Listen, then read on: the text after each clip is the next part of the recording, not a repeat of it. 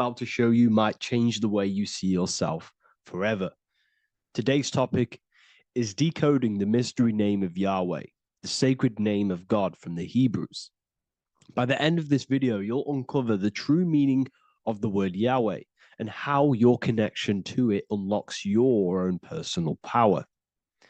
When we look at the word Yahweh in Hebrew, we flip it on its side. We're actually looking at the human body. These are the legs, this is the torso, here are the arms, and here's the head. So if we actually switch this on its side, we see the human body. The Hebrew name Yahweh often translates to I am. The I am. Now, what is the I am? The I am, when you say I, you're referring to your highest self. Everything with the letter I in the beginning, most of them words are referring to our inner self, inside, intelligence, internal, in. The I represents the inside self, the invisible self. You cannot see the I am because this is the spirit, this is our consciousness. It's the intelligence controlling the human body. When you say I, you're not referring to your name, your job, your reputation, your ego, or your thoughts. You're referring to the observer who is beyond the thoughts, the one who's observing the thoughts. That's the soul. Look at the word Yahweh, Yahweh, the sacred name of God. Yahweh can be observed in the natural rhythm of the human breath. When inhaling, we subtly hear Yah. When exhaling, we hear Way. Do this yourself. Breathe in through your nose, you'll hear Yah. Breathe out, you'll hear Way. And in fact, the letter H, H, when it's pronounced, it carries the soft sound of wind or breath, a gentle exhale that mirrors the very essence of life, giving air. Breath is the spirit of life. It's what connects us with consciousness. If we stop breathing, we lose consciousness. The body shuts down. We're breathing the spirit of breath. We're breathing in the spirit of life. It's the very essence that gives us physical existence, and we're constantly staying connected to this breath at all times. Now let's look at Yahweh. 1, 2, 3, 4. There are 4 letters. The tetragrammaton is the 4-letter Hebrew name for God. Okay? Tetra meaning 4. We have 4 gospels of Jesus. Jesus is depicted with a cross with 4 sections. Jesus has the 4 sacred animals around the side of him, always depicted with these 4. A bull or an ox, an eagle, a man, and a lion. These are the 4 fixed signs of the zodiac. Aquarius, the man, Scorpio, the eagle, Leo, the lion, Taurus, the bull or the ox, which are related to the elements. Leo is a fire sign. Aquarius is an air sign. Taurus is an earth sign. Scorpio is a water sign. These are the 4 elements. And the 4 elements correspond to the 4 bodies of consciousness, as we see here. This is fire. This is air. This is water. This is earth. So we are made out of the 4 elements, which represent the 4 bodies of consciousness: mind, emotion, spirit, and body. The soul is incarnated into 4 sections. Hence why Jesus has 4 gospels. Hence why Yahweh is a 4-named word, because we are tetraform. We have 4 bodies of consciousness. There are 4 pillars to reality: the mind, emotion, spirit, and the body. So what we're actually looking at here is the name of the very essence of the self. Yahweh represents the universal consciousness that we're all tapped into, because the body is like a radio. The body is basically a radio antenna, which is picking up the stream of consciousness, and we're all the same consciousness, just experiencing it in a different body. And Yahweh is the name for this intelligence that we're all acting out, that we're all manifestations of. So now let's look at the word Yahweh, where we read it this way in Hebrew, which is 10-5-6-5. 10-5-6-5 in the Hebrew letters and the numerical values. And the DNA is made up of 4 bases. These 4 things which create the DNA. This basis is the genetic code for all living things. Each DNA strand is held together by sulfur bridges that appear in a repeating pattern of 10, 5, 6, 5. This pattern matches the numerical value of the Hebrew letters of Yahweh, Yod, He, Va, He, which are 10, 5, 6, 5. This means the structure of DNA, the code of life, follows the same number sequence as the sacred name of God, Yahweh. This is a factual observation. So we're looking at 10, 5, 6, 5. So let's look over this one more time.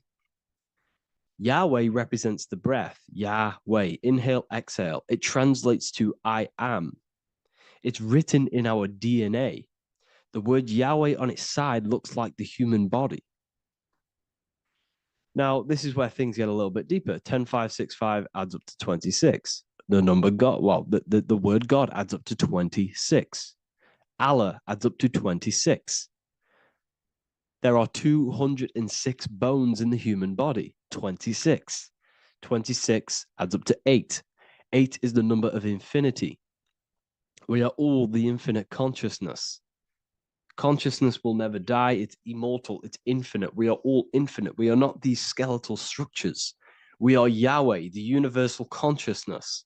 The creator of all things is our essence. We're all God with individual identities, but the highest versions of ourselves is God.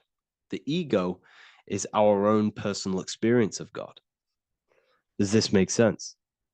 So in conclusion, Yahweh is not the name of a separate God from us, but rather the reflection of the divine consciousness manifesting through the human form.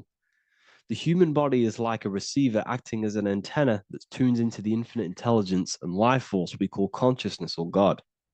This means that rather than being external, the divine presence is within us, expressed through our very existence. It's very interesting when we look into this, and what religion has done has flipped all of this knowledge.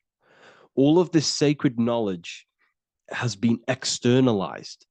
They've externalized God so that we worship God and we view God as something separate from the human experience. They do this so that we don't find the God within us, so that we don't find that we have the power of creation. The mind is the creative force of God. The body is the will to act out that thought. They don't want us to figure out that we are creators and we're all creating our own earthly experience. We're all projecting this reality. And they don't want us connecting with the divine intelligence within us because they want to be the creators. They want to keep this knowledge. They don't want the masses to wake up to this powerful knowledge. So what they've done is that they've taken the scriptures, they've externalized it so that we start worshiping and giving away our power to these external things. And when God is external, we start to fear God because we start to think that God has power over us. He can send us to hell or heaven. So this is what's going on. They've been externalizing this for thousands of years to keep us in a suppressed state. Okay. Humans are very advanced because we possess self-awareness. We possess the ability to move our awareness and our thoughts outside of the instinctual nature. For example, a cat or a dog. These things can only live in their instinct. They live based on instinct. They smell, they eat. That's pretty much all they do. But humans, we have the ability to rise above that nature and turn to our infinite selves, our higher selves. We can move beyond our instinctual nature and create very advanced things. That's why humans are made in the image of Yahweh. We are literally God in human form. So this is what we all need to realize. And I hope this video has helped. Please leave a like, a comment on inside of the description. I'll have some links to my books and my university. The people who have read them have just absolutely changed their lives. You could probably see that in the comment sections if someone leaves a review of the book. We also have Trustpilot. But yeah, I thank you all, and I'll see you in the next one.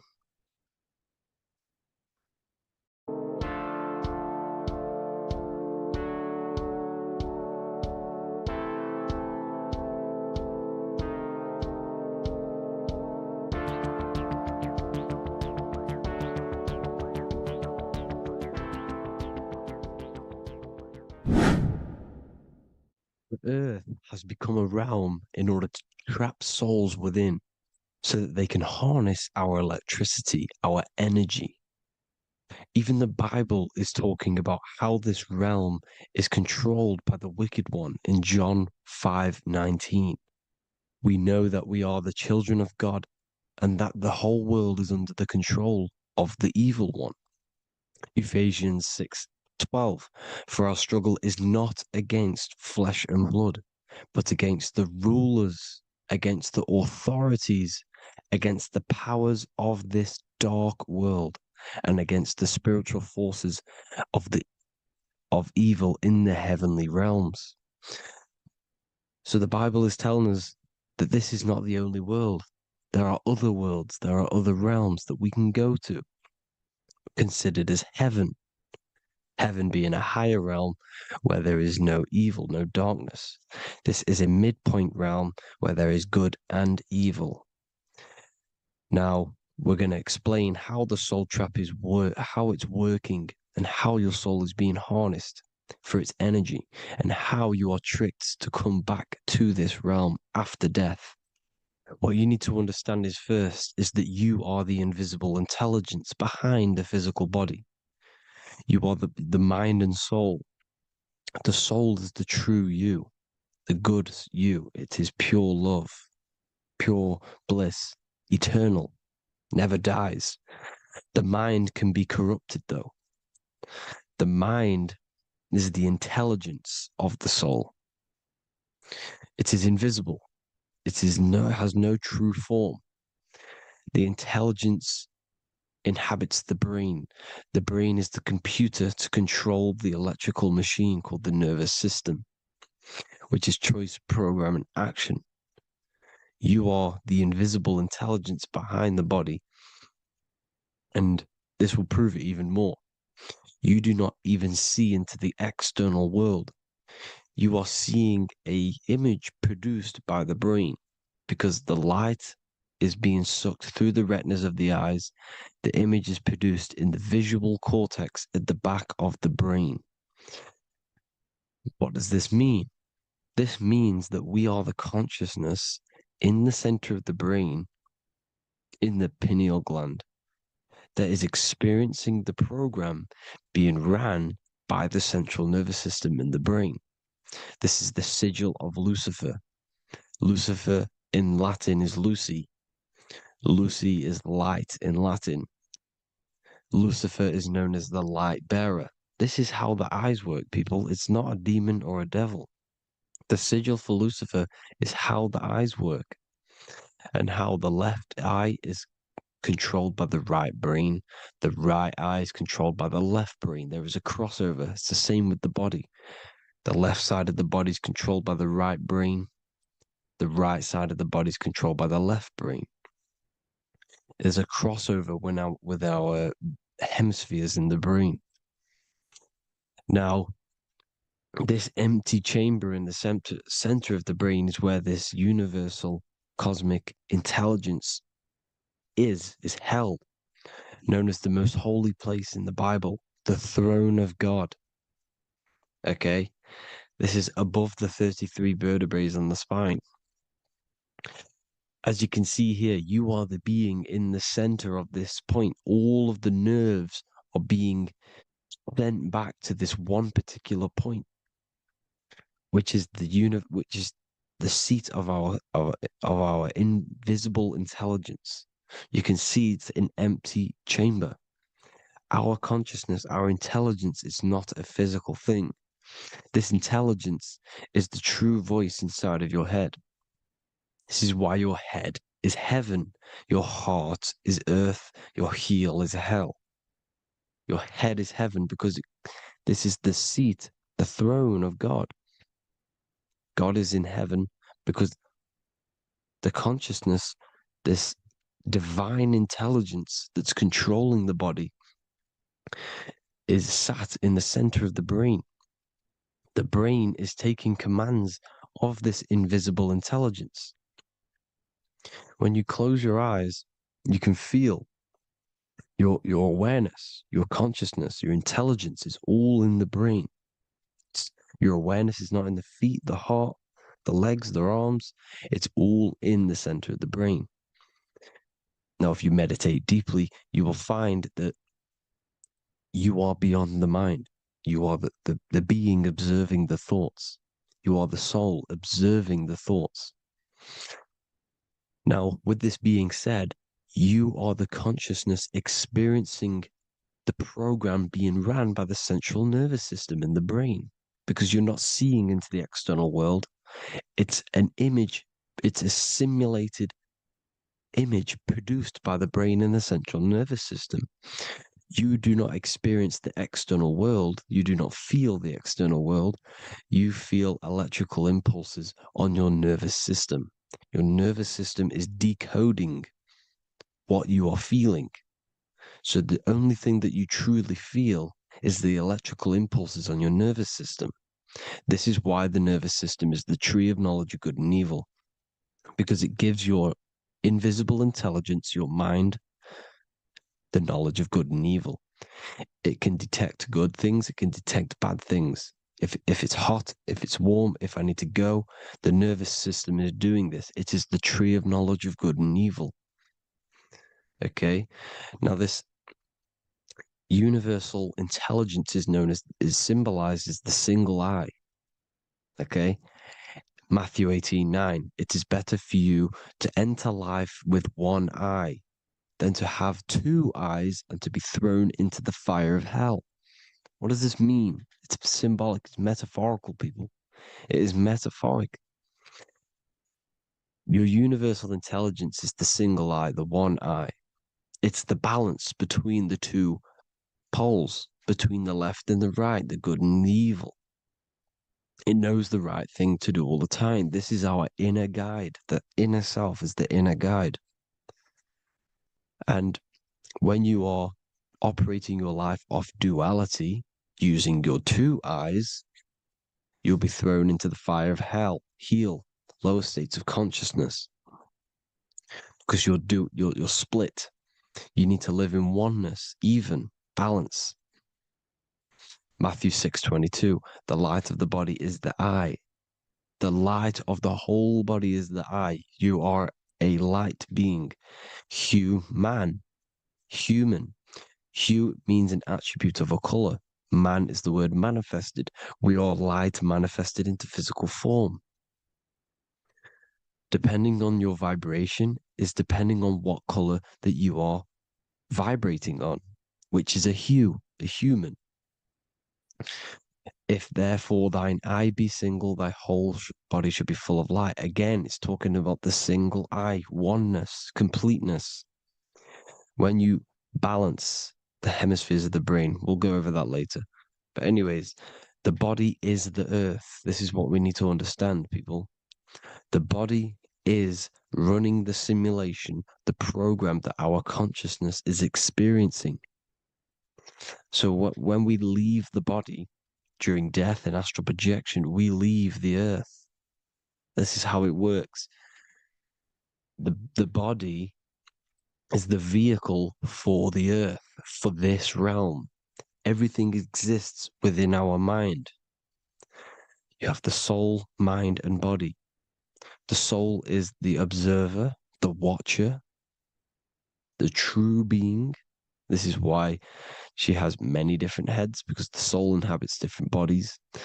This is the serpent, which means knowledge, which is the mind, wisdom. And this is the body, soul, mind, and body, Brahma, Vishnu, Shiva. The mind is the bridge between the soul and the body. So what do I mean? When you astral project, you are using your mind to project your awareness, your observing consciousness outside of the physical body. The mind is the projector, projecting consciousness. By using your mind, you can project your consciousness outside of the body, which is known as the astral realms, which is known as walking on water. Jesus was never walking on physical water, people. It's metaphorical, believing the physical body. The water is the ether, which is the veil between the physical and the astral realm. It's a fluid substance. It's on either side. It's physical and astral.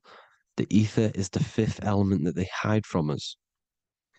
Why? Because they're trapping you in the physical. They are hiding all of these realms. Etheric, astral, and mental. People think their mind is their brain. It's two separate dimensions. These are completely different dimensions. The mind is way more intelligent. The mind is formless. There is no form to the mind. You can think anything you want. You can manifest anything you want within your mind. It is not a physical object. The physical realm is being controlled by the mind. Everything's being controlled by the mind. Everything exists within the mind. This is why the Egyptian says the universe is mental. So when we project our consciousness outside of the physical, we go to the astral. The ether is the water that Jesus is walking on. This is the veil between the physical and the astral world. The word together has ether within it because it joins the two worlds together, together, the astral and the physical. The word either is ether because the ether is on either side, physical and astral, physical and spiritual, physical and non-physical. In the astral realm, the mind can manifest anything we want. We incarnate to restrict our minds. This is why Saturn, if you go and watch my video on Saturn, how Saturn is this simulation, okay? Our minds can manifest anything we want in the astral plane in the click of a finger. However, when we incarnate in matter, we now have to labor for our manifestations. This is why Saturn's known as the great teacher in astrology, because he teaches you a lesson. When your mind incarnates into matter, it's teaching your mind a lesson, the knowledge of good and evil. This is why the Bible says, you shall be gods and know the knowledge of good and evil. When you incarnate here, you have to know the knowledge, you need to know the knowledge of good and evil to become a god. Okay? Now, the square is the physical plane. The triangle's the ethereal plane. The circle's the eternal plane. The circle has no beginning, no end. It's eternal. The physical plane is the square. It's limited. The square is limited. The cube is the geometric shape which gives rise to matter. Now, the term think outside the box has truth in plain sight. You have to think outside the box to project your consciousness, use your mind to project your consciousness outside of the box, the physical plane, into the astrals. The astral realm is the realm of the stars. Above us is the stars. Through the stars is the astral plane. This is why astral has the word star within it. The devil is the deveil. When you sell your soul to the devil, quote unquote, it's metaphorical. The devil exists in the physical plane. It's the lowest state of consciousness. The deveil, you deveil yourself into the physical when you are the devil. The deveil. The ethereal plane. Now, we all know what the famous symbol of the all-seeing eye, right? The all-seeing eye with the eye in the triangle. Look at the Masonic artwork showing you the triangle above in the sky. This is symbolizing the ethereal planes. The eye in the triangle symbolizes your invisible intelligence, your mind, which has the ability to see on either side. Because the triangle's the ethereal plane. The eye is your consciousness, your intelligence. And this intelligence has the ability to see in the physical plane and to see in the ethereal planes, in the astral planes. This is why it's above the earth. It's above the ground. Because it can see here, it can see in the heavenly realms. Now, the stars are, well, this is known as heaven, the realms of the astral planes. This is some quotes from the Emerald Tablets of Thoth. Out of the darkness ye must rise upwards, one with the light and one with the stars. Man is in process of changing to forms that are not of this world.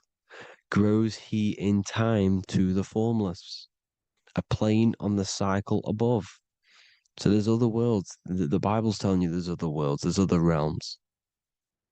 Know ye, ye must become formless before ye are one with the light, the astral light above, which shining through the stars. Not of the earth are ye, earthy, but a child of the infinite cosmic light. You are the invisible intelligence controlling the physical body. The body's not you. It's the vehicle that your soul lands in when your mind projects your consciousness into that realm. Free from the body, I flashed through the night. Unlocked at last for me was the star space. Wow, that's powerful. The star space, the astral planes. This is what it's talking about. We are all a star. We descended from the astrals, which is the star. We are all a star. Look at the ancient paintings of Jesus' birth. It's the star beaming his consciousness down into the physical plane. Here's another one. Here's some Freemasonic artwork showing you, again, the ether, that invisible intelligence, the I, manifesting itself inside of here, in the physical realm, where the people are. You see? It's the same here. This is Jesus. Here's the bird symbolizes the Holy Spirit, your invisible intelligence, descending into the waters, the ether, the ethereal, everything. The ether's the base of all physical matter. Here's Truth in Plain Sight. Mr. Bean, the famous TV program in England, in the UK. He begins the program like we all begin the program for falling from the stars. He falls down with a beam of light. And this is truth in plain sight. This is false. The aliens don't exist. They're a lie, alien. But this symbolizes the star beaming our consciousness. And when we die, this star will suck us back up. Just like this UFO is doing. It's truth in plain sight. So, this is some more Freemasonic artwork going from duality to singularity. Sun, moon, masculine, feminine. Right hemisphere, feminine, left hemisphere, masculine. The consciousness in the center, the balance point. Here's another more Freemasonic artwork. The two pillars, left and right hemispheres, and the invisible intelligence between the left and right hemispheres, the light of the body. This is why light's coming off it.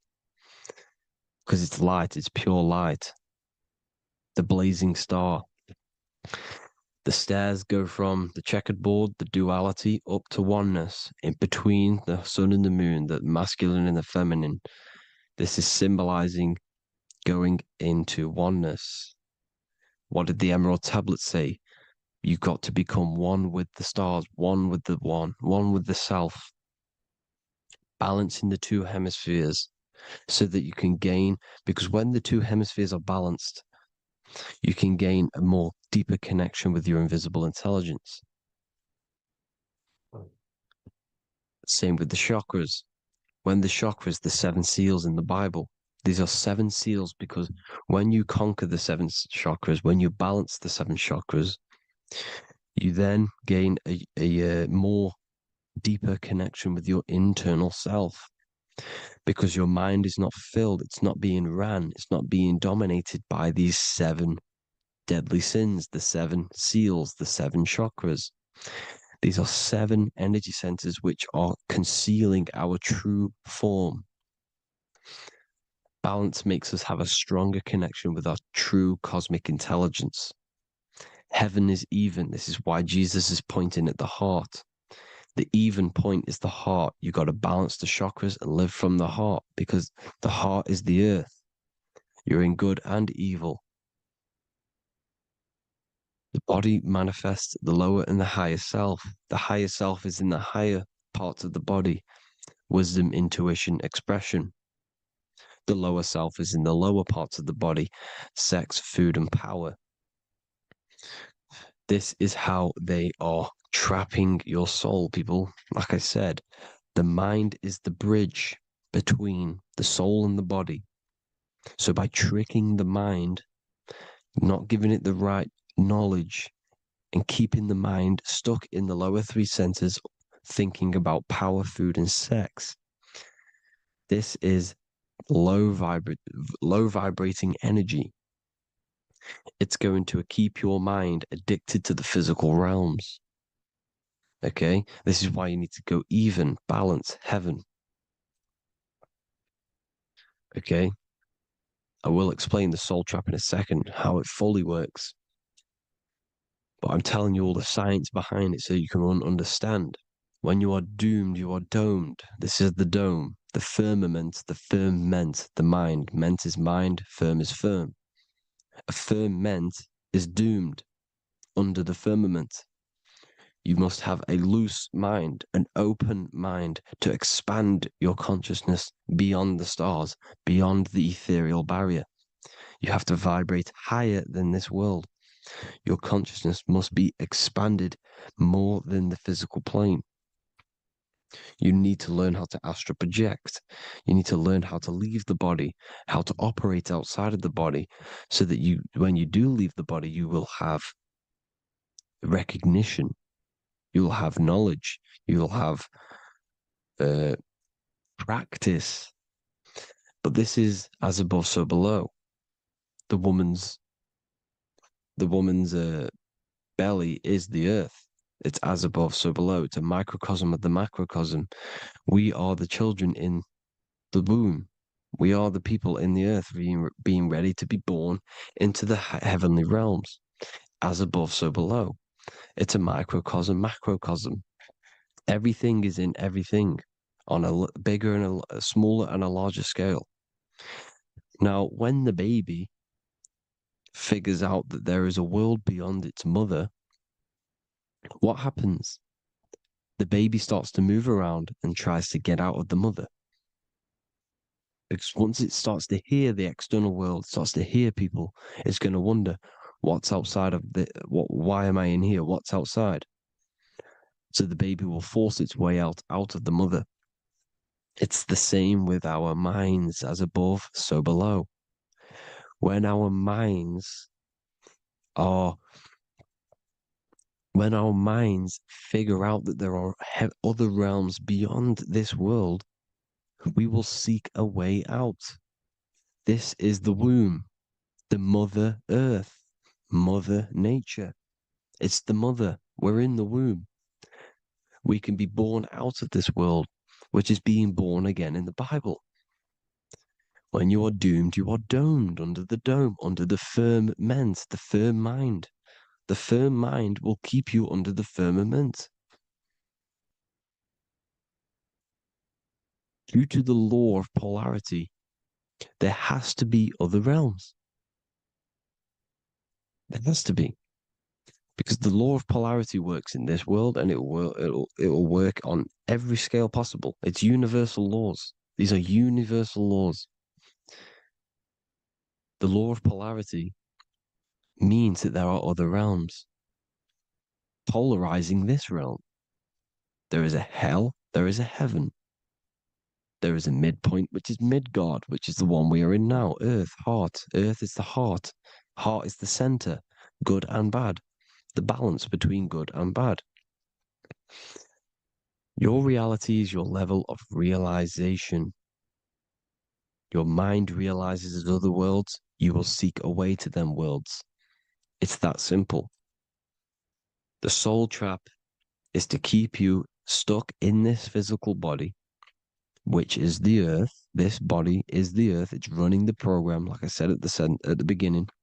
It's running the simulation that your consciousness is experiencing. You are an electromagnetic being, and you're hidden in a cage, your rib cage, and you're stuck in cells, a prison cells. Look, you're in cells. We produce electromagnetic energy. Your soul produces this energy. And by trapping your consciousness inside of this physical realm, they harness this energy within the astral realms. They're using you to manifest demons, because your mind creates demons through emotions and mental thought energy, which is a whole nother video.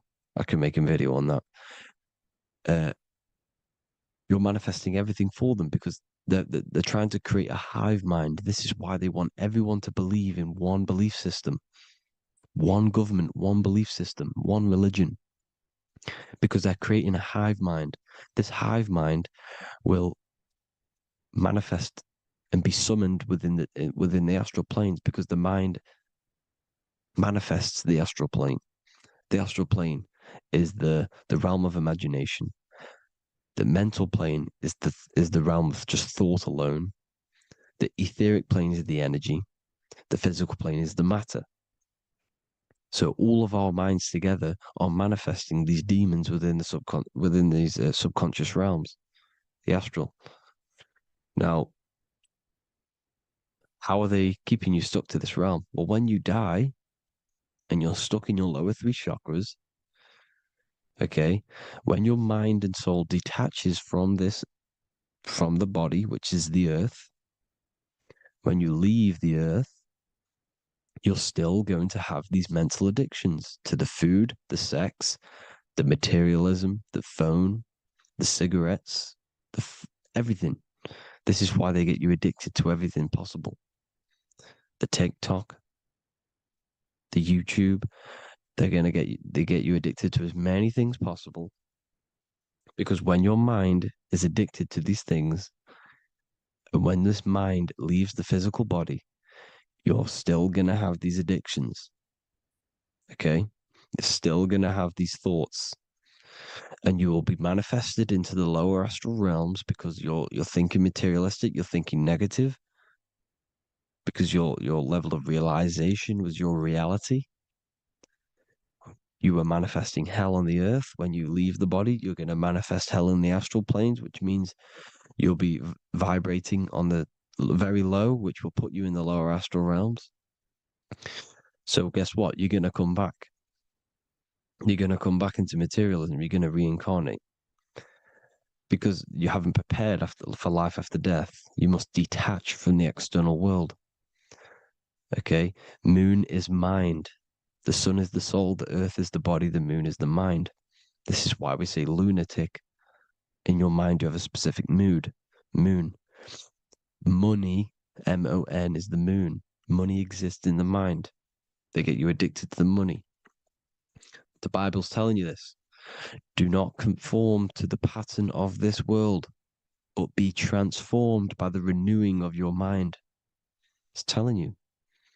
Of this world, but be transformed by the renewing of your mind. Who knew that the Bible was this deep? Matthew 16:26, what good will it be for someone to gain the whole world yet forfeit their soul? James 4:4, don't you know that friendship with this world means enmity against God? Therefore, anyone who chooses to be a friend of this world, of the world, becomes an enemy of God. John 4:4, dear children, are from God and have overcome them, because the one who is in you is greater than the one who is in the world. It's talking about the invisible intelligence. It's greater than the physical world. John 2:15, do not love this world, nor the things it offers you, because this world will create you to, if your mind has attachments to what this world offers, sex, money, and power, pretty much,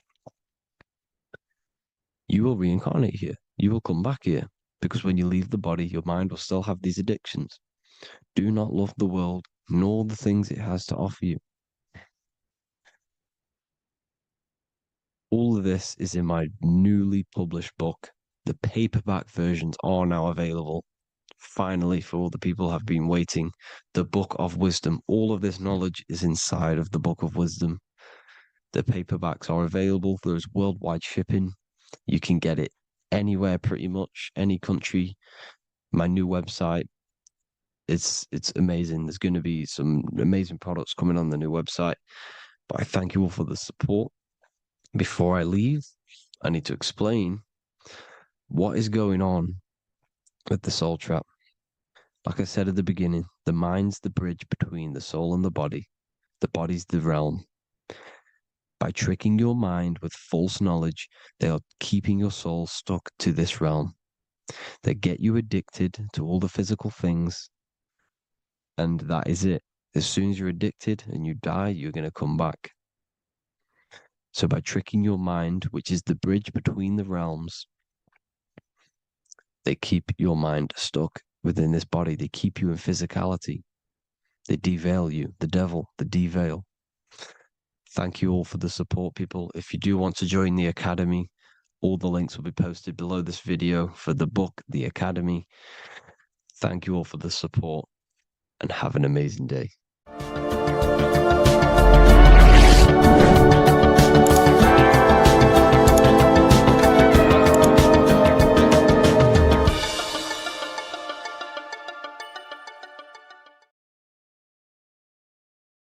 Hello, people. Today we're going to be talking about the secrets of the human heart. Everything they told you about the heart is a complete lie. There are secrets behind it, and you're going to find out why. And it's very important that you understand that the heart is not a pump. It's not a pump. They lied about this. The lungs is a pump. The lungs is what pumps the blood around the body. It's the oxygen. Oxygen is reacting on the blood. Now, what do you use to use a pump? You use air to pump things up. That's what your lungs are. They use air, oxygen. Now, oxygen carries magnetism. If you pour liquid oxygen between two magnetic magnets, you find an attraction, as you can see here. So this attraction proves that there is magnetic principles within oxygen, liquid oxygen. So when we breathe, we are essentially breathing in magnetism. Magnetism is the force driving this world. So your heart is a chestahedron. It's a seven-sided shape in geometry, and each side is pretty much equal. It's a chestahedron. Look at the word chestahedron, chest, where your heart is. And it looks very, very similar. So this is the sacred geometry of the heart. And when a chestahedron is placed in an angle, when it's placed in a box, a cube, it sits at an angle of 36 degrees off center. This is the same angle which the heart sits within the chest. That's why it's called a chestahedron, because that's what the heart is. It's a chestahedron. And when you place a chestahedron into water, it causes a spiral. It causes a vortex motion, because your heart is essentially a vortex generator. So the heart is not a pump, it is a valve. This is where blood goes into. And when the blood goes into the heart, this is what causes it to vortex, because the heart is in a shape of a vortex. Look at the tissues, everything's wrapped around, everything's spiraled. See this here? This is the spiral of magnetism. So all of the valves and the cords and the fibers are all wrapped around each other. It's a vortex. And if you take off the tissue of the heart, you would see this. It kind of looks like the Holy Grail. And this is essentially the vortex spiraling of the heart tissues. And if you unraveled the heart, because your heart is one tissue, it's one muscle. Look at it here. This is a heart unfolded. And it's just spiraled together to create this. That's what the heart is. So the heart's tissues is spiraled here, and the heart itself is all wrapped around each other in a vortex, in a spiral. because all spiraling is all to do with magnetism. So the heart is a vortex generator. The heart takes blood, so blood enters the heart. The heart charges this blood. It reacts with the heart. The blood is turned into the heart moves through the blood moves through a vortex motion within the heart and then goes back out of the heart. So there is something going on inside the heart which is very, very crucial that we might be missing. So the heart is spiraling blood, and there's a reason why it's doing this. When you spiral something, it gives it more energy. It gives it more frequency, more energy, more force behind it. So by spiraling the blood, it's turning blood into plasma. That's what the heart is doing. It reacts with the heart, it turns it into a vortex and turns the blood into the fourth state of liquid or fourth state of matter, which is plasma. Okay? Plasma is proved to be in the blood. Plasma is a part of the blood that carries platelets and red blood cells and white blood cells around the body. Plasma makes up approximately 55% of the blood. So plasma is a state of matter, which they'll never tell you about because they try and hide plasma as much as possible. It's ionized gas. And that's what's going on in the heart. The heart is a vortex energy generator for the blood.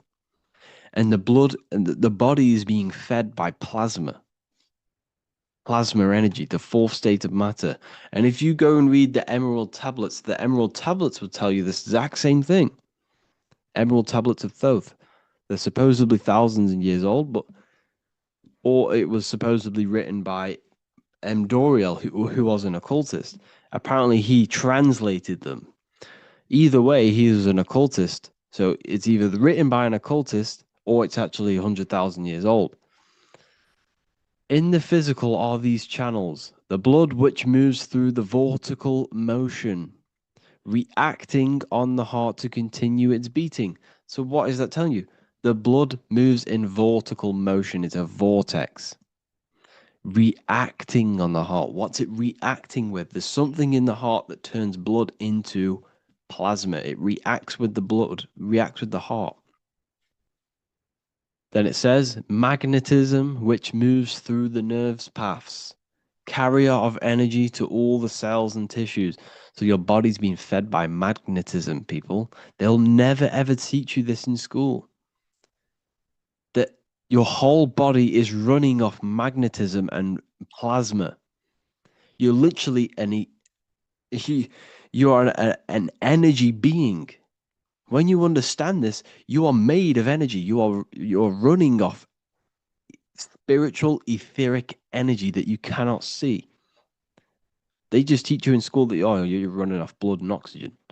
It's way deeper than this. We're being run by magnetism. Magnetism is the driving force of all creation. Magnetism, which moves through the nerve paths and carrier of energies to the cells and tissues. Akasa, which flows through the channels, subtle yet physical, completing the channels. Personally, I think Akasa is plasma. Okay, plasma is Akasa. Completing the channels. Each one of the three attuned with each other, each affecting the life of the body. So all of these three things, okay, the heart, magnetism, and Akasa they're all working together to create the body, to create the life. Form they the skeletal framework through which the subtle ether flows. So it's telling you ether is real. Ether is the substance that connects the physical and the astral. It's your etheric body is where your chakras are. So your chakras are your etheric energy body. And these energies, these seven energies, is what gives life to the physical form. They feed energy into the physical form. So the ether, subtle yet physical, is charging the body through the skeletal framework. So it's telling you this, and even the word heart has ether within it if you just rearranged A and the E. Put the H on the beginning of, well, put the H on the end of heart and you get earth. Because what the heart is actually doing, it's taking the energy of the electromagnetic field around us, which is everywhere, that everything is filled with magnetism and electromagnetism. The Earth is a giant electromagnetic torus field, and all of this energy from the center is feeding directly into your heart. Because the center of this Earth is the heart of the Earth. The center of you is your heart. And the center of the aurora borealis, whatever you want to call it, this energy that's emitted from the center of this Earth is feeding directly into you, and your heart is transmuting this energy from the earth to react with your blood, and your blood is then feeding your physical body through plasma. That's what's going on. You yourself and your heart is directly connected to the earth. That's why your heart rearranged its earth. You're directly connected to the cosmos. Everything they do to poison you and give you all this stuff is to keep you disconnected from the universe. You yourself are the universe. Your body is directly in correlation electromagnetically with the earth. So the heart is the balance. That's how you connect with things, through the heart. Okay. Here you see Jesus with the sacred heart, always pointing at the heart. Matthew 6:21, for where your treasure is, there your heart will be also. What's that telling you? What's your treasure, your goal, what you're doing in life? There your heart will be also, because your heart is a guide through this lifetime. Your heart has an intelligence. Every single organ in your body has consciousness, and you think with it. You can think with these different organs. You can think with the brain, you can think with the heart, you can think with, the reproductive area. That's why, everyone always says you're thinking with your penis. For if you're a man, you know about this. People say that. That's just a saying, but it's true. You think with these body parts, people, and your heart is a guide. It knows everything that's right. It knows the things that you need to do. So that's why your heart is called a chest, because your treasure chest is in the chest. Sorry, your treasure is in the chest. And what's the treasure? Your heart. All of the wisdom, all of the understanding, all of the guidance is inside of that heart. And you need to follow your heart. That's why we say follow your heart, to find your treasure in this life. Find your purpose. That's what your treasure is, your purpose in this life. So the heart is also producing your electromagnetic field around your body. And the heart is all to do with emotion. So thought happens in the mind, which is not the brain. Then the thought in the mind produces brain activity, electrical signals, and then these electrical signals are sent to the heart, which produces an emotion. So essentially, the brain and the heart are directly connected. You need to sync them. You need to sync the brain and the heart. Why? Because you need to be thinking with emotion behind it. If you think with lack of the heart thinking, also, if you think without the heart, you are only thinking for yourself and not for the empathy of others. You have to think before you take action of the emotion of others and have thought of people's feelings behind. So you must sync the heart and the brain. The actions you must take must be in line with your heart. Your heart tells you everything. Before you do something, you can feel whether it's right or wrong. You can feel it deep down within you. When you quieten your mind, you can feel it. Where when you're doing something wrong, especially when you're a child, because as you get older, and you constantly do negative things, then yes, you can block out the heart completely. But deep down within people, they know what they're doing and they know whether it's right or wrong. You feel horrible when you do something bad. You feel it inside of you. And Manly P. Hall said, every time you go against the heart, you are destroying your electromagnetic field. It kills the magnetism of your body every time you go against it. Obviously, I don't know if this is true, but I agree with this. Manly P. Hall was an enlightened individual who understand the anatomy of the body, understand all of the occult things. And essentially, every time you go against your heart, you are killing the magnetism of your body, your cells, and everything about you. Because your whole body is magnetic. You have magnetic attraction all over you. So there's a saying, well, obviously in Christianity, what happens in heaven happens on earth. Well, what happens in the brain happens in your heart. Heaven is the head, earth is the heart. Every thought you think produces an emotion in the heart. Every single thought triggers an emotion. You know, when people say they got a broken heart, because all of that emotion is in the heart.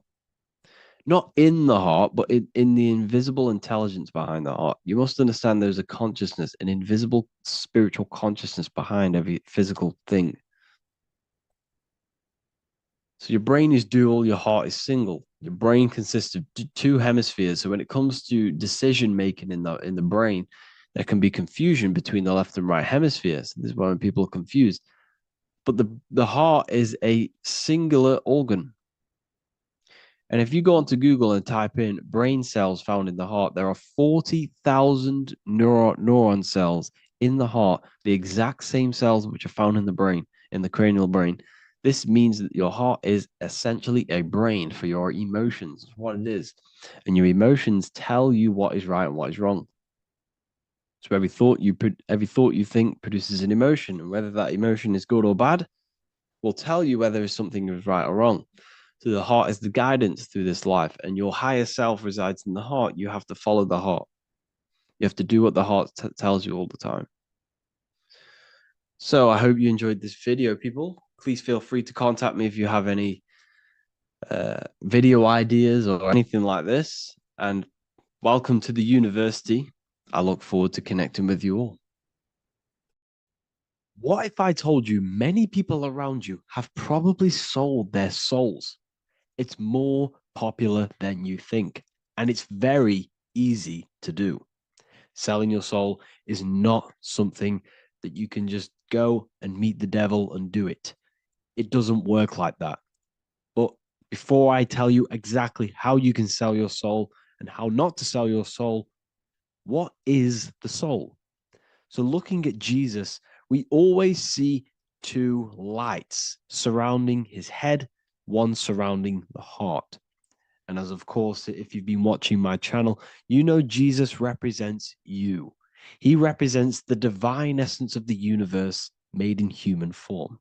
Each one of us possess a fractal of God's infinite consciousness. We are all God. We are all God experiencing himself in a three-dimensional divided form, separated from his oneness. God wanted to experience himself. So he made this world. So each one of us possess a soul, and the soul is the spark of God's infinite loving consciousness, filled with God's loving moral law. So the reason why Jesus is always have a light above his head and a light on his heart is because this represents the brain and the heart. The brain is not the mind. The heart is not the soul. The brain is the physical manifestation of the mind. It is the physical mechanical computer for the spiritual mind. The heart is the physical manifestation of the soul. The heart is a brain. In fact, it contains 40,000 specialized cells, which are the exact same cells found in your cranial brain. Yes, your heart is an emotional brain. Your cranial brain is a thought brain. It's a computer. Okay. Everything that exists physically exists non-physically. This is what the ancients called spirit, just means invisible force. The mind, the thoughts are not made of atoms. You can't touch, you can't find tangible thoughts, imaginations. These things exist spiritually in metaphysical counterspace. It's the same with your emotions. The emotions are spiritual. They are not physical. You can't touch them. So thoughts are the language of the mind. Emotions are the language of the soul. Sometimes we can become eluded by thought and we can become eluded by emotion. If we are led purely by emotion, we can create illusions in our perception. The same if we rely only on thought. We must balance these two. Okay? So the mind is the creator, the soul is the operator.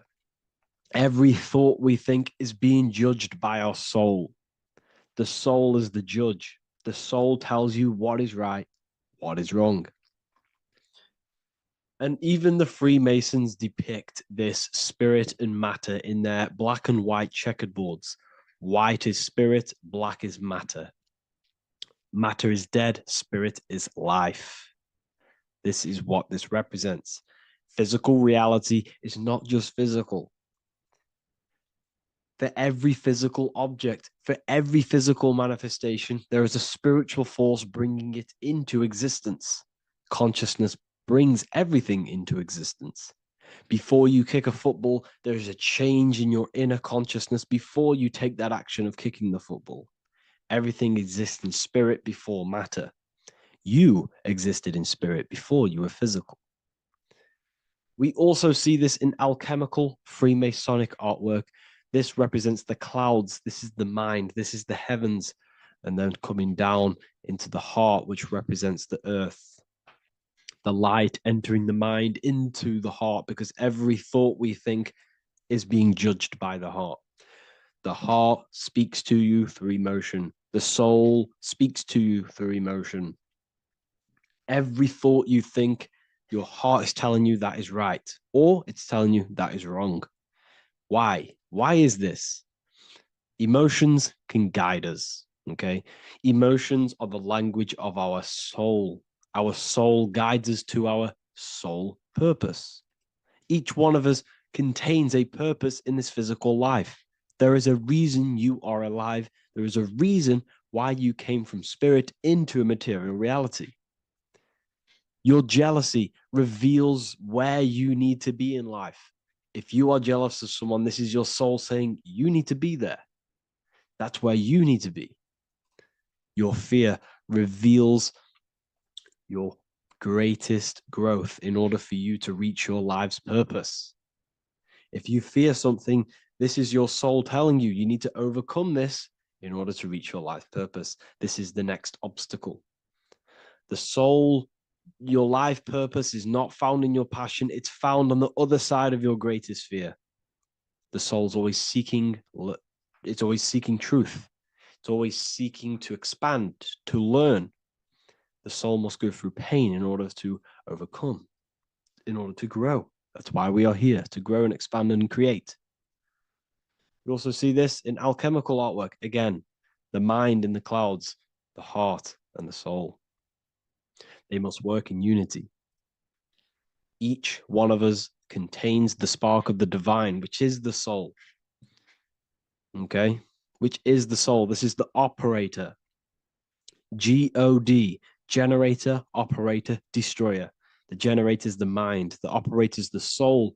The destroyer is the body. Everything will generate, everything will operate, and everything will die. That's the Trinity, the Father, the Son, the Holy Spirit. There's always a Trinity, Brahma, Vishnu, Shiva. Okay, so each one of us contains God's law, and it's encoded within our consciousness, within our soul, within our heart. That is what's judging everything you do. Every time you hurt someone, you can feel it. If you've ever punched someone, you can feel it. You know it's wrong.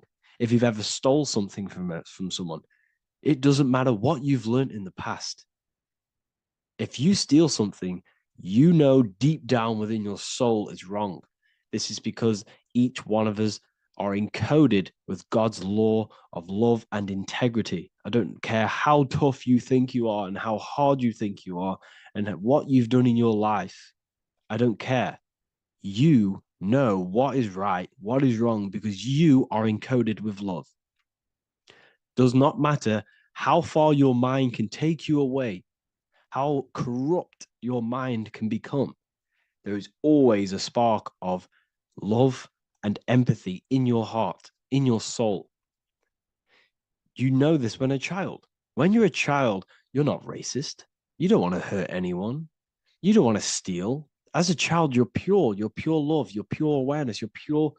You would never think about being racist. It's the corruption of the mind that leads us to corruption. Our soul always wants to do good. So the soul is encoded with God's law. And when we go against this law, this destroys our body. Yes, because your body is electromagnetic, and that's being casted from your heart. So every time you go against the heart's guidance in moral law, we weaken our electromagnetic field, which weakens our body. If you've ever looked at someone who's very negative, you can see them. You can see that they are aging quicker. You look at Scrooge, for example. If you ever watched Scrooge, look at how corrupt he looks. That's his heart. You can see the people's hearts on their face. People who do negative things and have negative thoughts, negative emotions, you can see it in their eyes, in their face. It's because it corrupts you. It corrupts the body. It ages the body. Goodness is life. Okay. So can you sell your soul? You cannot sell your soul physically. But what you can sell is your conscience. What you can go against is that moral law. And you can exchange physical material things such as money, fame, cars, houses, business, in order for you can exchange that to go against your inner dialogue. For example, these rappers, celebrities, what are they doing? They're not selling their soul. You can't sell your soul to some entity on the astral plane. But what you can do, you can take money to say, I'm going to go against my heart. I'm going to go against my inner moral law. I'm going to take that money and I'm going to do something wrong. It's basically going against your soul. It's selling your soul's guidance of moral law. That's what selling your soul is. And that's what these rappers are doing. That's why they're so sad. You know, this is why all these rappers are on drugs, doing all sorts of things to escape, to short-term escape what they've done. They're going against their inner guidance for money. And yes, short-term pleasure may be happy for now, but in the long run, it will leave you feeling voidless because nothing material can ever satisfy your soul. Nothing. You could gain £1 million tomorrow, guaranteed within 2 weeks, you'd be back to the exact same position mentally, emotionally as before, because nothing physical can ever satisfy you. Guaranteed, if you received $1 million in, yes, if you received $1 million now, in a week's time, you'd be hunting for the next million because it does not satisfy you. There's a reason why these billionaires don't stop working, because they're so addicted to earning and earning and earning. It doesn't satisfy you. The only way you can satisfy yourself is through Christ consciousness, is through self-love, is through loving thyself, knowing thyself, and becoming balanced internally in consciousness instead of seeking external validation through material things, which end up leaving you feeling voidless, empty inside, and sad and depressed and anxiety. Everyone's looking outside of themselves for validation, when true validation comes from within. True satisfaction, true happiness comes from within, reaching Christ. Christ is a state of being, a state of consciousness that we must cultivate within ourselves. So we can live a happy, balanced life. You can have all these material things when you're satisfied inside, but don't rely on them. Me, I enjoy material things, but I don't desire them. I don't chase them. I don't rely on them for happiness, for validation. You can have big cars, you could have your favorite watches, you could have Lamborghinis. Yes, it's fun, but don't let it give you your happiness. As long as you're happy on the inside, it's okay to have these things. You should seek balance with your inner world and outer world. Okay, so this is what they are doing. Rappers, celebrities, actors, Hollywood. This is what they've done. They've exchanged their inner integrity, their inner law, their inner moral compass for exchange for material wealth, fame, money, and cars. That's what they've done. And power. It corrupts you. They slowly corrupt you. So yes, you cannot sell your soul. And if you wish to learn more, I'll see you inside Ethereal University with my community, where we are learning every day to master ourselves, to expand our consciousness. If you want to lucid dream, astral project, master yourself, create the desired reality you want, learn about human consciousness and your full potential, then Ethereal University is for you, and I'll see you inside. The link will be in the description. Thank you for watching. Geometry. This is the study of nature, of the codes, the mathematical codes behind physical reality. So today we're going to be going deep into geometry and the true esoteric internal geometry, the geometry that no one really talks about, and how geometry relates to human consciousness. So essentially, what we must understand when it comes to geometry, the basics of geometry is everything is vibration. And this vibration is vibrating on a certain frequency. And this certain frequency creates a geometric shape, which is why in nature we see all of these different geometric shapes. All matter takes form in shapes. So if we put sand on a plate and we vibrate the plate on a specific frequency, we see that the sand goes into specific geometric shapes and patterns. So essentially, matter is energy condensed. It's energy vibrating on a low frequency, vibrating at a certain frequency. So matter is condensed energy. And each geometric shape is manifesting and showing a specific energy. Some shapes carry more energies than others. For example, the cube is what traps energy. A square is what traps energy. So geometry and the flowers are basically how energy manifests itself into physical matter. We are in a world made out of energy or light. Light is energy. So everything is vibration, everything is frequency, and everything is energy. Even the words, each atom in our body, everything. So everything in nature has these mathematical energetic codes. So geometry is basically the study of nature and the shapes that are in nature and their energetic principles. Because like I said, matter is energy. So this is what we call cymatics, when we place water in a petri dish and we shine light on top and we vibrate the water. And we can capture, this creates certain patterns. Each frequency, like you see here, has its own pattern. So what we are seeing here in the physical plane is essentially energy condensed into physical reality. We see it in the turtle. We see it in every single form in nature.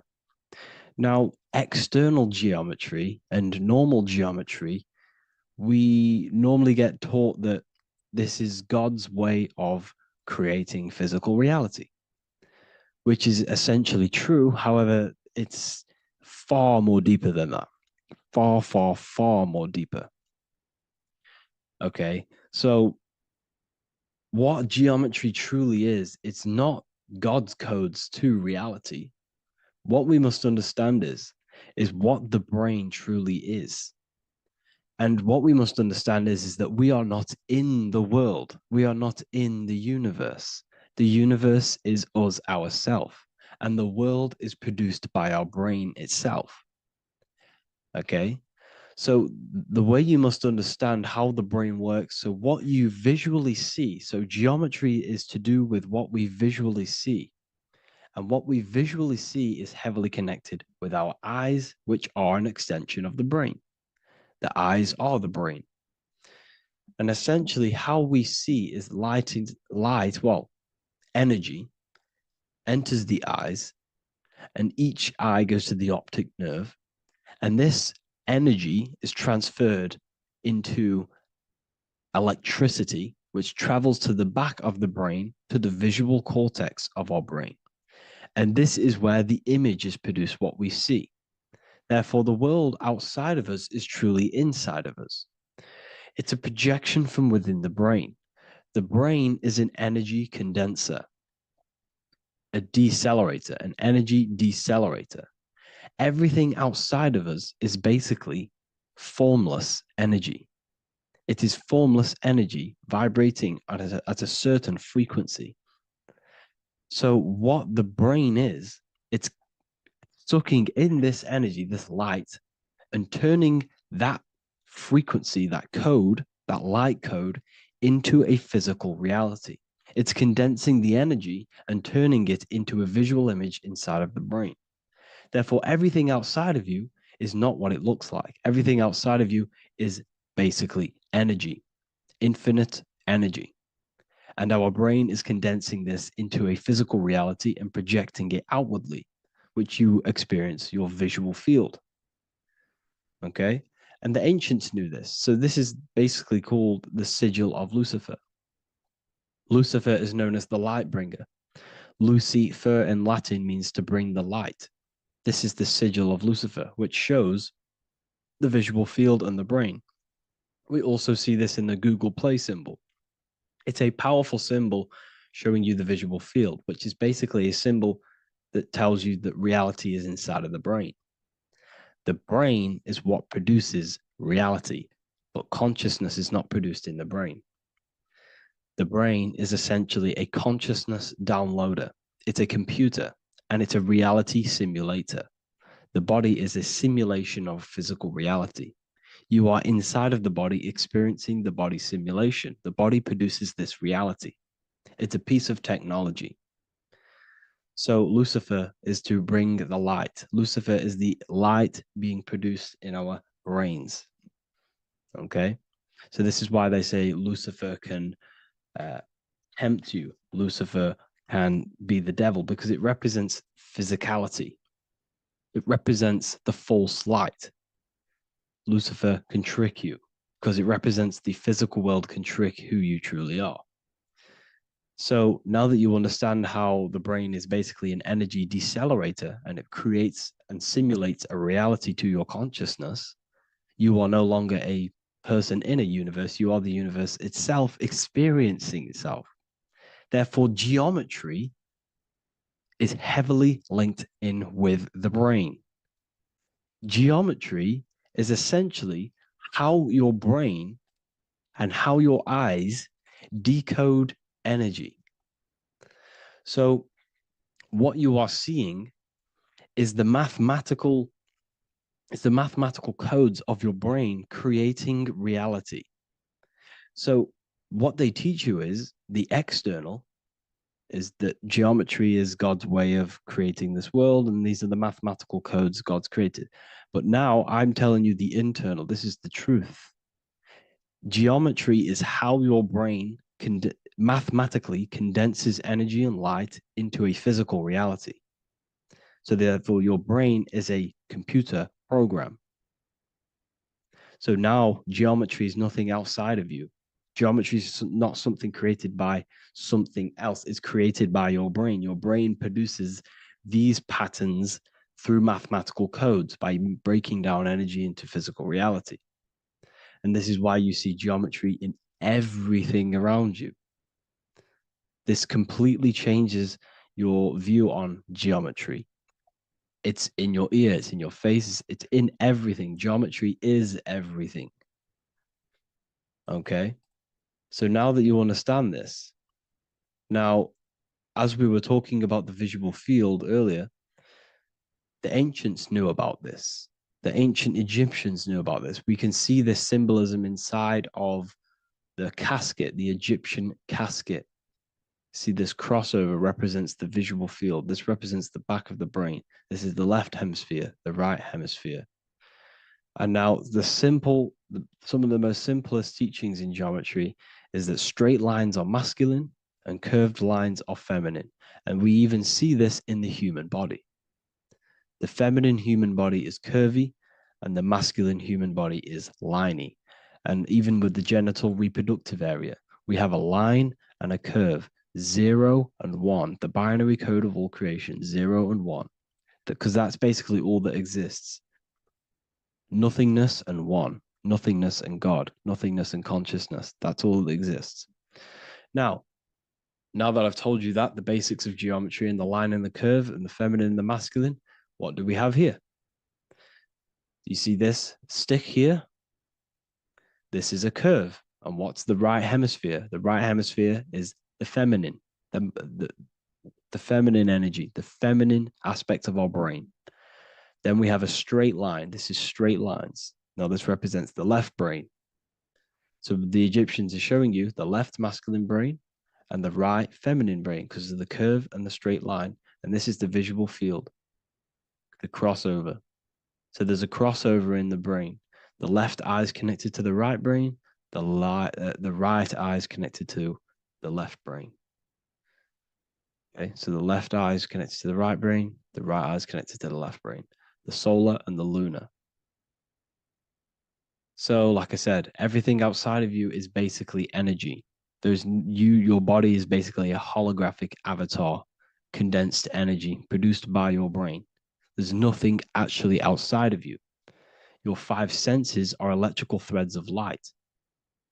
And when you touch something, this is basically electrical signals in your nervous system, which are reporting back to the brain.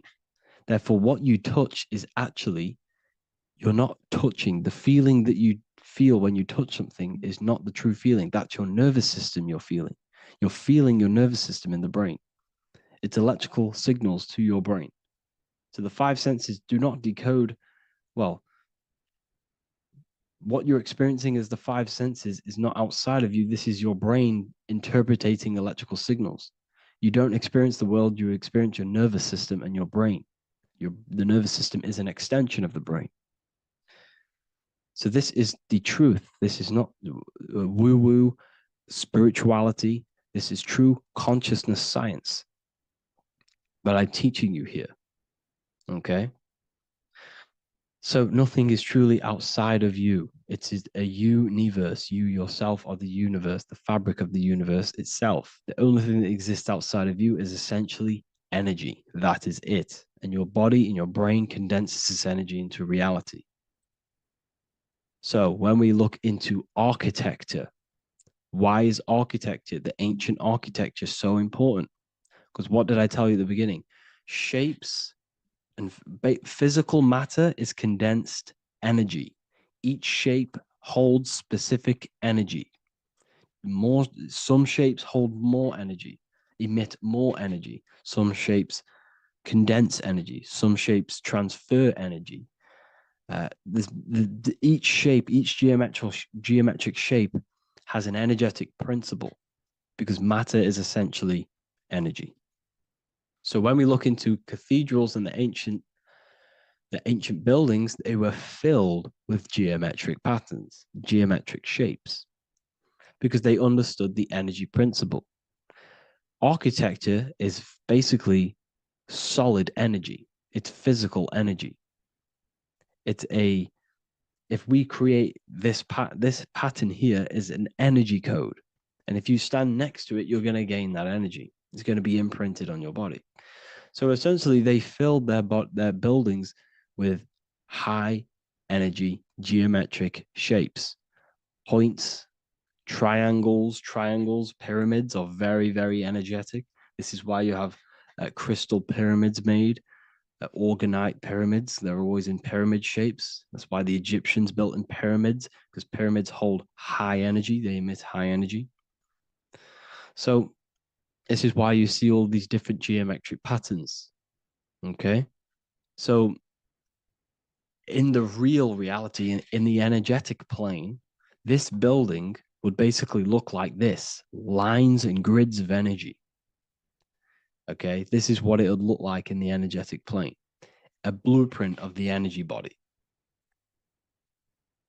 So as you see here, these are the different frequencies in a petri dish, of water in a petri dish. And you can see they are specifically aligned up with these specific patterns. You can see geometry even within geometry. It's fractal. So essentially, when you would stand inside of these buildings, they would imprint the energy of the building in your body, because your body is healed through energy. You have an electromagnetic field around your body. So by creating buildings with geometric patterns, we are essentially increasing the energy of the building, because the building itself is energy. Okay. So when we fill it with geometric patterns, we're increasing the energy. We're giving it a certain energetic imprint. So when you stand inside of that building, you're being imprinted with that energy. Okay. So especially with these windows, these stained glass windows. Well, why are they stained glass? Well, color is frequency. So when you have all of these different colors, and not only were they just painted, some of these colors are specific gemstones, crystals, natural stones, which all hold energetic principles. Each crystal is vibrating on a certain frequency. Wood has its own frequency. Metal has its own frequency. What you must understand is that everything in nature is not just a piece of matter. It's vibrating. The atoms of wood are vibrating on a certain level, which give it a certain energetic principle. Each crystal is vibrating. The atoms of the crystal are vibrating on a certain frequency, which give it a certain energetic principle, quality.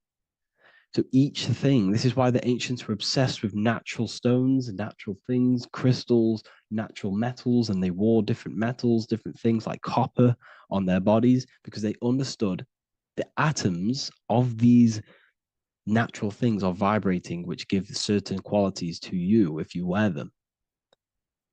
So you're not wearing it, you're basically putting that frequency onto your body, because they understood this is energy.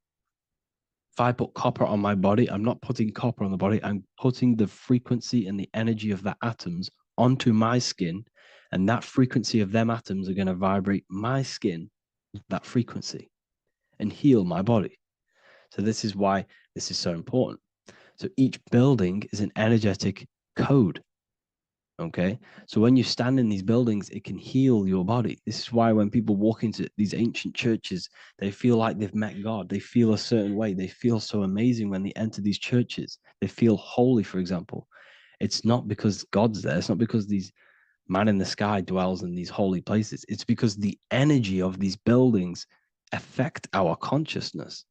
They increase your energy. They raise your vibration. They heal your body. They heal your cells. They imprint the water in your body, especially with these stained glass windows. Like I went a bit on a tangent there, but these stained glass windows were encoded. Well, they use different gemstones, different lights, different colors. And when the sun would shine through this window, well, what's the sun? The sun is light. Light is energy.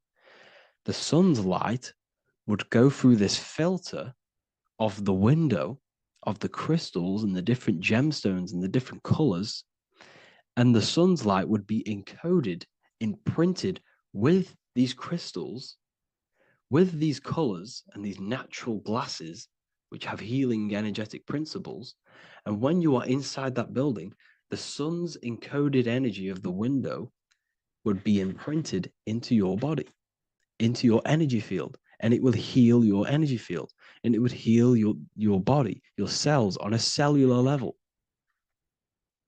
Because your body is what? 60 to 70 to 80, some people say 80% water. And water is encoded with vibration. If you say certain things into water, it gives it a specific geometric pattern, like I broke down in the beginning. If you say love to a water and then freeze it, it will go to this. If you say hate, it will go to a distorted pattern. So when you are in these buildings, you're being imprinted by the energetic codes of these buildings, the energetic principles of the windows, of the structure itself. The ancients never used to build in squares. Their buildings, their insides were never square rooms because they understood squares trap energy. They always had pointed roofs so energy can escape. So there's many little things that we need to look into geometry. For example, when you see magicians, when you look at ancient magic, why do they stand in circles with different geometric patterns? They use different geometric shapes. Why? Because shapes are energy. They hold specific energy. So when the magician stands in a circle with a pentacle, they're working with the energy of that pentacle. You can work with different energies based upon the different geometric shapes that you draw. And you can use this in your structure, in your architecture, in your work, and it can influence everything. So this is the true geometry. I hope you gained a deeper understanding on geometry and how it relates with you and your consciousness. Like I said earlier, your brain produces geometry. It's basically how your brain decodes energy. It's not God, how God creates this reality. And no, you're in this reality. You are the reality itself. Your body produces the reality. Therefore, geometry is one with you. So therefore, if I play with the geometry of the buildings, for example, like the government have, everything's in squares. If you look outside, everything's a square, everything's a rectangle. You go to a city, every window is a rectangle, every building is a rectangle. You live in a box room, everything is boxed and squared off in this reality, in this modern society. Why? Because they're trapping energy. The box is the cube is the most simple geometric shape, which basically condenses energy and it traps energy. And if you subconsciously see squares all the time, your phone's a square, your TV screen, everything's a square, your keyboard, your desk. Go and look at the ancients. They never used to build in squares and cubes. And if you go into nature, you'll never see squares and cubes. Nature doesn't create squares and cubes. Everything in the modern society is squares and cubes to simple your consciousness down, to dumb your brain down. So the ancients built very, very complex structures. Why? Because they understood what we see affects our brains, because our brains decodes reality and creates reality. If you see a sophisticated building, this is going to give you a sophisticated mind and raise your IQ levels over time, subconsciously. I'm not saying if you look at this building, you're going to become smart. I'm saying if every single building in your environment, ment is mind, mental, every single building in your environment was this complex and complicated, it would increase your IQ on a subconscious level. It'd make you more complex, make you more intelligent. So they've dumbed everything down. They've dulled everything down. Look at everything. Everything is being dulled down. So anyways, I hope you all gained a better understanding on this. If you want to gain more occult knowledge and esoteric knowledge, make sure to read the Book of Wisdom, Volume 2. If you're inside the university, you can get this book for free. Go to the general chat area and follow the instructions and you can order yours for free. Truly life-changing stuff. Because the issue is with the world is that no one really understands who they are, what they are, and why we are here. That is the issue for people's depression, for people's wrongdoings. They don't understand who they are, what their emotions are, what their mind is, what their body is, what reality is. This book gives you that. This book gives you the sense of understanding, the sense of well-being that will give you a better life because you understand life and what life is. And if you truly want to take your studies to the next level, we have the Ethereal University. This is the place for truth seekers where you can connect with like-minded people so you don't have to feel insane, because not many people think this way. I've been there. I've been there when you wake up and not many people around you are thinking the same way, and you start to feel a bit insane and you can't really talk to people about these things. That's why I created this, so you can connect with people and learn at the same time and become the best version of yourself by understanding truth and knowledge. If you join, you'll gain access to free live calls every single week, every single Saturday morning. We do live calls. You can ask me questions and all sorts. So make sure to leave a like and a comment, and thank you all for tapping in.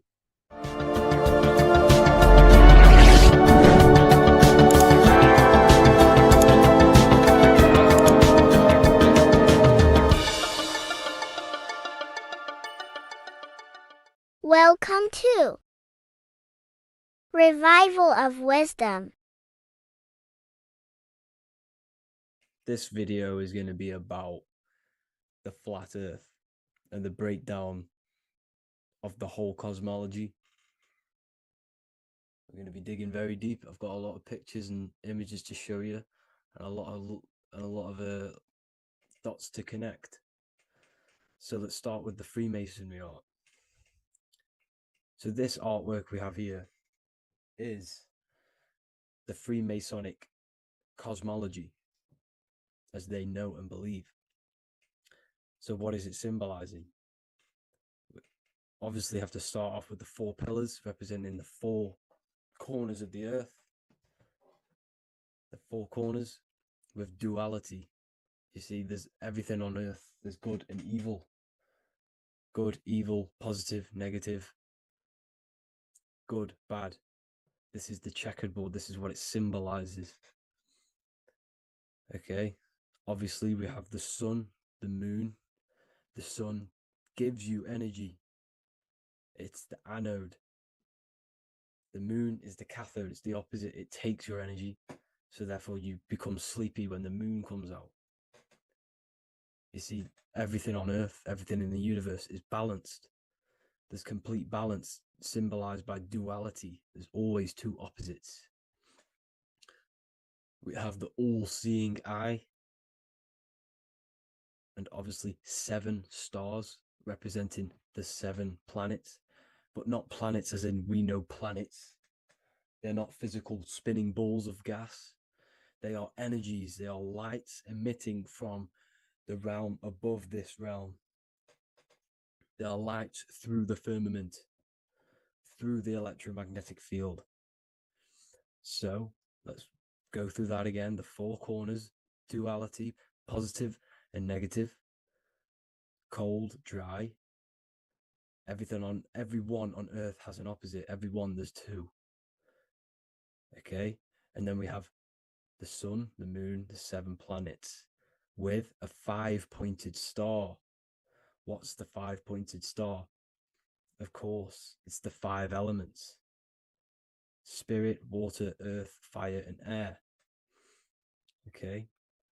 That's what the 5-pointed stars symbolizing, the 5 elements of earth. And then most importantly, we have the compass.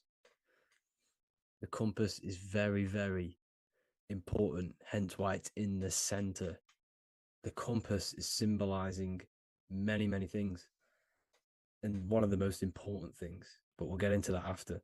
We have a boat with water outside of the earth. So we have a boat on water, symbolizing the waters separated by the firmament, the waters above, separated by the firmament from the waters within the firmament, the earth. So this is what it's symbolizing. So the compass, what's the compass? This is where the compass comes from. The Polaris, the most important star there is, because it's in the center of Earth. The sun, the moon, and the black hole, black sun. because all creation comes from center, the seed center. Okay, but we'll get into this after. But also, this is a very important Masonic symbol because they use this symbol a lot. This is one of their main symbols, hence why Neil Armstrong has the Masonic ring with the compass on it.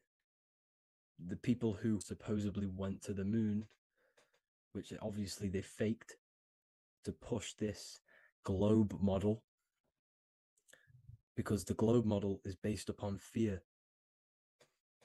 Because the globe model, if they can sell you the globe model, they can sell you anything then. You don't know where you actually are.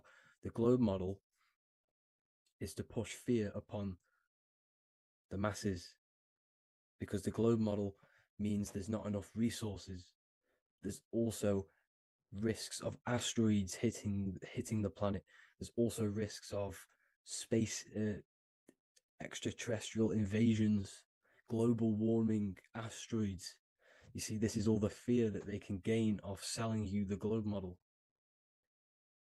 Okay, because they don't want you to know that this is an intelligent design. And also, they're hiding God, the creator, the source. This is why they are satanic. They are opposites. They are lefty, Lucifer, right, righteous, godly. Hence why they do the symbolism on their eyes. 666. This is another famous, famous astrologer, astronaut. This is another famous astronaut doing 666, showing that he's in the alliance of the occult.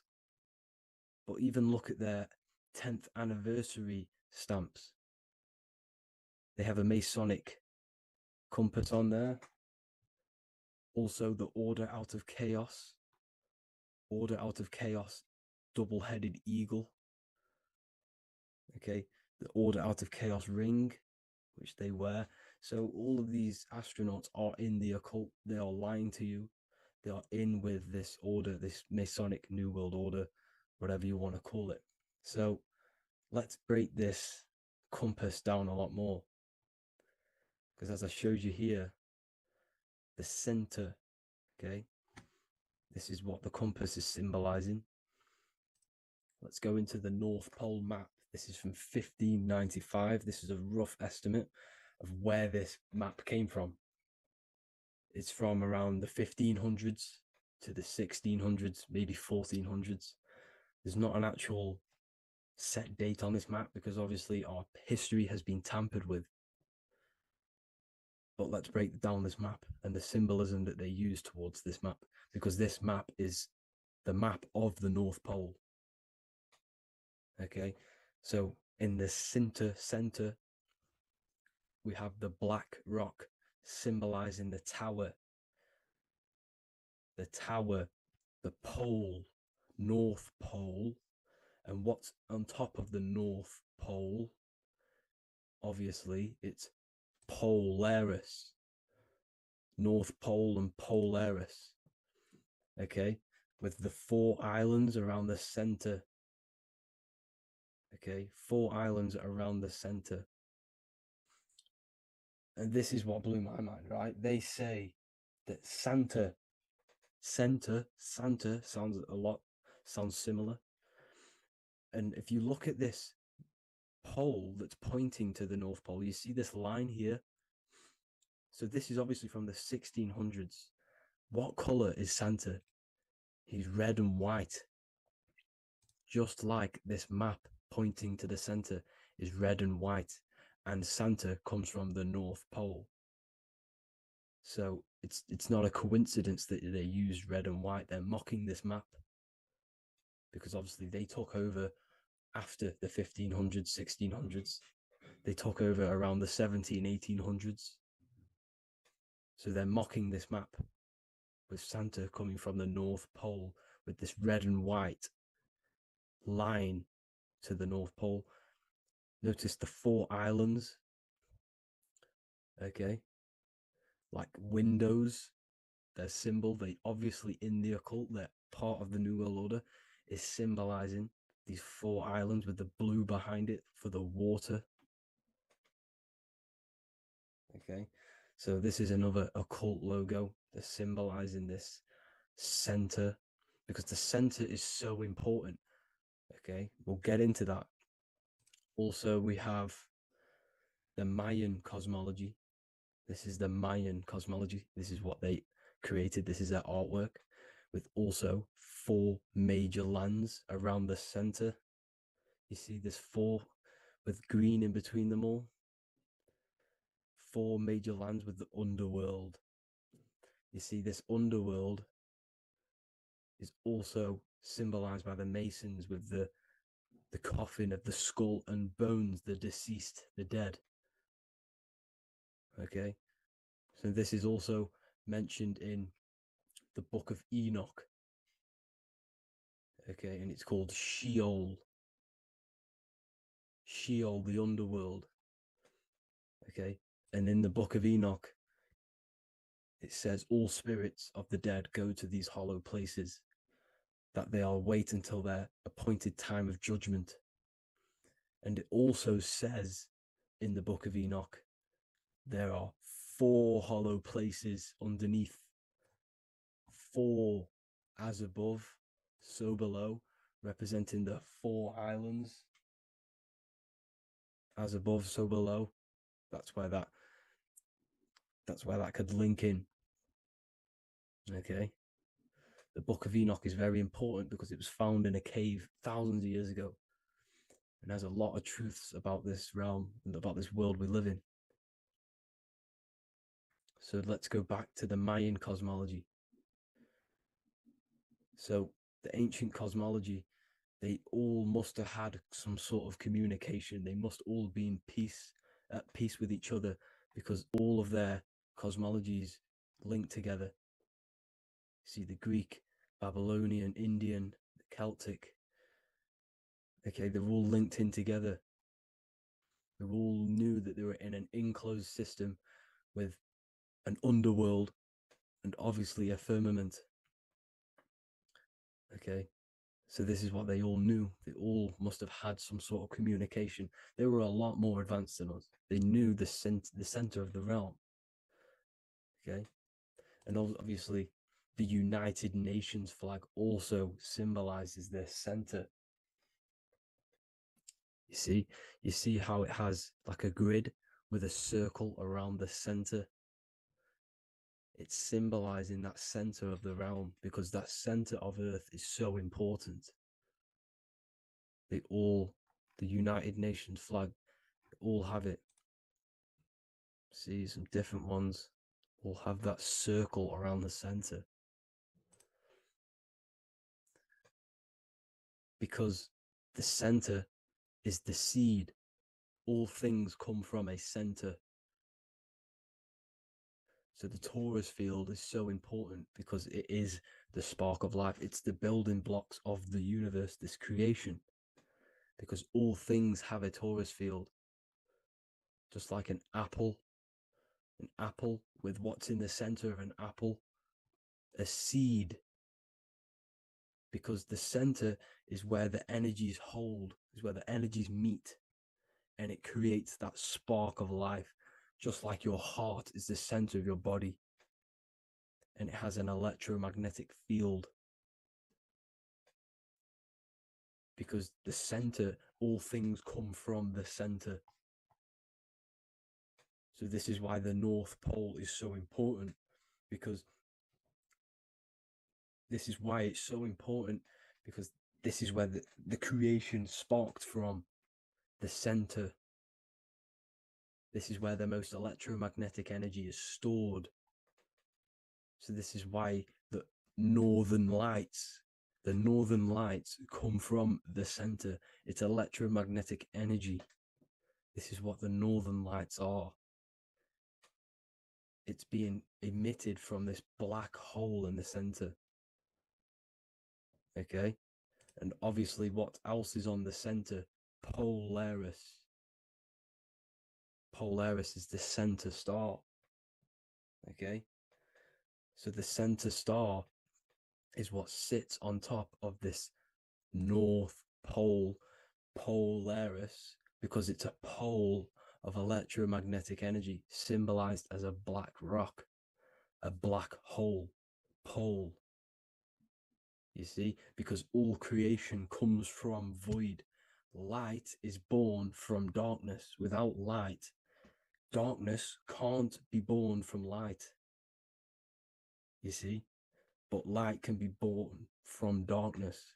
This is why darkness is so important. And this is why there's a black hole in the center of our realm, like the black sun. The black sun, the Polaris star, the North Star. You see, so this is this North Pole, Polaris. This is what they're talking about. And this is why compasses are an 8-pointed star, because Polaris is symbolized as an 8-pointed star. This is where a compass will point you to. It will point you to that center. So notice how a compass has this black hole in the middle, you see, and it will point you to this meeting point, the north, because in the center is the center of the torus field of the earth. This is where the most electromagnetic energy is. You see, everything gets sucked into the black hole. Okay, this whole reality is being projected from that center point, just like your eyes suck in light. It's a black hole.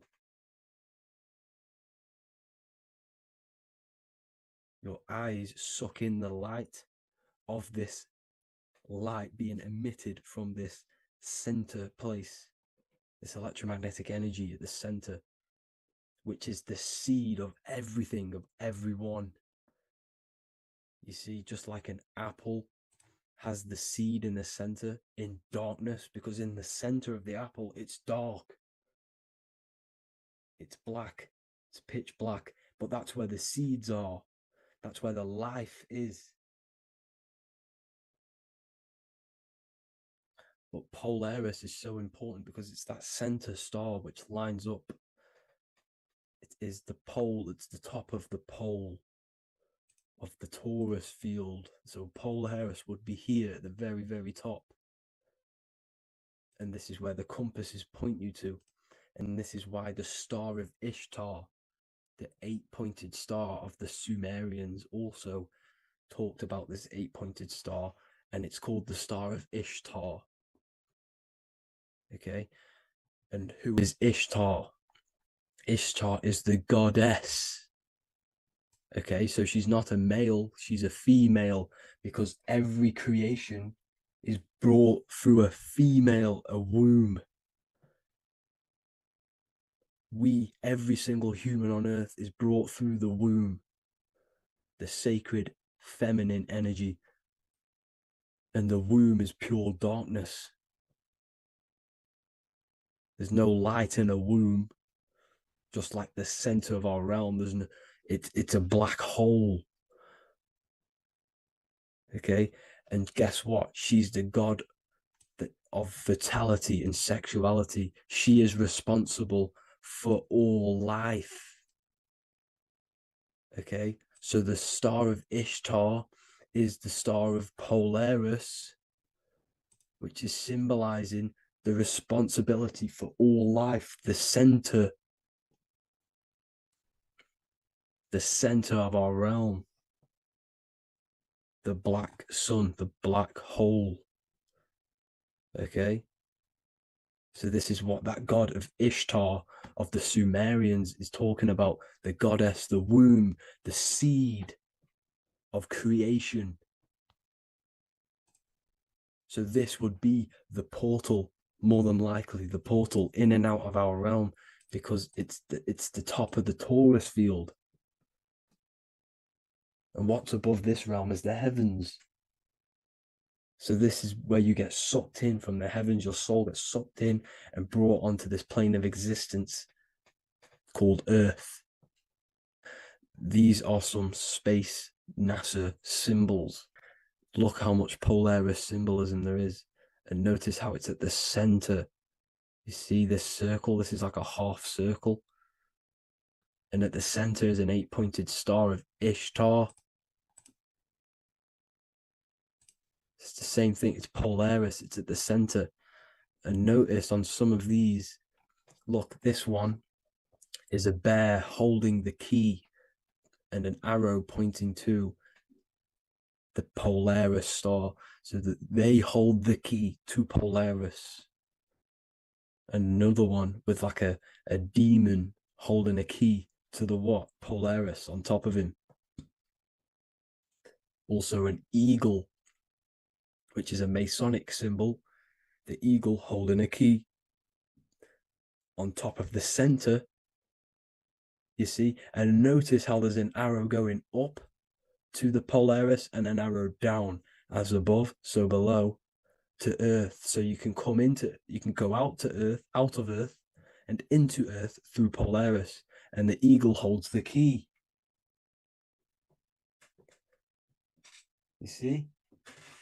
The eagle holds the key, just like this. This demon dragon holds the key to Polaris.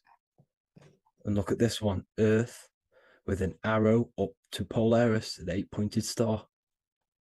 So Polaris is more than likely that portal which the Anunnaki used, the Sumerian gods used, because the Anunnaki symbol is also an 8-pointed star. Okay, and like I said, that center is the seed of creation. The center is the black hole. Okay, just like your pineal gland is at the center of your brain. The pineal gland is at the center of your brain, and that's what connects you to that spirit realm, to the source. That's it for this video, guys. Thank you all for tuning in. I hope you all learned something today. Please leave a like, a comment, and please subscribe to the channel for more content. God bless you all. Welcome to Revival of Wisdom. Today we're going to be breaking down Saturn worship and how the occult are linked in with Saturn. Okay, so first of all, let's start with the celebrities. All these celebrities are doing 666. Okay, covering the one eye, which also symbolizes the all-seeing eye, which is another occult symbol. But we're focusing on the 666, the 6 with the 3 fingers. Also, we have CERN with the 666 within their logo. Also Disney, okay, as you can see here, 666 within their logo. Pepsi, Coca-Cola, and even Cadbury's. Monster Energy with the 666 in Hebrew numerals. Unleash the beast. So what is 666 to do with Saturn? Because on Saturn, on their north pole of Saturn, there is a 6-sided hexagon, okay? So Saturday is named after Saturn Day, the 6th planet. It is also the 6th day of the week, and has a 6-sided polygon on its north pole, 666. Not only that, when you create a star out of the hexagon, you will create a 6-pointed star, okay, with 6 triangles within the star, and a 6-sided hexagon, which all adds up to 666. Okay, so this is why all these symbols contain 666. So why do they worship 666? Saturn. Because Saturn is the god of time and death, okay, and order and lessons. Okay, Saturn is a very cold and dry being. That is the 6th planet from the sun. Okay, Saturn represents the winter, which symbolizes death. Okay, because all nature dies within winter because the sun's not there. So it represents darkness and death. It rules the zodiac sign of Capricorn. Okay, so in the celestial cycle, Saturn is always opposite the sun. So it's the opposite of the sun. So they're worshipping this energy which is death-like, okay? This God which is death and does not bring life, okay? Also is the God of time, okay? Also in the Roman and in Greek it's called Chronos, okay, which is just a translation for time. It's also known as the Father Time, aka the Grim Reaper, okay? The Grim Reaper, keep that in mind, we'll come back to this. Here are some more logos with Saturn, okay? NAG, Internet, Wi-Fi, okay? All these occult logos all worship Saturn. They are a satanic occult. They worship this death god, this evil god, okay? This is where the cube now comes in, okay? Because what colour is associated with Saturn? It's black, because it's the absence of light, it's opposite the sun. So black is the colour associated with Saturn.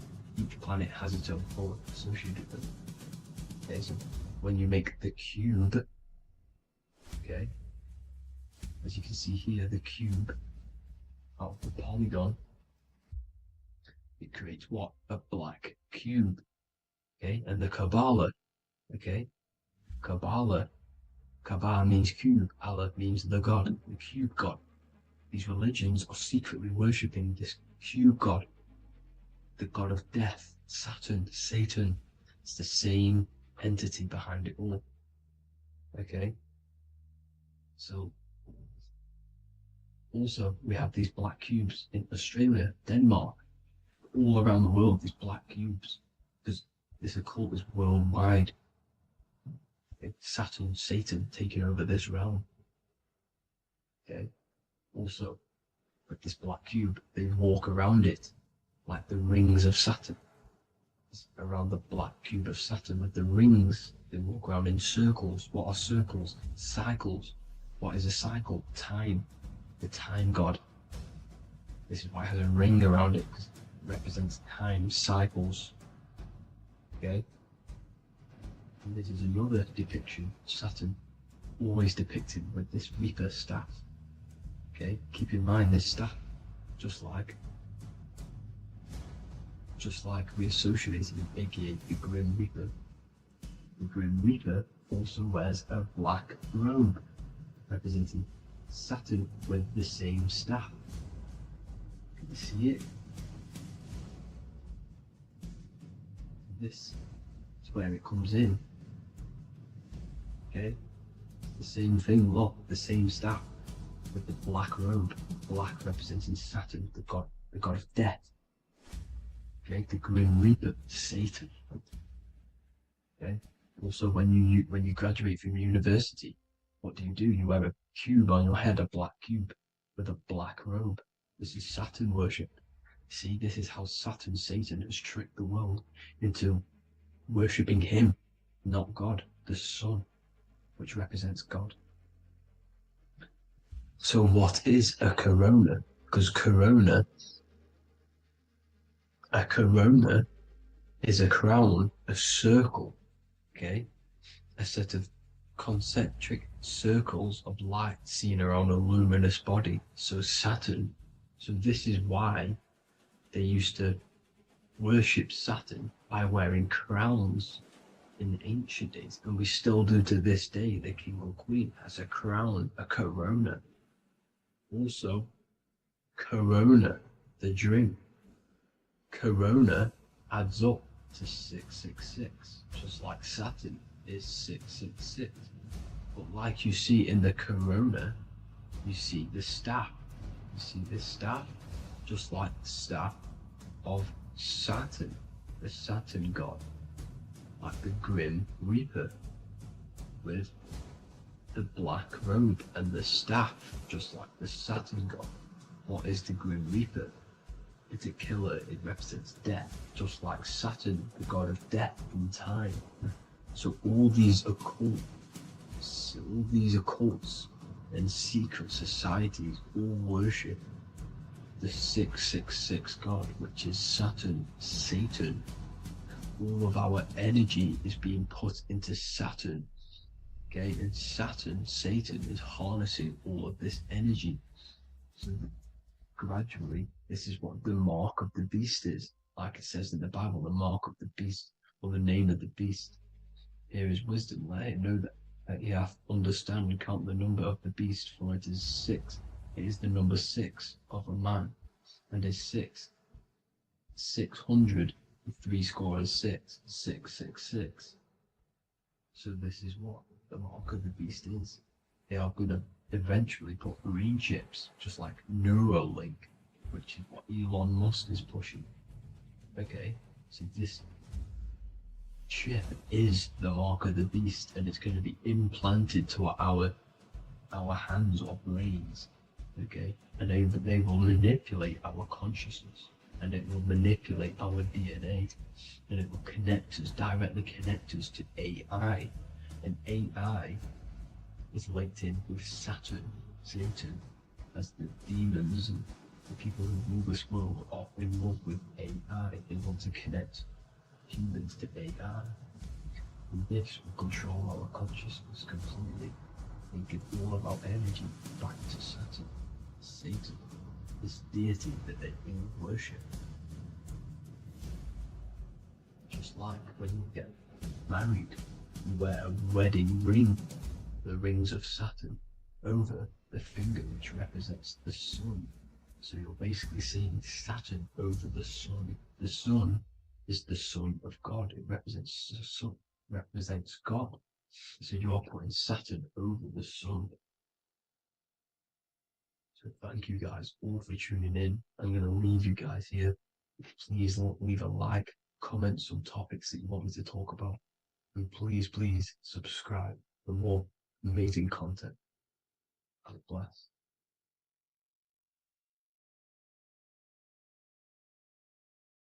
Hey everybody, welcome back to Living Life with Miss Faye. And today I thought I would talk about the Book of Wisdom, because to me, this is information that should be in every household.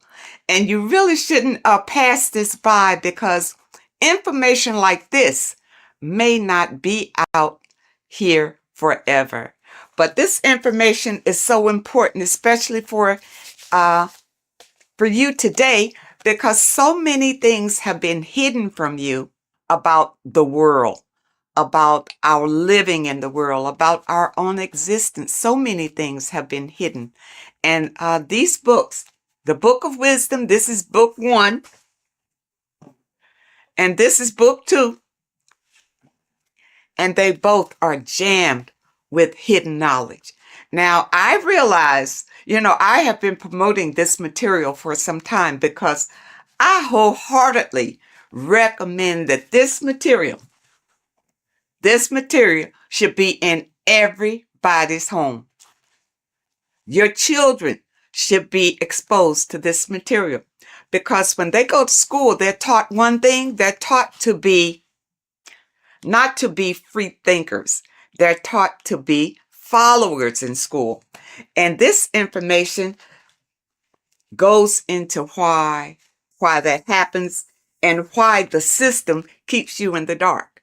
All right. And also your religion has a lot to do with it. Now, even in your religion, a lot of things have been misconstrued, and some of it is just downright lies that have been told to you. But in this material, it tells you exactly what's going on. It really does. And it tells you the meanings behind a lot of the artwork that we've seen, and the beautiful figures and the way that the chapels are painted. There's a meaning behind all of that we are not privy to. But this information reveals it. These people have really dug deep into finding the truth. And I am a truth seeker. So I am all about finding out the truth. Now, in book 1, it's an overall summary, and it really opens your eyes about a lot of things. Look at this. Know thyself. Do you really know who you are? Do you really know who you came from? Do you really know how powerful you are?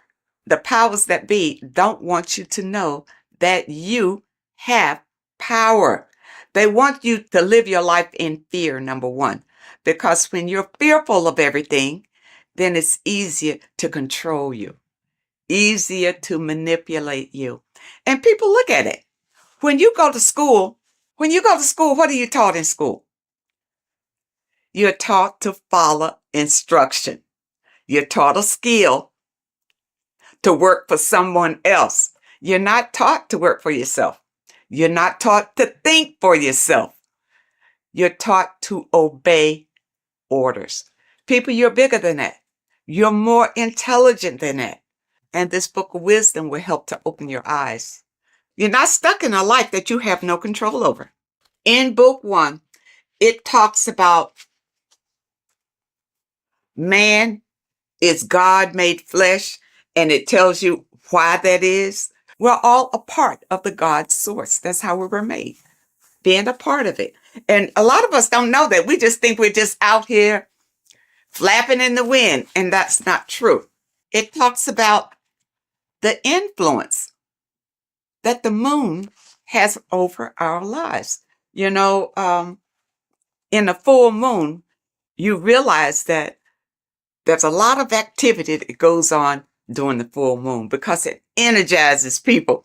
You know, it energizes, and a lot of times there's a lot of crime that goes on because people are energized. They don't know what to do with that energy, but they're being affected by the moon.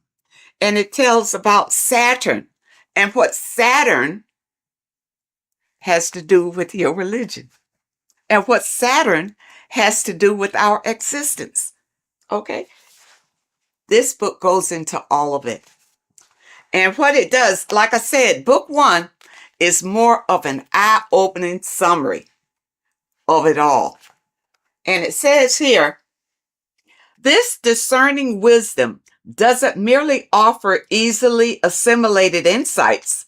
It serves as a guide, illuminating the intricate threads weaving between our essence and the cosmic expanse.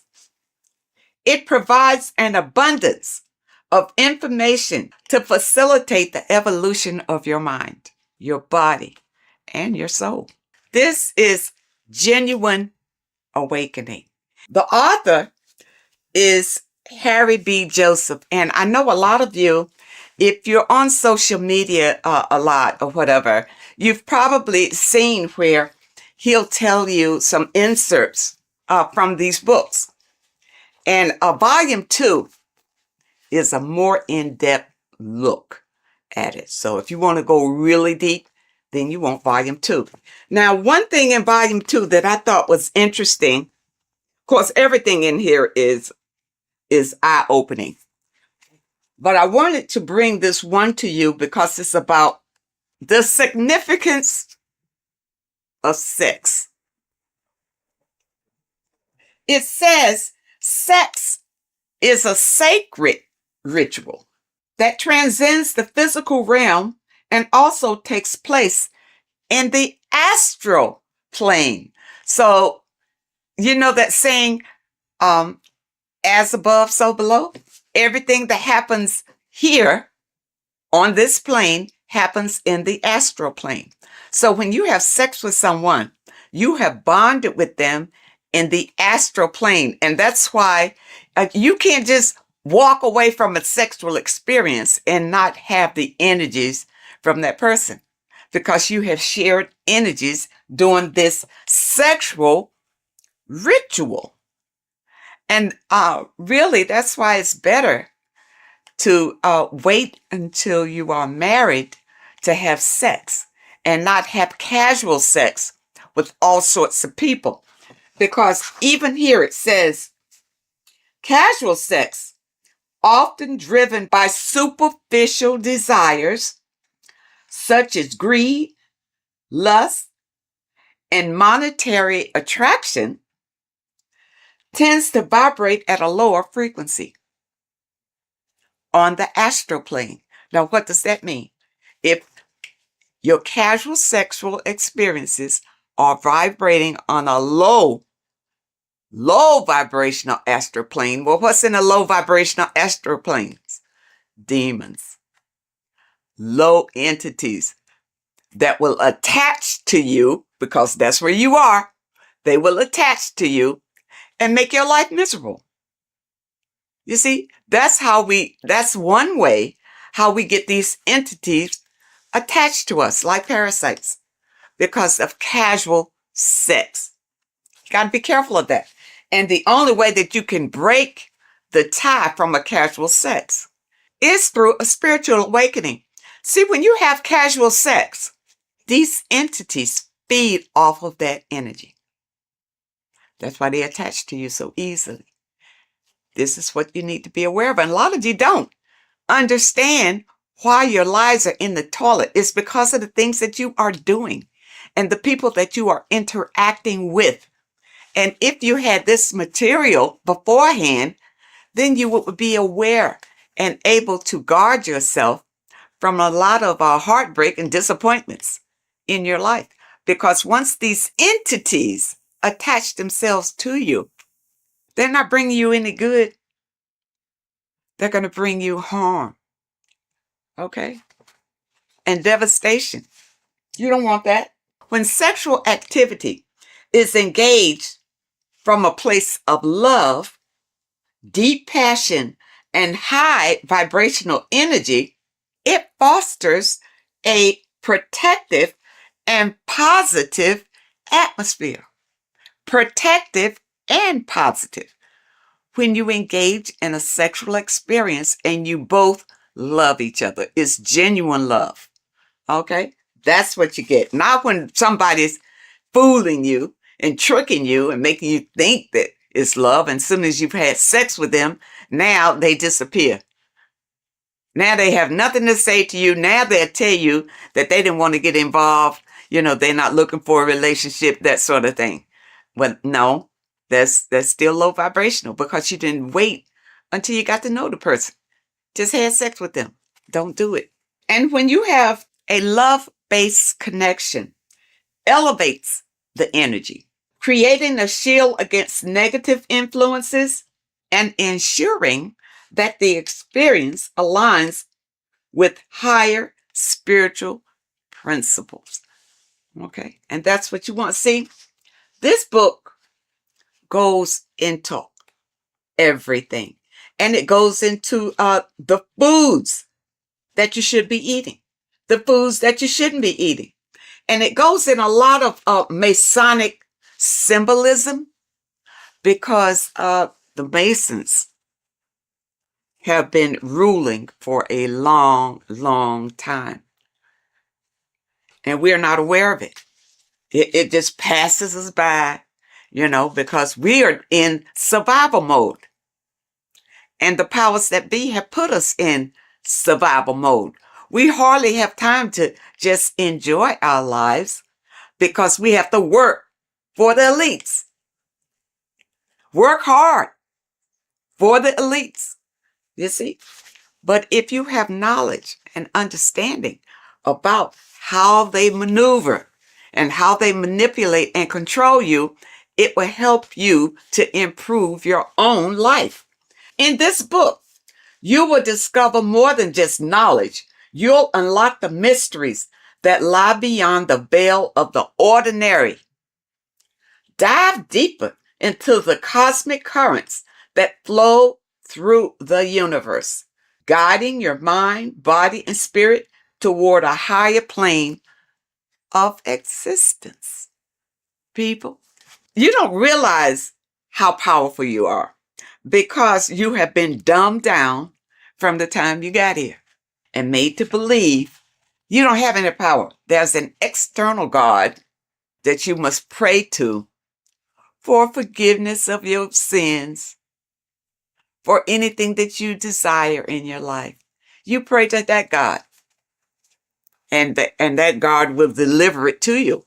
Now, has it happened? Have you received all that you desire from the God that you have been worshiping? If not, maybe you need to know the truth about things. Maybe you need to look deeper into things. Now, it also talks about symbolism, and symbolism is everywhere. But many times we don't understand what the symbolism is. And we see people doing these mantras, and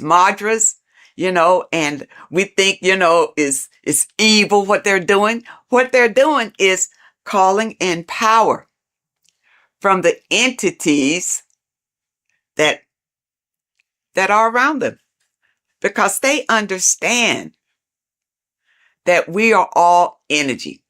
And they do these mantras to bring in energy, whether it's for confidence, whether it's for strength, endurance, or whatever. That's why you see a lot of celebrities doing these mantras that you think is evil, because you don't know, because your mind is closed and you're living in fear of everything. You don't understand, but you see them progressing and doing better and better and better and doing all these evil signs. These signs are not evil, number one. They're not evil. They have learned how to manipulate energy to their benefit. And you don't know how to do it. That's why you need the information. You need the information to learn how to manipulate the energy that's already here to better your life. The first book will open your eyes to it. When I first got this, I tell you, when I first got this book, I was so impressed by it. I bought my people a book, sent them a book, whether they can understand it or do something with it or what. But I think it's so important just to have it in your home, because somebody is going to pick it up and this information will resonate with them and put them on a path of enlightenment. And those of you who have your book, spend a little time every day reading and understanding, because there's so much information, even in the first book, that it will take you a while to go through, where you can understand what it's saying in every page. The advertisement on social media talks about this book. He goes through some key points, but don't think that he's covering all of this information. It's too much information to cover in a 1 or 2 minute stint, but it's information that can change your life. This is the thing, people. It's worth every penny, even if you don't have much. If you don't have much, you need to save enough to get these books. Get both of them. You see, I got both of them. Start with this one. If you never dug into this kind of information before, start with this one. This tells about the black cube. These things are in the world today that you don't know what it means. You don't know anything other than what your leaders have told you about it. But who's to say they're telling you the truth about what it is? Okay? It's all here. Okay? All here. It talks about the scam. It talks about scams in here. And what this one is, you see NASA right there? You remember the moon landing? All of this is to deceive you. And this information brings out the truth, the absolute truth. And volume 2, you see volume 2 is thicker than volume 1 because it goes deeper. It goes deeper. And even if they come out with a volume 3, I'll be ready for that one too. This one opened my eyes to so many things that I had questions about, as far as heaven, hell, the gospel, the Bible. For a long time, I just rejected the Bible totally. I rejected it because the stories in the Bible didn't really make sense to me. It really wasn't logical. going through this material, I realized that the Bible is written in parables. All right. It's like morals to a story. It's like lessons that you learn from the stories that they tell. Okay. Because think about it. In the Bible, it says that, the apostles wrote these chapters in the Bible. During those days, those apostles couldn't even read or write. So how they write that? Okay. But from whichever documents that they pull certain information out and put the Bible together. All right. But the Bible, and I'm going to use this little slogan that I heard that I really like. The Bible is basic instructions before leaving Earth. It's not for you to take the stories literally. It's to take the meaning behind the story and apply it to your life. And because many of us have not read the Bible, and many of us have. The Bible is written in a way to it's hard really to understand. That's why you go to Bible study, so somebody can tell you the meaning of it or what. And most of the times when you go to Bible study, they don't know any more than you do. They haven't ventured out into research to know exactly what those scriptures mean. In this information, it goes through it. It goes through your scriptures and tell you what it really means. Okay? And it leaves no stone unturned, really. And it opened my eyes so much to the Bible until now I can embrace it. I can embrace the Bible because I understand that these are stories for you to learn from. But you got to understand the meaning and what it means. For instance, water is emotions. Okay, it's not just water. It stands for something. It stands for your emotions. The light is the Christ energy. The Christ energy is light. And we all want to embrace the light. All right, so people who follow the Bible, understand the Bible, understand what the Bible really is. Don't be deceived by the interpretation of the stories. Many of the interpretations that you are given is to put you in a subjective role, a slave than a master. Puts you more in a slave role if you take those stories literally. And that's why you're not encouraged to go out and look for other information, especially in your religious institutions. They don't encourage you to venture out for other information because they'll tell you the information. Just keep coming here.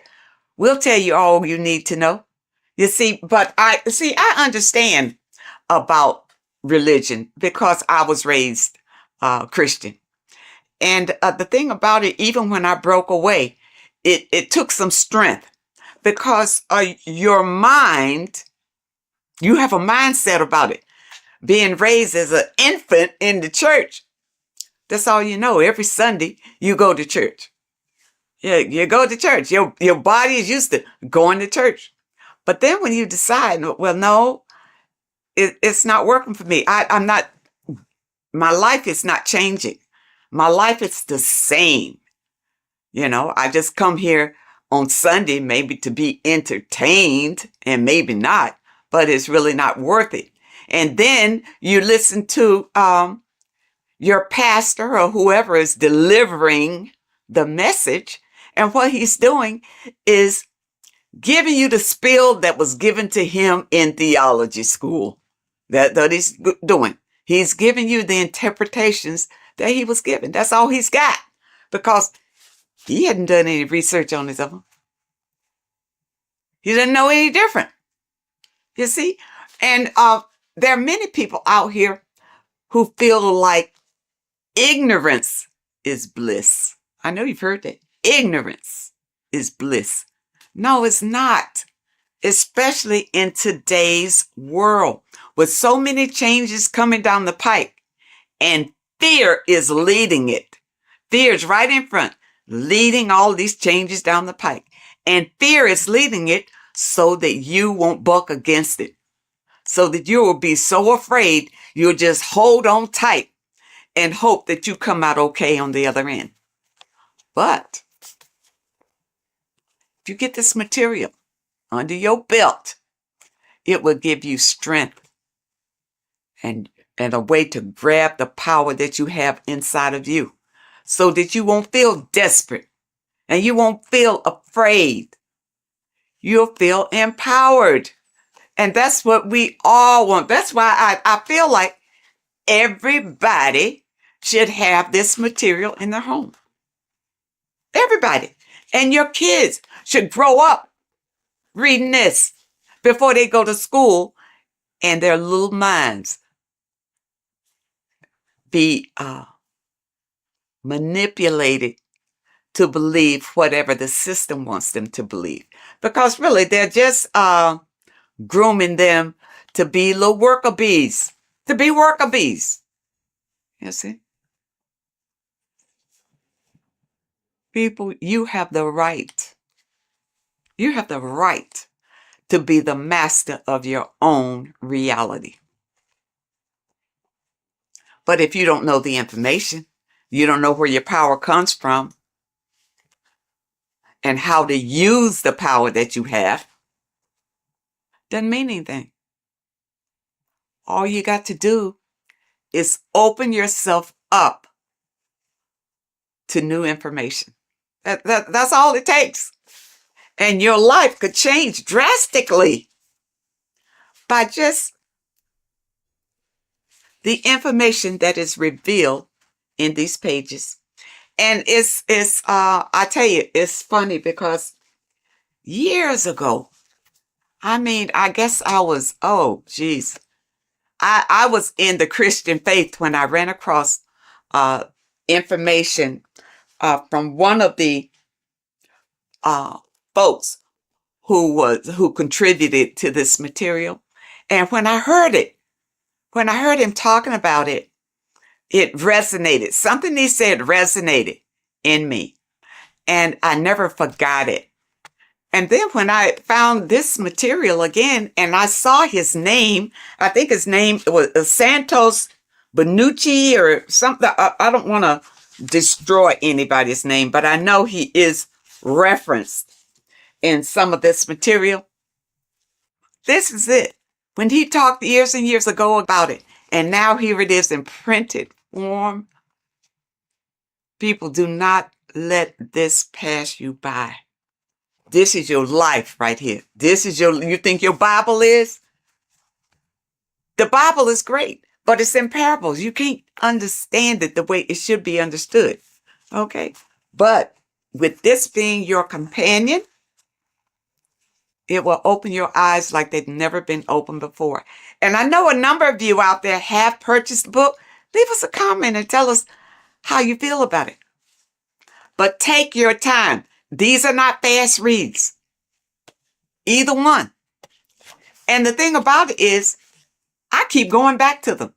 It's not the kind of material you read one time, put it aside and forget about it. You put this on the coffee table and read a little bit all the time because it reinforces your soul and helps you to manifest the life that you desire. Okay, people? I hope that you understand, and I hope that it helps. And of course, I will leave a link in the description where you click on the link and you can get either one. You can get book, this volume 1, or you can get volume 2. And the volume 2 is in hardback. You know, when I first got it, it was in the soft cover, but I love hardback. So I have this in the hardback too. because the hardback I absolutely love. And because the books that I purchase, I want to pass them on to my people when I'm gone. They mean something. Stop wasting your money on stupid magazines and crap that doesn't mean anything. You buy a book, buy one that's going to change your life. Oh, and also, when you click the website, you'll notice that there are courses on there that you can sign up for, for those of you who want to go really deep. And also, there's a PDF on food. And I'm waiting for them to come out with the book on that. I don't want a PDF. I want the book. And once they come out with the book on foods that you eat and foods that you don't eat, I will be the first one to get that one. So I encourage you to add these to your library. This is the best material that I have found to date that opens your eyes to what life is really all about, and also opens your eyes to who you are and the power that you have to create your own reality. I thank you so much for joining me today, and I really hope to see you next time. Welcome to Revival of Wisdom. What is good, people? Is Revival of Wisdom. We're back with another video. Today we're going to be talking about the importance of Saturn and the occult. Let's jump straight into this. So Saturn is the god of the earth, right? It's the time of God, change, destruction, physical matter. He creates and destroys, because the energy of Saturn is the key to crystallization. It wraps things in physical matter, right? He creates everything, all life forms, and he takes things back, because the day that you're born, that's the day that your expiry date is coming. The time is ticking until Saturn takes your life. This is why he's known as the Reaper. Okay? As he's personified as eating his child here in this ancient Roman painting. As you can see, he's eating the child. We are all children of Saturn, right? He creates physical matter, our physical bodies, right? He's the god of time because he's the slowest moving celestial body. He's the Lord of the Rings, as you can see here. He's the last one on the ring. He's the slowest one moving, okay? So he is the Lord of time, destruction and creation, okay? This is why his name is Saturn, Satan. He's the devil, okay? But I'm not saying Saturn's evil, guys. It's a part of life. Everything lives and dies, right? He's the key to crystallization. Now, as we have the clock here, our god Saturn, or Chronos in Greek, just means time. He's also the god of time, as I've already said. 60 seconds in a minute, 60 minutes in an hour, 24 hours in a day. Add 2 plus 4 equals 6. 60 seconds, 60 minutes, 2 plus 4 equals 6. That's 666. Okay? And as you see on the clock, 6 take away 12 equals 6. 7 take away 1 equals 6. 9 take away 3 equals 6. 6 is the number of Saturn. It's associated with Saturn, right? He's the god of time, of justice. Everything goes back to the Reaper in the end. Everything lives and dies. Now, the artwork of him, he's always got the Reaper staff. You see, it's personifying death.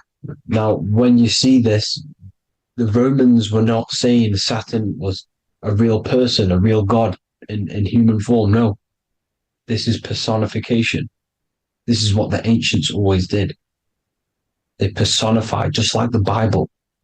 It's all personification.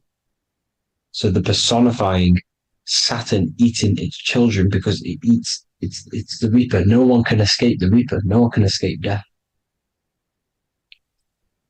Now, Saturn is 666, which is in the Bible, the number of the beast, right? The number of the beast, Satan, 666, right? So on the North Pole of Saturn, you have a hexagon which makes a cube, right? Now this hexagon, when you join up all the corners, creates the six-pointed star known as the Star of David, right? In the Jewish religion. Now, as you can see, the six-pointed star has 6 points, 6 mini triangles, and a six-sided hexagon. That makes 666. And also, you have Saturday is named after Saturn, the sixth planet, the sixth day of the week, and has a six-sided polygon on its north pole. That's also 666. Now, this Star of David, this symbol goes back thousands of years, and it originates from Saturn. It's not the Star of David, right? It originates from Saturn. It symbolizes the physical and spiritual aspect combined into one, which makes us humans, right? Also symbolizes the male and female combined into one. These two sacred energies create the human. We consist of both male and female energy, also known as the Seal of Solomon. And we all know if Solomon was a real person, he talks about communicating with 72 demons. He could apparently, in the text, he could communicate with 72 demons, and this is sorcery. This is black magic.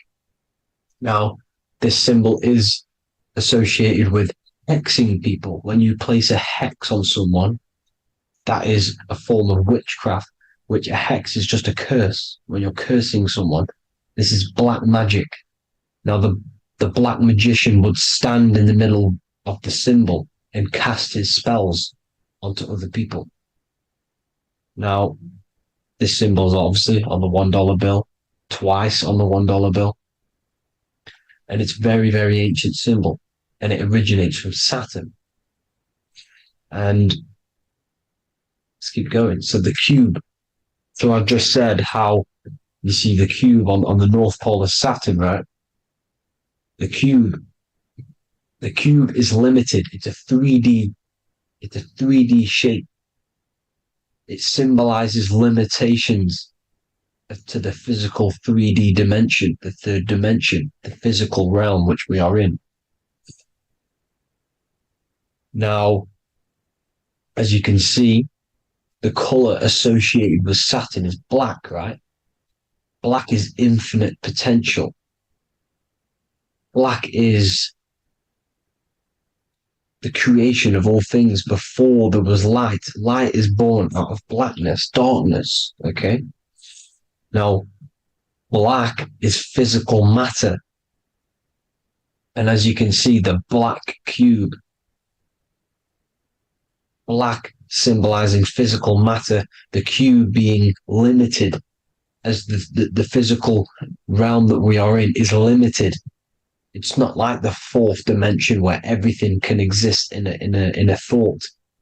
The third dimension is limited, right? And this is what Saturn is. It limits you to the 3D 666. Your body limits you to your physical body. Now, these black cubes are placed everywhere. As you can see, Australia, Denmark, Manhattan. There's one in New York. As you can see, the Apple have a cube. The Nintendo GameCube. Trump Tower is a black cube. This is worshipping the energy of Saturn, the god Saturn. Okay, it's not a god, it's a celestial energy. However, it rules over Earth because it pretty much created the physical realm. Now, as you see, when you go to a funeral, you wear black, a black suit symbolizing Saturn. which is the color associated black. And as you see in Mecca, they walk around the black cube in rings. As you can see here, they're stood around in rings, like the Saturn, the rings of Saturn. The Mercedes symbol. You probably wouldn't notice that, but yes, it's Saturn. And when you graduate from university, you wear a black cube on your head. This is all symbolizing Saturn. Okay? Now, as you can see, the Jews here have a black cube on their third eye whilst they pray. Notice how he's shutting his eyes into blackness, darkness, and he's wrapped around a black strap around his arm. This is symbolizing the wrapping of physical matter, of how physical matter wraps things into existence. And as we all know, the Star of David is a Jewish symbol. So he has the black cube and the Star of David, right? So all of these religions are secretly worshipping Saturn. Okay, this is all Saturn worship, Kronos, the god of time and destruction, the physical reality. Now, as you can see, it's symbolized everywhere in all major corporations. Pepsi, internet, that's obvious. NASA, of course, NASA. NASA means to deceive in Hebrew. Universal, Walkers, that one's so obvious. Nike, Toyota. So many different ways they symbolize it. You either see the rings of Saturn or the black cube, as I just showed you here, the Nintendo and the Mercedes, right? It's absolutely everywhere. Now, they also use 666 to symbolize it, as I've just broken it down to you. 666, the World Economic Forum. We all know how they're trying to enslave us into this new world agenda. Google Chrome, CERN, Disney, Coca-Cola, Cadbury's, all of these have 666. Now, every UPS barcode has 666. And even www. Is Hebrew for 666, as you can see here. Monster. It's the same Hebrew letter that means 666. Drake, 6 God. That's his God, Saturn. Why? Because they love physical realm. They love the physical dimension, the third dimension. Because they can rule here through riches. They can build an empire here. It's not like the fourth dimension. They don't want to ascend. They want to stay down here in the physical realm. Okay? Now, this is why they're cloning. They can move their consciousness into other clones to live forever. This technology exists. This is why they love the third dimension. As you can see, all of these sellouts here, Drake, Leonardo DiCaprio, you know, all of these people doing 666 because this is their God. This is their God. They love the physical realm. They sold their souls for wealth and fame in this physical realm. So why would they leave? You see? Now, this isn't all just evil, okay? So you have 7 chakras, right? You have 7 days of the week, 7 solfeggio scale notes. These are frequencies, the solfeggio scale. Now, it's called the Saturn moon matrix because the moon symbolizes your mind, because you're created out of the Holy Trinity, which is body, mind, and spirit, right? That's the triangle, the equal triangle, body, mind, and spirit.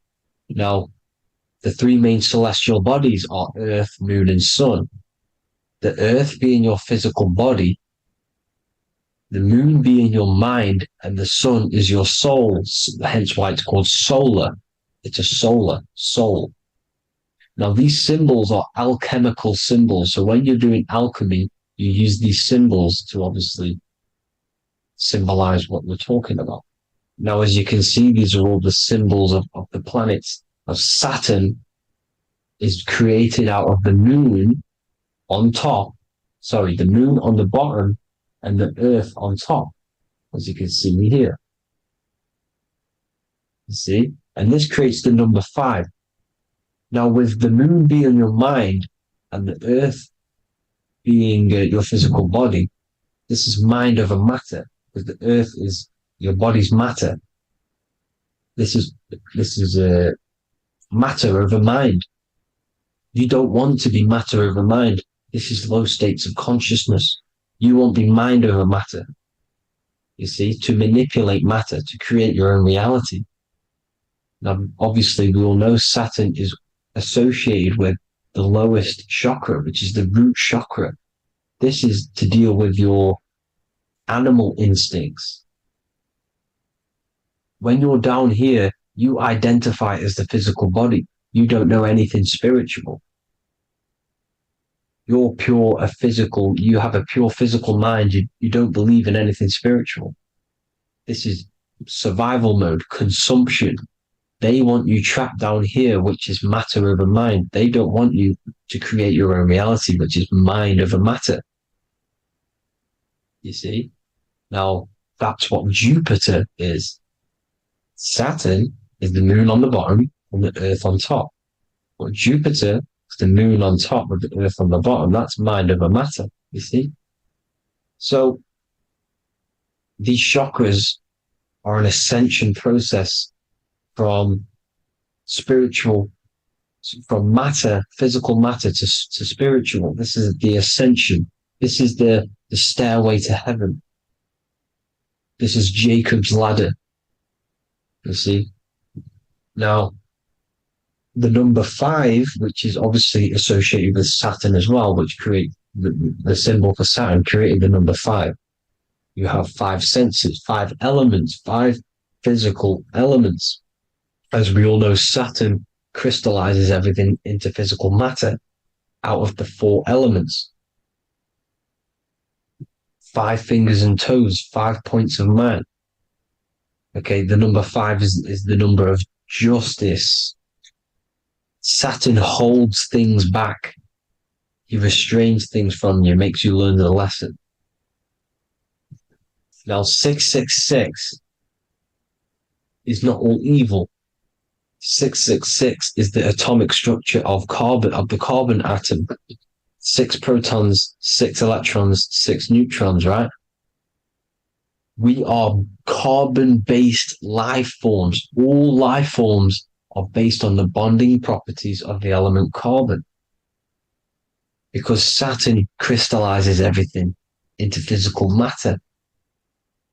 Now, the Masons symbolize this with the checkered boards. They have the black square, which is obviously matter, as I just said, the black cube.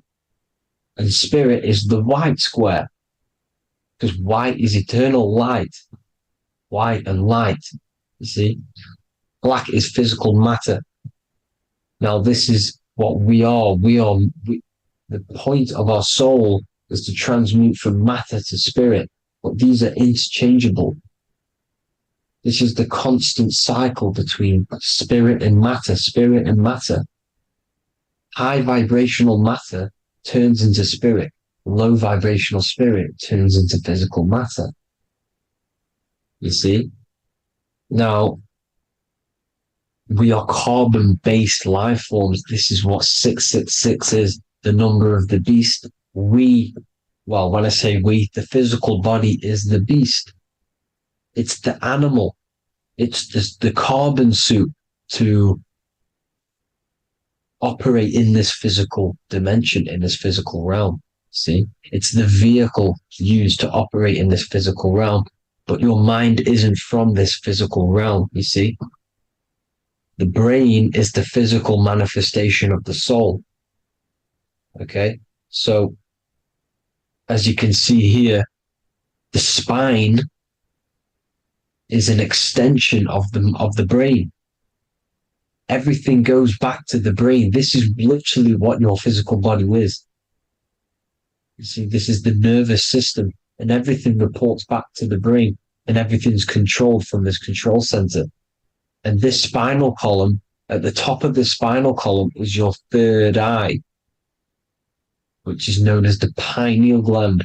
And this is the seat of consciousness. It's the center of consciousness. That is your true self, pure consciousness. This body is just a physical body. This body is mortal. This body runs out, but your consciousness lives forever. They don't want you knowing this. This is why they keep you down here in your lower chakra. They want you to believe everything is just physical. They don't want you to believe in the spiritual side of reality. Because this way they can manipulate you, right? They want you matter over mind because they know your mind creates reality. They know your mind is the root cause of reality. You manifest your own reality from the inside out.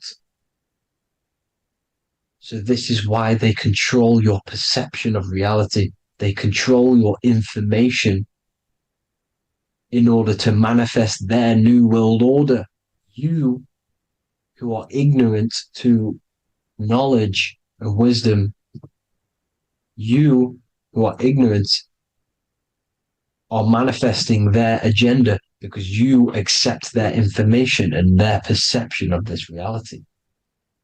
Now, this is why they tell you the globe model, the heliocentric model, to trap you into physical matter.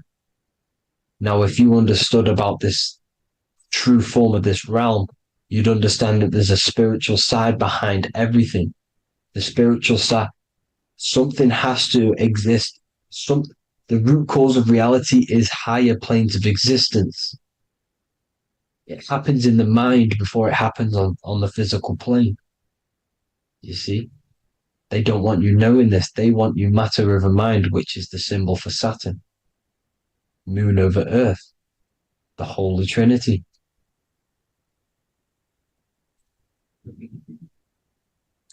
Now, as you can see, the cube also makes IXXI.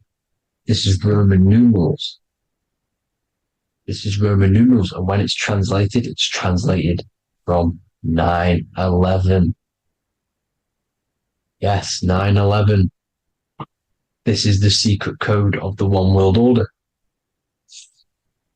The two twin towers, when the two become one.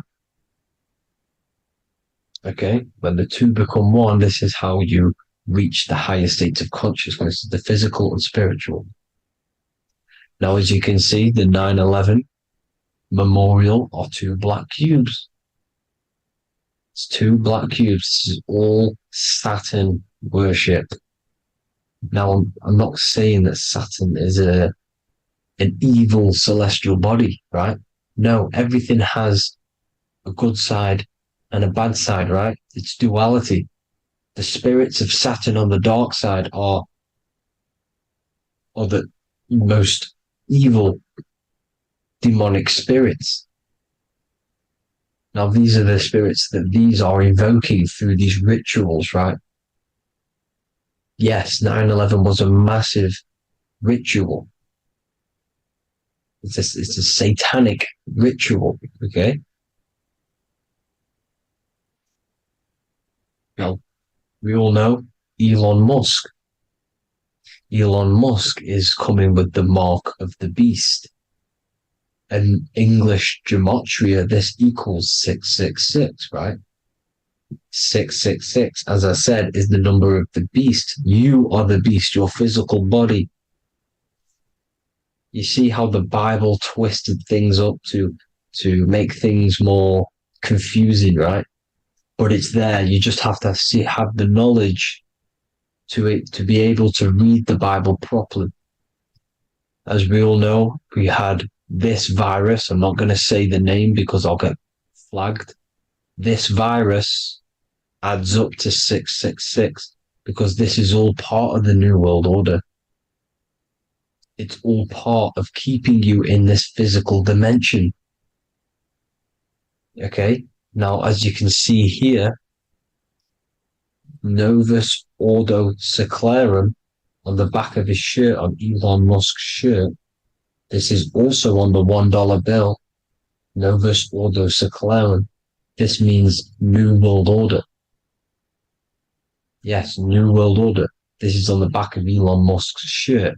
And as you can see here, he owns Neuralink, which is the brain chip, which they're going to be putting into implanting this onto your brain. This is the New World Order to connect you and merge your consciousness with AI. Neuralink and Meta, he owns Meta as well, which is the metaverse. These are going to be linked in, hence why they have the same symbol, but just in a different format. It's the infinity symbol. And the infinity symbol comes from the torus field, as you can see here, your electromagnetic field from around your body. Now, the end goal is for this New World Order is to trap your consciousness inside of an alternative reality being projected from the metaverse. Because the metaverse will be the reality, Neuralink will be the brain chip inside of your brain, projecting your consciousness into an alternative reality while they harness your energy of your physical 666 body. Now, this stuff gets real deep, people. Now, this is the end goal of the New World Order, is to connect you with AI. This is why they're trapping you and keeping you in these lower states of consciousness in the Saturn-associated root chakra, so you don't find out about the spiritual side of reality. Because if you knew the truth of this reality, you wouldn't connect to AI. You see, you have the power within you to travel to other worlds, the astral plane, for example. You travel to different worlds when you are sleeping. Okay? They want you to know it's just a dream. However, their end goal is to trap your consciousness and feed off your energy, spiritually and physically. Okay? I don't know why these people are just pure evil. As I said, evil love bondage. They love the physical dimension. They don't want to ascend to other realms. These evil love the third dimension. This is why evil spirits will inhabit bodies, exorcisms, because they miss being in the physical realm. They miss it. Evil love bondage.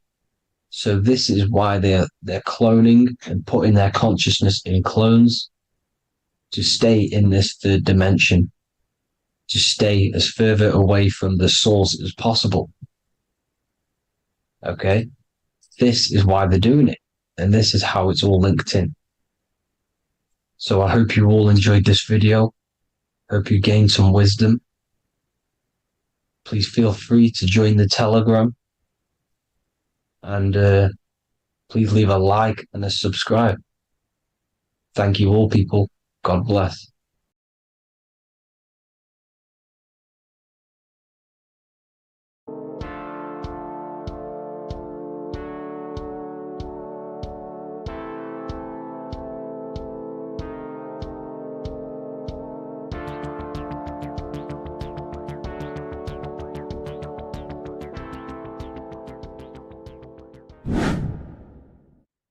How are we all doing, people? It's Revival of Wisdom from the Wisdom Academy. Today, we're going to be breaking down God, consciousness, and the higher and the lower self, and how to overcome the lower self. Now, the first thing you need to understand is that you are the invisible intelligence within the brain, within the body. This invisible intelligence is known as the mind. But you are not the mind. You are the observer of the mind, which is the soul, the invisible entity. The mind is your intellect, your intelligence. Now, the mind is, it's hard to put this in words, but the mind is something that gives you the ability to explore the universe. And this inner self is the I am. It's the quiet, the inner self, the voice you see in you hear in your head. This is why within spells high twin, inside, internal. The I is also the number one, which is one line. Because the one and only, is the inner self, which is the I am. This is why you say, my name is Harry. You are not Harry, you are the I, the inner self, the intelligence. Okay, this is why Jesus in French is I am. You look with the two eyes and you see with the inner eye. I and I, the same thing. Okay, because the I inside is what gives you the perception of what you're looking at. So when someone's trying to explain something and then you catch on saying, I see now, it's because you're seeing with your inner eye, the one that gives you perception, gives you intelligence, gives you the ability to understand things. This is the internal eye, the invisible self, which the physical body is nowhere near as complicated as this inner self. Is in infinite potential, infinite potential. God, God, generator, operator, destroyer, soul, mind, and body. Brahma, Vishnu, Shiva, the Father, the Holy Spirit, and the Son. They're all the reason why you see God is always a triad is because it represents yourself. Your invisible intelligence is God. Me and you are the same invisible intelligence.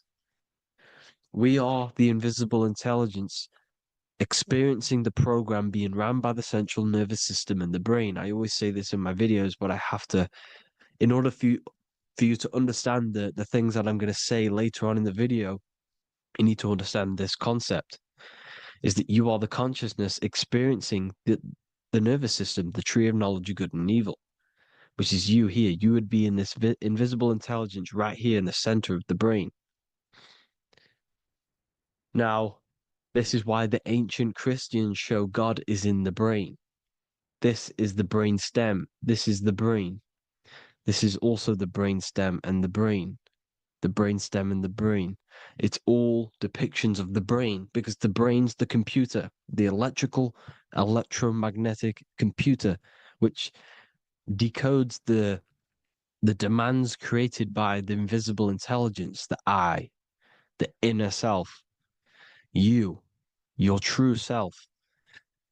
The person moving, if you observe what someone moving, this is going to sound, but if you observe someone walking, it's not the body.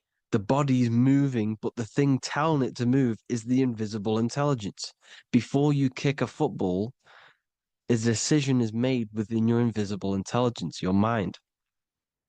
And this consciousness, this invisible intelligence, is either stuck between the lower self and the higher self.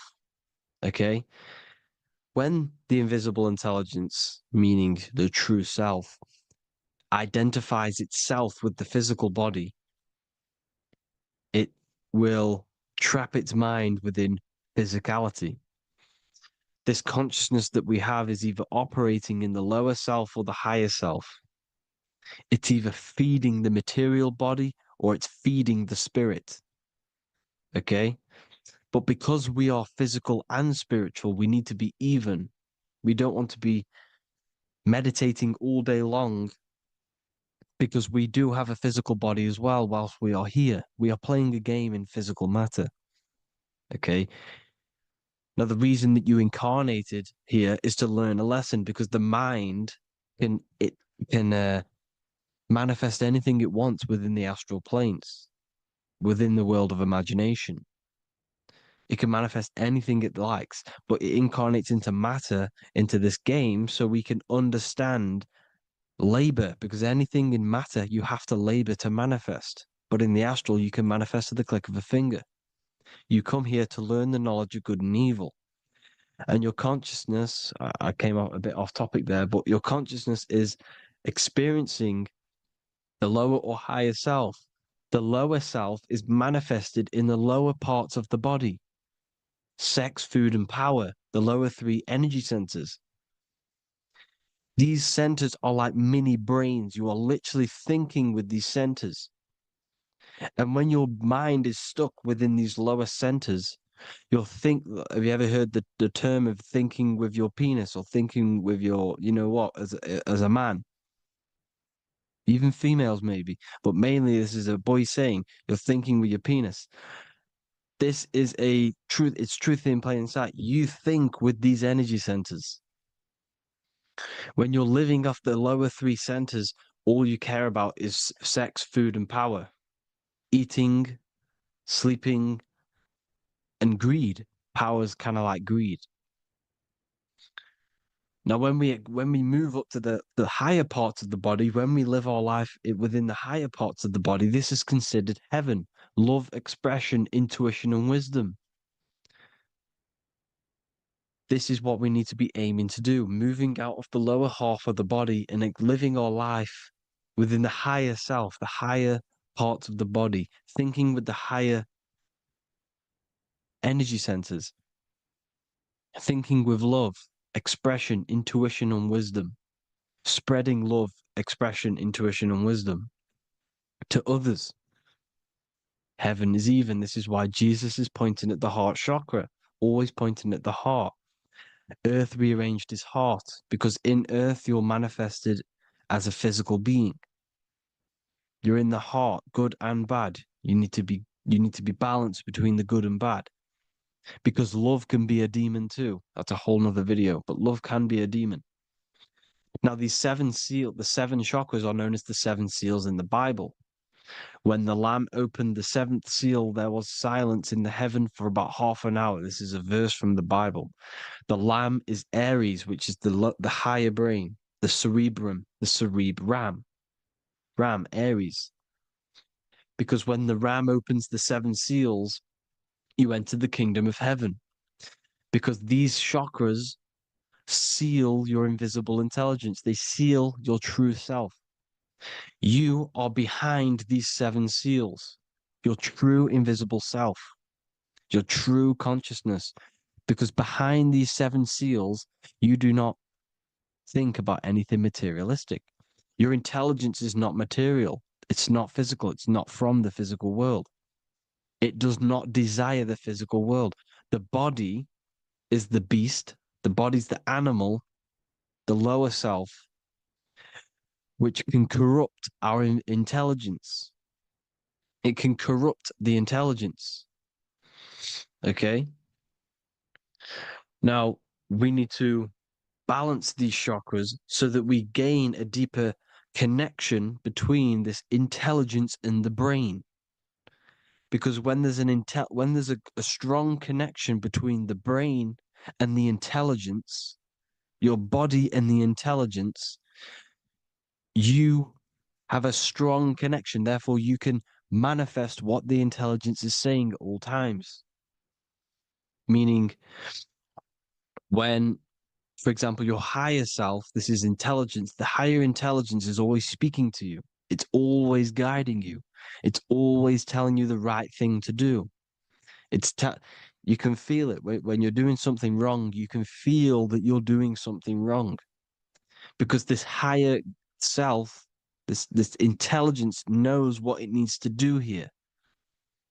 And when there's no connection between the body and our intelligence, our true self, when we strip away, when you close your eyes for long periods of time, you will figure out you are this invisible, infinite, creative being. There's no words that I can't describe what it is, but it's the voice inside of your head that you can feel when you close your eyes. You are this being inside of the heaven, because this is heaven, this intelligence. And when there's a strong connection between the body, you can manifest everything it's saying. When everything is balanced, when you're no longer thinking with the lower centers, when they're all balanced, you're not thinking in particular with every center, you balance them all, you can manifest everything it says. Your body will act out what the intelligence is always saying. This is God in the brain, the intelligence, trying to touch Adam, representing the lower self. This is why they're not touching. Notice how Adam is resting, but the intelligence is always reaching out, stretching, symbolizing metaphorically saying it's guiding. I'm always reaching out. The intelligence, your intelligence is always guiding you. It's always reaching out to you. But Adam is ignorance of it. The lower self is ignorant of it. And that's why he's so relaxed and God is so stretching out. Because at our highest self, that when you think of when you want to better your life, that highest true version of yourself is God. When you're manifesting this, your highest self, this is God. Your truest form, your most perfect form, that is God. Your highest version of yourself, that is God. Emotions are not what you've been taught. Emotions are not something that should be reactive, okay? You should not let the emotion be you, except that you should experience them instead of letting them become you. You need to understand there's a separation in our consciousness. You have the soul, which is the person who is observing your thoughts. When you think a thought, who's the one observing that thought? The soul, you, the I am, the I, the inner self, the one and only. And inside of every single body, inside of me, inside of you watching this video, there is this same intelligence that is inside of me, inside of you. And it's the exact same intelligence, experiencing a different body. And this is what we mean by the universe is mental. We all are all sharing the same ball of consciousness in a different body. The animals, the fish, the cells, all expressing this one consciousness. Me and you are the same. This is why the golden rule is treat others like others should be treated, because I am you and you are me in a different body. Now, going back, you need to identify that there's different levels of consciousness: soul, mind, emotion, and body. Okay? Your emotions are on a separate layer than the body, the mind, and the soul. So when you identify there's a difference between all of these, you do not let them become you. You do not let your mind rule you, because your mind can be corrupted. Your soul is the one that is pure good, pure love, but your mind can be corrupted.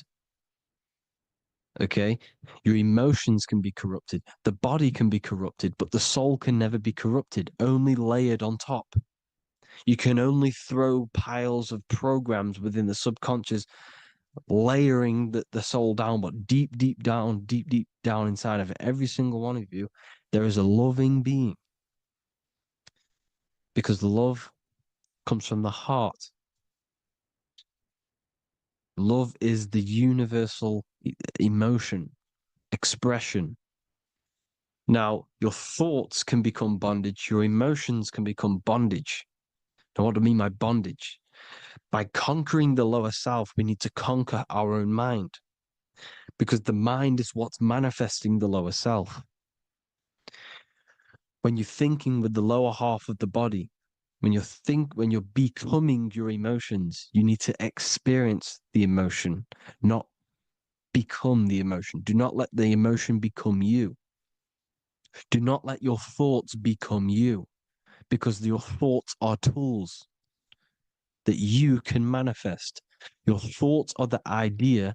Your emotion is the energy that you can use to manifest that thought. Your emotion is energy in motion, emotion.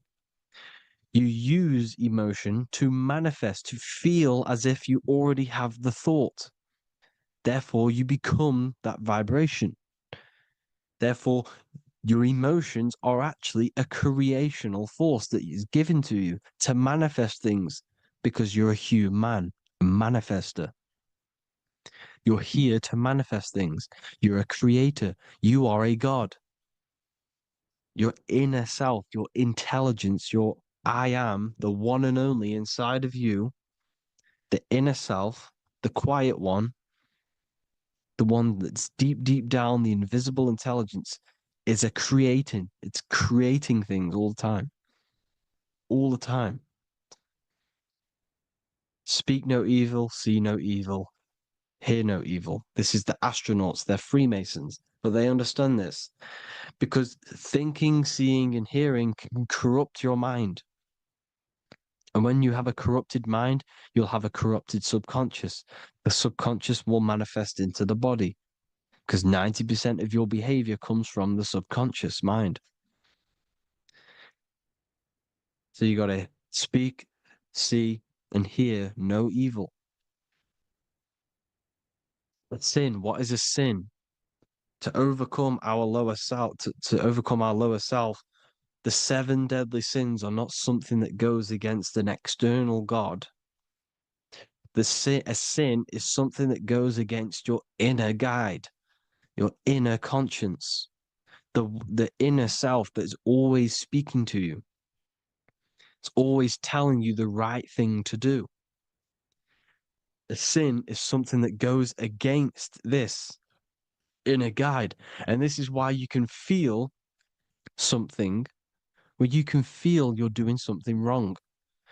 Because the inner guide is speaking constantly. And when you commit these 7 deadly sins, which are 7 internal states which keep your invisible intelligence bound to your physical body. Because evil, right? Evil love bondage. This is why they stay in this realm and they control this realm, because they love the bondage of the body. They like matter. They want to stay in matter for eternal life. They don't want to ascend back into the heavenly realms where you do not have a physical body. You can explore the universe within the astral planes. They stay bounded to the body, bounded to the 3D construct of the physical world. They have greed, lust, envy, gluttony, wrath, sloth, pride. They want all of this. And if you want that, that's okay. But deep, deep down, you don't want that because your soul is always telling you the right thing to do. Your soul knows what to do to get out of here. It needs to detach from the external world. Detach from all of these 7 internal states which bound you to your lower self, your lower centers. That's what a sin is. You have a left and right brain. The left brain is always analytic. The right brain is metaphorical. So the right brain is producing a holistic view of reality. Now, what do I mean? And not view, perception. When you see, because your eyes are parts of the brain, so when you look at something and you look, that image is produced in the back of the brain in the visual cortex. And then the right brain produces a perception, a holistic, it breaks down what you're seeing into a holistic image, a holistic perception. So, for example, if you're in a woods, the right brain sees the whole woods as one big woods. The left brain is breaking that perception down into individual trees, branches, and leaves. So the left brain's to do with duality, the right brain's to do with wholeness, unified.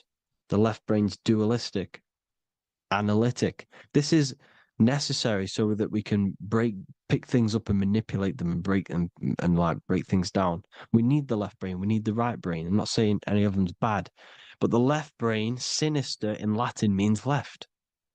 Because when you're left-brained, you see everything in dualistic. You see everything is dual when everything's actually one. We need to be focusing and strengthening our right hemisphere. I'm not saying sit in the right hemisphere all the time, but we need to be strengthening our right hemisphere. And this is why left is sin and right is right. Because when you focus on the right hemisphere, you see the holistic perception of creation. The right hemisphere sees humanity as one unified consciousness. The left hemisphere sees everyone as individual persons and egos. Because the left hemisphere is dualistic. And this is why the Bible says, cast the net onto the right side of the ship and ye shall find. John 21:6. What does that mean? Cast your energy, cast your perception into the right hemisphere of the brain, and ye shall find unified consciousness. You shall find your higher self, the one and only. If then you have been raised with Christ, seek the things that are above, where Christ is seated at the right hand of God. Wow. Powerful. What does this mean? Seek the things that are above, where the Christ is seated at the right hand of God. God is your consciousness, your invisible intelligence between the two hemispheres. The right hand of God is the right hemisphere. Seek the things that are above the heart. Love, intuition, expression, and wisdom. Seek the things that are above the heart, the higher self, the higher part of the body. Because when you seek the things of love, expression, intuition, and wisdom, you create a strong aura. You attract the same frequency. And this frequency is heaven, God. This is the Sumerian artwork showing the lamb. This is a step symbolizing stepping upwards, raising up. He's stepping over the lamb up to the bird. His hand is going to the bird. The lamb symbolizes the lower self. Okay? The bird with the wings is in the sky. It represents the higher self. This is why angels always have wings, because it represents the higher self in the sky.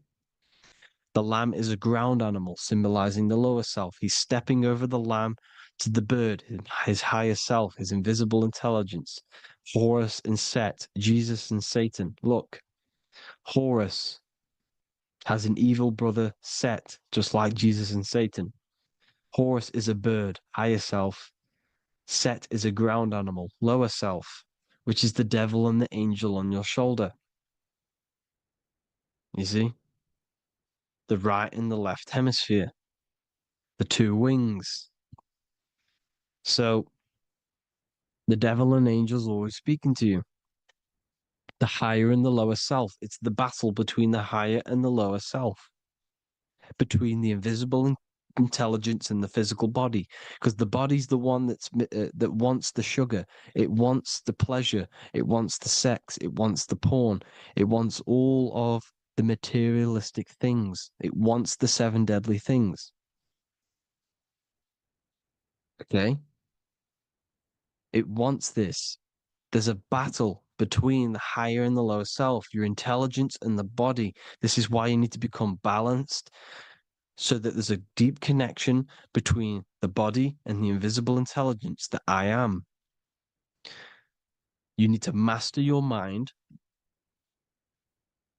with discipline, and you gain a connection between the brain, the body and the intelligence. Resurrection, transmuting sexual energy. Okay, this is important. Res is Resh, which is Hebrew. The early Hebrew Resh symbol is the head. This is the head. Resh, erection. Erection is a sexual stimulation. Resurrection is rise erection. You got to raise your sexual energy up the base from the spine to the head. This is the Christ, the Christos. Because there's a psychophysical germ, psychophysical oil produced in the brain every month. Go and watch my other video on raising the chrism. Okay. And every month there's this fluid produced in the brain, which takes 2 trips, because one's produced by the pituitary, one's produced by the pineal, magnetic female, magnetic and electric charge. And it takes 2 trips down the spine to the solar plexus, the bread of life in the Bible, or Bethlehem in the Bible, because the River Jordan's your spine. Goes down to Bethlehem. It gets born in Bethlehem, just like Jesus. Because when this oil travels to the solar plexus, it creates the seed, the seed of life, and it feeds the body, all the central nervous system, all the cells. It regulates the blood, does all sorts of good things for the body, this oil. Now, when you save your sexual energy and you raise your resurrection, you awake the Christ, you raise it from the solar plexus or the sacrum bone up to the brain, you activate 100% of the brain, and this is the true resurrection of Christ. Instead of wasting the energy and giving away your sexual fluids, because behind the fluids is the energy. So when you release that fluid, the energy is out there. You've released the energy. Your sexual energy is the most potent emotional force a human could possibly feel. Same with any animal or anything. The sexual urge, the sexual emotion is the most powerful, potent emotion that you can feel. It takes over the whole body. When you feel sexually aroused, it takes over everything because it's so potent. And when you fight the serpent, when you fight the sexual energy, which is shown here in the Egyptians, the cat cutting off the head of the serpent, or Hercules fighting the serpent, or in the Greek mythology fighting the 7-headed dragon, the 7 chakras. The serpent is your sexual energy because it symbolizes your kundalini. When you fight it and you transmute this energy, instead of releasing it, instead of acting sexually on it, you can transmute the energy, transfer it from the solar plexus up to the brain. You can also do this with other tasks. Instead of releasing it, instead of raising it from the solar plexus to the brain, you can use it for other things. So, for example, you want to think critically. You can use it for critical thinking. You can use it for going to do exercise. You can transmute sexual energy into anything. But you can do this. You can raise the sexual energy, and you can use this energy to push the cerebrospinal fluid from the solar plexus up through the spine, up the 33 vertebrae to the brain, and it'll activate 100% of the brain. And this is the resurrection of Christ. Jesus was never dead. Jesus was never rose from the dead. It symbolizes the Christ, Jesus Christ. Christ is Christos, which means oil in Greek. The resurrection of the Christ, the Christos, the oil. When it activates 100% of the brain when it's raised, and it can regulate all the systems, it can regulate all the blood, it can regenerate the body. And this is the true Antichrist. They don't want us doing this process. The Antichrist is not against Jesus, it's against the fluid in our body that makes us live hundreds and hundreds of years and makes us live as gods. This is the true resurrection. And when you fight the serpent, you fight your sexual urges, your sexual emotion, the most strong emotion that you could ever feel. You can do this process. And this is the true secret of transmuting sexual energy. Because when you transmute the sexual energy, you can become a god. And this is why Hercules is fighting the serpent.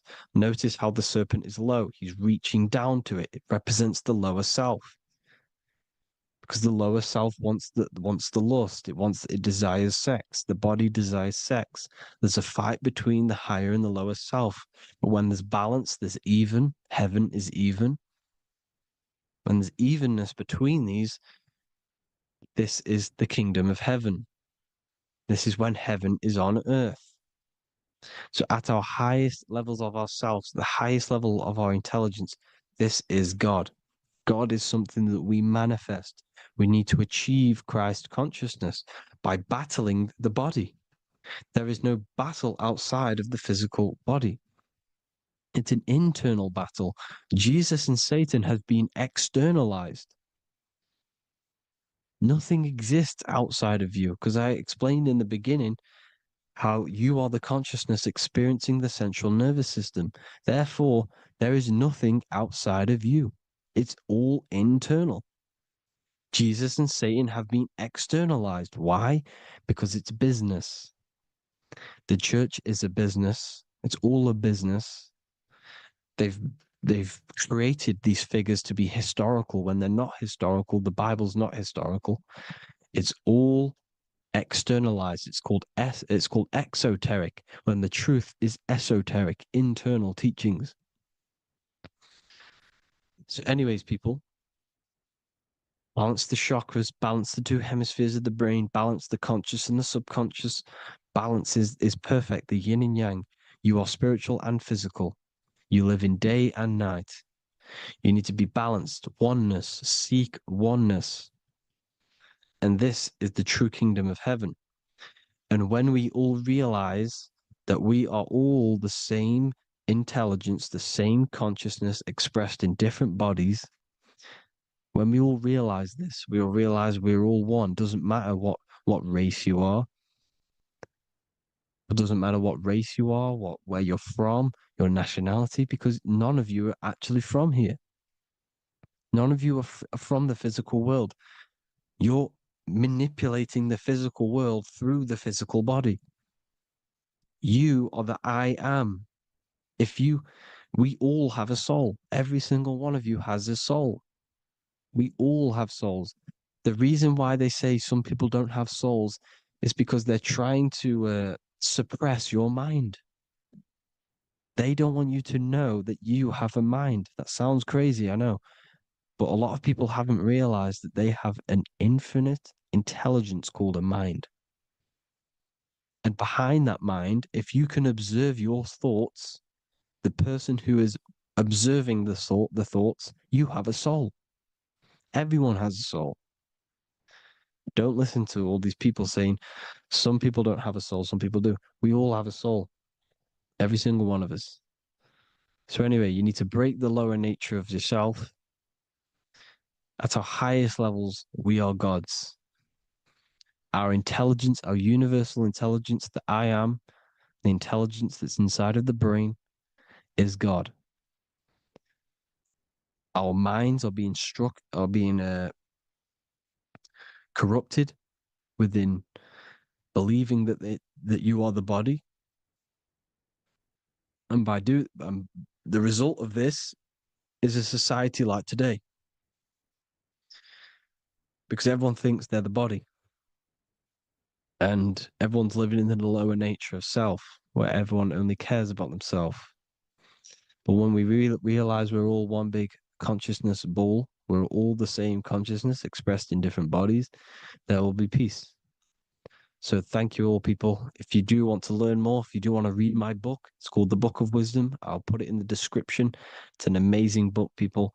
It's going to give you the best understanding possible about creation, yourself, and the world. It's amazing. The Bible, everything. I have just launched a new cymatic library. A friend of mine has just added this to the website. He creates beats, and he creates the purest beats. So they are actually the frequency that it tells you. Most of the stuff on YouTube and Spotify and Apple Music it says it's a certain frequency, but we know these major platforms are all playing with the frequencies of the app. So if you want a real binaural beats, solfeggio scale frequencies to meditate on or listen to throughout the day, join the occult library. You can get a 2-day free trial. I'll put the link in the description. Thank you all, people. Hope you all enjoyed this video. God bless you all.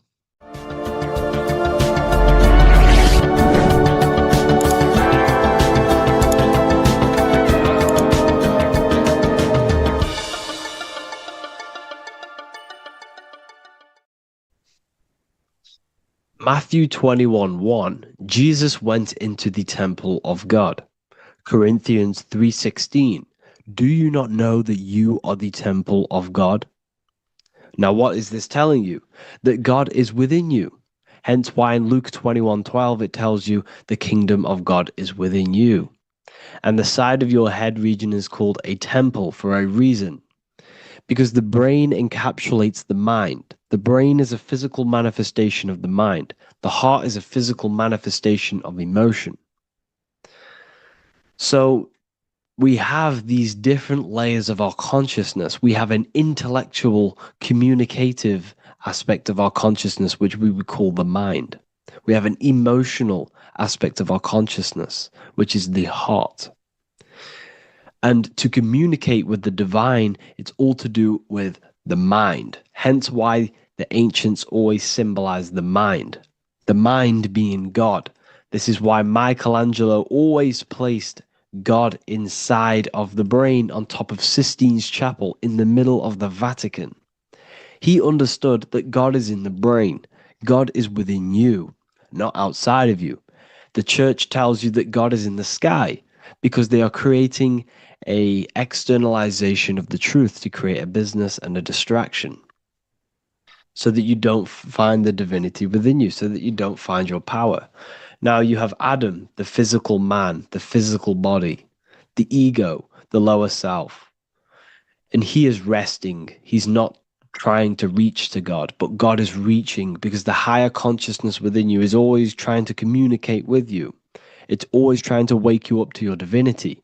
But the lower mind, the lower self, Adam, the physical self, is always in ignorance of truth, always in ignorance, and stays in a materialistic way of thinking, which is the lower animal self. And this is what we call a sleep or an NPC. This is the lower mind of man. But all you have to do is to move your finger to touch God. You have to look within yourself, within the brain, meditate, and you can find God.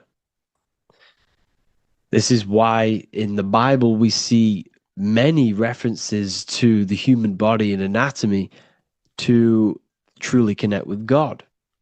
Kings 6:8, the door to the middle chamber was in the right side of the house, which is the right hemisphere of the brain. The middle chamber is the pineal gland, where the seat of your consciousness is, but the seat of your higher consciousness is, the mind. And they went up the winding stairs, which is your spinal column, into the middle chamber, and out of the middle chamber into the third. So they went up the winding stairs. This represents raising your consciousness up the winding stairs. Your spinal column acts as a stairway of consciousness. Depending on what sort of consciousness you are operating in, depends on what part of the spinal column you are using.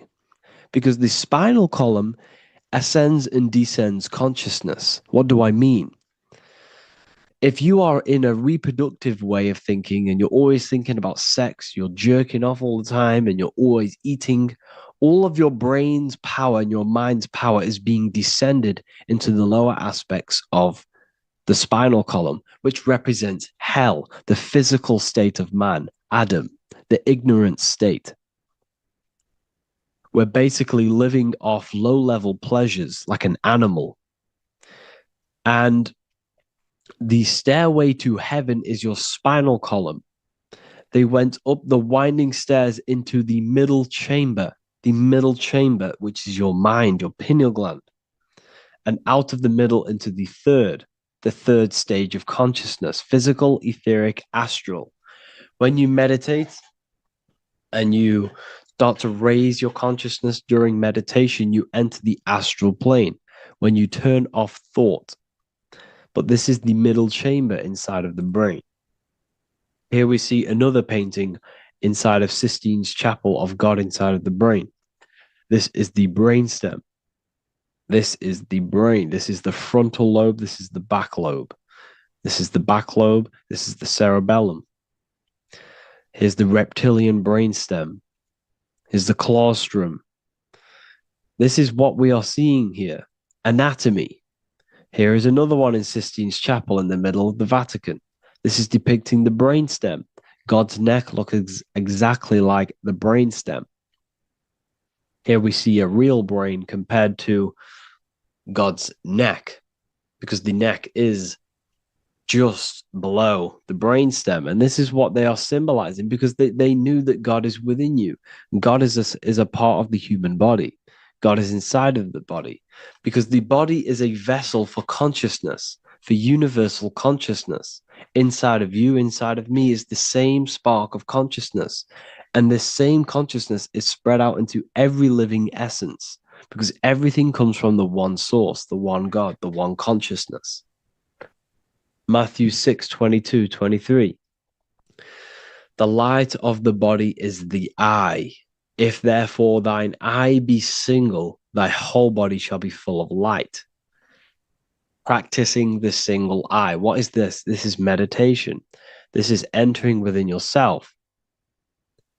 So the Bible's telling you to practice the single eye. But if thine eye be evil, thy whole body shall be full of darkness. What does this mean? If your consciousness is in an evil way of thinking, if your mind is filled with an evil, negative mind space, then your body shall be filled with darkness, with evil, with negativity. Because negative thoughts destruct the body. Positive thoughts heal and regenerate the body. So he tells you to be, the light of the body is the eye, your consciousness, the inner eye of consciousness, the eye that lets you see. And what do I mean? You look with your two physical eyes, but you see with the inner eye. What you see is perception. You look with the two eyes, and what you see is perception. You are seeing, you are understanding, and that's what consciousness, the mind, gives you. Consciousness, or the mind, is the force that allows you to be a human being, that allows you to understand things and interact with things and make decisions. It's an infinite intelligence. See, the mind is not the brain. This is a big confusion with people. Hence why the eye on top of the pyramid is separate from the bottom half of the pyramid, because the consciousness is separate from the body, the eye, the all-seeing eye. It represents the observer, the eye that sees into this body, into this world, into this. You are the perceiver. You are the invisible spirit within the body. Theologians 4:17. After that, we are still alive, and our left will be caught up together with them in the clouds to meet the Lord in the air. You don't meet the Lord in the physical air. Okay? This symbolism of the ancient Christian artwork is showing you this is symbolic. These things never happened. There's no man in the sky. Moses didn't go on a mountain to meet with God. The air represents the mind. This is why you say you're an airhead when someone's very stupid. Earth is your body. Water is your emotions. Fire is your spirit. Air is your mind, the invisible mind. So Anton Mengs, an ancient Christian art worker, is showing you anatomy of God in the clouds. But this is the anatomy of the human body, raising yourself to the mind and turning the mind inwards on itself during meditation. And that's how you meet the Lord in the air. You meet the Lord in an elevated state of consciousness. The air represents an elevated state of consciousness because the air is up. You have to raise your consciousness to meet the Lord in the air. This is why Moses went on a mountain to meet with God. The mountain represents elevation of consciousness, raising the mind up the spinal column, taking all of the mind's attention away from the reproduction and the physical aspects of self and raising it to the brain and turning off the brain and going inward into the air. It's talking about raising consciousness. It's allegorical. It's a spiritual, metaphorical text. The side of your head's called a temple because inside that where that temple is, right in the middle of where you call the temple, is the inner chamber, the open room, the holies of holies in the Bible, or the land flowing with milk and honey, or Mount Zion. There's so many different names for the brain, or the upper room where Jesus meets his 12 disciples, the 12 cranial nerves in your brain. This is the temple of God. Your body is a temple of consciousness. It encapsulates the consciousness. It encapsulates the mind and soul. John 10:30, Jesus states, I and the Father are one. Psalms 46:10, be still and know that I am God. He's talking about the I am within you, not within Jesus. Everyone refers to ourselves as I. I am God. When you say I, you're referring to the highest aspect of yourself. The aspect that is above all thought, above all emotion, and above all things. When you say I, you're referring to your pure awareness, your pure consciousness, the highest aspect of yourself. And anything after I is egotistical. I is God. The letter I is the Roman numerals for one, because there is one God, one consciousness. The letter I is one line, just like the number one. Matthew 6:3-4, take no thought. Therefore, take no thought. Take no thought. He says this 5 times because you must turn off the 5 senses and take no thought to connect with God. Be still. This is telling you to meditate and know that I am God. The I am within you. I and the Father are one. I and God are one. You, who you think you are, is a completely wrong. The body is matter. Your name isn't you. Your job isn't you. Your reputation, your trauma, your memories, your friends, family, worries, bills, interests, dislikes, goals, passions. Anything to do with the thinking mind is not you.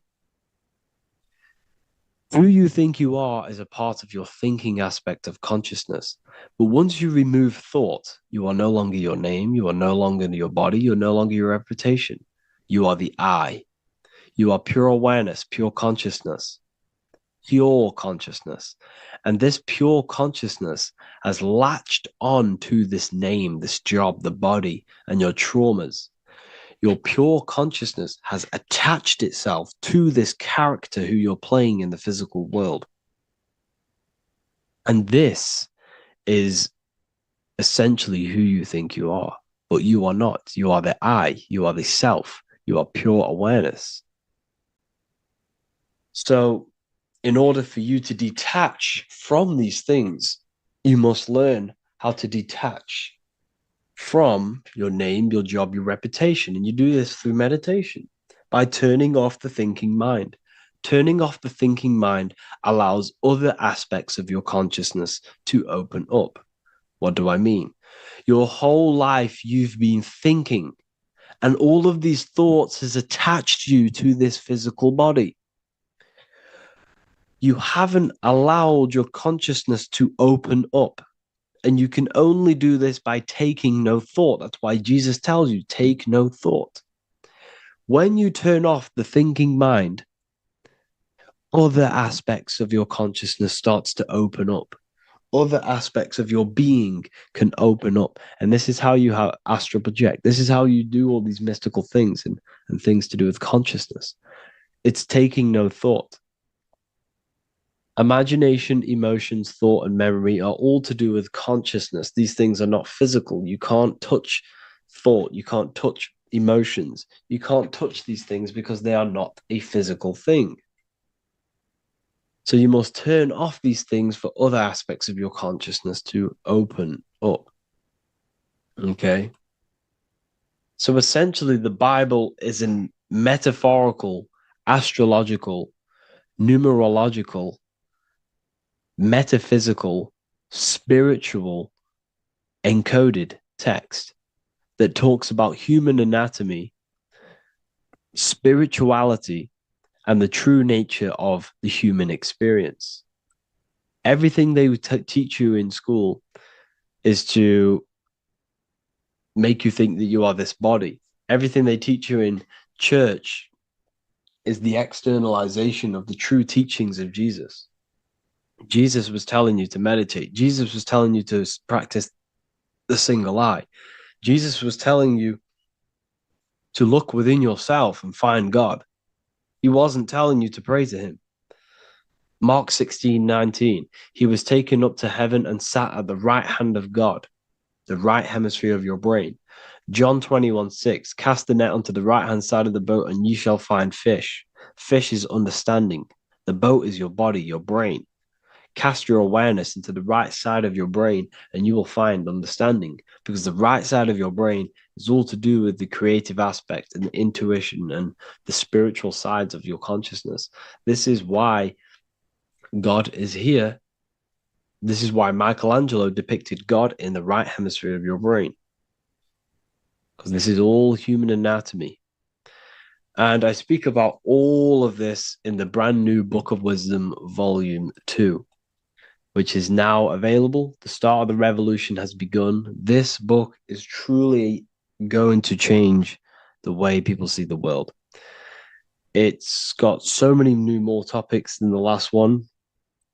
It's truly a revolution. It's written in so much detail. It's very practical. I cannot wait to share this one with you. I just want to say thank you for the opportunity for me to create this book, because without you, I couldn't have created this. And I just love sharing my work with you. And I thank every single one of you for the support, the watch, like the views and the likes, everything, especially the people who have joined the university and stuff like that. And for people who have joined the university, you do get a free Book of Wisdom paperback if you just go to the general chat and follow the description, follow what the instructions that I gave you in the chat, and you'll be able to order a free Book of Wisdom if you are inside of the university. Plus, you get all of my other books, 2 books, and over 45 occult books on occult and esoteric things. You get lectures, live calls, a community, a manifestation mastery course, and a whole library and reoccurring updates every month, every week. So yeah, I hope you all enjoyed this video. Thank you all. Please leave a comment to help the algorithm, and leave a comment on what videos I should make. And yeah, I'll get to uploading on the YouTube a lot more now. The second book is now released. I have a lot more time on my hands. No longer using my energy to create the book. I'm now going to redirect this mental energy into the YouTube. So there will be a lot more content coming. So I need some content ideas. So feel free to comment some ideas, some YouTube videos that I can create. Thank you all, people. Have an amazing day. You're living in 4 planes of existence right now, but most people are only aware of one. And that's why they feel lost, disconnected, and stuck in cycles they can't explain. If you don't understand the blueprint of reality, you'll keep trying to fix the physical, while the real causes lie in the unseen dimensions that you have direct access to. You must understand that the universe only exists in the mind. Everything is a projection of consciousness. Therefore, consciousness produces everything. Our internal world is consciousness. Our external world is this physical body, physical world. Everything is an externalization of consciousness. For example, this was a thought. Now it's made physical. But before this was invented, it was existing in someone's mind, in consciousness, invisible. Then it was made manifest, made physical. So everything in this physical plane is the effect. The cause is consciousness, mind, the mental plane. So now I'm going to explain these different dimensions of consciousness. You don't just exist in this physical plane. The physical plane, in fact, is the lowest plane there is. It's the illusionary plane. So first of all, we have the Buddhic plane. This is the nothingness. So think of it like this. Absolute nothingness. If you turn off thoughts, there is nothingness. This is the void. And out of the void springs infinite potential, which is the mental plane. Now, your mind has no limitation. It can think anything, be anywhere, anytime, any place. In the whole world, there is no limitation with the mind. This is the realm of infinite possibilities. This is the realm of thought. Thought is a dimension, information and thought. To go a little bit deeper on this, there are pockets of thoughts, what we call in the occult fields of thoughts. Your mind does not think thoughts, it receives them. Your mind is like a radio. Whatever the mind is tuning into, setting its mindset, setting your frequency or setting your mind, you will receive thoughts based on that set, whatever you set your mind to. So there are pockets of thoughts that we penetrate in the mental plane. The mind is the mental plane, the infinite possibilities.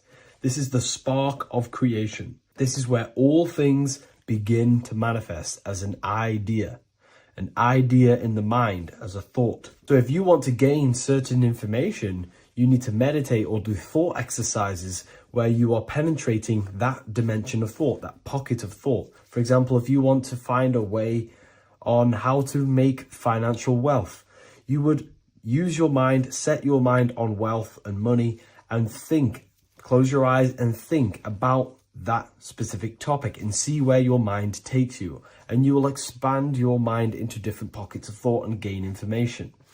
So this is the mental plane. This is how you can use the mental plane. You can use the mental plane to do this. Then we have the astral plane. We have higher, middle, and lower astral plane.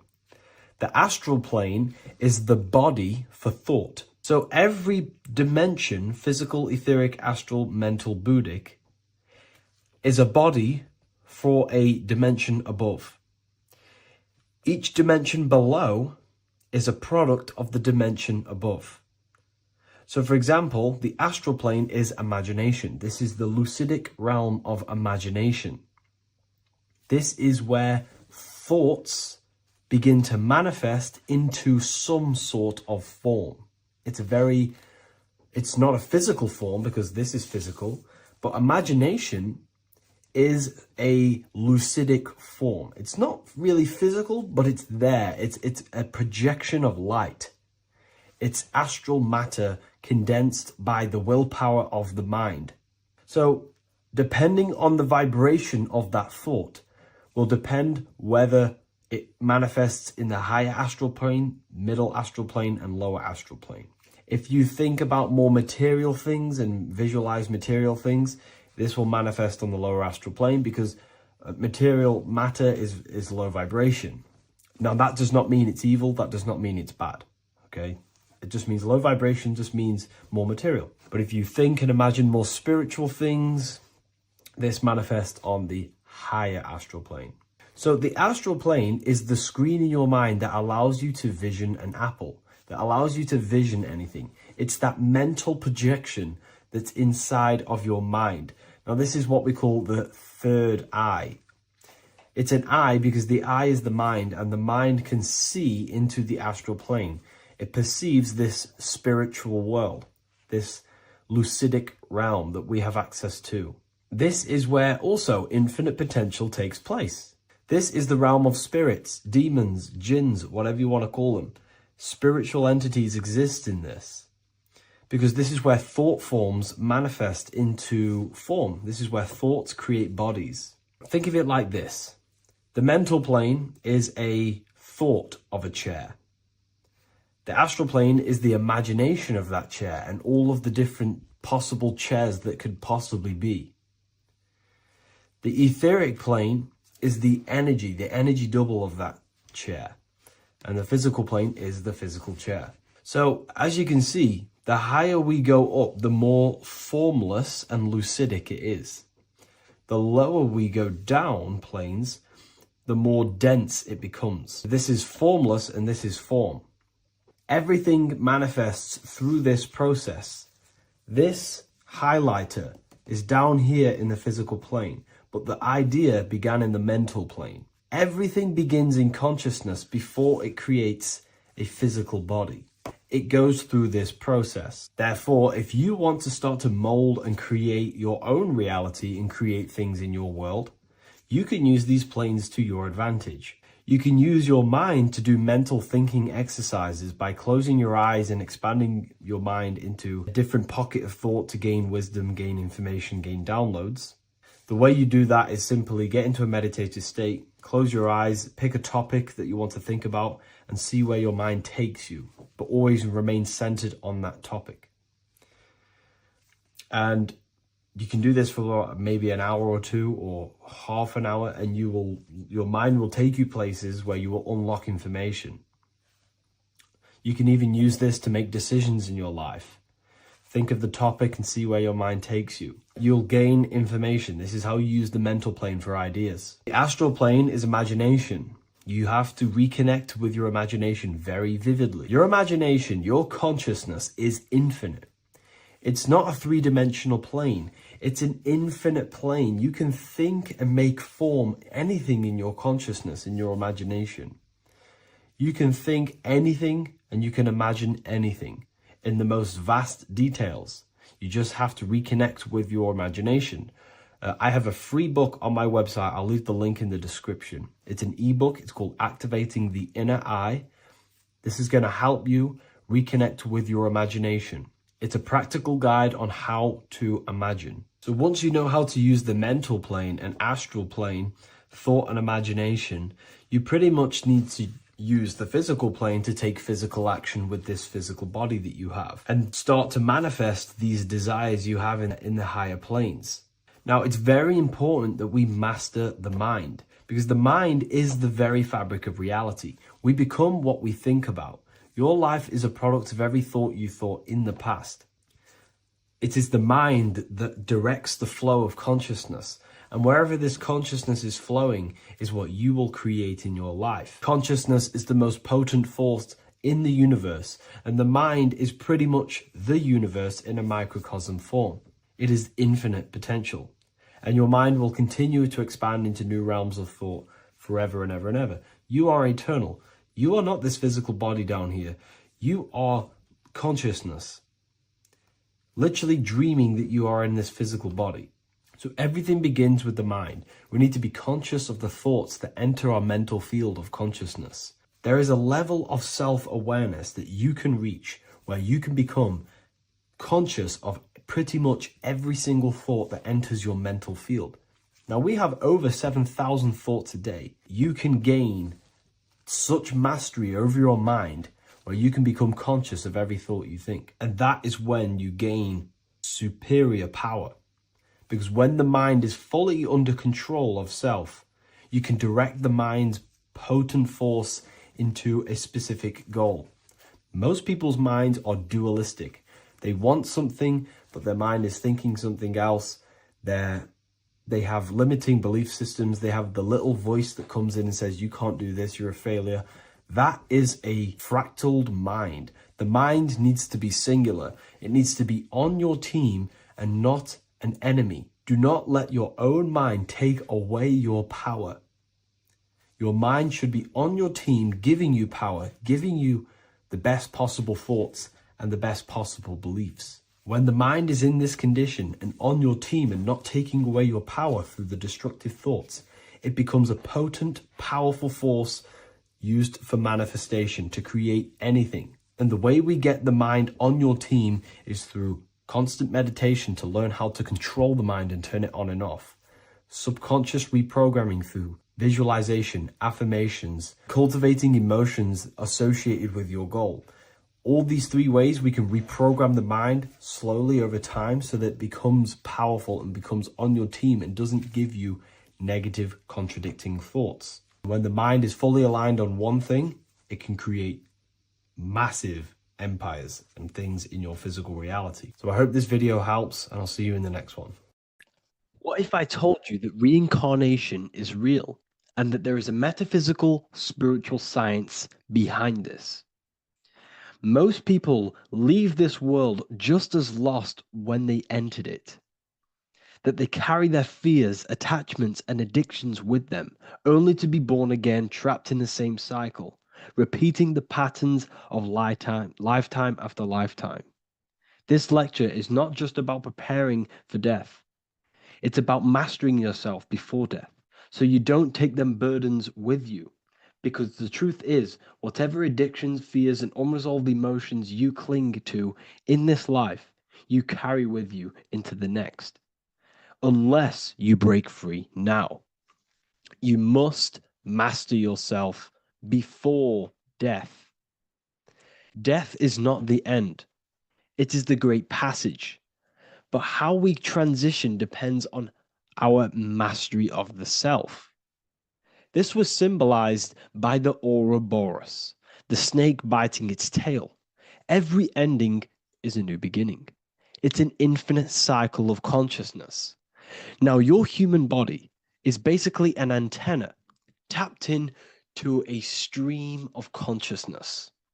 Just like a radio is tapped into a specific frequency to play that radio. Your body is basically an antenna, a crystal picking up the consciousness of God. You are on an ever-ending journey, a journey of learning and expansion of the mind into new fields of thought.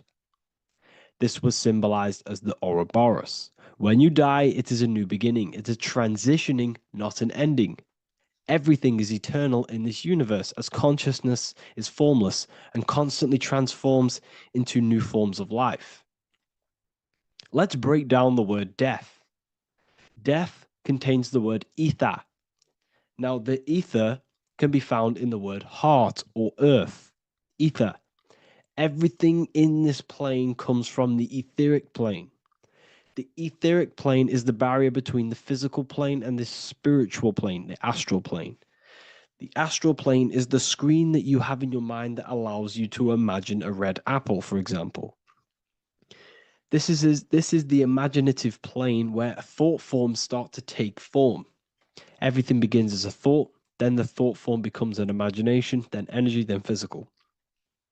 Everything in the physical plane is a shadow of thought, all objects manifested as thought. You came from the astral. You came from the stars. This is why we say reach for the stars. Or this is why you say you are a star. Cis star, miss star, fraud star, stir is star. And when you become famous, you become a superstar and you gain a star on the Hollywood floor. You are a star. The ether. The ether is the infinite energy source which all things come out of and return back to. This is the cycle of life and death, summer and winter, day and night, sleep and awake. The ether is the infinite energy source which all things come from and will return back to. Okay, sorry about that little error. The ether is the boundless source of energy from which all things emerge, to which all things return to. We can see this in the cycle of the sun. The sun does this wave of creation. It rises and it falls. We have the day and the night. The daytime represents our conscious mind when we are alert. The nighttime represents our subconscious mind when we are inside the spiritual realms. The nighttime is spirit, the daytime is matter, spirit and matter, awake and asleep, conscious and subconscious. We see this in the yearly cycle. Summer is life, winter is death. Spring is the morning, summer is midday, autumn is evening, winter is the night. Everything is a macro and a micro cycle of being born out of the ether and returning back from life and death. Life and death is manifested within the cycles of the sun and everything outside of you, as within, so without. This is why we say sleep is the cousin of death. The macrocosm is death, the microcosm is sleep. Every time you go to sleep, you are essentially it's a miniature death. You're entering into spirit and then returning back into matter in the morning when the sun rises. Everything is a reflection of the macrocosm cycles. Preparation for death. The first thing we must do in order to prepare for death, for life after death, in order to stop being reincarnated in this cycle of materialism, in order to progress as a soul, because remember, you are a soul in a body. Just like the sun gives power and life to the earth, your soul gives power and life to your body. When you say I, you're referring to the soul. And your soul can be stuck underneath layers of false identifications. Who you believe yourself to be is merely a collection of subconscious programs running within your mind. Now that's very deep. That is very, very deep. Who you think you are is a part of your thinking mind. Your name, your job, your reputation, your family, your friends. These things are not you. They're all aspects of the thinking mind. What happens if you meditate and you turn off the mind? Then all these things do not exist. You're left with the pure soul, the pure awareness, the pure observation. If you turn off the thinking mind, you're no longer your body, you're no longer your reputation, you're no longer your friends, you're no longer your job and your labels. You are the soul. That's the true you, the observation of the mind, not the thinking mind. The ego is the echo. It's an echo of your true self. The ego is your mind's perception of itself shaped by experiences, trauma, emotions, and beliefs. It is merely an echo of your true soul self. The ego is not you. Your mind is not you. You are the soul. And this is the true self that we must express within our life and we must connect with before we die. Because when we die under the echo, under these false layers of the emotions, the traumas, the experiences, the addictions, the emotional attachments, when we die underneath all of this, when we don't know our true self, the soul is still hidden. The true you is hidden underneath these layers of false identification. We must remove these layers of false identifications. We must remove them. We must destroy the echo. Remember, the ego, you never had an ego when you were a child. When you were a child, you were pure. You didn't, you didn't show off things.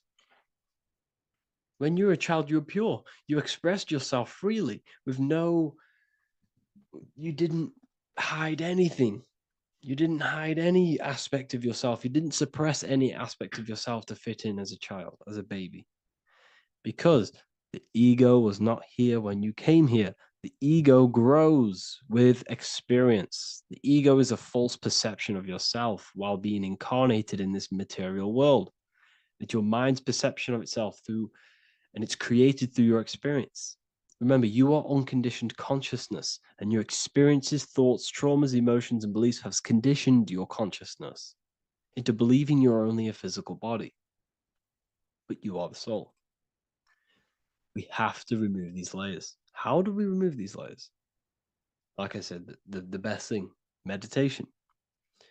Meditation. There is a great meditation that you can do every single morning and every single night time. You can sit there and repeat over and over before you meditate. You can repeat that you are not this, you are not that, you are not this. You can label them one by one. Start with, I am not my body, I am not my job, I am not my name, and then detach from absolutely everything until you are left with nothingness. And when you start to meditate, detach from everything. Nothing matters. I am here right now. And what will be left? The only thing that will be left is the language that your mind is using. Now, this is very deep. Not many people will tell you this, but I've lingered in meditation many times. And I can tell you from experience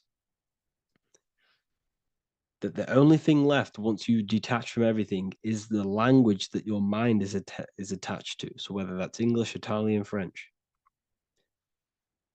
Once you detach the language of the mind that that little voice in your head's using, you're left with the soul.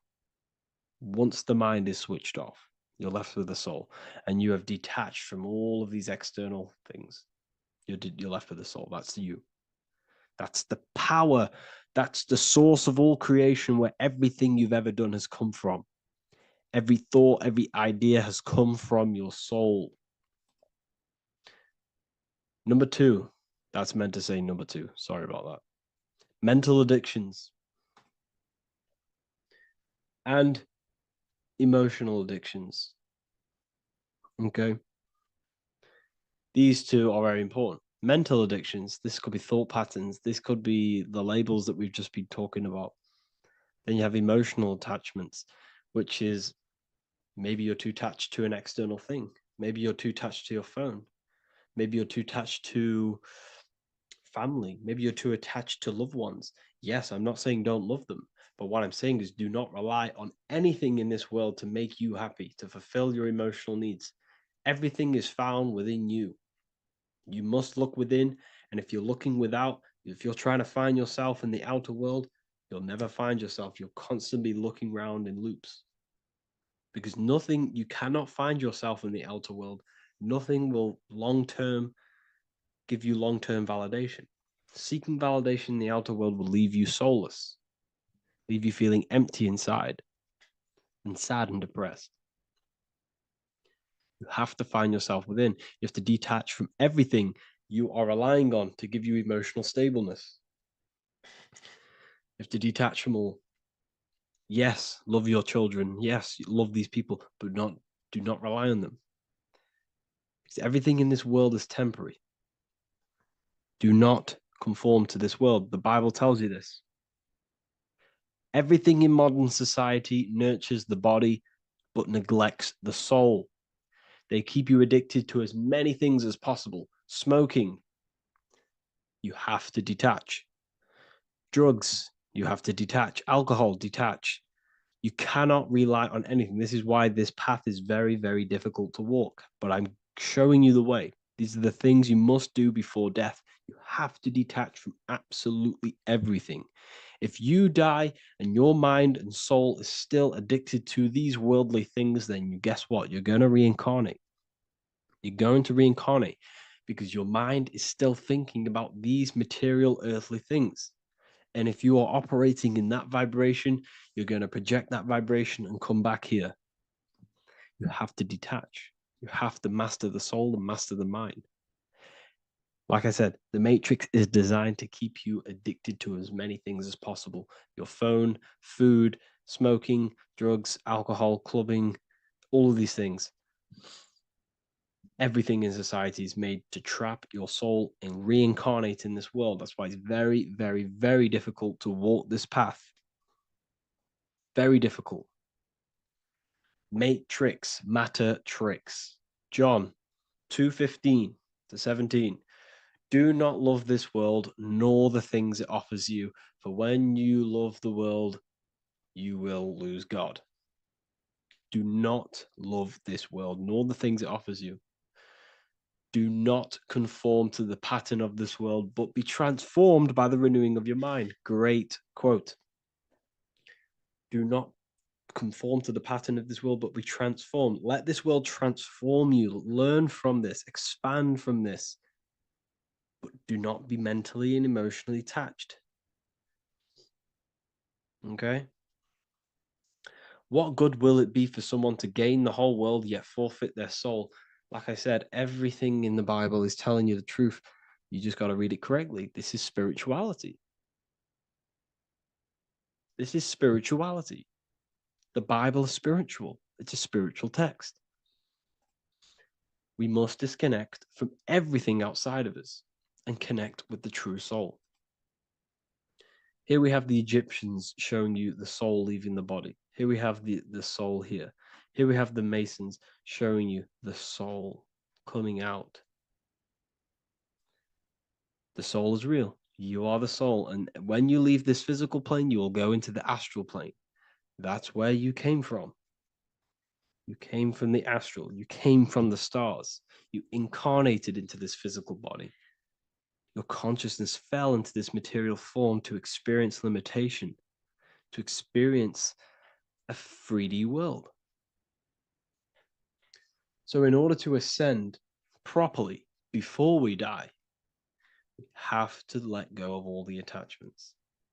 Every addiction you have, write them down. And one by one, tackle them. Before you die, you have to, or else you will reincarnate. This is the teachings of Egyptians. This is the teachings of Masonry. All of these addictions contribute towards life after death. Everything must be controlled, and we must be attached to the soul. I'm not saying I'm perfect. I'm not saying I'm perfect, people. We're all not perfect. We're all under psychological operation by the government. We're all in a very difficult situation with this awakening. I'm simply pointing out what I know from my journey and what I've been learning through occultism and research and reading lots of books and many different things. I'm on this journey just as you are. Maybe I'm further. Maybe you're ahead of me. We don't know. But this is what I'm sharing with the world. This is what I'm sharing with my research. And this is what makes sense. It's common sense. Look at everything around you. Everything's made to feed the body, not the soul. So, my beautiful watchers and fans and supporters, I appreciate every single one of you, and I hope this video has supported your journey. If you're feeling lost in life, if you're searching for deeper answers, whether you're seeking clarity, looking to expand your studies, or ready for personalized mentoring, this is your chance to connect with me live and receive insights tailored just for you. Start your path to self-mastery and enlightenment inside the world's best esoteric school. Your journey starts now. Tap the link in the description if you want to join Ethereal University, or feel free to check out my books. I thank you all, and I really appreciate for 100,000 subscribers on YouTube. I love every single one of you. Make sure to drop a like, a comment, and subscribe to the channel if you're new. Let me know some ideas for, lectures, anything that you want to know. I can make lectures on them. Just drop it in the comments. I appreciate every single one of you. Take care.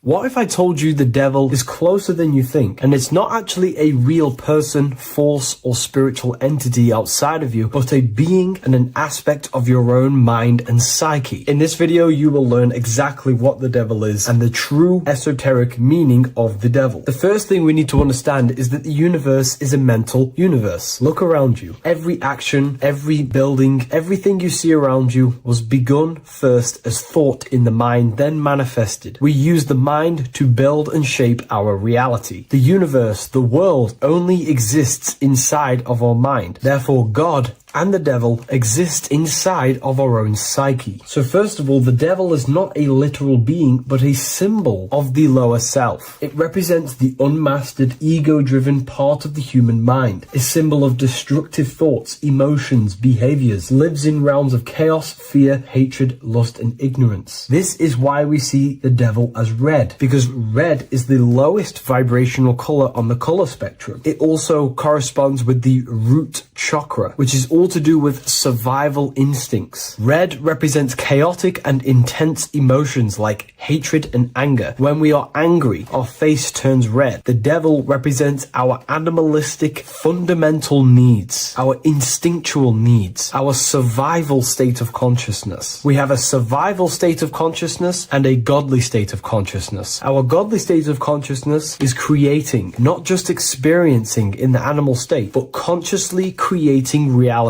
This is why we see the devil with a goat head, an animalistic head, and the head is where the brain is. The animal head represents living off instinct, the part of our mind that lives on urges, impulses, and instincts, eating, sex, power, ego-driven actions, and ego-driven thoughts. Animals are only aware of themselves. Animals live on instinct. They have no ability to consciously create like humans. This is our lower desires for the material world. That's not to say the material world is evil. However, when our consciousness is only seeking material things, this leads us down a path of self-destruction, because nothing material can ever satisfy our soul. Everything material is temporary. Therefore, the devil represents the part of us that seeks only material desires, only material fulfillment, the ways of thinking where we only think about ourselves and ego-driven thoughts. It also represents the unchecked, unconscious self, where we have no mastery over our thoughts, over over our emotional impulses and no mastery over our actions. We're living in instinct and impulsive states, which causes chaos, selflessness, destruction, and keeps us bound to our lower material 3D state of consciousness. It's important to recognize that the word devil was never present in the earliest Gospels. Instead, what was mentioned was a spirit of evil. This distinction is crucial because it underscores that the idea of the devil, as popularly conceived, does not actually exist as an independent entity. Rather, it is a personification of the lower aspects of the human mind, a facet of our own consciousness. The term spirit of evil was not meant to denote a specific deity or being, but rather any force of negativity, whether it manifests as a destructive thought, emotion, or action. A spirit is a force, an energy, and we have three forces that create our reality: thoughts, emotions, and actions. We have full control over these three aspects which transform and mold reality. A destructive thought, a destructive emotion, a destructive action is a spirit of evil, and it originates from the darker aspects of the human psyche. So now, because we're on the topic of the devil, we have to look at the pentagram, which is obviously connected to the devil heavily. The upright pentagram represents spirit, air, water, earth, fire. Upright, which represents spirit, the most important element on top of the earthly elements, showing spiritual principles over material principles. As spiritual beings as we are, we have to put our spirit first, our higher self first, and material things second. Why? Because material things never satisfy us long term. Seeking material fulfillment will leave us feeling unfulfilled in the long run and very unhappy, and we can lose ourselves in illusions. We have to put our spiritual principles first. Seeking wisdom, knowledge, connection to the divine, and connection to our higher self is what gives us true fulfillment in our hearts and souls. But when we see this pentagram inverted, we now have spirit on the very bottom, which now represents earthly principles on top of the spiritual principles. We're putting our earthly elements on top of our spiritual element, which this inverted pentagram represents no longer caring about spirit, no longer caring about our invisible internal world, and only caring about this external body, food, sex, material things, cars, money, and all the things outside of us, the world outside of our mind. This is what true Satanism is. Satanism is not worshipping an external deity, but it is worshipping the self, only fulfilling the ego's desires. This is what true Satanism is, and we have all been conditioned to live in this state. Satanists want us to believe that there is an external deity called Satan or the devil, and the reason they do this is because they trick us, making us believe that we are not Satanists, while they are actually conditioning us to be self-seeking, ego-driven people, where we only care about sex, food, material things, and money, which is actually conditioning us to be Satanists. 80% of the population today are unknowingly involving themselves in Satanism, which is ego-driven thoughts, actions, and emotions, dwelling and living in this state where we only care about ourselves. When we are spiritual, we realize we are all one. We are all one consciousness family, and we need to do things that help and contribute towards our collective experience, helping others instead of seeking to serve only the self. The angel is depicted with wings, which represents elevation, higher self. The devil is represented with an animal horns, which is on the ground. A goat is on the ground, which represents the lower self. This is the elevated mind and the lower material mind. Horus, the bird, higher self. Set, the ground animal, lower self. Jesus and Satan. These are two forces, two characters that exist within the human psyche, not real entities. They are forces of our minds, and there is a battle between our higher self and lower self all the time within our own minds. There's always a part of us that's telling to do one thing and another thing, to do something bad and to do something good. There is this battle inside of our own consciousness. Here we have the human spinal column. The human spinal column is showing you the higher and the lower self. The higher self represents the head. The head is where the mind is. This is the creative essence of the universe. This is where all material things begin as a thought in the mind. We create with the skull, with the brain. This is our higher self, the heavens, connected to the heavens, the sky. And the lower end of the spinal column is where our reproductive organs are, where our gut is. Our reproductive organs and our gut is all to do with survival. The lower lower end of the spinal column, lower instinctual 3D based consciousness. The lower end of the spinal column is where our lower self dwells. Eating, consumption, power, and sex, lust. These are all emotional forces and instinctual based organs that are not inherently evil, but when we dwell and live off this lower end of the spinal cord, it keeps us in low states of consciousness. Our goal to raise to our higher mind is to balance this, not to overeat, not to abuse power, not to abuse sex and lust, but to master these organs and gain the ability to say no to these organs so that we can raise to our creative side of consciousness. Instead of dwelling in our instinctual nature, we can turn to our creative nature and consciously become a builder and constructor of reality. This is the true way of raising consciousness. This is the stairway to heaven, out of the animal consciousness to the higher consciousness. To wrap all of this up, it's all about gaining control over our instinctual lower nature and allowing our spirit to rule over our body and not our body ruling over our spirit or mind. The moment you let a thought become instantly an action is the moment you are an impulsive person. We are all trained to be this way. It is okay if you are in this state. The moment you let a thought turn straight into an action without questioning, that is the mind controlling you and you not controlling the mind. We need to gain control over the mind, and we do this through many different ways, through meditations,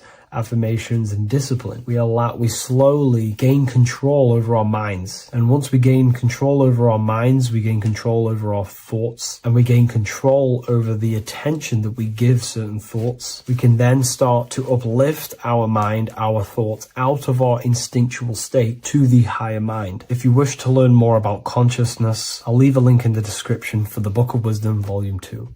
Mentalism, conscious and subconscious mind. You need to understand that the mind is the root and the cause of all reality.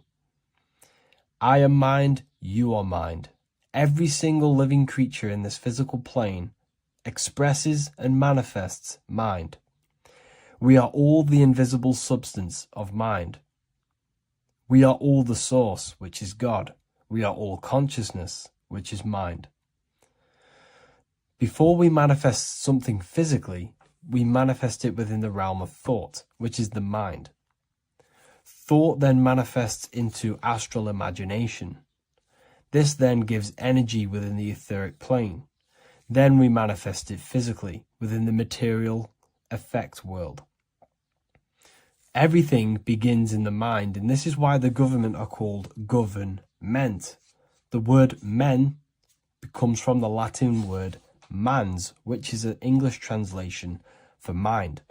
We see this word in entertainment, government, mentality. It means mind. Govern means control. They are controlling the mind through information.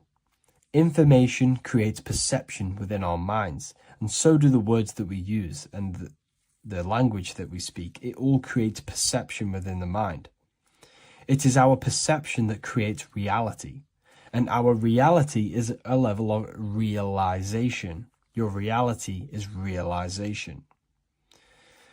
Everything begins in the mind. This is why they are controlling your mind through many different things. Okay? So essentially, they understand how the mind works. So this is why they manifest all things through mentally and not physically. Okay? You have a conscious and a subconscious mind. The conscious mind is what you are consciously aware of. It is the 10% of your mind. It is the mind that keeps you alert. A part of your conscious mind is for survival. A part of it is your visual field. A part of it is your just five senses. It is basically what you are consciously aware of right now. Your subconscious mind is the 90% of your mind. The subconscious mind is what holds all of your memories, your programs, and all things that you have ever experienced is all stored within the subconscious mind. It is this part of you where you draw memories from, where you draw your words from, I am consciously speaking, but the words that are coming out of my mouth are not thought about consciously. They are coming straight from the subconscious mind, where all programs and memories are stored. It is essentially this part of the mind which is manifesting our daily basis behavior, because the subconscious mind stores the programs which we are operating our life off. For example, if you tie your laces, you do no longer have to consciously do them. Your hands literally just know exactly what to do because you've done it that many times. So essentially, you create these programs within your subconscious mind through repetition and emotion. These are the two main ways your subconscious mind is programmed and installs things that you do on autopilot. The subconscious mind, like I said before, manifests 90% of your daily basis actions and 90% of your daily basis thought patterns. For example, if you were in a car crash 10 years ago and you had a very traumatic event, that car crash and that emotion that you felt in that time impressed your subconscious mind with a program. And even to this day, 10 years later, you are still wary about entering cars because of that program. Even though you may be not thinking about the car crash, you are still wary about entering cars because of that program, because of that emotion impressed upon the subconscious mind. You see, everything you say, everything you think, and everything you feel is telling your subconscious mind, that is what I want. The subconscious mind takes everything literally. Even if you are talking about someone else, your subconscious mind only knows you, and it only knows yes, and it only knows the now, the present moment. So this is why the golden rule back in the ancient days was treat others like you want to be treated. Because the way you treat others is telling your subconscious mind that is how you want to be treated. And this will create subconscious programs within you, affecting you. So, before you go to sleep every single night, what you want to do is to impress your subconscious mind with thinking and feeling of something that you want to become. Become that reality. Think and feel that reality. And by doing this, you are impressing your subconscious mind, and you will wake up in the morning with ideas. Because when you install a program within your subconscious mind, like I said before, it manifests into at least 50% of your thought patterns. So let's say I created a program within my subconscious mind of how to become financially free. Well, I created the program that I am financially free. My conscious mind will start to slowly think about that program and how I can achieve that program, because the conscious mind operates on survival. So if you create a subconscious program of I am financially free, your survival conscious mind will start to operate and think and act on this program subconsciously. You won't even know that you are doing it, but you are. And this is the power of the subconscious mind. You have to reprogram it properly. You have to be careful of the things you think, say, and feel, because all of this is contributing towards molding your subconscious mind, which essentially molds your reality. It draws things to you. Today's topic is the binary code behind the universe. You will learn the fundamentals of the binary code, deeper understanding of reality, which will give you more of a connection to the universe, evidence supporting the existence of this code, and how to use the binary code to shape your reality. Now, this is an important one. We have 0 and 1. This is the binary code of the universe. It underlies everything. It is the source of all creation. The universe is binary in nature, meaning it exists as both something and nothing, on and off, male and female, light and dark. Everything has its polar opposite. At its core, all that exists is 0, representing nothingness, infinite potential, and 1, representing something, order. 0 represents the feminine, vast, formless, and infinite potential. It is the space from which all things emerge, the womb of creation, the receptive and expansive force. 1 represents the masculine, structure, form, and order. It is the active principle, the initiator, the force that defines and shapes reality. Together, they create the fundamental duality that underlines existence, the balance between chaos and order, the void and creation, yin and yang. We see this in the masculine and feminine bodies. This is deeply encoded into the fabric of reality. And once you see this, you will never unsee this. So please leave a like on this video if you love my content and you love the wisdom that I share with the world. So we see this with the masculine genital areas. Remember, this is the genital area. This is all to do with creation. These are the generative principles, the generative organs in the body that allow creation to continually outfold into new life. The genital areas are all to do with the code. The male is the one, the action. He's the initiator. The feminine is the 0, which is the infinite potential, the womb of creation. 0 and 1. This is why we have 10 numbers. 0 and 1. Masculine and feminine. We even see this in the bodies. The feminine body is made out of curves, which is 0, curves. And the masculine body is made out of lines. So please leave a like and comment if you love this. And if you have any lecture ideas, feel free and I can make a lecture on any suggestions that you have. So look at the word masculine. Masculine, line. Line is just one line, which represents order. 1. Feminine. 9. 1 and 9 equals 10. 0 and 1. The binary code of all creation. Why is feminine? Why the number 9 for feminine? Because the moon has to go around 9 times to create a human in the feminine's womb. And look at this image of nature. All nature is zeros and ones.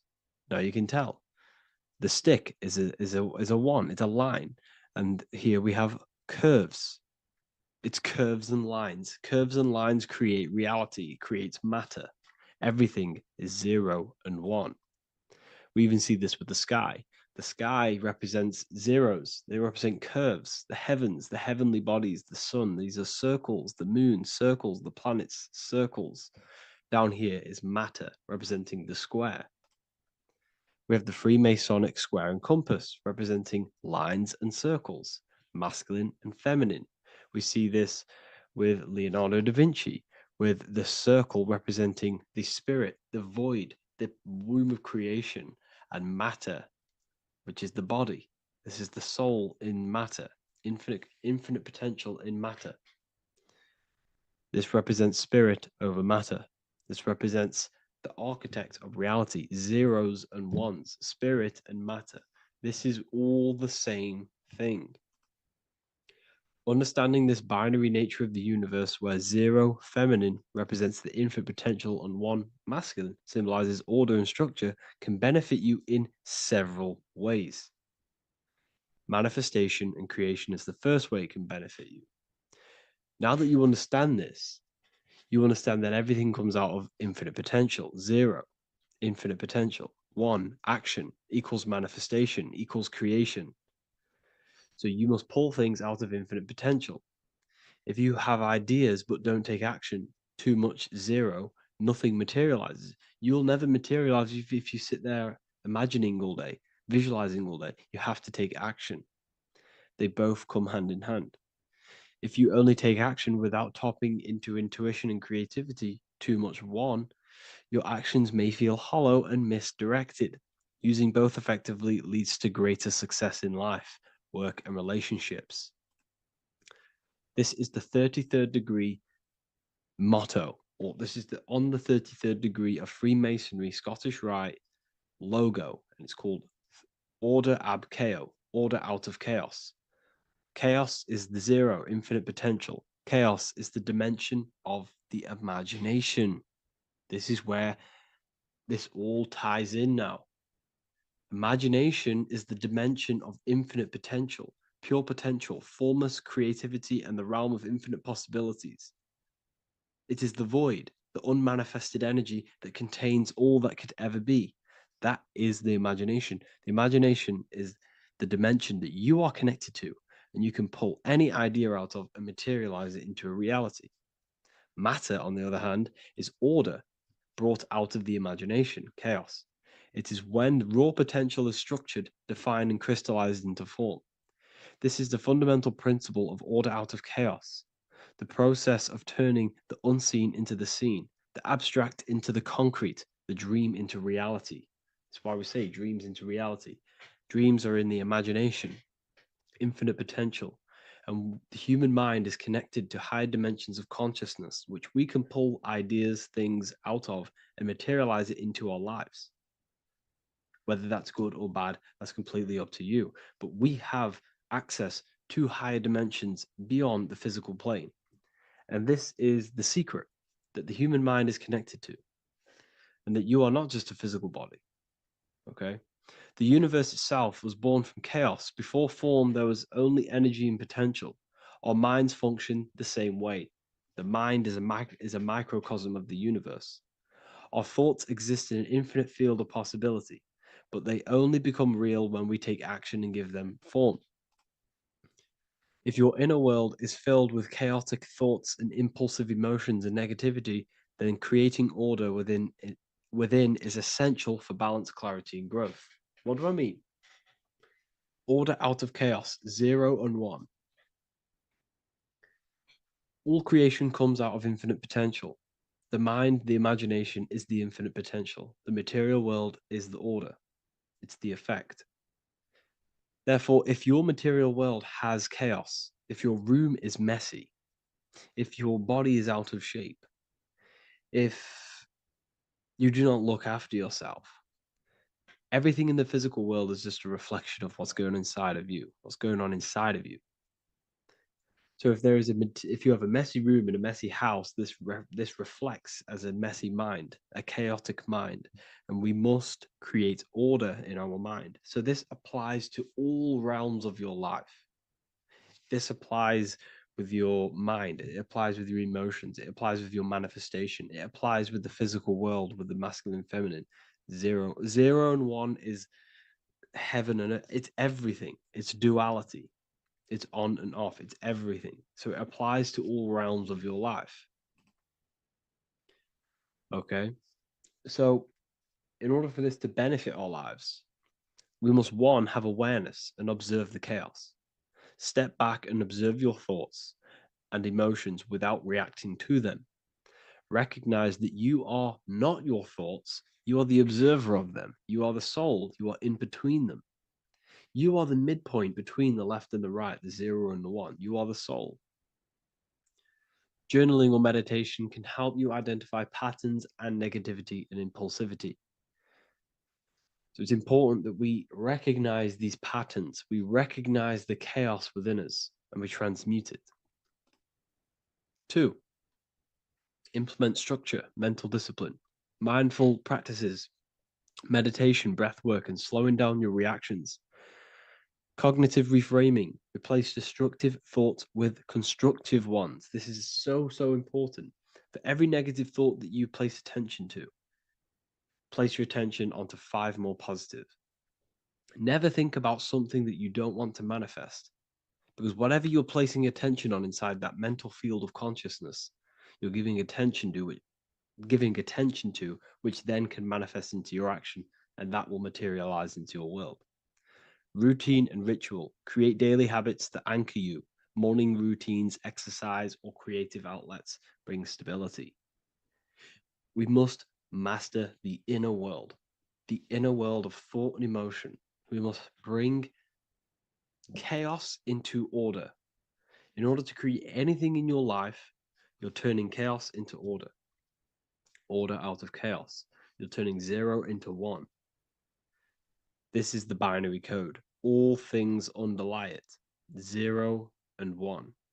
So it's so important that we master our minds, we master our emotions, we master our inner world so we can produce effect in the outer world. We cannot create consciously and effectively if we have chaotic thoughts and impulsive emotions. So I hope this has made more clarity to you so you can implement this into your life. I know I haven't given you much strategic things to implement into your life, but now that you have a better understanding of how this world is pulled out of infinite potential, you can use that. Everything in your life is pulled out of your imagination. Every text you send, everything you think of, oh, I'm going to do this later, that is your imagination thinking about the future. So you just have to do this on a mass scale to create something big in your reality. So I hope this gives you a better understanding of how the universe works and has benefited your life. If you have any comments or any suggestions or how this video made you feel, let me know in the comment section. I would really appreciate it. And I'll see you all inside of the Symbolism Masterclass on March the 8th.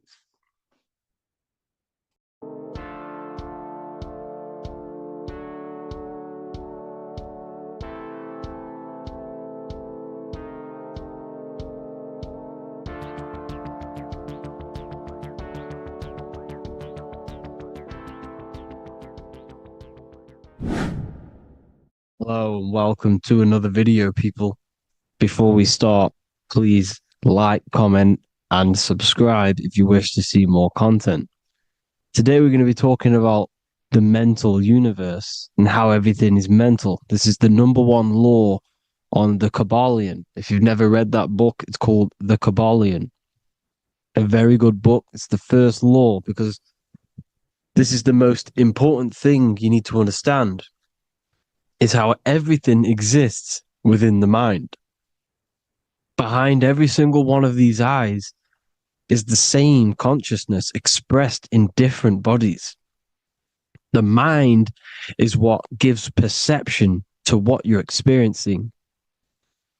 Behind every single one of these eyes is the exact same consciousness, but the brain that they inhabit is giving them a different perception, a different being, a different body. Now, this is the difference between humans and animals. Humans possess a advanced consciousness, an advanced mind that gives us the ability to be aware of ourselves mentally, physically, and spiritually. We can reflect on ourselves. When a dog looks in the mirror or an animal looks in the mirror, it doesn't know what it's looking at. It doesn't realize it has a consciousness. It can't reflect on itself. It can't say, I want to improve in this area. It doesn't have that consciousness. We have a divine consciousness. Take away the N for divine, and you get with a D, put it with a D, you get divide, because we have a divided two-way consciousness. An animal only has one. However, it's still the same mind. We're all mind. We're all mental. We all exist within the mental plane. Look at this person walking. The body, the brain, is sending electrical signals through the 12 cranial nerves, which the 12 disciples that spread the gospel of Jesus, right? You have 12 cranial nerves in your brain. There are 12 disciples which spread the gospel of Jesus. Jesus represents the mind, the intelligence, the invisible intelligence that we all are, the same intelligence, the same exact consciousness, which then sends a command into the brain. Then the brain sends these 12 electrical signals through the 12 cranial nerves to control the rest of the body through the nervous system. This person walking is not, the body is not walking. The mind is telling it to walk.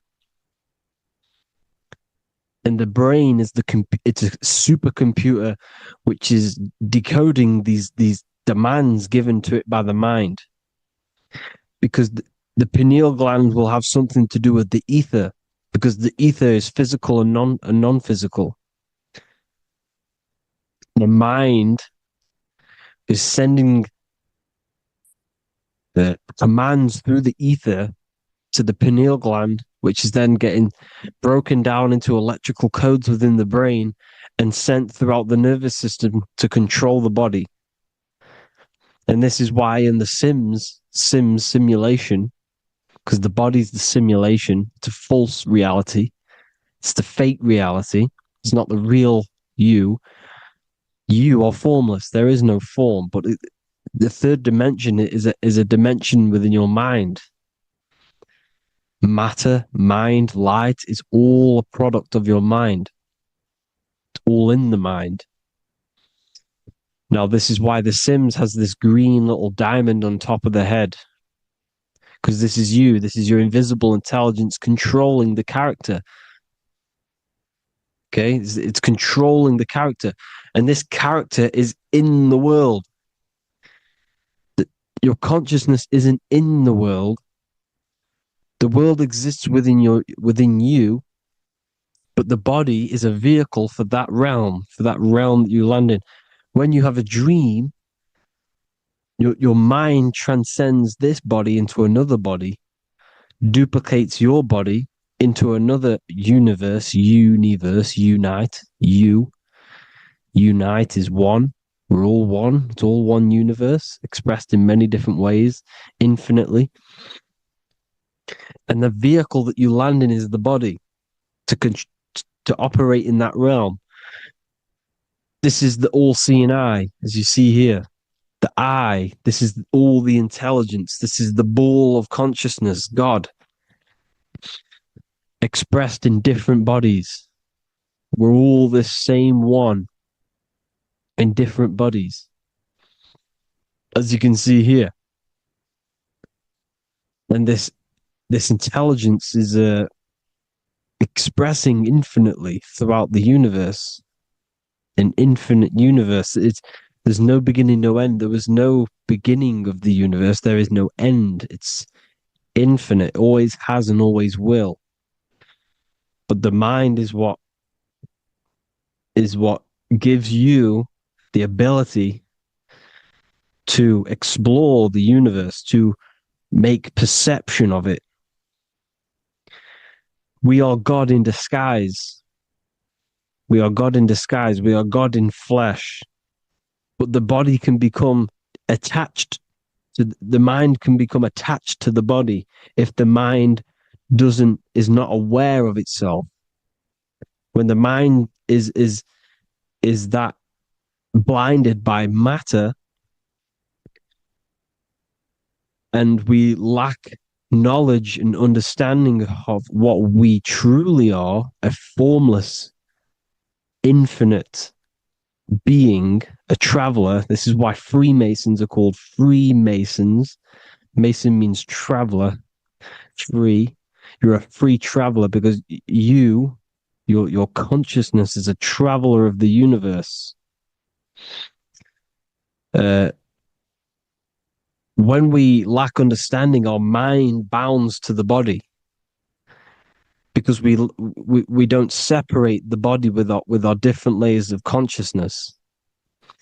When we separate them and identify that we are mind, body, emotion, you then can apply this knowledge to when you want to astral travel and explore the different realms of your mind, because the mind is the universe. People, this is what we need to understand.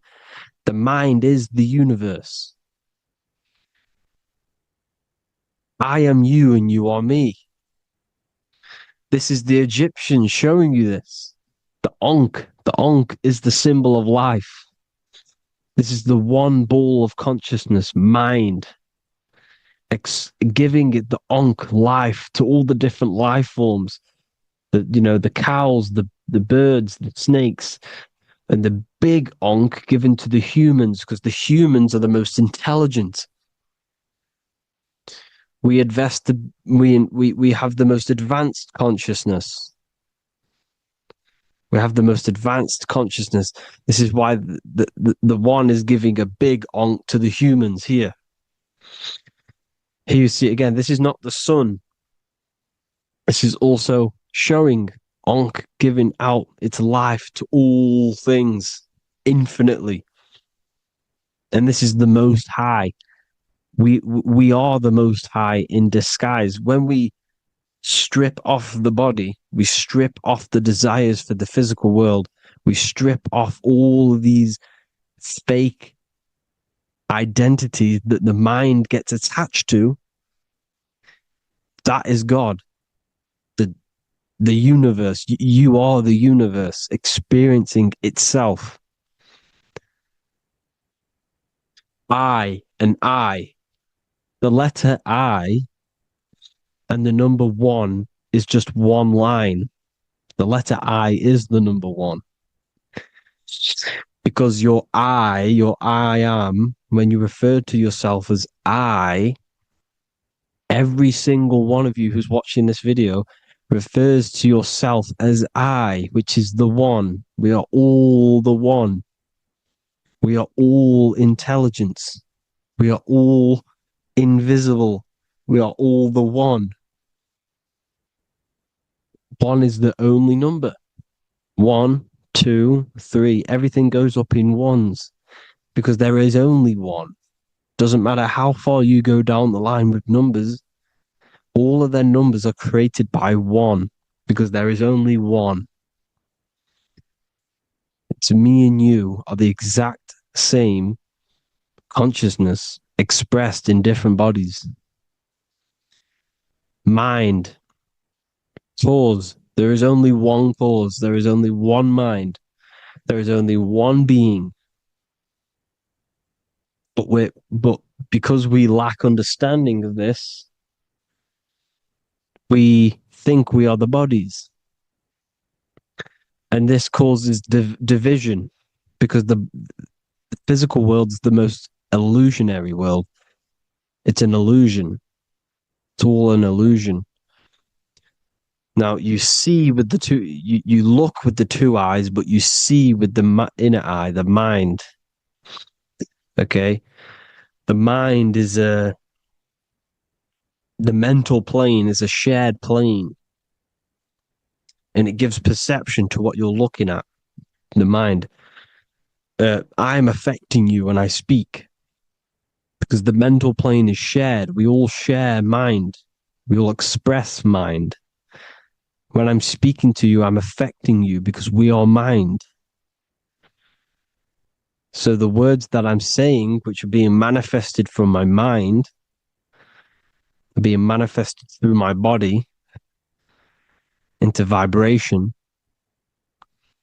is affecting you. I'm affecting you with what I'm saying.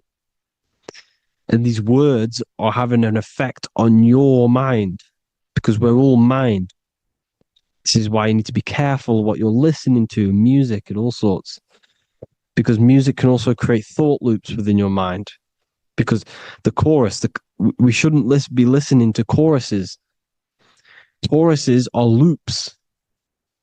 And what they're saying in the chorus is being looped. And this can create thought loops within your mind. Go and listen to an old song that you used to listen to about 5 years ago, 10 years ago, 20 years ago. Go and listen to an old song and you guess what? You will get nostalgia. Why will you get nostalgia? Because that song will trigger the thoughts that you were thinking in that time of listening to that song.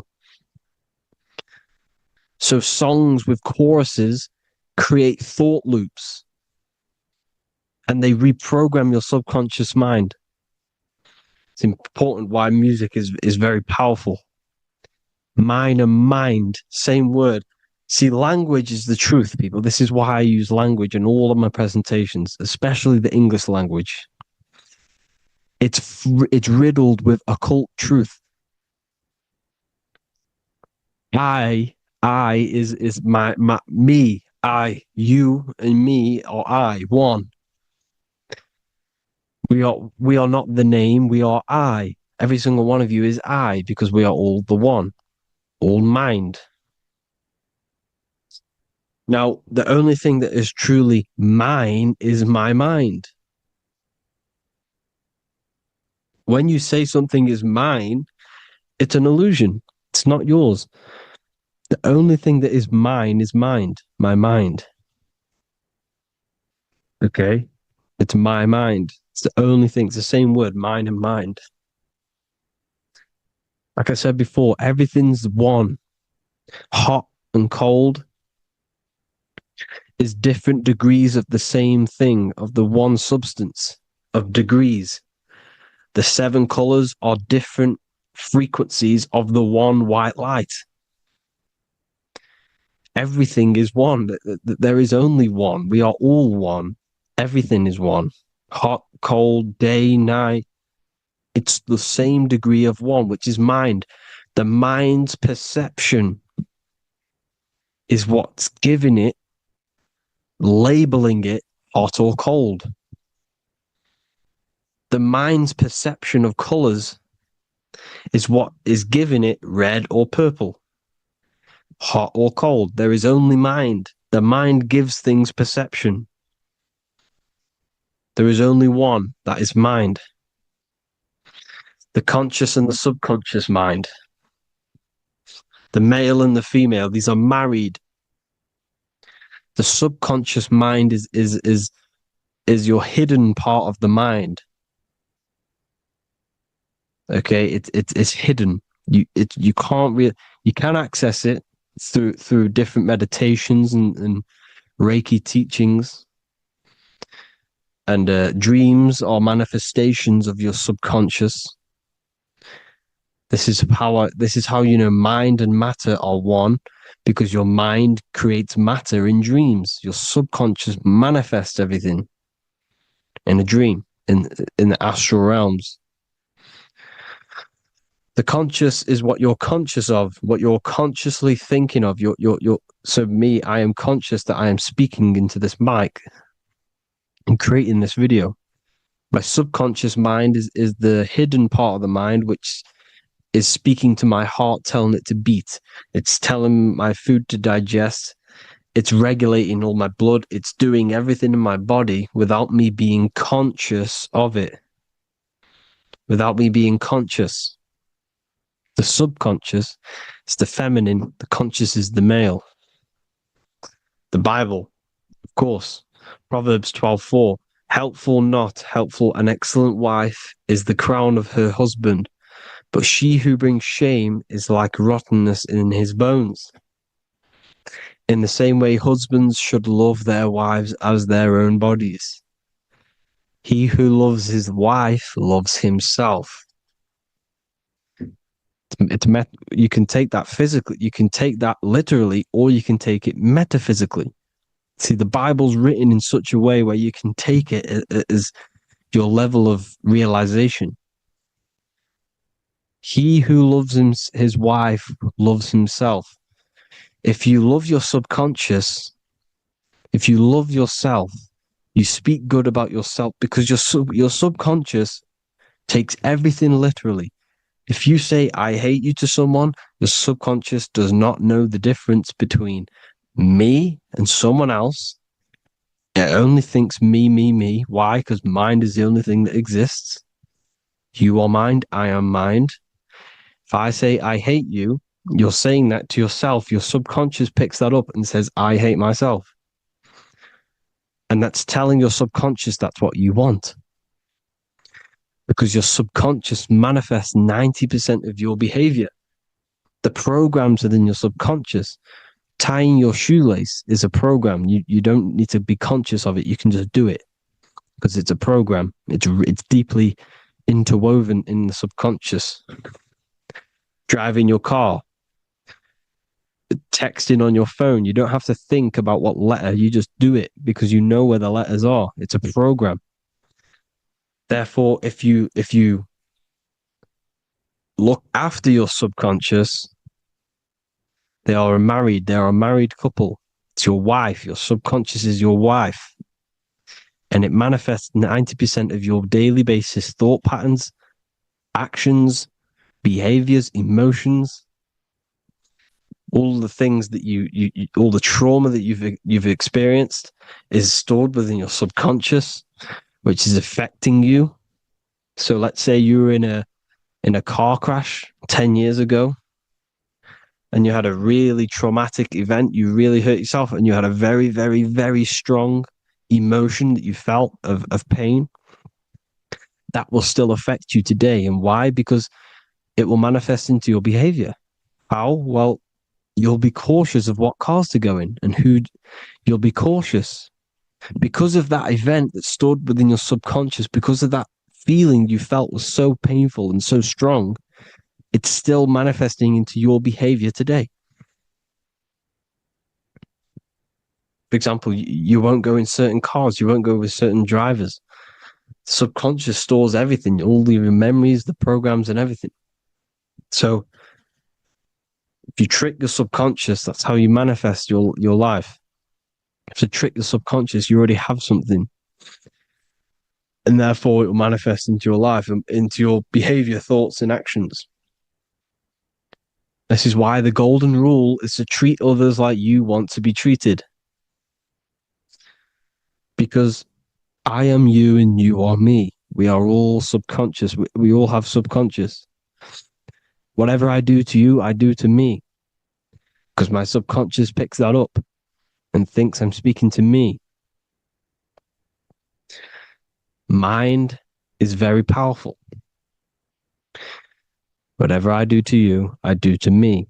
Treat others like you want to be treated. The golden rule. That is the only rule we need in this realm, in the universe.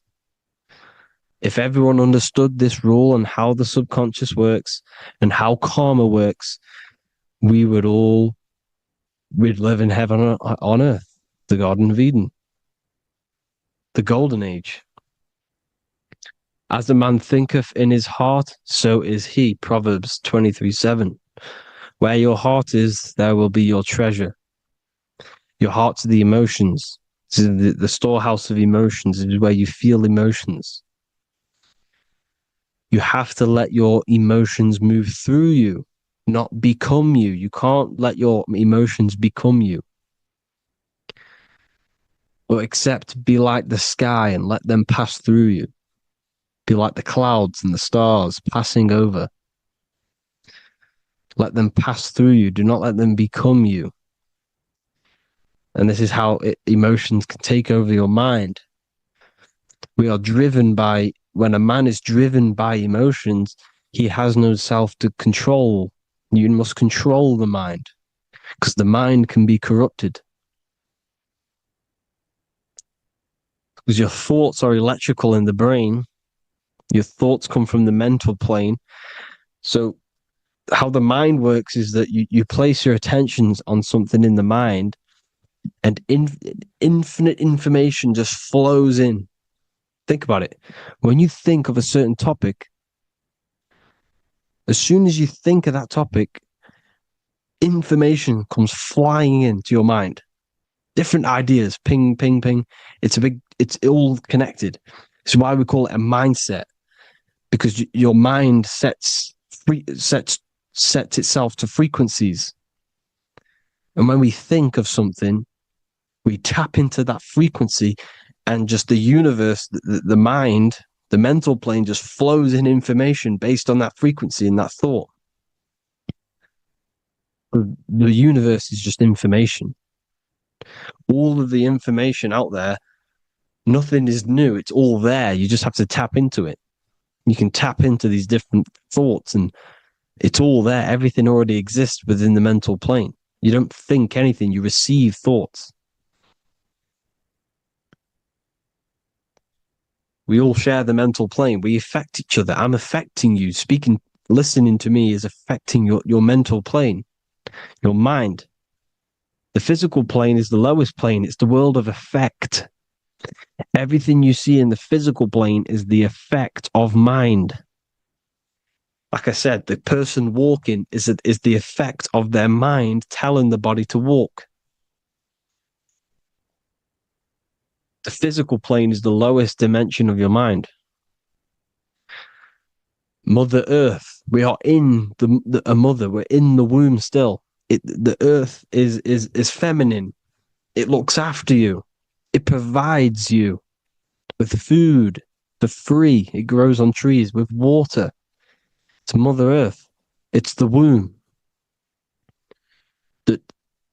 the dome above your head is your mother's belly. Okay, is your mother's belly. You're in the womb still. You're forever in the womb because your mind's constantly expanding.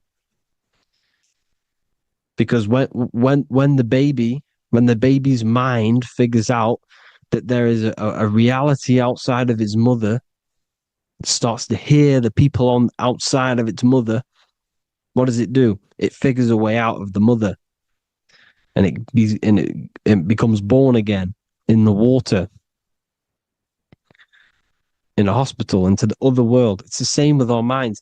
When our minds figure out there is other worlds beyond this physical, we explore them. The astral plane, for example. You figure a way out of the body. Because when you're the firmament, look at the word firmament, meant at the end. Firm is firm, something strong, something like a rock is firm. If your mind is firm like a rock, you will be stuck under the firmament. So, for example, people who are very programmed and can't think outside the box, they have a firm mind and they'll be stuck under the firmament because your mind is the only thing that's keeping you under the firmament. It's the only thing. When you're doomed, doom is dome. This is the dome, which is your head. Your head is the dome. Above your head, above the earth is the dome, the ethereal barrier. But that's just an external manifestation of your head. You don't leave the earth, you leave your body to leave the earth, because your body is the earth. It's a dimension within your mind. So when you're doomed, you're domed. Your reality is your level of realization. You realize something, or when you have an idea, the mind, in the eye, EYE or I, same thing, mind, it's all mind. Reality is your level of realization. You realize there's other worlds. That's your reality. Your perception's your reality. Mind in Latin is mens. Jesus was known as the fisher of men, which is the fisher of minds. He was fishing minds worthy of knowing the higher truth, the deeper occult knowledge. Jesus figured out that we are all God. And he got killed for it because in that age they were trying to suppress this information. Jesus figured out he was God because we are all God, every single one of you, and they killed him because we're all mind. We are not the body. We're the invisible intelligence, which is God. But you are not God if your mind is attached to this physical world, to the worldly pleasures. If you master your mind and travel the depths of your mind, that is God. Mental and men. Look at the word mental. It has men in it. Men in the Bible means mind. Here you see Masonic, the Masonic symbol with the eye, the mind. Looking over, everything is the one. Everything comes from the one. All the lines coming off it, giving its life to all of the life forms. Down here on the bottom, you have duality, black and white. Up here, you have singularity. One and the two. Unification and division. The lower self is divided into the left and the right. So the Bible even says, I forgot what verse it is, but it says, it's better to go through life with one eye than to have two and be cast into the fiery abyss of hell. I'm not sure what verse it is, but you can research it yourself. It's better to go through life with one eye, to be unified.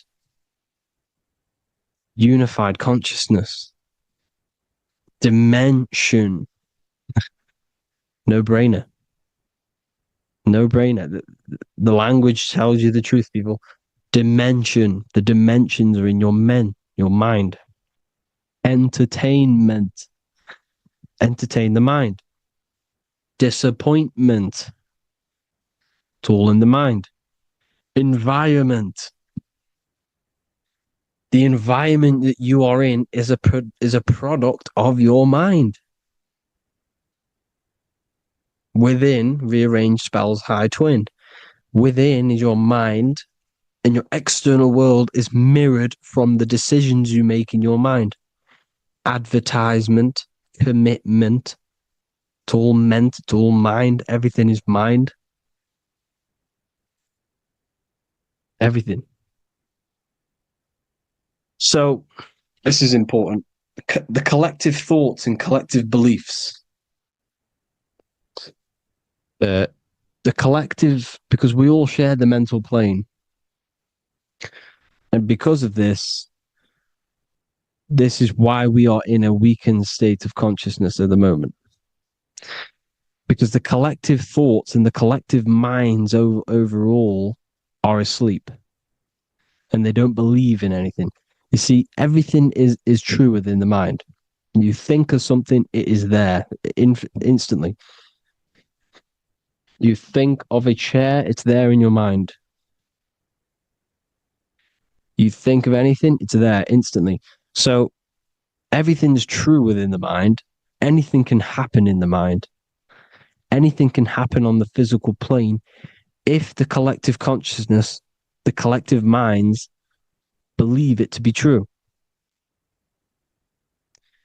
This is why back in the days, in the ancient days, you look at all the old world stuff, you see all this crazy technology, and it's because as a collective, as humanity back then, they believed that they had much more open minds. Therefore, the things manifested in the physical world were a lot more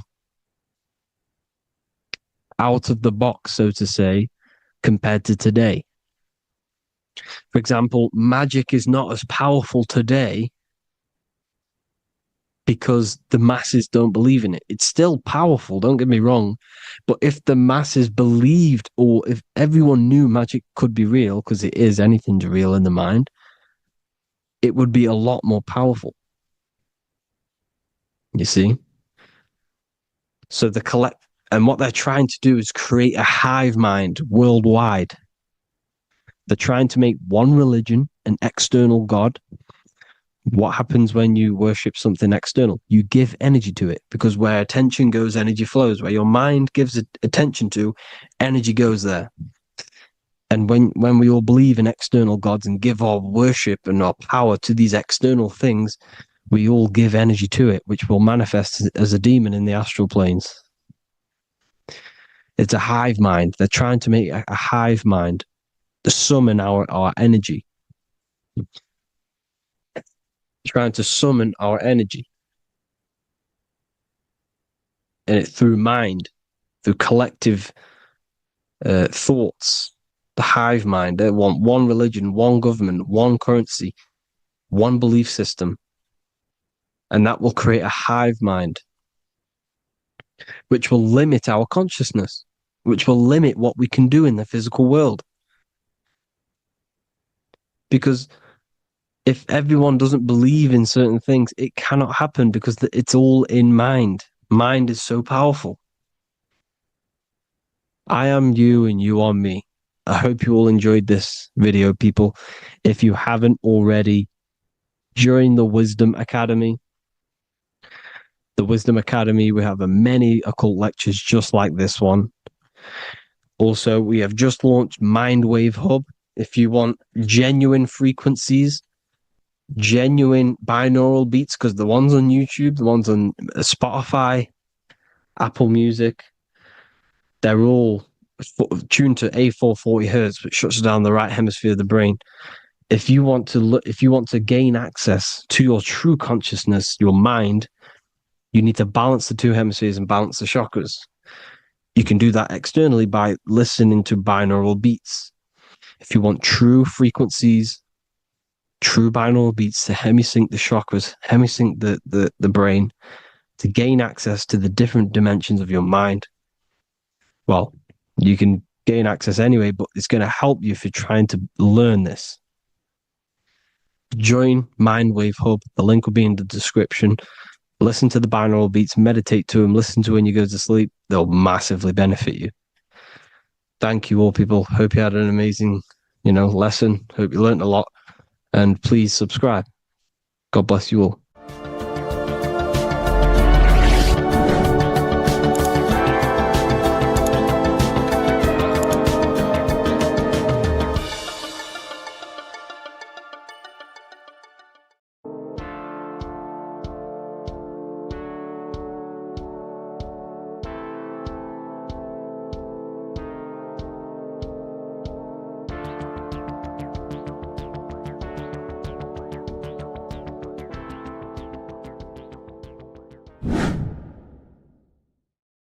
How are we doing, people? It's Revival of Wisdom. We're back today talking about sun worship. Okay? And please enjoy. Sit back and enjoy the video. First thing we need to understand is that the sun is the risen savior. It's the light of the world. Without the sun, we have nothing. Now, the sun is the Son of God. We didn't make the sun. No one owns the sun. But who created the sun? Obviously, the Creator created the sun. Therefore, it is the Son of God. And that is what Jesus is symbolizing in the Bible. The Bible is a metaphorical story. That's why it's called the greatest story ever told, because it is a story about the sun, the zodiac. It's about you, the systems in the body. It's about everything that is sacred in this creation. Now you can see the suns behind Jesus' head in all of the ancient portraits, even the ones that are more modern. You still see a sun on the back of his head because he is the sun. He's the light of the world, our risen savior. And this is what Christians are lost because they don't realize it's a symbolic story and they think Jesus was a historical person. He's not a historical person. Okay, this is what we need to get out of our mind. This wasn't a historical person. It's the Son, our risen Savior. The Son is the soul. It's the soul of this creation. Because what is a soul? A soul is pure life force, pure energy. Whatever a soul inhabits, it gives life to. Like our soul feeds our body. The sun feeds the earth because the sun is a soul, and that's why the ancients called it Sol. Because it's the soul and it's in you and it's the light of the world. It's the light of everything. It gives life to all things. Here's Jesus and his 12 disciples. The 12 disciples symbolize the 12 zodiac signs. Aries, it rules the head region because the 12 zodiac constellations rule specific regions of your body. Aries, the ram, you have a cerebram in your head. This is Aries on the head of the table. His Gemini rules the arms and the lungs. The two twins, Gemini. He's holding up two hands for the two hands and arms. The twins. Cancer has a knife in his hand. It's not so clear, but he has a knife in his hand. Cancer is the crab. Crabs have claws. And he's pointing at Virgo's Adam's apple, saying there's no Adam's apple there. It's a woman. Who's the sixth sign? The sixth sign is Virgo, the Virgin, the only woman in the painting. Now, notice how there are 3 people in 4 groups for the 4 seasons and for the 3 months and 3 zodiac signs in each season: spring, summer, fall, winter. Matthew, Mark, Luke, and John with the suns on the back of their heads because it's the 4 states of the sun.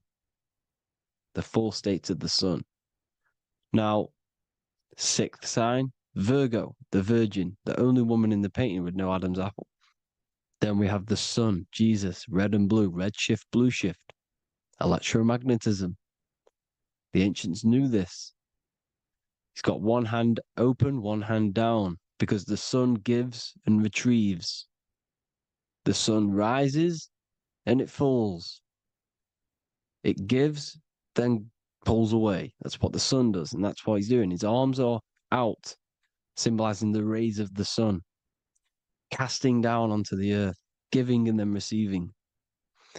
Libra, his two hands are equal, he's holding his arms out equally, because Libra is the two balanced scales. Libra is when the sun is balanced between the summer and the winter. It's being judged. The sun isn't balanced. That's what Libra is, the two scales. Capricorn is the goat. Goats have two horns, and you can see the two horns on his head here. See? So this is astrology. This is what Leonardo da Vinci is depicting here. It's astrology. He knew the story of the Bible is all astrology. It's all based on astrology. The Son of God, the real sun. Now here are some Bible verses. I am the light of the world. Obviously, that's the sun. What other light is there that lights up the world? The moon can't do it. It's the sun, the one and only sun, our risen Savior. Because if the sun didn't rise, we'd all be dead. So it's our risen Savior. And it dies for our sins every night and then gets reborn every day. Now, Jesus calms the storm. Mark 4:35-41. The disciples are all on a boat and there's a heavy storm. But Jesus is asleep. The disciple says, Jesus is asleep. We need to awake him. They wake up Jesus, and Jesus got up and rebuked the wind and said to the waves, quiet, be still. Then the wind died down and it was completely calm. Well, when Jesus was asleep, this is the sun not being risen. It's not risen yet. Because in the night times, that's when the storms happen on the sea, in the ocean. And when they awake Jesus, Jesus rises because he's the sun. He rises and everything calms. Because when the sun comes, the storms go. You see? So it's the sun. It's all about the sun. Here's another, Luke 22:10. A disciple asked Jesus, when will we know it's the end times? And Jesus says, as you enter the city, a man carrying a jar of water will meet you. Follow him to the house that he enters. Well, this is clearly talking about astrology, the topic that Christians think is satanic, when they don't realize the whole thing's based on astrology. Because the end times is the end of Pisces, which is the two fish, which is the age we've just gone out of. And you can see all these ancient churches here with two fishes, because they knew it was the age of Pisces. There's an ancient photo, ancient artwork with the two fish, Pisces. And the end times, as it talks about in the Bible, when Christians think the world's going to end or something. But no, it's just the end of Pisces. As you enter the city, a man carrying a jar will meet you. Follow him to the house. The house is the zodiac sign that he enters. And the zodiac sign is Aquarius, because that's what it is, a man carrying the water. We know this is astrology because a woman, that is a woman's job in the ancient times. In the ancient times, the woman used to get the water. You would never see a man collecting water back then. That was the woman's job, whilst the man builds the houses, for example. You see, so we know it's talking about astrology because astrology is the man holding the bucket of water. It's the end of Pisces. Now we are in Aquarius. And of course, Luke 24:36, the risen Savior, the Son. Now, the Son is also born on the 25th of December, a virgin, just like Horus, Mithra, Buddha, Krishna, Hermes, and thousands of other gods, all born on the 25th of December. Well, it's because the sun moves 1 degree northward on the 25th of December. And on the 22nd to the 24th, it stays in the same degree because it's moving south. But then on the 22nd, it stays in the same degree on the Southern Crux constellation. And the ancients called this the sun dies on a cross, because the cross is the Crux constellation, the Southern Cross. And it stays on that same degree for 3 days on the cross.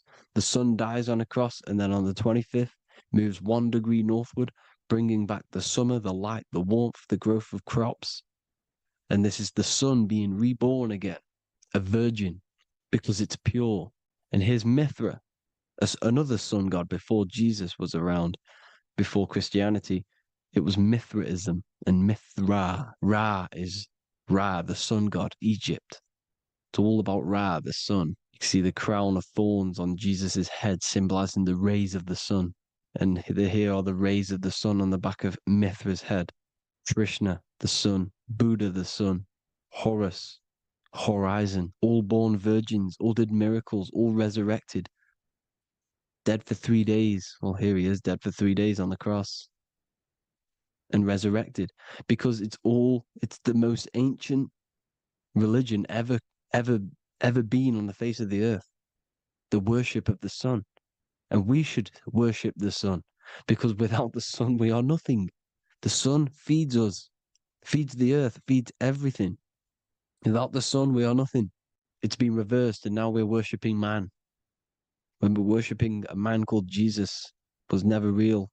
It's all about the sun, the most high, the most powerful, potent, celestial body in the sky, the orb that feeds us every day. It dies for our sins and rises every day. It's the sun. Now on the Holy Communion Day, it's the worship of the sun. They give out mini suns. It's Jesus holding a sun. And they raise the sun on Sunday, because they go to worship their sun god on Sunday. Not Saturn Day, not Moon Day, Monday, but on Sunday when the sun is exalting. And they hold suns up above their heads because the sun rises. They're symbolizing the sun rising above their heads as savior. It's the sun. It's the Holy Communion Day. And here's Jesus giving a piece of himself to the children. It's the sun, the light.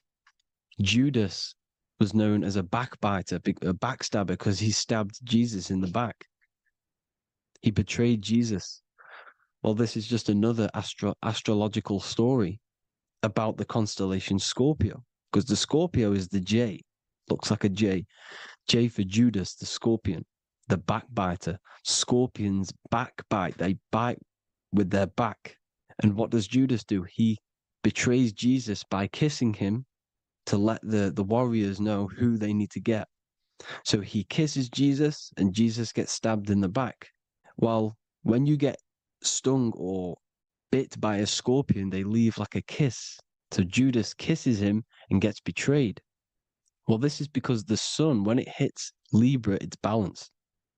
The sun is balanced because it comes through summer. Now the sun's starting to die. The sun's starting to die. It hits Libra.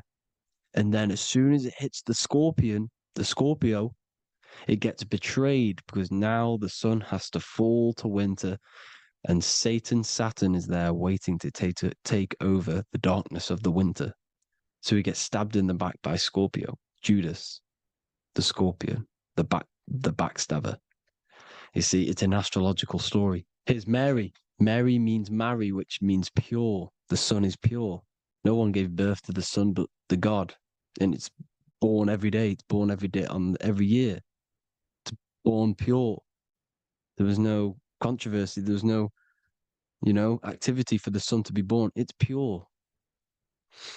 Now, the 7 metals come from the 7 planets. The sun gives you gold, and this is why the sun is golden. It looks gold. And this is why the banks are backed by gold, because gold is the most valuable metal, because it's the sun, the most valuable celestial orb in the sky, in the heavens. Well, here's Jesus, another ancient symbol of him being crucified on the cross with the big sun, the Southern Crux constellation. The sun dies on the cross constellation. And if you go to the old etymology dictionaries, you will see sun and son is the same word. They come from the same etymology roots. You can use them for no matter what, but they've been confused today. But if you go back to the old dictionaries of etymology, they are interchangeable. You can use them. Son, sun, sol, it's all the same thing. The 12 disciples, 12 brothers of Joseph, 12 tribes of Israel, 12 The breastplates was on the stones, because it's all the 12 astrological signs. They could have used any other number, but there's 12. Because 12 is the mind, which is God. 7 is the number of matter, which is man. 7 energy centers in the body. 12 cranial nerves in the brain, because it's the mind. 12 is the 12ness. The zodiac is literally the mind of God, the signs of God. Now here we see here, Job 38, 31 to 33. Can you lead forth a constellation in the season? He's asking you, can you read the sky? Can you read the heavens? Canst thou bring forth the Mazzaroth in its season? Mazzaroth means 12 signs, the zodiac. Why did they translated every single Hebrew word in the Bible into English, but they decided to leave out Mazzaroth? Why? It's because if that said zodiac, Christians would have a different view on the Bible, but they leave that out. But Mazzaroth actually means the 12 signs, the zodiac, and the stars means sign. The word stars means sign because the stars are signs, things to come, which is off in Hebrew, which means sign, things to come. You see a sign on the road, it's something coming. But God is saying, no, what does he say? To qualify as a director, a judge of man's life on earth, one must be able to govern the heavenly bodies that rule the earth. It's telling you to read the heavens. We need to read the heavens. Astrology, the 12 zodiac signs, the mind of God. It's telling you, read the Mazzaroth, read the zodiac, because they are things to come in your life. They are signs. It's not satanic, it's made by God.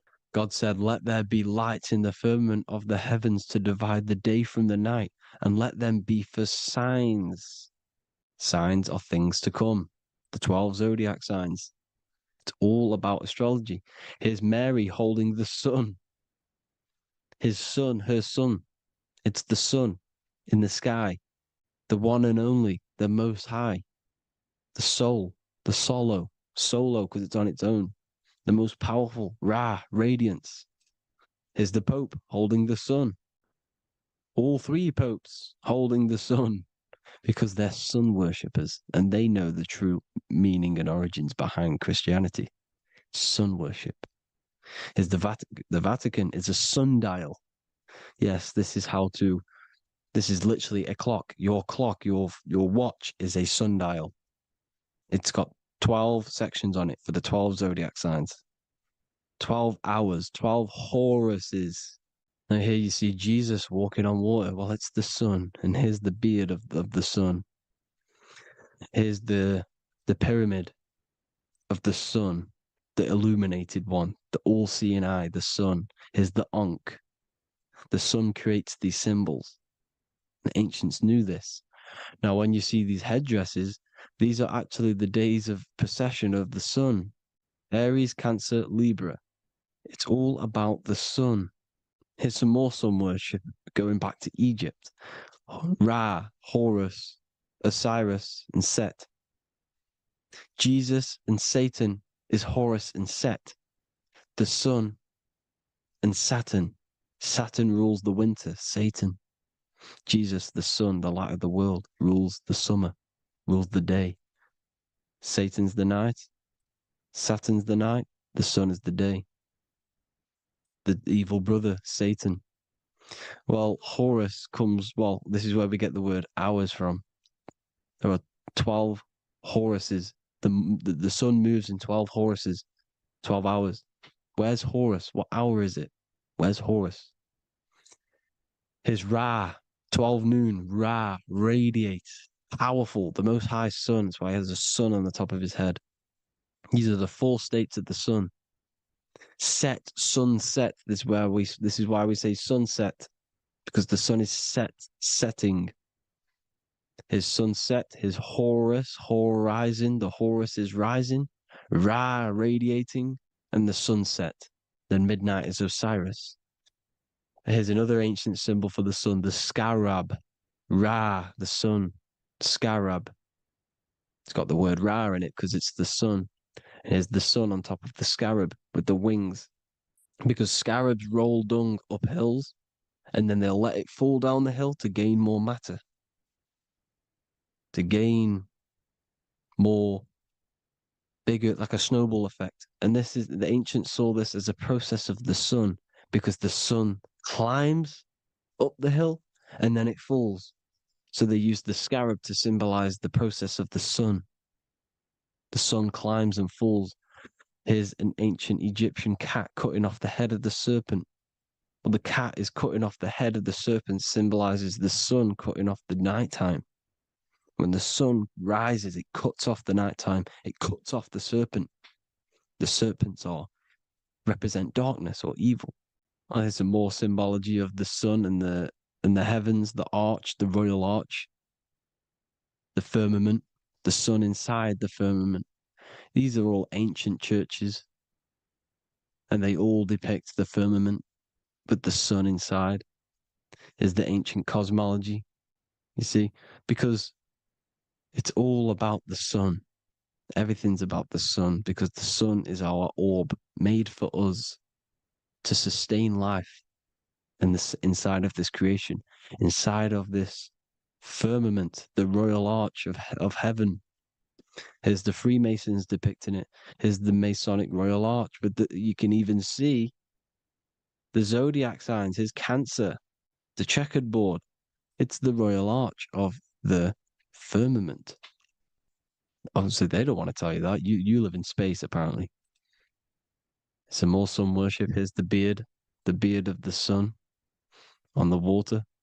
They all have this long beard. And why do they say amen? Amen at the end of every prayer. Amen is a sun god, a creator god. It's all about the sun. So thank you all, people. Hope you all enjoyed. Hope you all gained some knowledge and insight. Please give me a follow, drop a comment, drop a like. Have a good day. Love you all.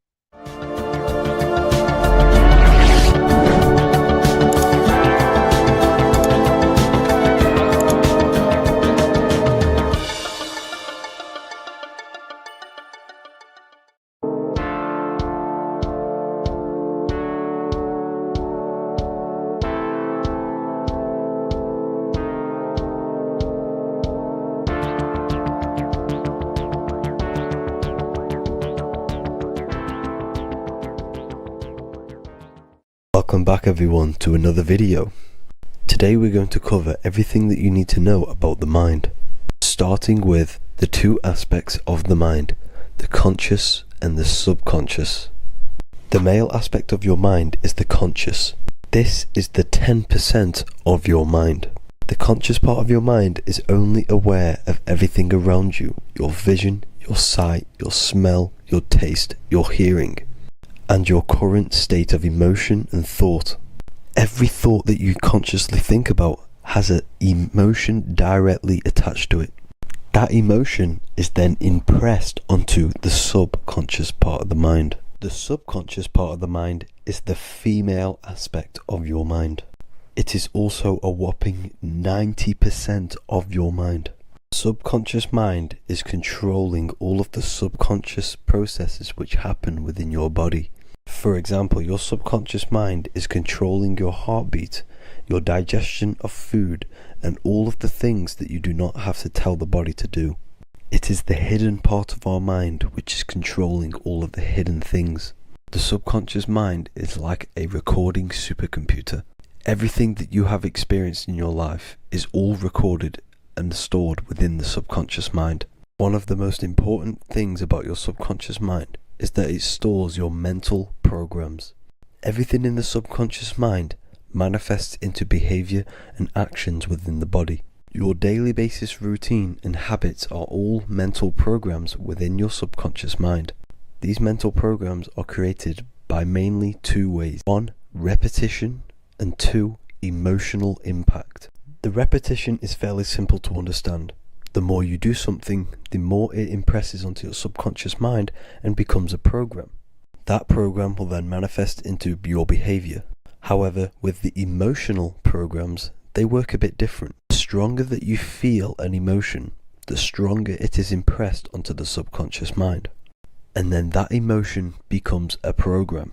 For example, you had a very traumatic moment happen when you were a young child. The emotion that you felt was so strong in that moment that it impressed into your subconscious mind so hard that you can recall that moment like it was yesterday. That traumatic event that happened to you when you were young will still manifest into your daily basis behavior even to this day. However, it manifests subconsciously. For example, if you were in a car crash, you will be wary to enter cars with certain people, all because of that traumatic emotion that you felt and impressed onto your subconscious mind. Another example of the subconscious manifesting into our behavior is posting on Instagram. Most of the time, the reason why you post is because your subconscious mind is seeking gratification. So before you actually do something, question yourself and find out the root cause of why you are doing this. Another thing that you need to understand about the subconscious mind is that it takes everything you say and hear literally. So for example, if you go and say, "You are an idiot" to someone, your subconscious mind will only pick up the word idiot. It only knows yourself. It doesn't know anyone else. You are casting a spell on yourself just by saying that to someone else. This is why the golden rule is to treat others like you'd like to be treated. Now, you can rewrite these programs which are already in your subconscious mind. However, it does take consistency. You have to change these programs which have been running for years. And by changing these programs, you change your behavior, because these programs manifest into your behavior. The best way to do this, personally, is to listen to affirmations first thing when you wake up in the morning, and do this for 10 minutes every single morning. Then at night time, you want to think and feel that you are becoming the reality that you desire. The more that you feel this reality, the more it will become a program and impress your subconscious mind.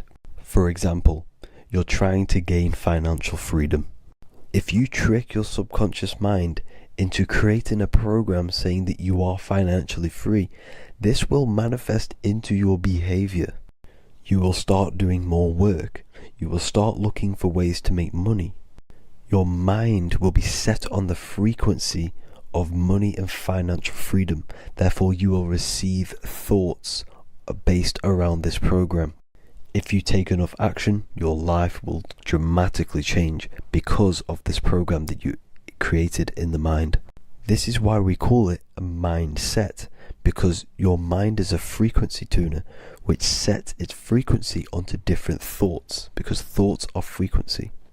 If you fill your mind with a specific frequency, you will gain thoughts and ideas based around that frequency. To create a stable mind, you need to master your emotions. You need to change your mindset. Everything that you experience is neutral. Based upon the mindset that you see it, you either give it a positive or negative charge.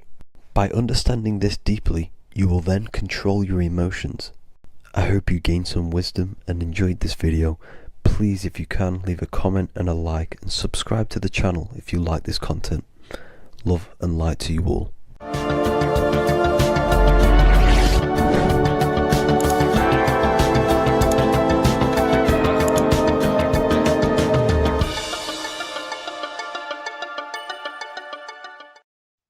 Hello, everyone. Today we're going to be discussing the esoteric and occult meaning behind the story inside of Genesis, the story of Adam and Eve. This is a widely known story, but not many people know the true esoteric meaning behind it.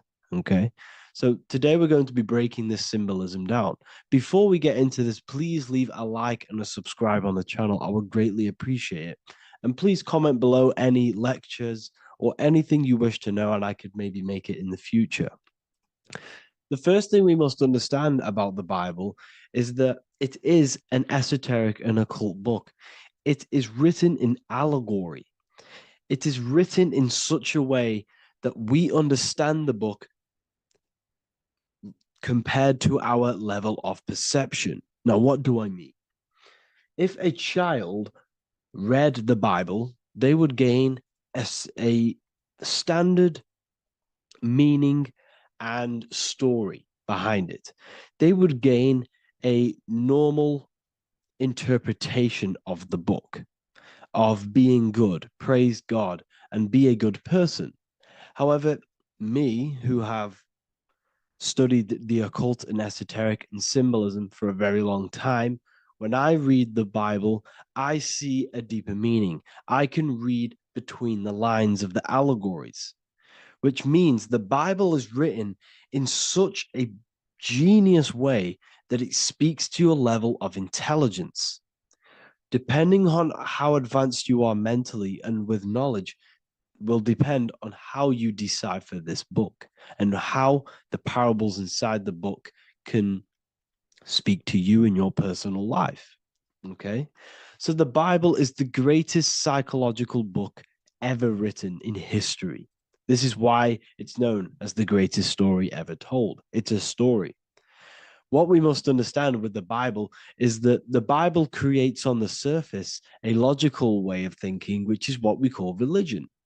We read the Bible and if we think logically and we take that book literally, then we gain a religion. But if we look beyond the surface, this is what we call esoteric, metaphorical, symbolic. You can read between the lines using our right hemisphere of the brain in deciphering this book and what it truly means to us and the evolution of our mind, body, and soul. What this book actually reveals between the lines is instructions and stories which teach you how to level up your consciousness, how you can sync the mind, body, and spirit and the soul all together so you can live like a god. This is what the esoteric is. It's the purification of consciousness. Now, when it comes to Adam and Eve, okay, what we must understand is that this is the beginning of creation. This represents the beginning of your life in an esoteric way. This is symbolic for the beginning of your incarnation into this physical world. Okay. And we have Adam, masculine, Eve representing feminine. These are the two masculine and feminine energies which create the whole material universe. Okay. And as we are born with a pure consciousness. We are born with pure consciousness. Well, now, what do I mean? As a baby, we have no knowledge. We are pure essence of the soul. You know, we don't gain the knowledge of good and evil. We are pure. Yes, we're not happy all the time as a baby, and we're not sad all the time, but we have no ego. This is what I mean. Our consciousness is not split. As a baby, you are whole. You have a whole consciousness. You are yourself. You have no false identifications, no limiting belief systems, nothing. You are pure awareness and the pure soul and the pure mind. Now, this is what Genesis is representing. As we grow older, the more experiences we gain, the more thoughts we start to think, the more knowledge we gain of this world, the more impure our mind, our heart, our soul, our spirit becomes, the more impure our body becomes. As we grow older, we're infected with negative beliefs, negative thoughts, and society norms. This is a big one. As we grow older, we are molded by society. We shut off areas of ourself and we push them away so that we fit in with society. We all know this. We all did this in school. We pushed away parts of ourselves to act cool or to fit in, whatever it may be. Whatever type of person you were in school, we all went through this because society and culture is programmed. So as we grow older, our consciousness splits. We gain a persona, an ego, and we gain a shadow self, the subconscious, and we gain an ego. Now, the ego is what you show to people. It's that character that you show. that you put on to your culture, to your family, to your friends. This is a false identification. And we also gain a shadow self. The shadow self is gained through experience. This is the subconscious. Our ego is created through experience. And so is the subconscious and the shadow self. Okay. So as we gain age in this material body, we fall from the Garden of Eden. We gain the knowledge of good and evil. This is what the symbolism represents of us leaving the garden, us eating from the fruit. Now, the fruit represents the knowledge, it represents the insight, the experience, which splits our pure consciousness. Our soul splits. Okay? We lose connection with the divine. We lose connection with our pure self through material experiences.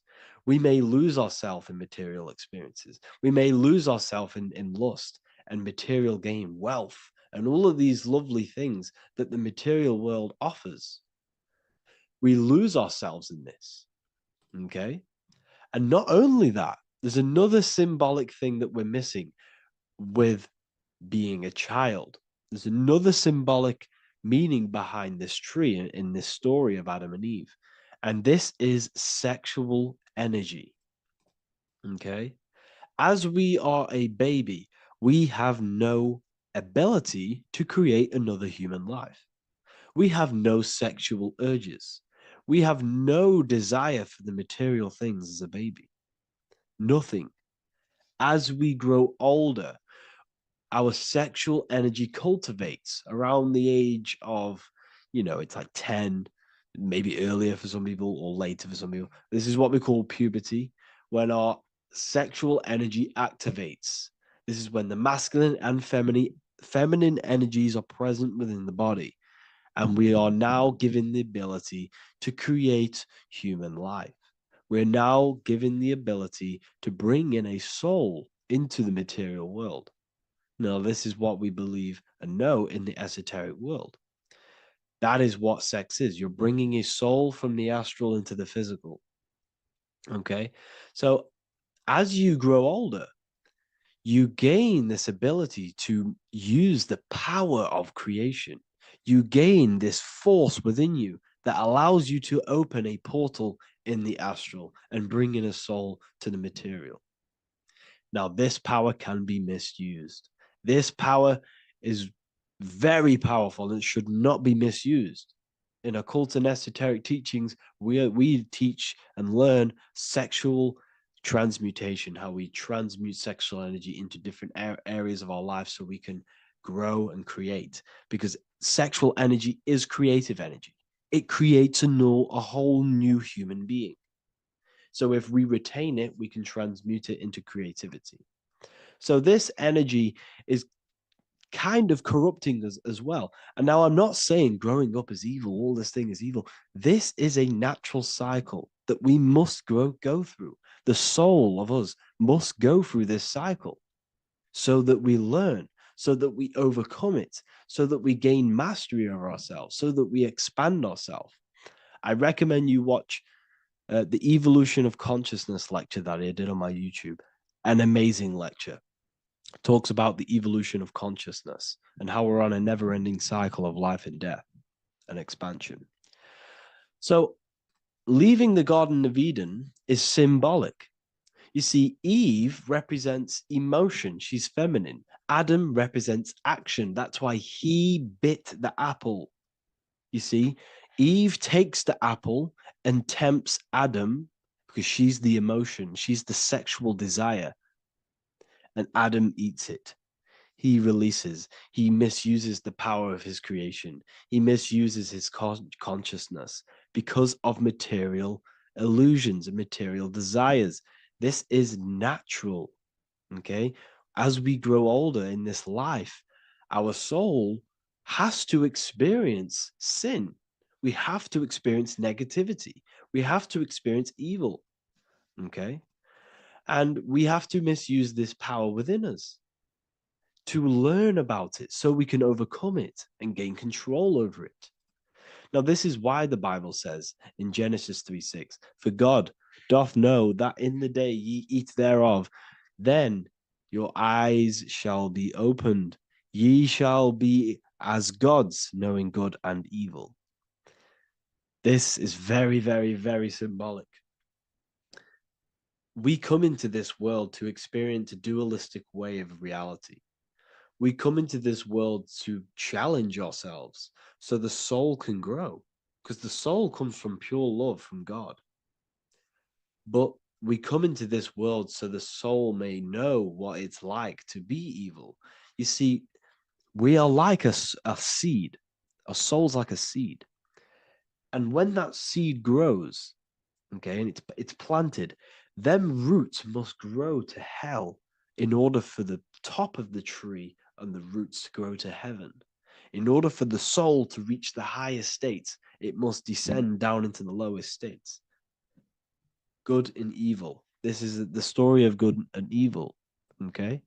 And this is the story, a psychological story of how the human mind has functioned in this life. This is what this story is representing, of how our soul and mind is functioning, how our consciousness is splitting and growing up and evoluting.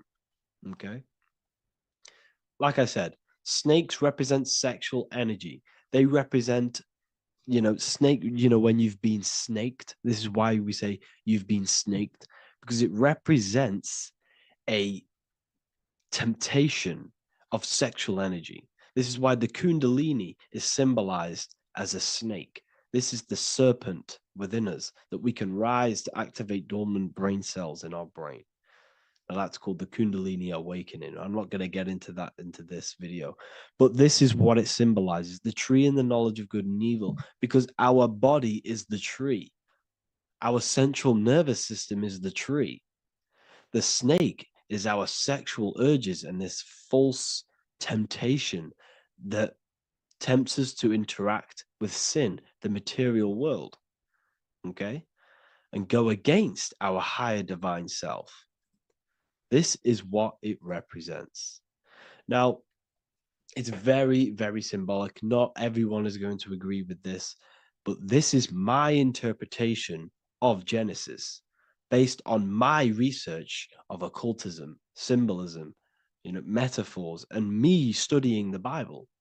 This is my interpretation, and I hope it resonates with you. It might not resonate with you, but this is what makes sense to me, and this is what has made sense to many other occult researchers who are in this space as well. Okay. So please leave a like, leave a comment, leave a subscribe. I'd greatly appreciate if you could, just give me some support on this channel. We're nearly at 100,000 subscribers, which is insane. I just want to say thank you all. And yeah, I will see you inside the university. If you join, I'll look forward to mentoring you, connecting with you on the live calls. There's a new symbolism course, which is going to be available very, very soon. And yeah, if you join the university, you also get a 30% discount on all of my products, astrology readings, one-on-one calls, all of my books. Yeah, so I hope you gain some insight on this video, and I'll see you in the next video, and I'll see you inside the university. Have an amazing day.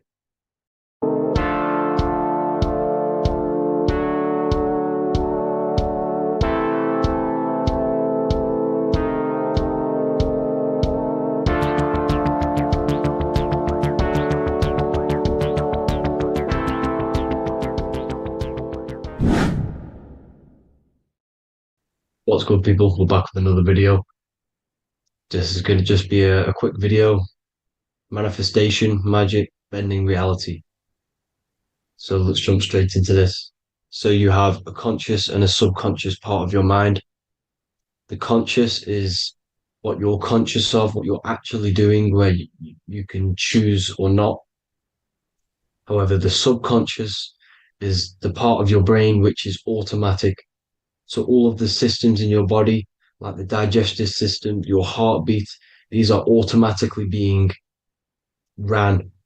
And you do not have to tell these systems to do anything. You do not have to consciously tell your heart to beat. It's automatically doing it. And this is what the subconscious mind is controlling. It's like the dark aspect of your brain or your mind. It is the way bigger aspect of your mind. Okay, it controls all the systems in your body. Okay, and this is where all of your programs are.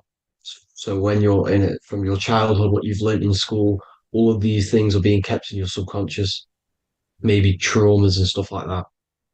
So the subconscious is the female aspect, and the conscious is the male aspect, because the male is all about action and doing, and the female is more about creation, creativity, intuition. So you have a right and a left hemisphere of your brain, and these are obviously male and female. The right side of your brain is your female. It's to do with creativity, imagination, intuition, insight. Okay. And this is one of the most important sides of the brain. This side of the brain is the most attacked by the elites, whatever you want to call them. This side is one of the most important, because obviously your intuition is a massive part of reality. And if you don't have intuition, then you lose track of the things around you. You can't consciously feel if things are wrong or right. They don't want you to have intuition or creativity or imagination. They want you in the left side of your brain, which is just reasoning, logic, and basic things. So they just want you to tell you what you want, tell you what to learn, and then that's it. They don't want you thinking for yourself, which is the right side of the brain. So whatever the conscious side of your mind impresses the subconscious side of your mind. So if you do affirmations, for example, if you consciously do affirmations every day, you're reprogramming your subconscious mind. You're impressing a vibration and a word into your subconscious mind, and therefore it will reprogram it. So the male and female aspect are symbolized by the Star of David as well. The male being the upside triangle, the female being the downside, connected all in one, because we both have male and female energy. So every thoughts are electric, which is the male aspect. Emotions are magnetic, which is the female. Each thought creates a wave of vibration in all directions. So think of it like a water drop in a pool, but it going out in every single direction. It's not just flat. And these thoughts have a certain frequency, has a certain vibration. That vibration has a certain frequency. And this affects your aura. Every thought, every emotion directly impacts your aura and the strength of your aura. So if you're angry all the time, your aura in the astral plane will look red. However, if you're happy, it'll be more like blue and green.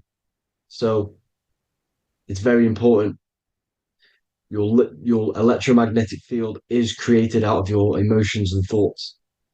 And that affects reality, because you're 60% water, and frequency and vibration creates certain patterns and has a certain effect on water. We'll get into that after this slide.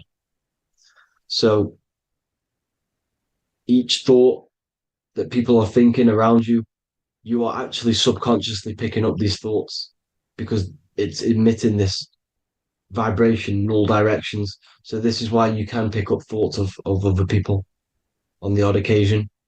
However, when you're more in tune with your intuition, your right side of your brain, you can start to pick up on vibrations, thoughts, and other people's auras. You can pick up on the energy once your third eye is open, and you know whether you should be in that environment or not. This is what we call an atmosphere. When we go into a room and you can feel the tension, if someone's been arguing, for example, this is the atmosphere, this is the vibrations, these are people's auras emitting these certain frequencies and vibrations. Okay, so our aura is contained of multiple layers. Obviously, we have the physical body. This is the electromagnetic layer. However, you have the different planes of existence, the spirit, mental, astral, etheric, and then physical. The physical is the lowest plane of existence. And the physical plane is a product of all of the planes above. So the mental impresses on the astral impresses into the etheric, and then the etheric creates the physical object. So the mind is the root cause of reality. The mind is the cause of everything. Your consciousness is pure cause. There's no effect. Everything you see in this reality is the effect. Everything that you experience is the effect, because the root cause was the mind. The decisions you made you experience that certain experience. And that decision was created on the mental plane. And this is just pure thoughts. And thoughts are things. If it exists in your mind, it is a thing. It's a certain frequency. So if you have a certain level of thoughts, if you're thinking positive, for example, you're going to have a strong aura, you're going to have a higher vibration. And that attracts like. Like attracts like when it comes to thoughts and vibrations and electromagnetism. So if you're thinking positive all the time, speaking positive, doing positive, you're then creating a higher vibration, and that's going to attract people on that similar frequency to you. Everything is electromagnetism, frequency, and vibration. Everything. You see, so this is why, for example, if I put my hand to a TV screen, if my finger was the same vibration as the TV screen, it would go straight through it. However, the particles in my hand and the particles on the TV screen are two separate vibrations, and this is what causes the friction to stop and not my finger to go straight through it. So, like I said, when you don't feel the vibe of someone, when you don't feel right, you don't really get along with someone, this is a vibration. Your vibrations are not matching, they're not similar, they're two complete different vibrations, and they're not aligning properly. So music has a massive part on this. Music is a massive, massive tool for the elites because music is frequency. And in 1975, the musical instrument are all tuned to 440 hertz. So Spotify, Apple Music, most of the music on YouTube is all set to 440 hertz. And 440 hertz is not divisible by 3, 6, or 9. And when you can't divide a frequency by 3, 6, or 9, it's not a natural frequency. As you can see here, this is 432 hertz. This makes a nice geometric pattern. However, 440 hertz is a distorted pattern. So when you listen to this, this actually shuts off the whole right side of your brain. Like I said at the start, this is the most attacked side of your brain. It's to do with creativity, imagination, intuition. When you listen to 440 hertz, it shuts off the whole right side of your brain. And obviously shutting off all of these forms of your brain. Music is very, very powerful tool for the elites because it's the only thing which can enter your soul or your ears without consent, your body without consent. Everything else has to be through consent. You choose whether to eat something, you choose whether to drink something, but frequency, you're going to hear it no matter what. This is why it's so powerful. And music influences the body in many different ways. It's the most powerful imitator of everything. It directly affects all listeners. It directly affects intentions, gestures, movements, and actions. It stimulates your mind, and certain songs, certain catchy songs, can reprogram your subconscious mind, invoking certain emotions. This is why when you listen to slow beat songs, it makes you feel more sad. When you listen to upbeat songs, you feel more energetic. This is because these frequencies have a profound influence on reality and on how you feel. Because like I said, you are 60% water. And as you can see here, each frequency creates a different geometric pattern. And inside of you is 60% water. So like I said, 440 hertz is going to make a distorted pattern in your water. And this is going to have a profound effect on your emotions and your reality. So like I said, health health is not just the body. You are made of body, mind, and spirit. You need to look after what you put in your body. You need to look after your spirit and look after your mind. It's very important to keep all these in balance, because once one of these are unbalanced, it affects the other two. So if you're eating wrong, it's going to affect your spirit and mind. If you're thinking wrong, it's going to affect your body and spirit. These are all interlocked. You have to look after them all. So it's very important you understand music. Stop listening to low vibrational music. To be honest, you want to listen to music without any sort of speaking inside of it. You just want pure frequencies, which are the solfeggio scale, like one of these, for example, 432, 528 hertz. These are all good frequencies. It's called the solfeggio scale. And these frequencies make you more in tune with nature. 528 hertz is what the earth vibrates at. So it's very important. And the Rockefellers are the one who changed this to 440 hertz. The Rockefellers, one of the elite families. So if you want to manipulate reality, it's very important to have your chakras aligned and having a high vibration, because the higher your vibration, the more powerful your words and your intentions are on reality. So the lower your vibration, the harder it is to affect reality, because you're on a lower state of consciousness. Like I said, you have the mental, astral, etheric, and physical. Everything is a product of the one above. As above, so below. This is what Hermes Trismegistus was saying in the Egyptian days. This is where it comes from.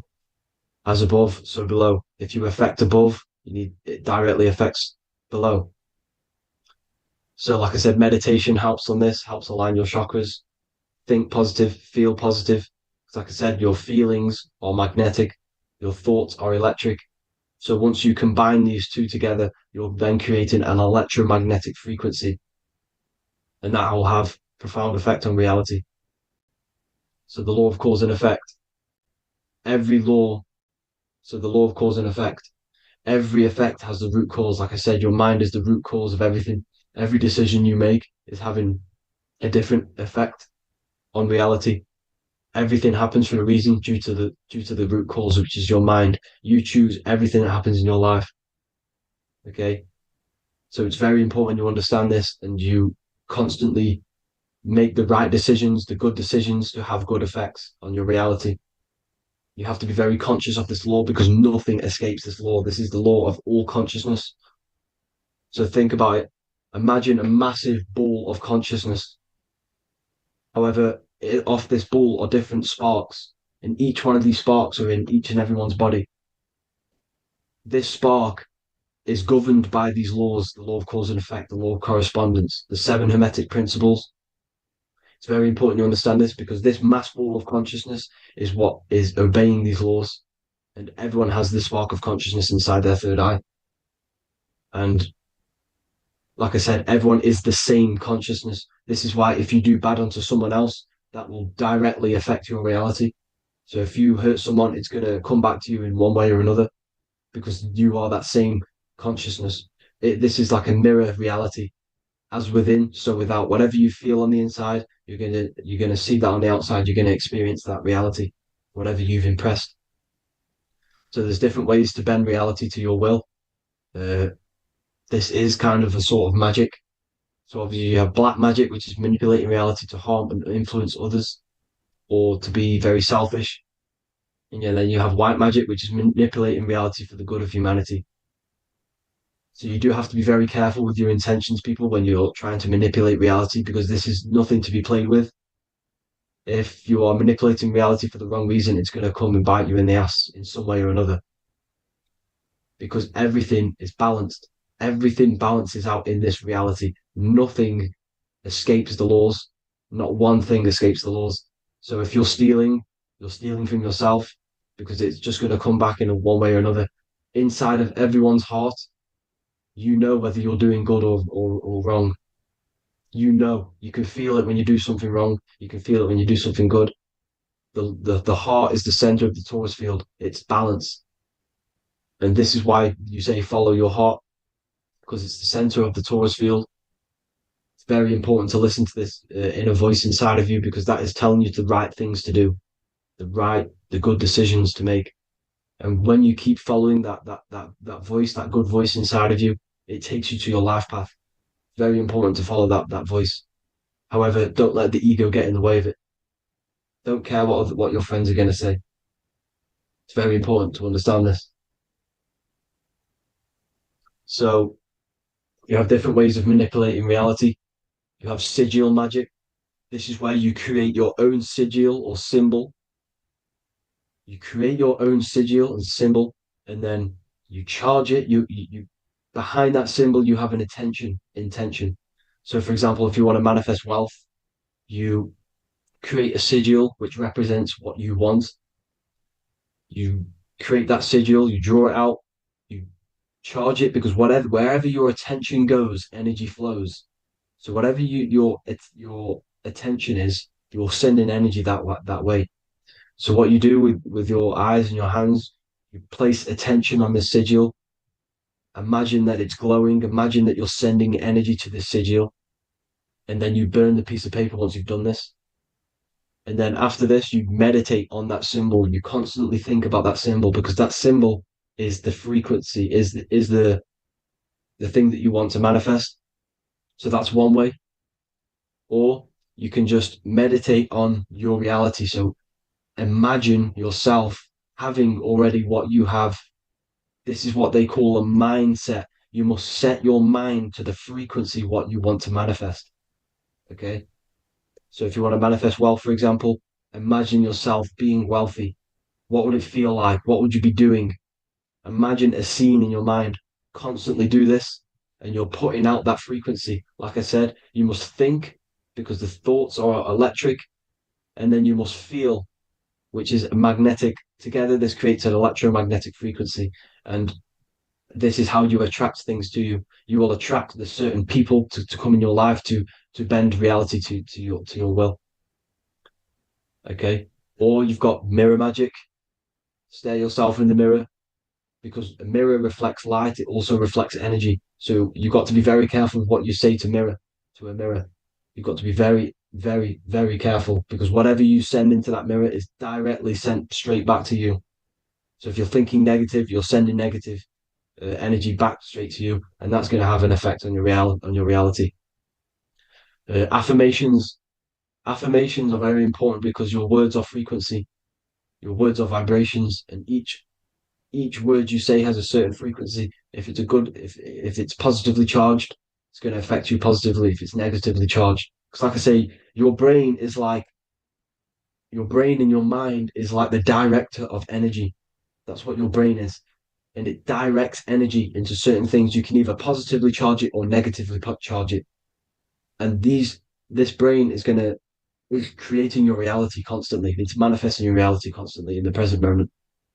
So this is what the government knows. The government know your mind is the root cause of reality. This is why they call themselves a government. Government. The New World Order is not being manifested by them. They are controlling the information. They are controlling your perception of this reality. And they know the mind is the root cause of reality. Therefore, if they control your perception of reality and your information, what you believe, you're going to manifest that information, that perception. So we, the people as a collective consciousness, are the ones manifesting this New World Order. You see, so this isn't black magic. They're actually tricking us into manifesting their own their plans, this New World Order. You see, this is how smart these people are. They know how to get around the laws of reality. They know how to bend reality to their will without facing the consequences. They're getting humanity to do it. You see, there is a collective consciousness. As like I said, we all have that same spark of consciousness, right? So as a collective consciousness, we are on a very low vibration at the moment. However, we are waking up rapidly. There are more and more people waking up at the moment, and light always chases away the shadow. Light is a lot more powerful than darkness, you see. So one person waking up has a massive effect than one person being asleep. It has a profound effect. Because like I say, the light always chases away the darkness. It's more powerful. The light is always more powerful. high vibrations are more powerful than lower. So that's it for this, people. I hope you all enjoyed. This is a short, quick video. God bless you all.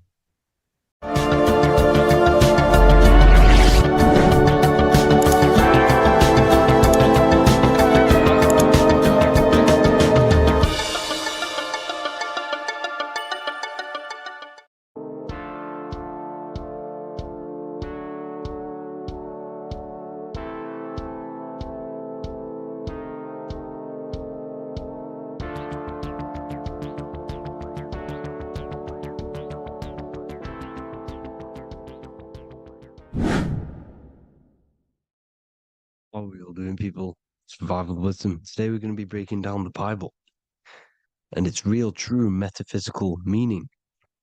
All of these slides within this video is taken from my book, The Book of Wisdom. So you can get all of these slides. So the Temple of Solomon, you are body, mind, and soul, which is the Holy Trinity. The moon, sun, and earth. The sun is your soul because the sun is its infinite source of energy. It is its own source of energy. And that is what your soul is. It's its own source of energy. The moon is mind. This is why you call people a lunatic. You're a lunatic. Luna means the moon. And inside of your mind, you have a specific mood. Mood is moon. And mind in German is Mond. And the word Mon means moon. And earth is your physical body because your body contains of the four elements, the four physical elements.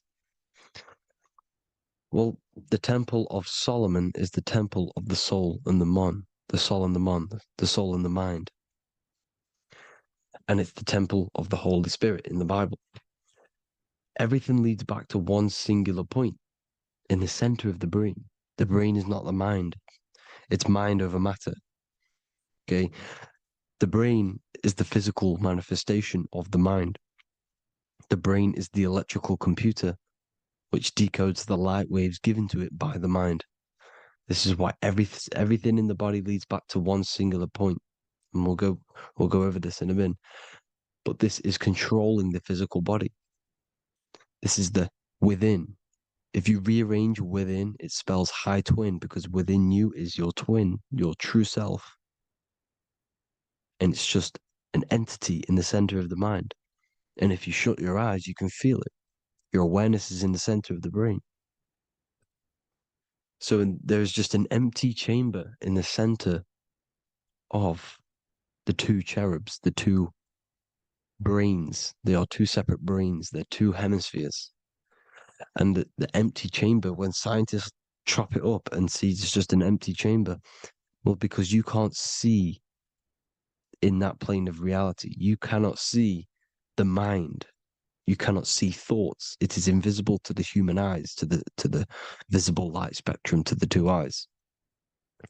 The reason why we call it the third eye in the center of the brain, it's not the third eye, it's your true self. It's the mind and soul. It's an eye because it does see. It's the all-seeing eye that you always see here. There's some Masonic artwork showing the two pillars, the two cherubs, the two hemispheres of the brain, and the inner eye. This is the eye that sees all things. What do I mean by seeing all things? Not physically. It sees the mind. It's what, because your soul is watching the mind. You can observe the mind. You are not the mind. And if you meditate deeply enough, you can go beyond the mind. It's the all-seeing eye. It sees the mind. It sees what emotions you're feeling. It sees what you're thinking. It sees what you're seeing with the two eyes. It's the all-seeing eye. It sees all things. It's omnipresent. It's everywhere. Because the mind can be anywhere. The mind can switch itself into any place it wants. There is no limitations with the mind. So there is two hemispheres in the brain. And in the Bible, there is a quote saying the most holy place between the two cherubs. The two cherubs is the two hemispheres of the brain, and the most holy place is between them, which is what the Masonic artwork is showing. This is the all-seeing eye, the soul and the mind in the center of the brain. And you will not see this with the two eyes. So when scientists come to seeing the empty chamber in the center of the brain, they wonder because they do not understand the occult side of the world. They do not understand the layers of reality. How the two eyes, everything physical comes from the unseen. Everything seen comes from the unseen. Now, the two hemispheres of the brain play a major role in our lives. The right hemisphere is the artist. The left hemisphere is the scientist. The right hemisphere controls the left side of the body. The left hemisphere controls the right side. So there's a crossover. Now, the right hemisphere is to do with your feminine energy, creativity, unification, metaphors, visualization, intuition.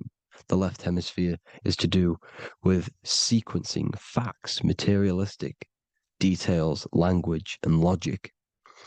So they keep us normally trapped within the male aspect of our mind, which is the left hemisphere. You know, if you listen to Spotify, Apple Music, and radio, they're all tuned to 440 hertz, which shuts down the right side of the brain, makes you left brain dominant. And we learn, well, 90% of people learn to write with their right hand. They're taught to learn with their right hand, which is to do with the left brain. You see, so we are being trapped within this left side of the brain, which is all to do with logic, thinking logical, not creative. You know, very analytic. But the right side of the brain is to do with your creativity. So the right side of the brain is perceiving reality as a holistic perception. Now, what do I mean? If you're riding through a woods, for example, if you're riding through a woods, your right hemisphere is seeing the whole woods as one unified woods. The left hemisphere's job is to break down the perception given to it by the right hemisphere and break it down into individual trees. So what am I saying? The right hemisphere is seeing humans and everything in creation as one unified consciousness. The left hemisphere is seeing individual egos. This is why the left hemisphere is the place of the ego, the right hemisphere is to do with the higher self. They're both needed, though. I'm not saying one's better than the other. It's balance. Now, they don't want you to see the unified perception of creation. They want you to think everything is individual, everything doesn't come from the one, because all things come from the one. And we experience the two in this reality, dualism. In order to understand the one, we have to experience the two to advance. So anyways, let's get away from the two hemispheres. The right hemisphere, like I said, is to do with the higher self. And this is why in John 21:6, it says, cast the net onto the right-hand side of the boat and you will find fish.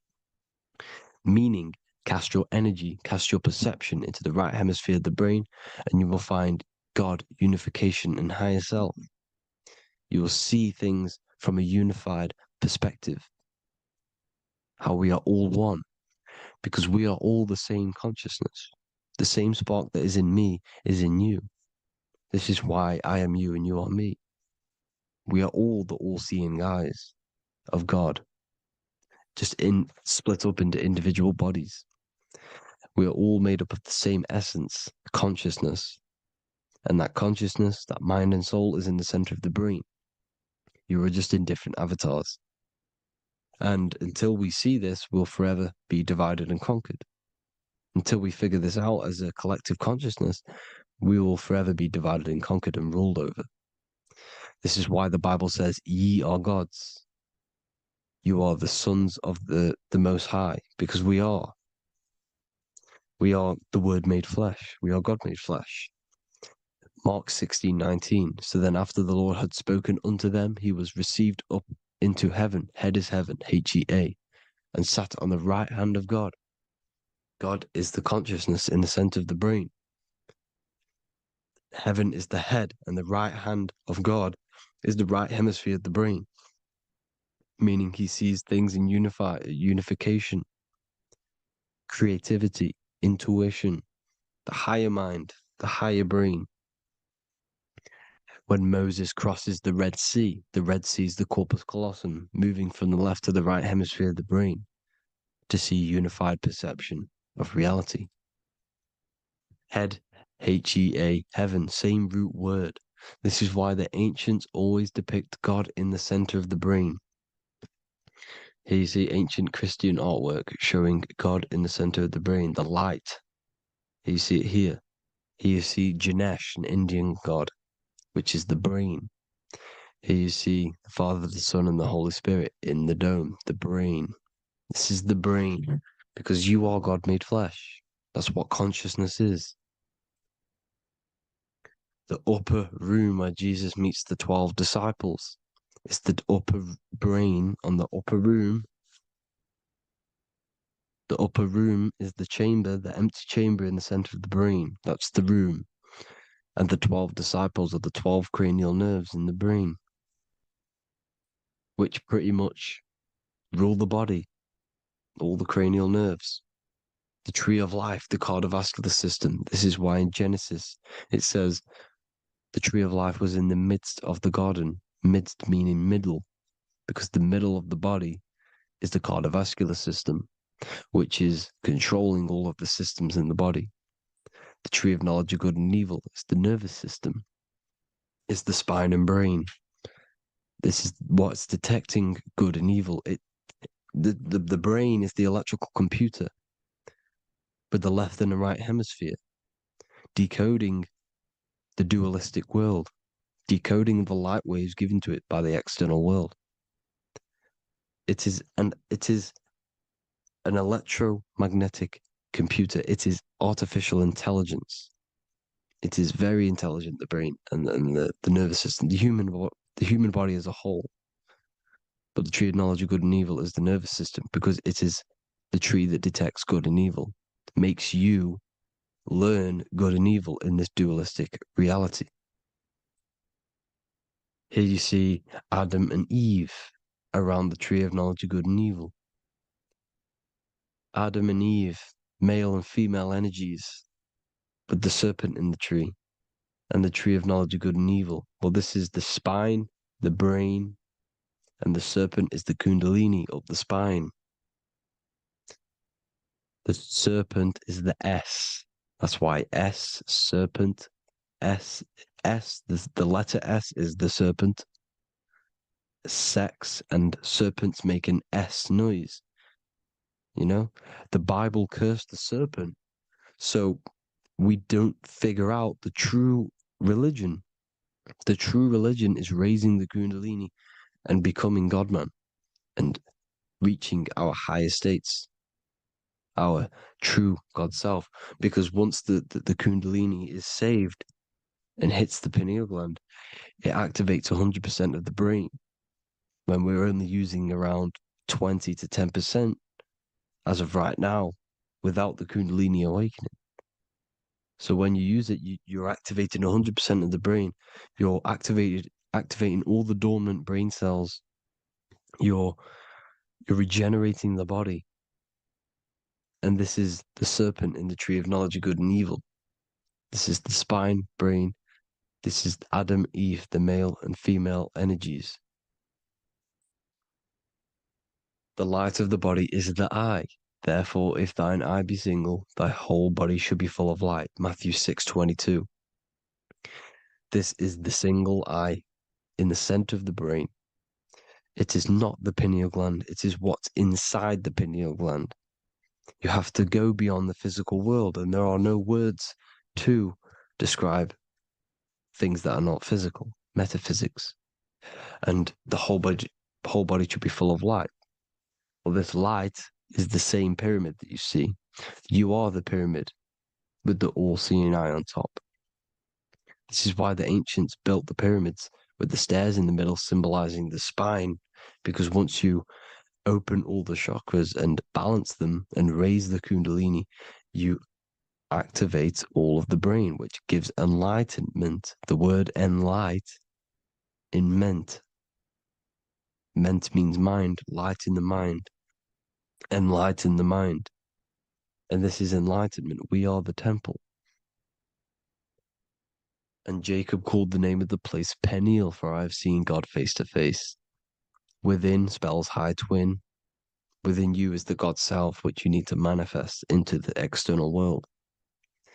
And he's seen God in Peniel, the consciousness. He's seen his true self consciousness in the pineal gland. Genesis 28:10, Jacob's ladder. Jacob, he took a rock there and laid his head on it to sleep. Jacob had a dream. He dreamed there was a ladder that was on the ground and reached up into heaven. Head is heaven.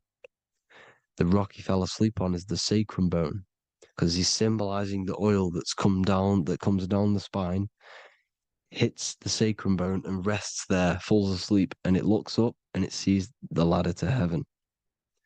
Because when you raise this oil, you become God man. You become God in heaven. You can leave the body at will. Do you not know that your body is the temple, that your body is the temple of the Holy Spirit? Corinthians 16:19-20. Or do you not know that your body is the temple of the Holy Spirit within you? Your body is the temple of the Holy Spirit, the soul and the mind within the center of the brain, the temple of Solomon, temple of the soul and the mind. Romans 8:10.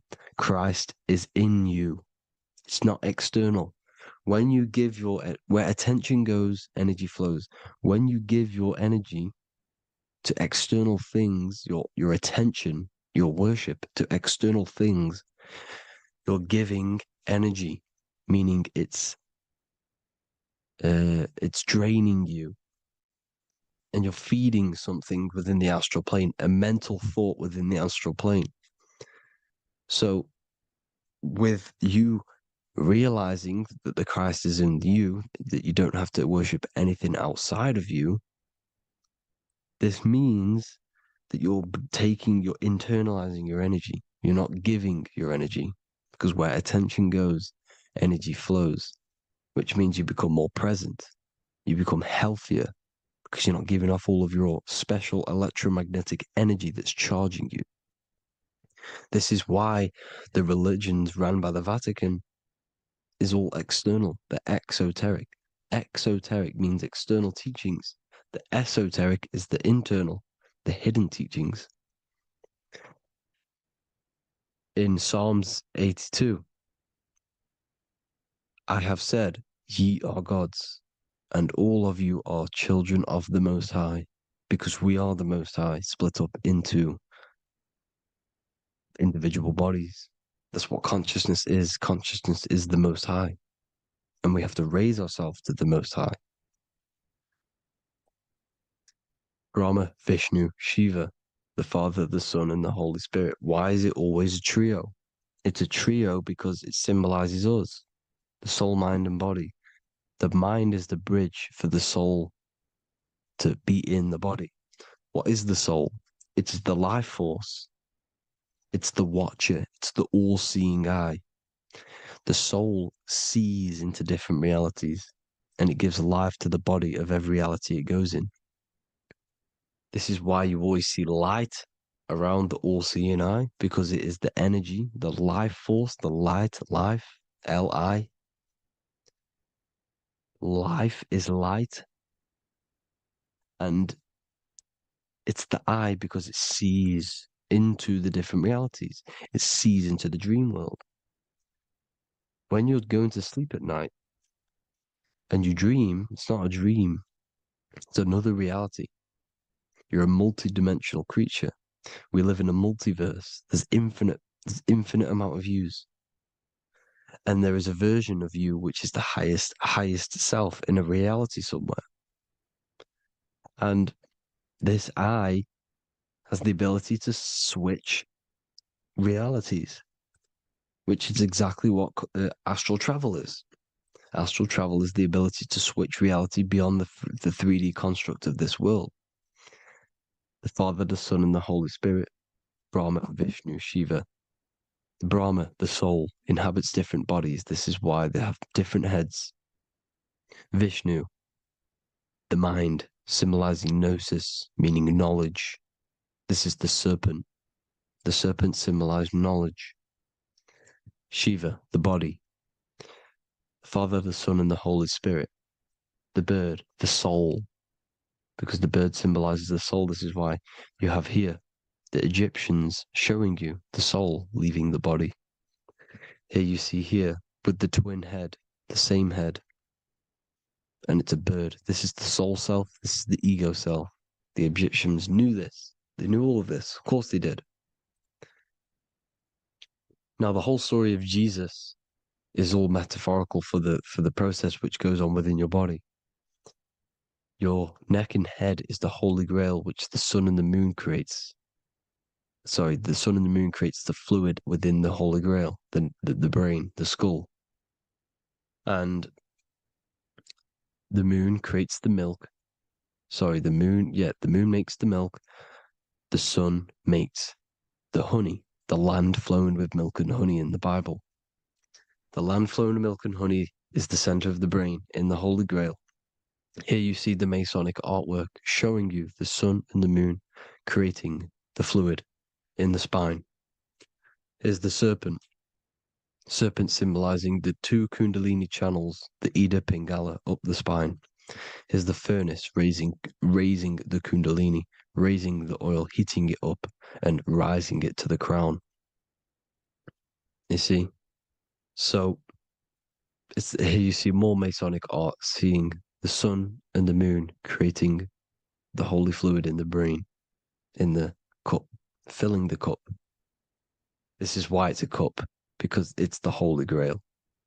This is the holy oil in the center of the brain that gets released down the spine, which is Jesus coming down from heaven. It comes down the spine, down the River Jordan in the Bible. This is when Jesus goes from Nazareth to Jerusalem. He comes down the River Jordan, and Joseph and Mary are in Nazareth waiting for Jesus' return. Joseph and Mary symbolize the pineal and pituitary gland, which produce the two oils created by the sun and the moon.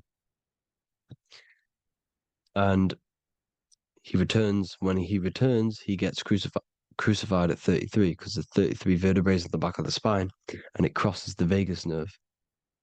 The crucifixion of the oil past 33 vertebrae creates God-man, and it creates your higher self, and it activates 100% of the brain.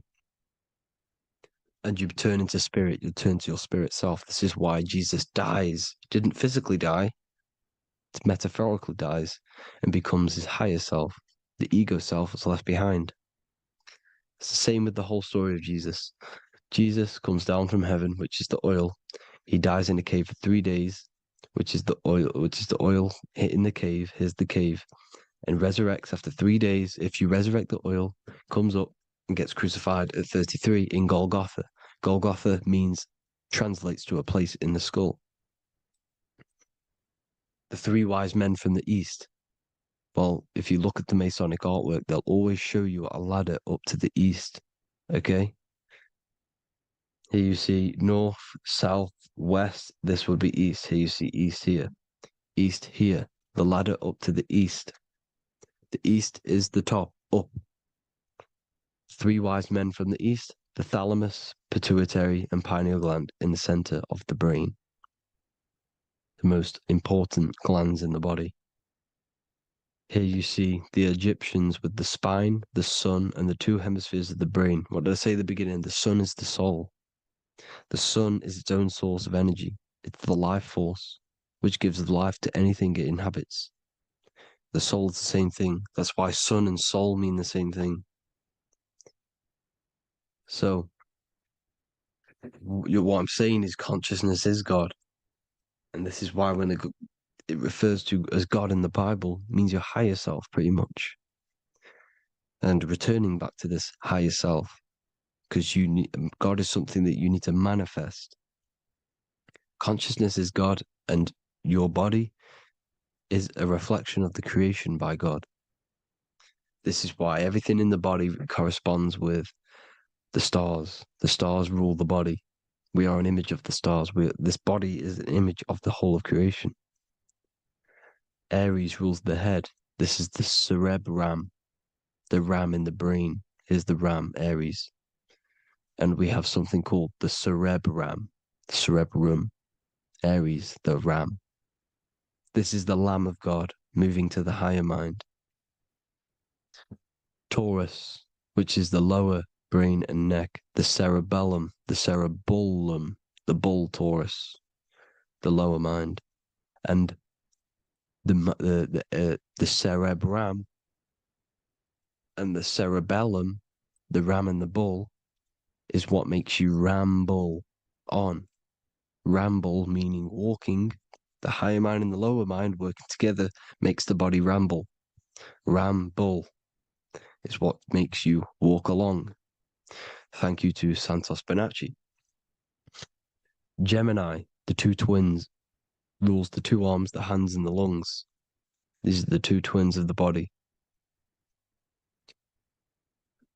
Sagittarius, the horse, which rules the hips. Hips means hippo. Hippo means horse. Hippopotamus means water horse. Hippo means horse, and this is why we call them hips, because horses have massive hips. Capricorn, the kneecaps. Pisces, the two fish, the 2 feet. Then they make us swim. We are an image of the stars, people. Well, the body is anyway. Consciousness is God, and the body is the image of the whole of creation. It's a reflection of the whole creation, as above, so below. 12 systems in the body, 12 cranial nerves for the 12 constellations, 12 cell salts. The body's made out of 12 cell salts. So, this is where it gets kind of deep. You know, this is where we get deep. And he said, Jesus was known as the fisher of man. And fisher of man, meaning man does not mean man as in the male. Man means mind. He's the fisher of minds. So the Bible is not patriarchal. It's not patriarchal. Man just means mind, pretty much. So the fisher of mind, man, because he was fishing minds out of this reality into the higher realities. He was teaching people how to leave the body when he walks on water. Walking on water is the physical, etheric, astral, and mental. These are the different planes of reality. The ether is the either, because the ether is the substance that's on either side, astral and physical. It's the fifth element, is ether. And the fifth element is the water. The same water at the beginning of the Bible when it says, let the firmament divide from the waters above from below. The water symbolizes the ether. It's the base of all physical matter. And the ether symbolized is known as the water. So when you're walking on water, you're walking on the ether, meaning you're leaving the physical body. So when Jesus walks on water and he's teaching Paul to walk on water, Paul becomes scared and falls back into the water. Well, when you astral travel and you become scared when you're projecting, you'll fall back into your body. So he's pretty much saying walking on water is leaving the body, and walking on the ether, because the ether is the veil between the astral, and that's what devil means. Devil has the word veil in it, because the devil is trapping you between one veil, which is this world. They're trapping you in this world, this thin layer of reality. Your dreams are different veils. The ether, the astral, the mental are different veils. Devil is the veil. The veil. You need to escape being stuck into in one reality and living between realities. And this is when you truly become a multi-dimensional being, because your soul is just the eye. That's what you are. You're just an eye, and you see into different worlds. And it also, when Jesus means the fisher of man, the fisher of minds, he is I truly believe, because of my research, that there is other worlds. It's not just this one. There's higher worlds. There's an infinite amount of you, and you've been in them dreams you call dreams. Them dreams are other realities that you are in. That's why when you're there, you don't feel like you're in a dream. You feel like it's 100% real, because it is real. So this is why the ancients always depicted the many different heads, because there's many different versions of you. And this I, the soul, the watcher, is switching itself into different bodies at all times. Well, when you sleep, when you astral project. And this is what the ancients were doing. They understood the multiverse, and they could switch bodies at will. And this is what the 7 seals are in the Bible, also known as the 7 chakras. These are literally portals within us to these different worlds.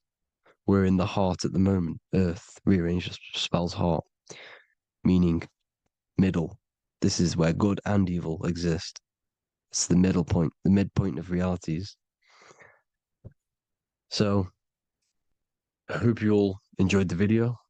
All of this knowledge that I've give you in this video is inside of my book, the Book of Wisdom.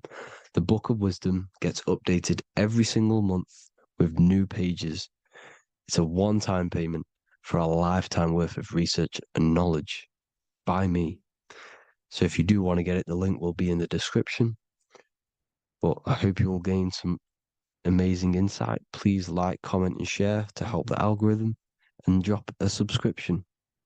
And for more lectures, every 2 days, I drop lectures and knowledge within the Patreon. If you want to support the channel, join the Patreon. Everything's in the description, because we are not monetized on YouTube. Thank you all. Have an amazing day.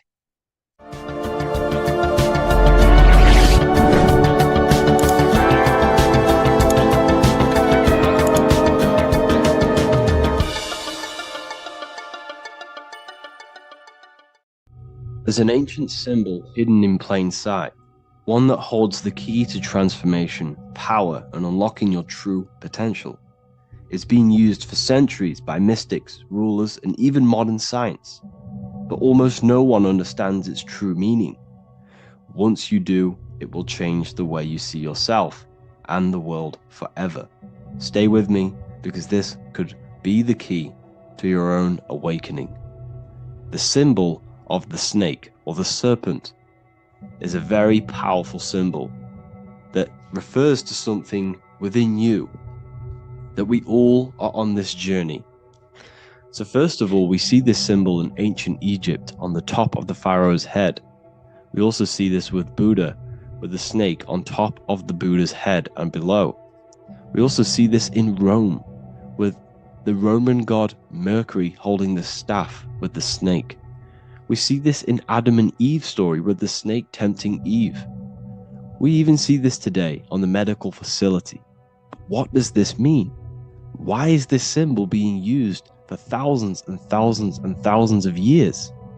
It has a very deep esoteric meaning. We see this in the caduceus staff, and we even see the snake representing the Kundalini. What does the snake actually mean? A lot of people think it represents the Kundalini, which it does. However, there's a deeper interpretation of this symbol, and it goes very far beneath the surface of what the snake actually represents. Okay? So first of all, when looking at symbols, we need to observe what the snake does in nature. The serpent sheds its skin. The serpent shedding its skin is a sacred symbol of an inner transformation. It transforms from its old self to a new self. It sheds layers of itself. As the snake discards its old exterior, it mirrors our own journey of realizing outdated beliefs and patterns, paving the way for a renewed, authentic self on the esoteric path of awakening. Essentially, it represents transformation, but not transformation of our physical bodies, transformation of our inner world. Now, this is where things get a little bit tricky and you may become a little bit confused, but I'm going to make this very clear for you. The snake symbol or any symbol can be used for different context. For example, the Kundalini. We see the snake representing the Kundalini. We all know that energy can't be destroyed, only transferred. Like I said, this is a transferring of energy. It's a changing, a transforming, shedding its skin. It represents transformation. Sexual energy is energy, and we can transform the sexual energy into a Kundalini awakening to activate dormant brain cells in our brain and to activate the human light body, which is the spirit. We can cultivate, save, and retain our sexual energy, transmute it up the spine to activate the brain. This is a symbol of transformation of energy in this context. However, when we go to the emergency services, this does not mean the same thing as the Kundalini. The snake in this context represents transformation of health. When we are picked up by the emergency services, we are looking for a transformation. We are unwell and now we need to transform to well-being. This is why they use this symbol. It represents transformation, especially with the pole and the snake climbing. It's climbing, it's transforming from the bottom to the top, shedding its skin, shedding old layers, transformation. We see this in the Bible with the snake tempting Eve to eat the apple of the tree of knowledge of good and evil. Well, what does this mean? Where's the transformation in this? Well, this is a very hidden one. The transformation takes place in Adam and Eve's consciousness and their mind. They go from a pure, whole state of consciousness, from being tempted by the snake, and they eat it and they transform into knowing the good and evil, into the dualistic ways of thinking and the dualistic meaning of this world. Let me rephrase that. They understand the dualism of this world, and they now understand the two good and bad ways of thinking. They know the knowledge of good and evil, of duality. They shifted from a whole state of consciousness into their consciousness being split into good and evil. This represents the journey of every single soul that incarnates into this world, including yourself. When you were a child, you were whole. You had no understanding of good and evil. But as you grew older, you eaten the fruit. You grew to understand the knowledge of good and evil. Your consciousness split from a whole into a separate and divided way of thinking and divided understanding of the world. We suppressed aspects of ourselves to fit in with society norms. And we just limited ourselves with limiting belief systems. We knew the knowledge of good and evil. Our consciousness split from a whole state. This is what Adam and Eve is symbolic of. We see this with the Roman god Mercury, with the snake. Mercury represents intellect, communication. He's always flying in the air, which represents the air, the mind, the intellect. He's holding the snake to represent transformation of the mind. This is what we call mental alchemy, turning base metals into gold, turning the unenlightened aspects of our mind into enlightened ones, turning our negativity into power and control. We see this with Buddha, and Buddha is all to do with transformation of the inner world, transformation of the mind and the soul and the emotions. And it also represents the Kundalini. We see this in ancient Egypt. We always see the snake on the head, representing the place where the third eye is, representing the intellect or the mind's eye, the third eye, whatever you want to call it. This is the place of the invisible intelligence within us. This is our mind or intellect. And this is the transmutation of the mind. This is why the snake is on the head, representing the transformation of the mind, going from the unenlightened into the enlightened, going from the uncontrolled to the controlled mind, so that we can control the very fabric of reality. I've kind of just given that away. Why is this important? Humans are creators. We're the architects of creation, endowed with the divine power to channel the fourth dimension, which is the imagination, into reality. Each thought and intention is a seed. When nurtured with focus and clarity, transforms the unseen into the tangible experience. This creative process bridges the gap between the ethereal and the material. Humans are creators. It's impossible for you not to create. Whether you're doing this consciously or subconsciously, you've been creating your whole life, turning non-physical thought into physical reality. We are creators. However, the mind cannot create in a state of chaos. The mind cannot create with limiting beliefs. The mind cannot create with thoughts that come and destruct our minds. The mind cannot create consciously and effectively if there are impulses within our mind and we have no control over the mind. So this is where self-transformation comes within. This is where the snake comes in. The snake represents the transmutation of our mind from the uncontrolled to the controlled. In this context of the Egyptians with the snake on their head.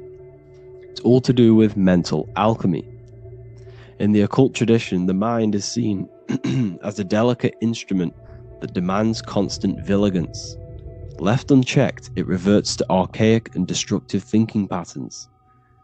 Like a finely honed blade, it must be continually sharpened through discipline and self-refinement.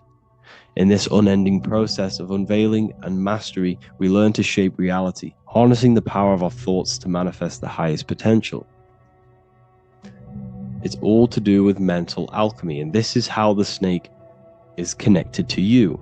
And what the snake represents to you, it represents the transmutation, the changing of ourselves, of our consciousness, so we can gain control in this 3D world.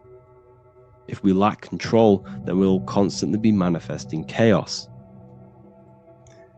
Now, there are 3 ways that we can transform our world, and we can slowly transform our mind. Now, this is not an overnight process. It takes periods of time of purification. And number 1 is affirmation. Let's say we have this dirty cup of water, and we have a tap of water. And in this tap, it's pouring in more water, clear water. Over time, if I keep pouring clear water into this cup, it's going to slowly purify this cup. And then in the end, it will look like the cup on the right. It's the same with your mind. The cup represents the limiting beliefs, the negative thoughts, the negative mind, the uncontrolled mind. But if we keep repeating affirmations over and over and over again, such as I am disciplined, I am powerful, I am limitless, over time this can purify our subconscious, and we can gain control over the mind, and we will become conscious of the thoughts that we are giving attention to. The second way is meditation. Meditation allows one to develop an off switch for the mind, providing a sense of control over it. Over time, we gain the ability to filter our thoughts and become more conscious of the ones we choose to engage with. Meditation, over a period of time, will give you this button that allows you to filter out negative thoughts. If you have a negative thought in your mind, you'll be able to become conscious of this and redirect your mind's attention. This is all about self-control, because remember, we become what we think about. The snake represents the transmutation of the self. And another way is visualization. Visualization allows your subconscious mind to experience the reality you desire, accepting it as truth. As the subconscious becomes more immersed in this imagined reality, it works to manifest it into your conscious experience. Your visual eye, visual eye. You're using the mind's eye to see and mold your future. That's what imagination is for, to create in your future. You can become your future now in your imagination.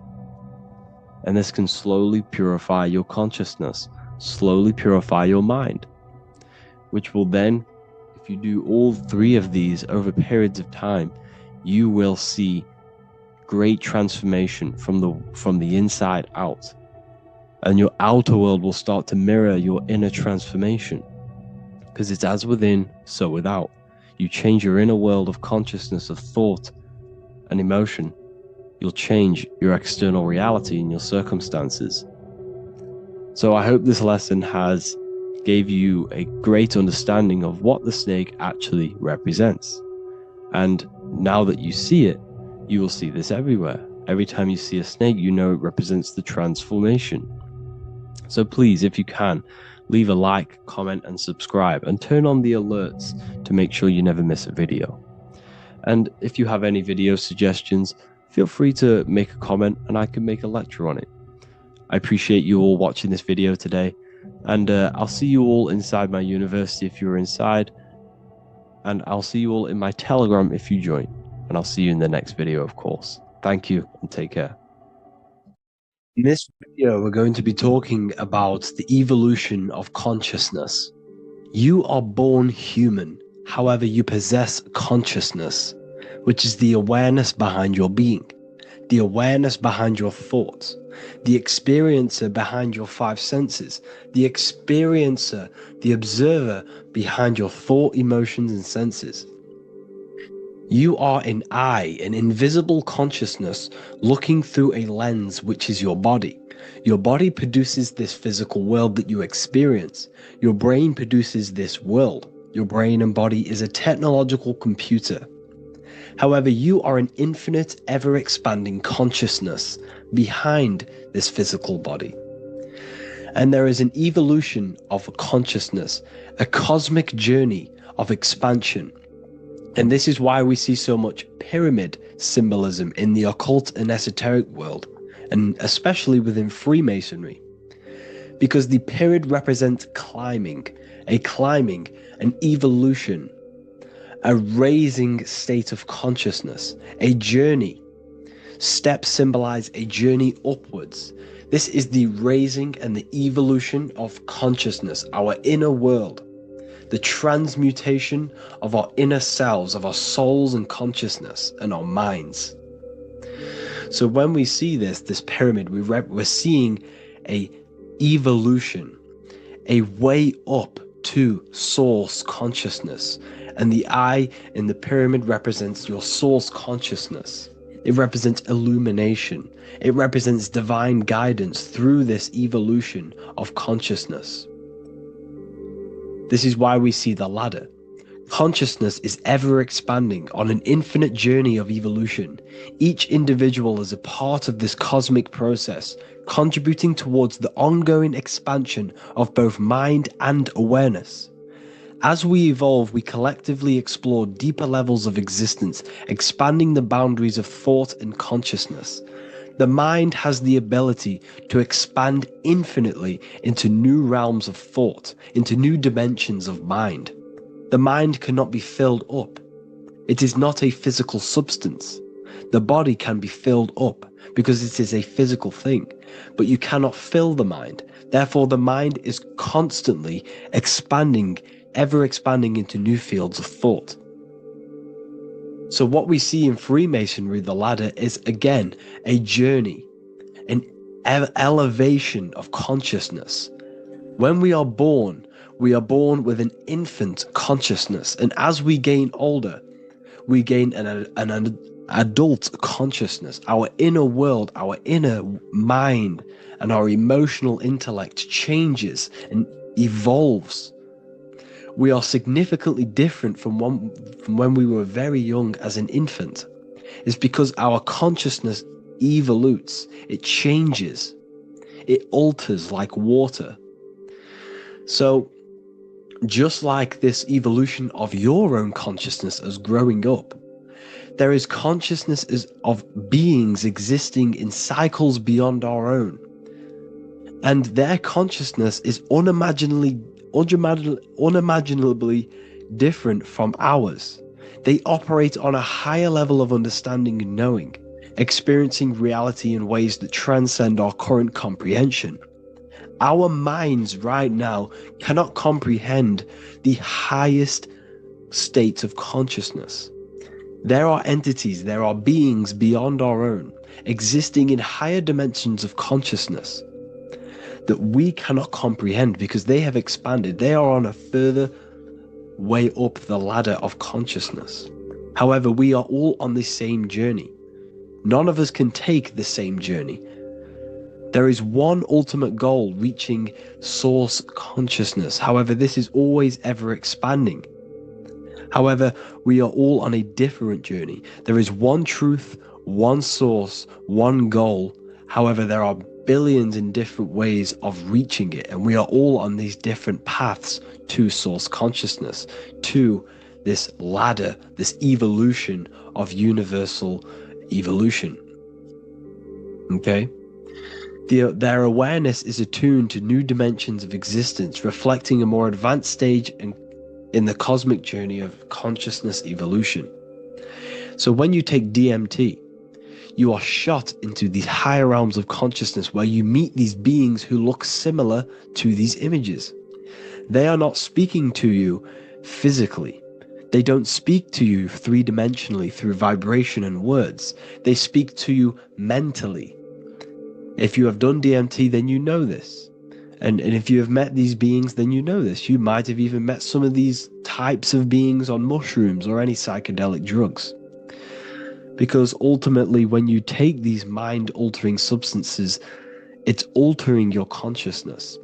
It's merging your consciousness with the spirit of that substance. And you are essentially attuning your mind to higher dimensions of consciousness. That's why we say we're getting high when we take these substances. Therefore, when you meet these beings on DMT, you are essentially meeting beings who are attuned to higher dimensions of consciousness, and they speak to you mentally. They speak to you telepathically through thought, because the universe is mental. Everything exists within the mind. The way you are now, your physical existence, is a state of mind. Mind, thought creates matter. Spirit and matter are two opposing ways of thinking.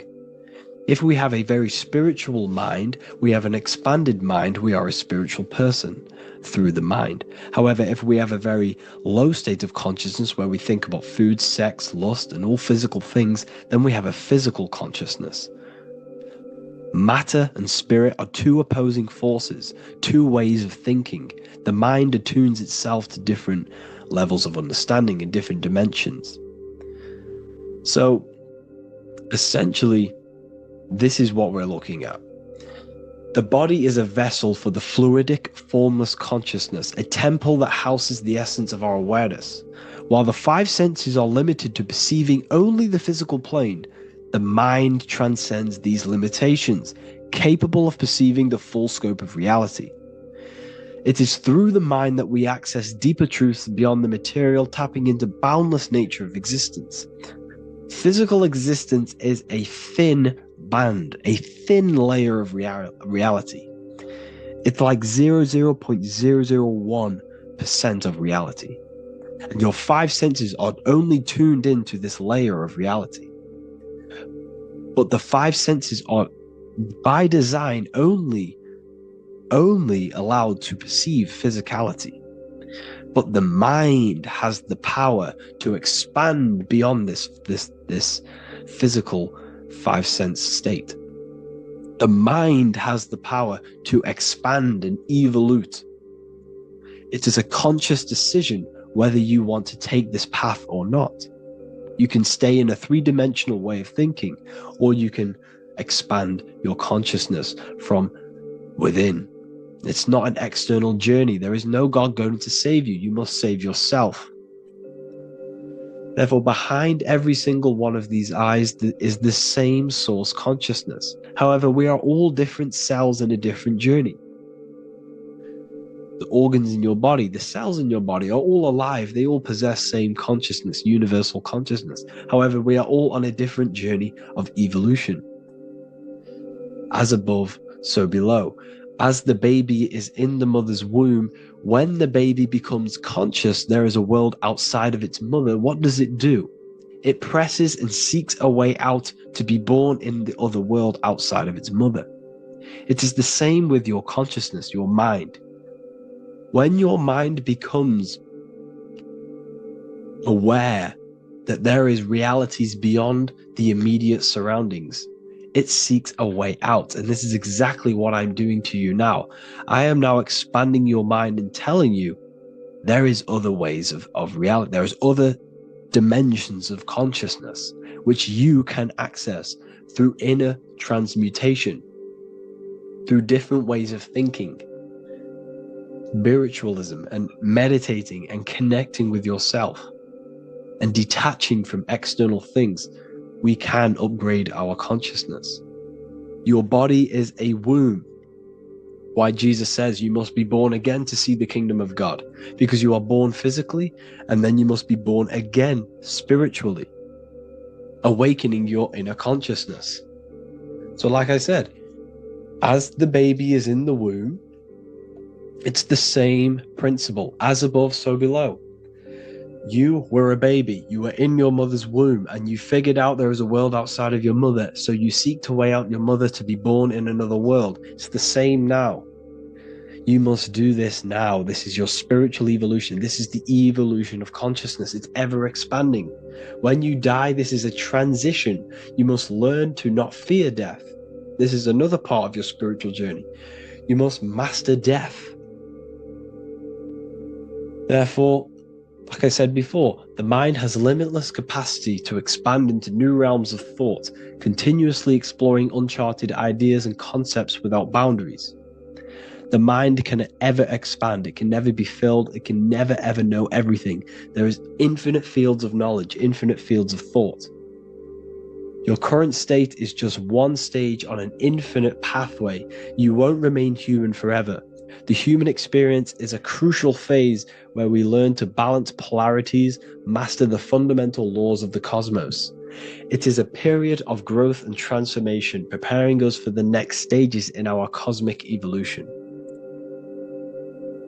The goal is to strive for perfection, yet the true perfection is unattainable. It's like a tunnel, and there is a light at the end of the tunnel. And as you walk through this tunnel, the light is ever moving backwards. You should forever seek to meet that light, but you will never meet that light because consciousness is ever expanding. You should strive for perfection, yet knowing that perfection is forever unattainable. The journey is endless, with each step revealing deeper layers of understanding and experience. The pursuit of growth and expansion is itself the essence of our evolution. You can find all of this knowledge in the amazing book that I have read for years. I have read this book, The Emerald Tablets of Thoth, the Atlantean, by M. Dorial, translated by M. Dorial. I'm telling you now, this book, now that I've told you this, you have some context on the book. The whole book is about evolution of consciousness. He's talking about higher dimensions beings. He's talking about how you can transcend this physical plane. It is truly the most amazing book you will probably read. One of the best spiritual texts you'll see. It's hard to understand, so you must read it over and over again. And the more your mind progresses, like for me, I read this every couple months. And the more I learn about consciousness, the more I expand my own consciousness. And every time I read this book, I pick out something new that just completely blows my mind, because you can only understand this book to your level of consciousness, to your level of understanding. So now that I've told you all this information, go and read this book and it will absolutely blow your mind. And so will the Book of Wisdom Volume 2, which is now available. I released it the other day. I'm just going to read a page out now. This page is called Spirit and Matter. The Earth is not merely a dense, lifeless rock drifting through space. It possesses spirit, a living essence that animates its form. But what do we mean by spirit? Spirit in esoteric terms refers to the energy, the life force, animating the principles infused in matter. So essentially, what this page is talking about is how everything has spirit, consciousness within it. You are the middle, you are spirit and matter. You have the ability to expand your mind to the God self and raise above our animal instinct, our material self, and know the divine and expand. Animals cannot do this. Animals are not self-aware. Humans possess self-awareness. We can observe our consciousness. We can say, why do I exist? We can look in the mirror and know that we need growth. And this is what Anunnaki means. Anu means above. Anu was the supreme god of the sky, which is a metaphor. He represents spirit above, heaven. Anu came down to earth and married Ki, the goddess of the earth, which represents matter. It's a myth, it's an allegory. Anu married Ki and gave birth to the Anunnaki. Spirit came down and infused with matter and gave birth to the human, which is you. You are spirit infused in matter, Anu and Ki, Anunnaki. You are the Anunnaki. And this is just one of the teachings in my book. Honestly, this book is absolutely amazing. If you truly, truly want to expand your consciousness, give this book a read. And obviously, if you're inside the university, I give you this book for free. A paperback version. If you join the university, follow the steps inside of the general chat, you'll be able to download this book. Sorry, not download it. Order a paperback for free. All you have to do is pay for the shipping. You'll also gain amazing knowledge inside of my library, where your mind will just be overblown with the amount of esoteric books. There's over 45 rare occult books, plus you get a PDF of the Volume 1 and Human Health Guide. You get reoccurring updates where I expand on symbolism, occultism, where you will just feel absolutely amazing once you understand esotericism in yourself. You'll also learn how to create the dream reality that you want with the Manifestation Mastery course, where I teach you how your consciousness creates reality. You'll have a real lectures where I post lectures on symbolism, occultism, esotericism. There's a conscious community and live calls and Q&A where you can ask me questions and I'll answer your questions.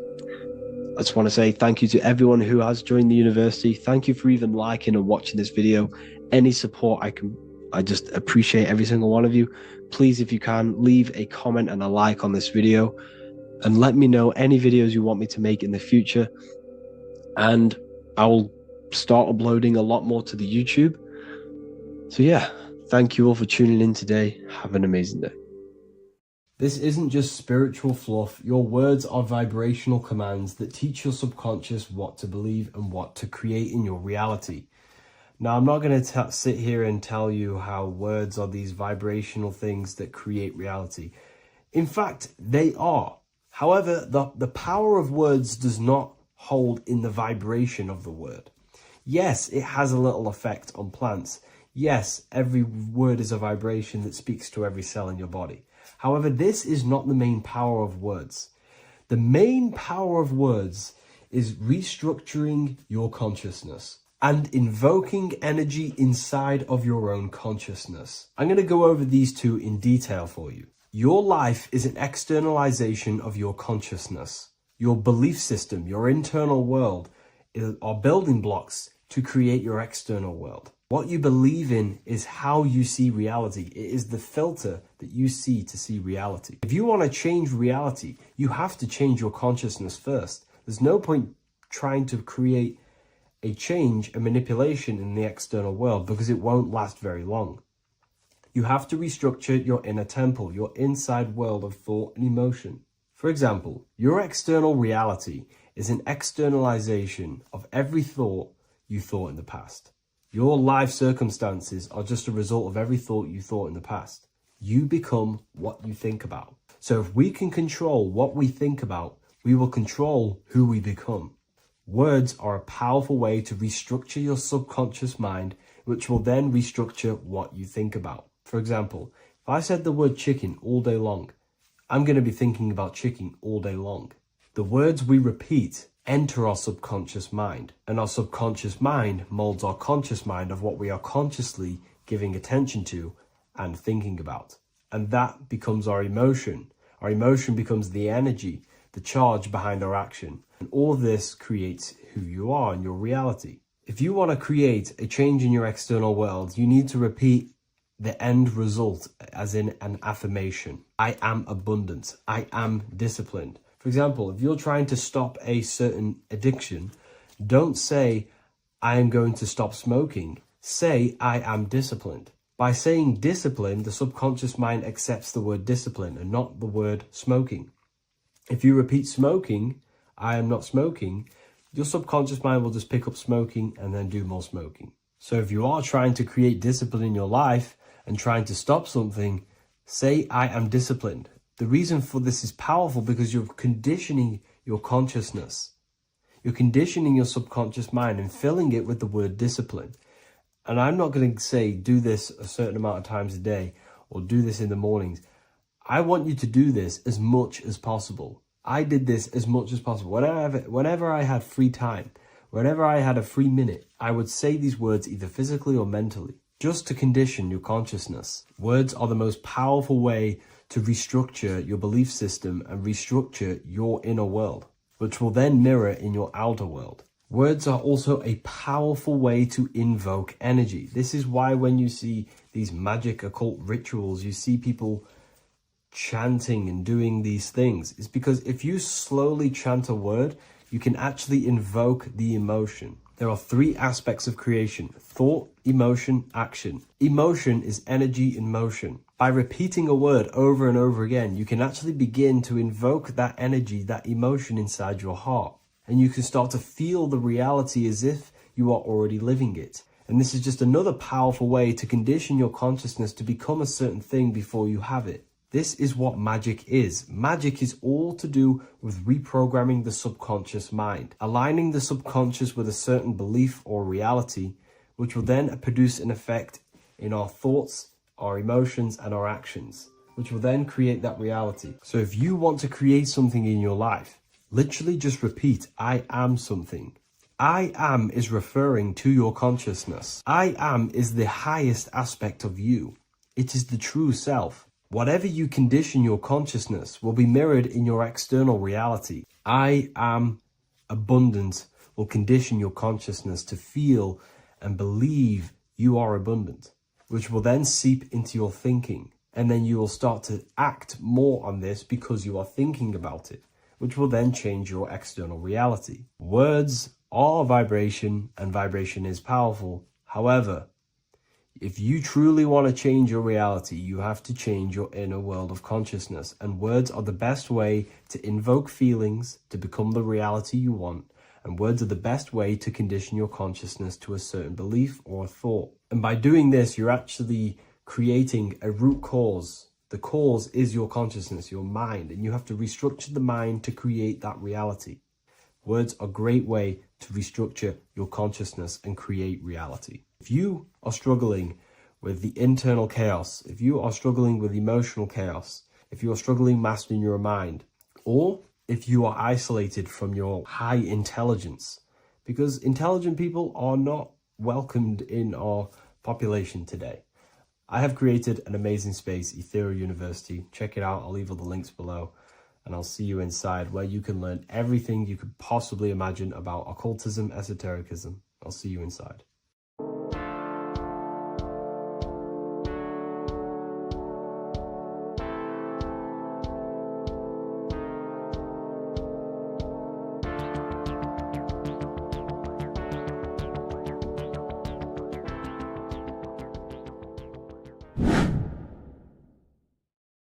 People, how are you all doing? It's Revival of Wisdom, and today we're going to be talking about your birth certificates and how we are slaves to a system and how they have trapped us into this system. Okay, so the first thing you need to understand about this system is there are two types of laws. You have the law of water, which is Admiralty law, and the law of the land. So the Admiralty law is the law of water, and this is what money is. Money is water. This is why we say liquidity, currency, the current. A current is water, something moving through something. Cash flow. And this is why banks are called banks, because a river bank is on either side of the water and it directs the currency. You see? So money is water. And as you can see here, Ripple, the cryptocurrency, Ripple, water Ripple, and they're building a bridge over water, overseas, international banking with cryptocurrency. So money is water. And this has specific laws about water, but water is the same everywhere, you see. What the difference is with the law of the land is that you can have different laws in different lands. I can't do certain things in the UK that people can do in America, for example. You see, that's the law of the land, but the law of water is the same because water is everywhere. Now, this is very important to understand when it comes to, you know, these birth certificates. So, Pope Gregory, this is where we're going to start off. Pope Gregory in 1582 took the Orthodox Eastern sunrise calendar and changed it to his own Gregorian timeline, not a calendar, a timeline. This timeline was copyrighted by Pope Gregory under the name of the Vatican. So the Vatican owns the timeline that we are using today, 2023. They own it. They own the title of this Gregorian calendar. Okay. Therefore, anyone who is born under this copyrighted timeline, not calendar, they are subjected to Rome because Rome owns the timeline. They have a patent, a copyright for that timeline. What is on our birth certificates? That timeline. We are born underneath, we are subjected to the Vatican. This is why all birth certificates go to the Vatican. They own every single birth certificate. Okay? So when we use this timeline, we are subjecting ourselves to this timeline. Okay? Which the Vatican has a claim over. This calendar or timeline is set to sunset, not the sunrise, which is associated with death, darkness, and the moon, lunatics. You see, so this is a sunset calendar timeline. Okay, this is now, they've changed a couple things, right? They say that the new year is January the 1st. Okay, when we know this is in winter. January is winter, which is associated with darkness, death, the death of nature. So this is a death cult, people. These people are evil. They're so evil. The Vatican. And this is why we use April Fool's Day, because April is in Aries, and Aries is always the start of the zodiac. This is why Aries rules the head region. 12 zodiacs, 12 systems of the body. Each zodiac is associated with each part of the body, and this is why Aries is the head, cerebrum. But we're not going to talk about in this video. But yes, that is what April Fool's Day is. They're putting it in your face. April Fool's Day is the real start of the year, when the sun starts to rise again, when the risen Savior is resurrected, when it's born again. This is when the Jews celebrate the Passover. This is when the Christians celebrate the resurrection of Jesus, and they eat lamb. The Jews eat lamb because we're in Aries, the new year. The sun is now born again, our risen Savior, the light of the world. So yes, this is what April Fool's Day is. It's the first day of the year, which they changed. Pope Gregory changed. So you need to understand is that you are in the womb. You are inside of a ship, because every ship, literally a ship, every ship is female This is why they say she delivers the product, because she does deliver the product, you, the baby. Same thing with a ship, they deliver products. They are a she. And when they pull up to the bay, like you can see on this picture, they're pulling up to the bay. This is now called the birth canal. The ship is now in birth on paper. Okay, this is law. And when they pull up, they tie up to the bay, and now they get a certificate of manifest certifying all of the products which are on the ship and what they are bringing into that nation. Okay, so you're bringing in this many of that, everything's on the certificate of manifest. And this certificate of manifest is also your birth certificate, because you are traveling through water when you are in the birth canal of your mother, because you are in water when you are in the womb. And you travel through the birth canal, and when you arrive, you get a certificate of manifest with the name, how many, the quantity, that's your birth certificate. Okay.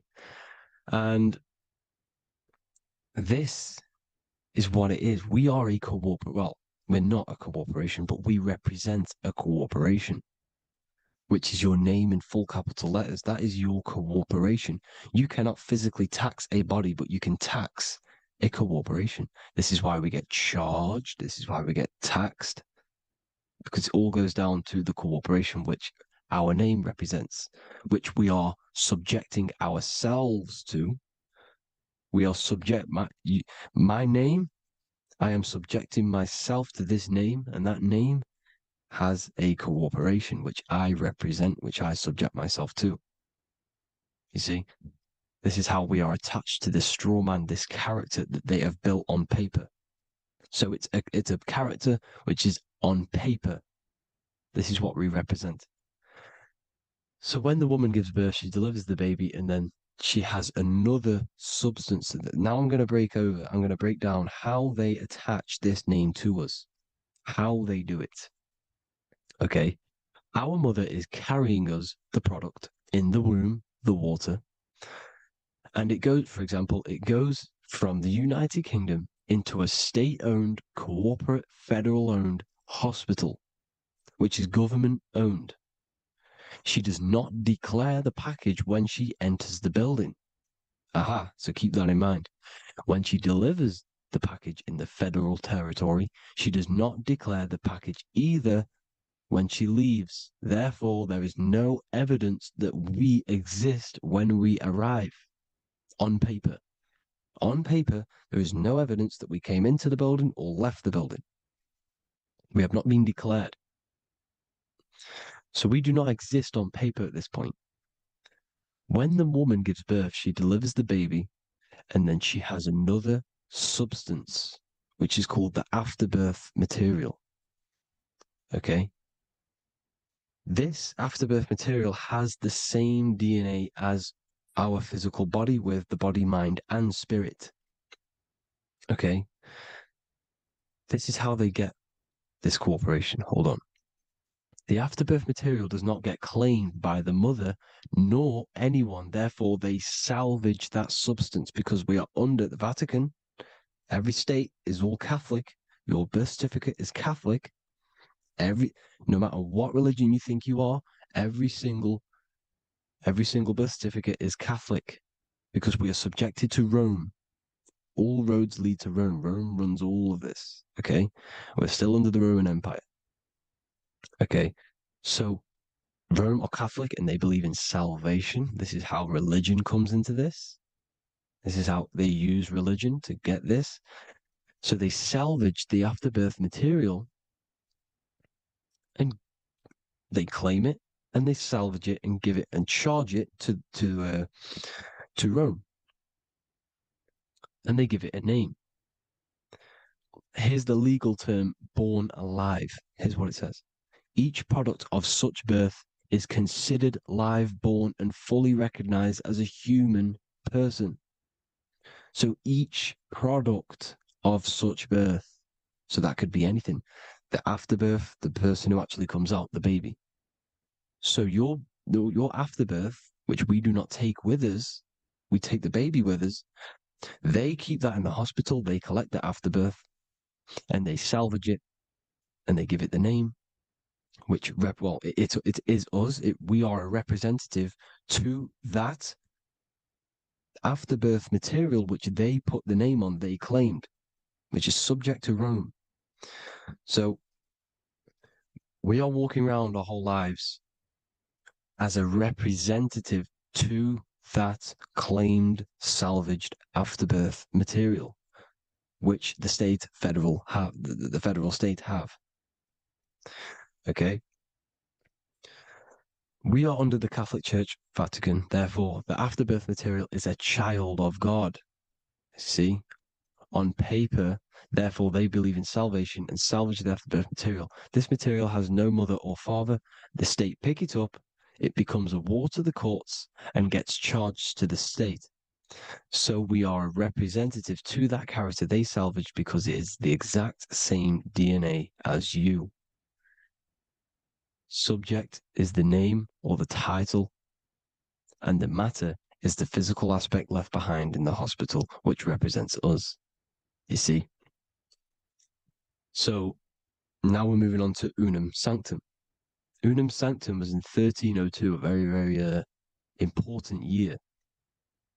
Very important year. Unum Sanctum says this is basically how they claim everyone in the world. So the Vatican had all this power, all this gold, all these people under them. They need to get a claim for them so then they can rule over them and make them slaves. So what they did, they created Unum Sanctum. Pope Boniface VIII did this.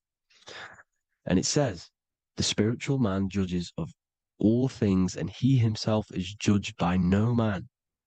The spiritual man, keep that in mind, unless he invent like Manichaeus, two beginnings, which is false and judged by heretical, since according to the testimony of Moses, it is not in the beginnings, but in the beginning that God created heaven and earth. Furthermore, we declare, we proclaim, we define that it is absolutely necessary for salvation that every human creature to be subjected to the Roman pontiff. So they are claiming us in Unum Sanctum, and it's in the vaults in the Vatican. They will put a spell on it because they are sorcerers, they are magicians.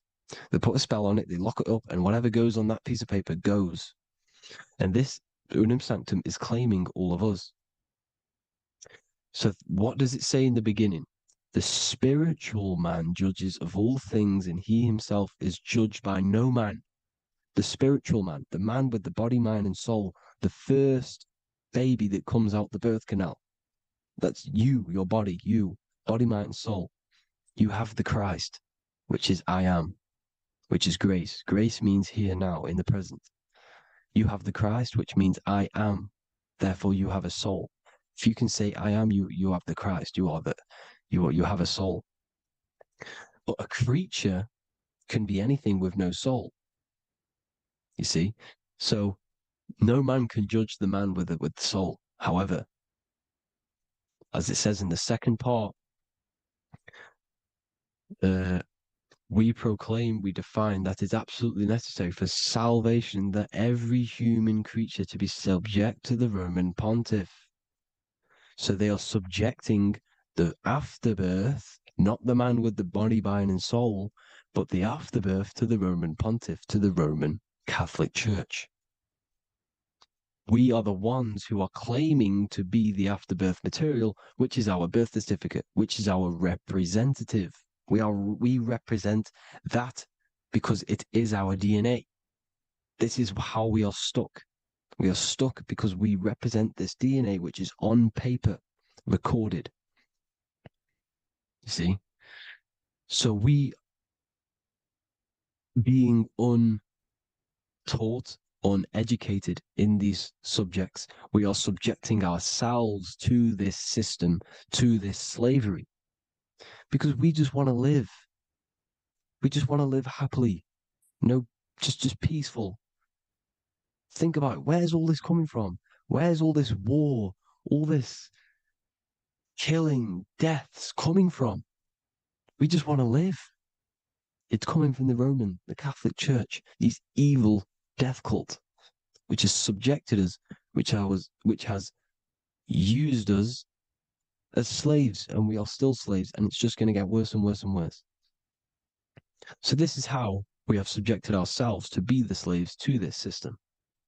It's a lot to take in, and there's a lot more deeper stuff which goes into this. I'm just going over the surface.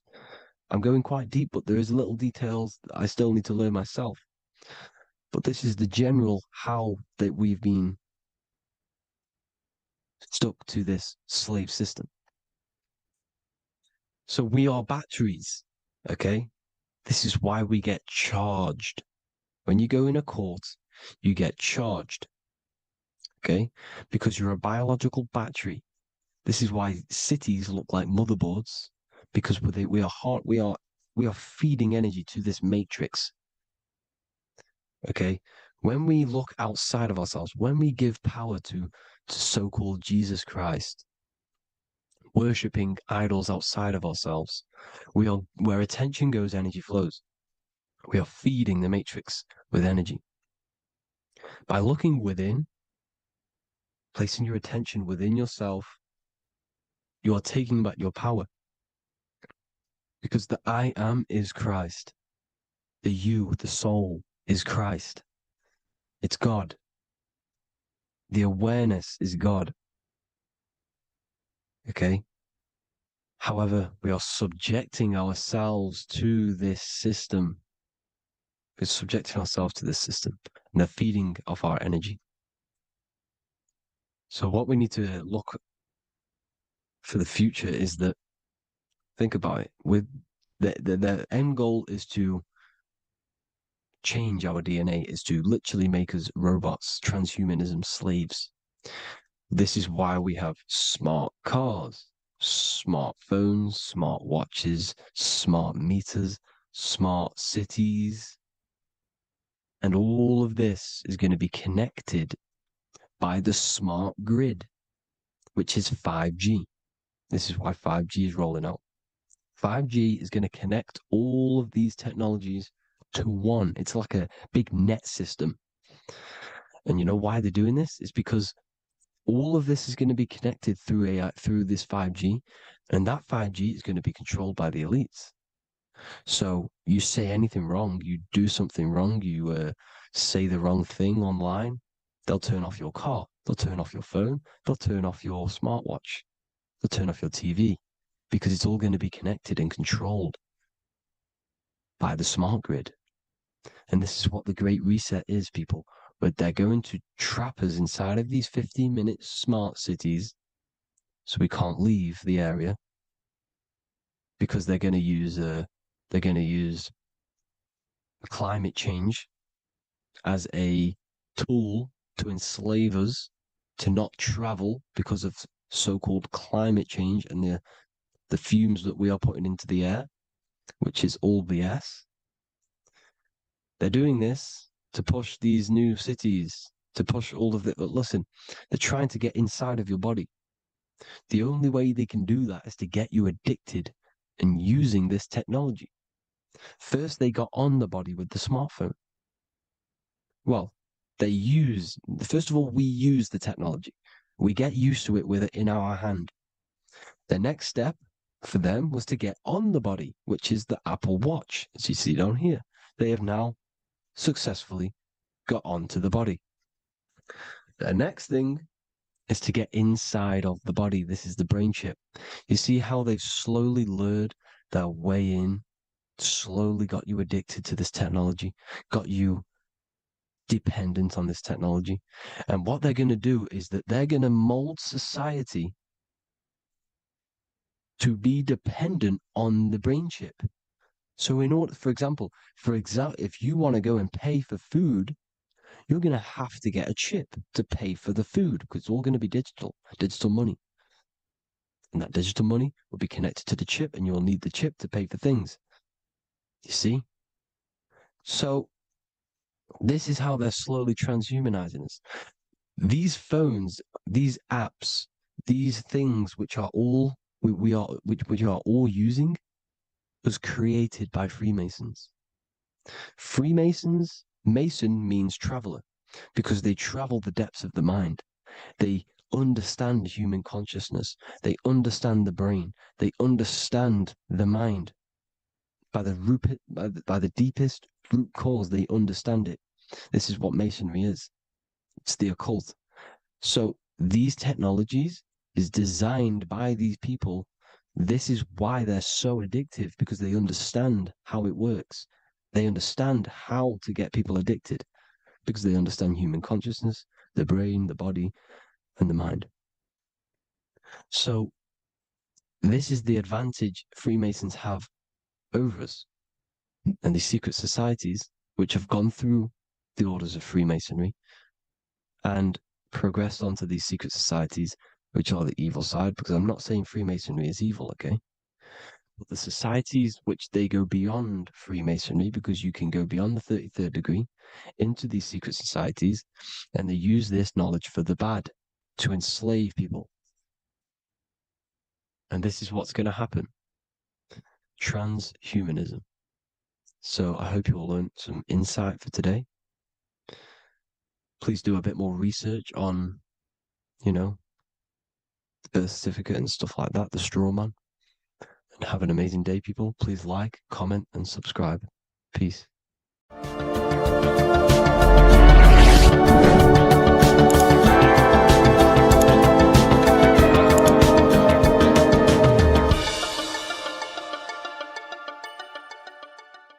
Welcome to Revival of Wisdom.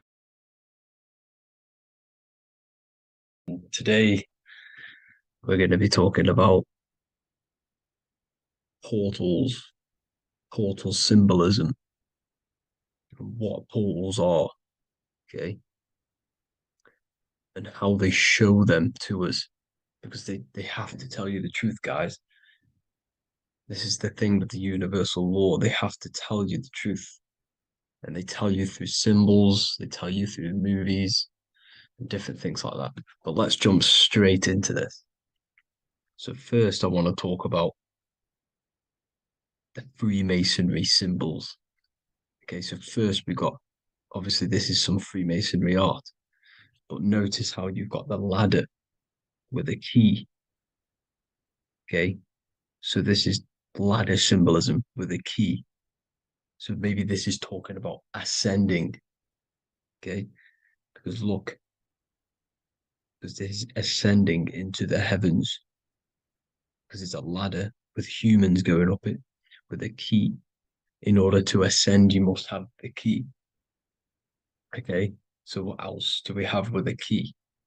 Well, the Netflix show Lock and Key, which is all about portals and keys.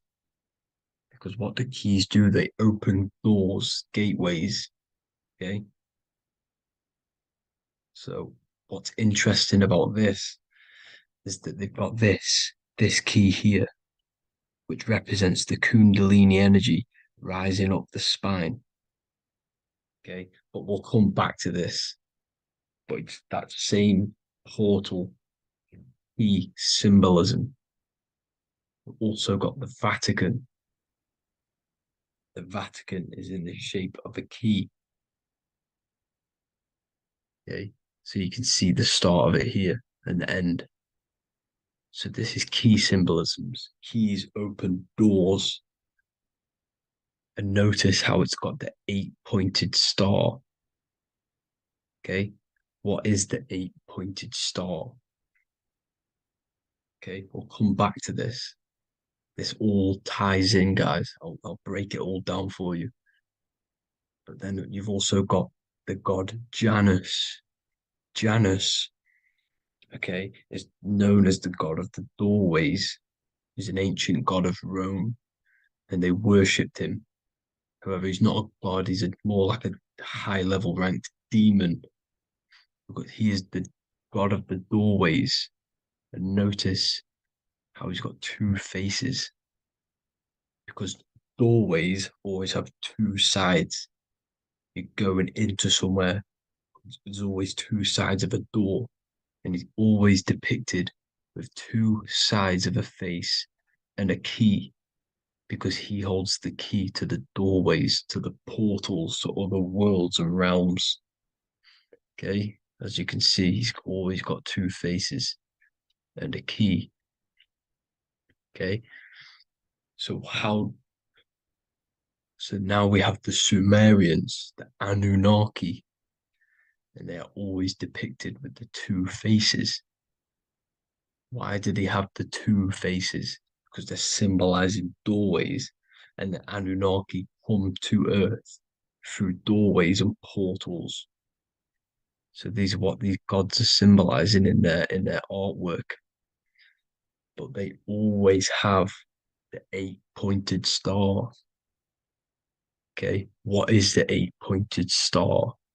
You see how they always have. Look, let me try to find another one. It's the 8-pointed star. This 8-pointed star is Polaris. Okay, Polaris, just like the Vatican has the 8-pointed star with a key. Polaris is the center star. Polaris is a fixed star. It doesn't move. Okay. So the Anunnaki's symbol is also the 8-pointed star. So this is symbolizing the portals and doorways that they come through in order to get to the earth. But Polaris is that center star which does not move. It's always symbolized with the 8-pointed star, just like a compass. Why is a compass the 8-pointed star? Because at the center of our realm is where the most electromagnetic energy is stored. As you can see, we have an aura field, an electromagnetic aura field. So does the earth. And in the center, so like our heart, for example, is where the most energy is stored. And like the center of the earth, this is why all compasses point to the center, because this is where the most electromagnetic energy is stored. It's at the center of our realm. Okay. So like I was saying with the lock and key series, see this here? The Kundalini energy rising up the spine, just like your Kundalini energy rising up the spine. Let me try. I can't zoom in. But you know what I'm trying to say here. Let's go back to Polaris. Because at the center is where pole. Can you see the pole of electromagnetic energy? Polaris, the North Pole. It's symbolized. The truth is in the words. It's like a pole of electromagnetic energy. And this is where the aurora borealis comes from. Notice how it's got the word aura in it, because it's the Earth's aura, electromagnetic field, just like you have an aura, also known as the northern lights, because it's coming out of this center hole in the center of our realm, where the black sun is. And this is where the electromagnetic energy is coming up from. And this is what the aurora borealis is, or the northern lights. It's just electromagnetic energy. And it's symbolized through our symbols, the original O. Okay, because it's like a pole through the middle. Polaris. So this Polaris is the sky vault. It's the portal into this realm. Because this is what the Anunnaki are always talking about. Always symbolize it with the 8-pointed star. And just like a compass is the 8-pointed star, pointed to the center, to Polaris. Okay. See here on the Sumerian tablets with the 8-pointed star again. And how we know it's talking about portals with this 8-pointed star is because CERN 666 are opening up portals to the underworld, letting in demonic entities into this realm. How do we know it's a portal? because their Hydro Collider has 8 points, just like the 8-pointed star. So they are creating synthetic portals to the underworld to let these demonic entities into our realm. What is the key? Because if we're talking about ascending through Polaris, notice how here on the masonry art, this luminary here, so this is the sun, that's the moon. This is Polaris because it's a luminary with what? 1, 2, 3, 4, 5, 6, 7, 8 beams coming off the luminary, just like the 8-pointed star. So you see the ladder with the key going up to Polaris. It's symbolizing ascending out of Earth. So what is this key that they're keeping from us? Because it's a human holding a key going up the ladder to Polaris. Well, chakras. We have 7 chakras. Okay, so this is what they are telling us in the lock and key symbolism. The Kundalini energy rising up the spine. Okay, just like they have 33 vertebrae on the back of your spine. Okay, this represents the Kundalini energy going up your 33 vertebrae, just like in Masonry has 33rd degrees.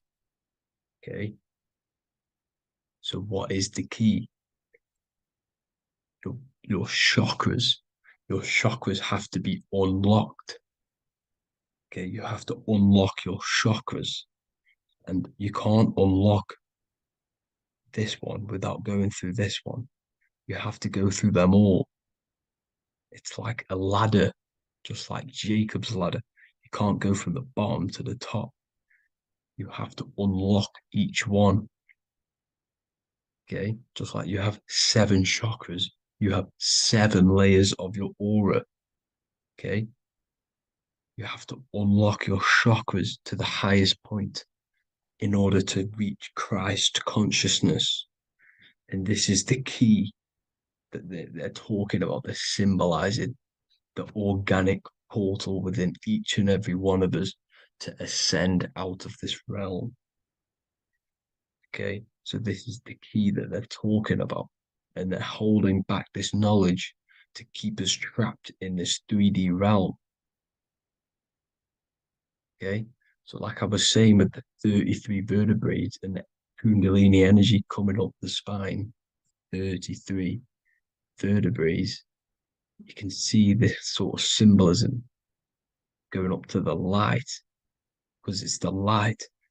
You see here, your crown chakra turns on and becomes enlightened, just like the Illuminati symbol. Can you see it? But also, Jesus also died at 33. So this is symbolizing, okay, they're symbolizing the death of the ego, the body. So once you open up your chakras and reach Christ consciousness, which is your 33rd vertebrae, once your Kundalini energy goes up your 33rd vertebrae, your body technically, not physically, but spiritually dies, because you then become formless. You reach Christ consciousness. So then you can travel other worlds. Okay. This is what they're talking about with Vatican, 8-pointed star, and the key. Janus with the key. The Sumerians with the 8-pointed star.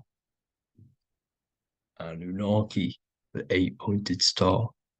Polaris, 8-pointed star. So Polaris is the way out of this realm, which is at the center. Pole, North Pole. Okay, so the key is that they're hiding from us is the knowledge to unlock our chakras. Okay, And without this knowledge that they keep from us, is trapping our souls in this reality to keep reincarnating. Okay?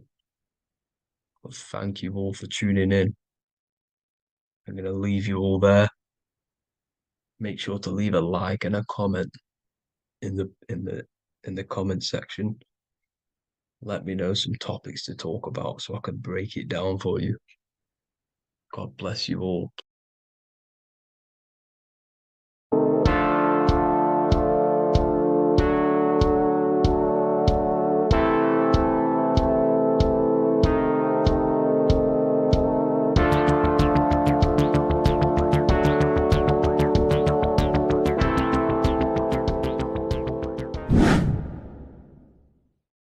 What is good, people? We're back with another video, and this is going to be talking about the connection between the micro and the macro.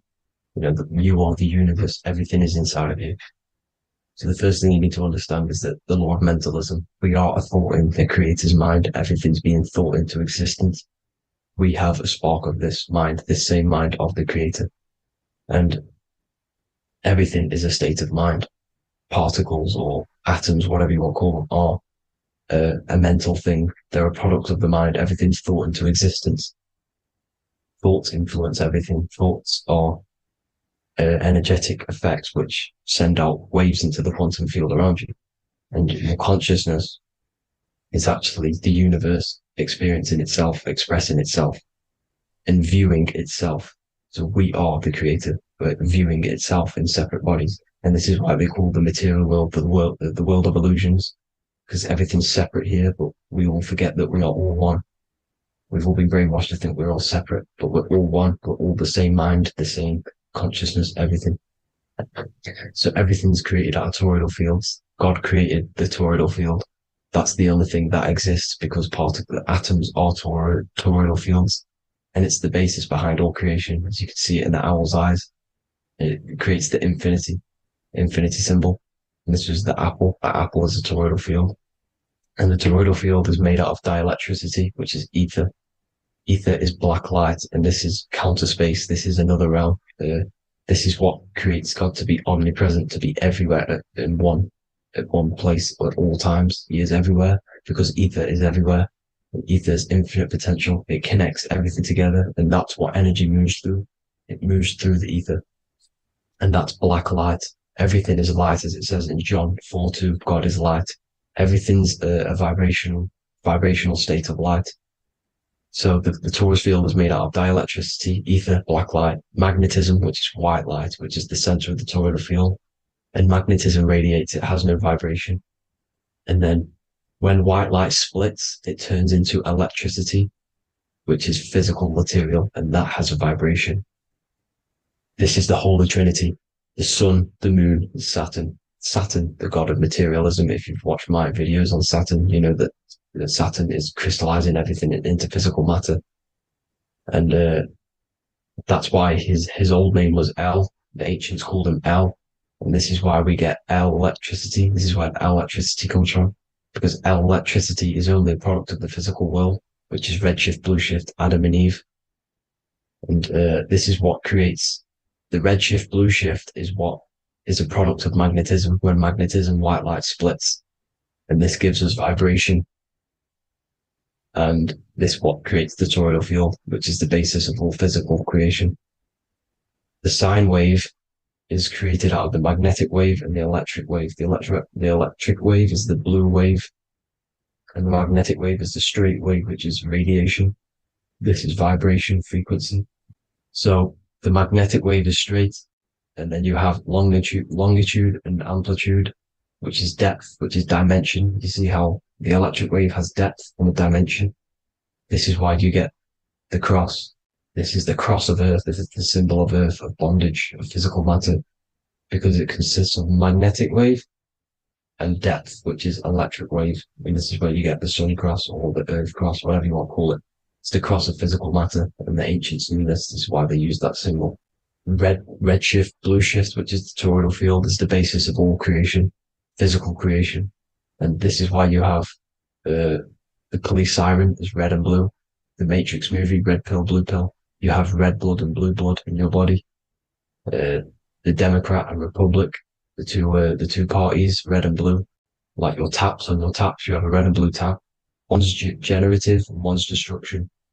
Fire, destruction, water, generative. So this is the basis of all things. And electric wave has dimension, like I've already said, depth, material, and it's measured in hertz. It's measured in hertz because it hurts you. It decays because the electric wave has a vibration, and vibration always has to go back to a standstill point. This wave cannot go forever, but the magnetic wave will go forever. It's radiation. Magnetic is radiation. It radiates forever. It pulses. But the electric wave will at some point come back to a standstill point, and that's why it hurts. It decays. That's why our physical body decays, because we contain of electricity. This body is an electric body, and it will return back to stillness like a guitar string. If you vibrate a guitar string, you pull it, it will vibrate, make a sound, and then go back to a standstill point. It's the exact same with every single toroidal field within the body. It will decay, and this is why our bodies decay, and everything in creation decays. So we're born into sin. The sin of Eve. The sin of Eve is us biting into the tree of knowledge of good and evil, which is the systems in the body. And the sin of Eve is biting into the sine wave. We bit into the sine wave. The sun moves in a sine wave. Our DNA is a sine wave. Time is a sine wave. Everything in this creation is a sine wave. This is why the dollar bill is a sine wave. Magnetism and electricity and electric waves in one. And this is the sun doing its sine wave, which creates, when you go bowling, it kind of creates that pin that you hit over. That's the pin of the sun. The zodiac sign is a sine wave because the zodiac sign is an expression of the toroidal field, because magnetism unfolds into 12ness.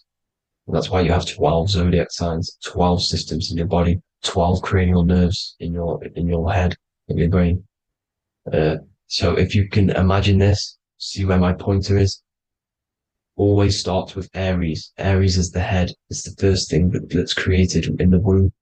And this is Aries, the ram. And this is why it's called a cerebrum in your brain, which is the first thing that creates when you're in the womb. And what's the element of Aries is fire. Fire is the first element. F-I-R, first, because it's the first thing on the wheel, the first expression of energy. As you can see here, my pointer, this is the center of the toroidal field. It would go Aries, Virgo, Capricorn, Pisces, Scorpio, Cancer. Then we go back to Libra. Libra would be center.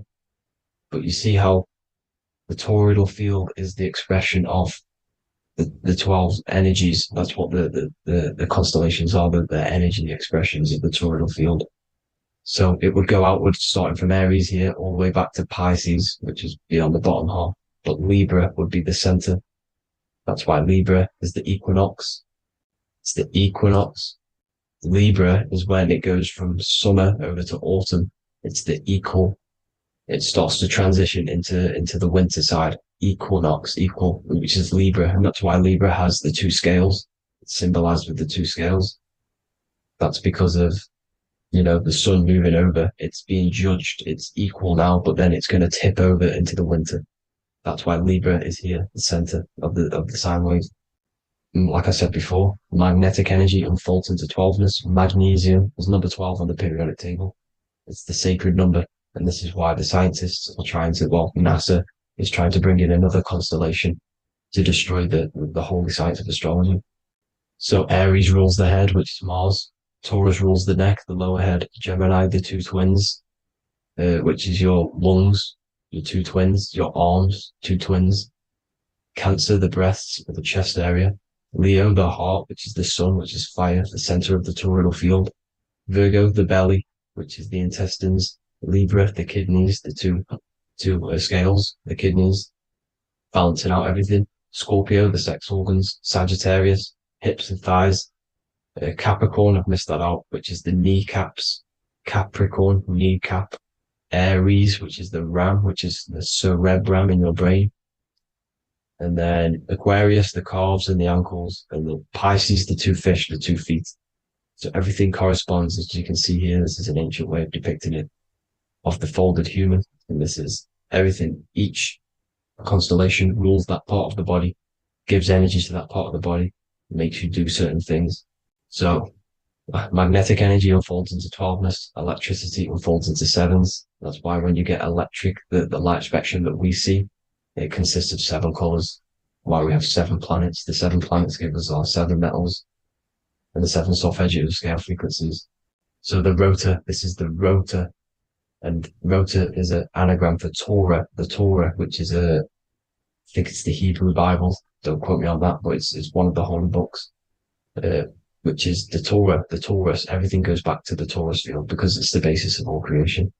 So the chief cornerstone, it says in the Bible that the builders rejected the chief cornerstone. The chief cornerstone, you are the builder. You decided to incarnate into the physical world, into the electric world, the world of Saturn. When you are created in the womb, it takes you 9 months for you to be created. So for example, if your parents, if you went into the womb here, it'd take you 9 months. So let's say you're born in Scorpio. So you'd go back 9 months, 1, 2, 3, 4, 5, 6, 7, 8, 9. You consist of all of these 9 energies because it takes 9 months or however long you took to be born. Some people are born earlier. You'd have to find out how many months you were in the womb for. But you consist of these 9 energies, and each constellation has a cell salt associated with it. And these cell salts are vital for your health, and your cells are the optimal health of your body. So the chief cornerstone that you rejected is these 3 cell salts, these 3 constellations. So you're mineral deficient in these 3 constellations. For example, fluoride, magnesium, phosphate, and potassium sulfate. So that's the chief cornerstone. And a cornerstone, people always get it rejected with the cornerstone.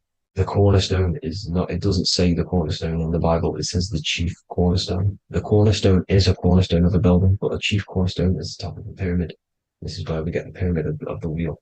So you're mineral deficient in whatever 3 zodiac signs you're not. You were not in the womb for. This is the chief cornerstone you rejected.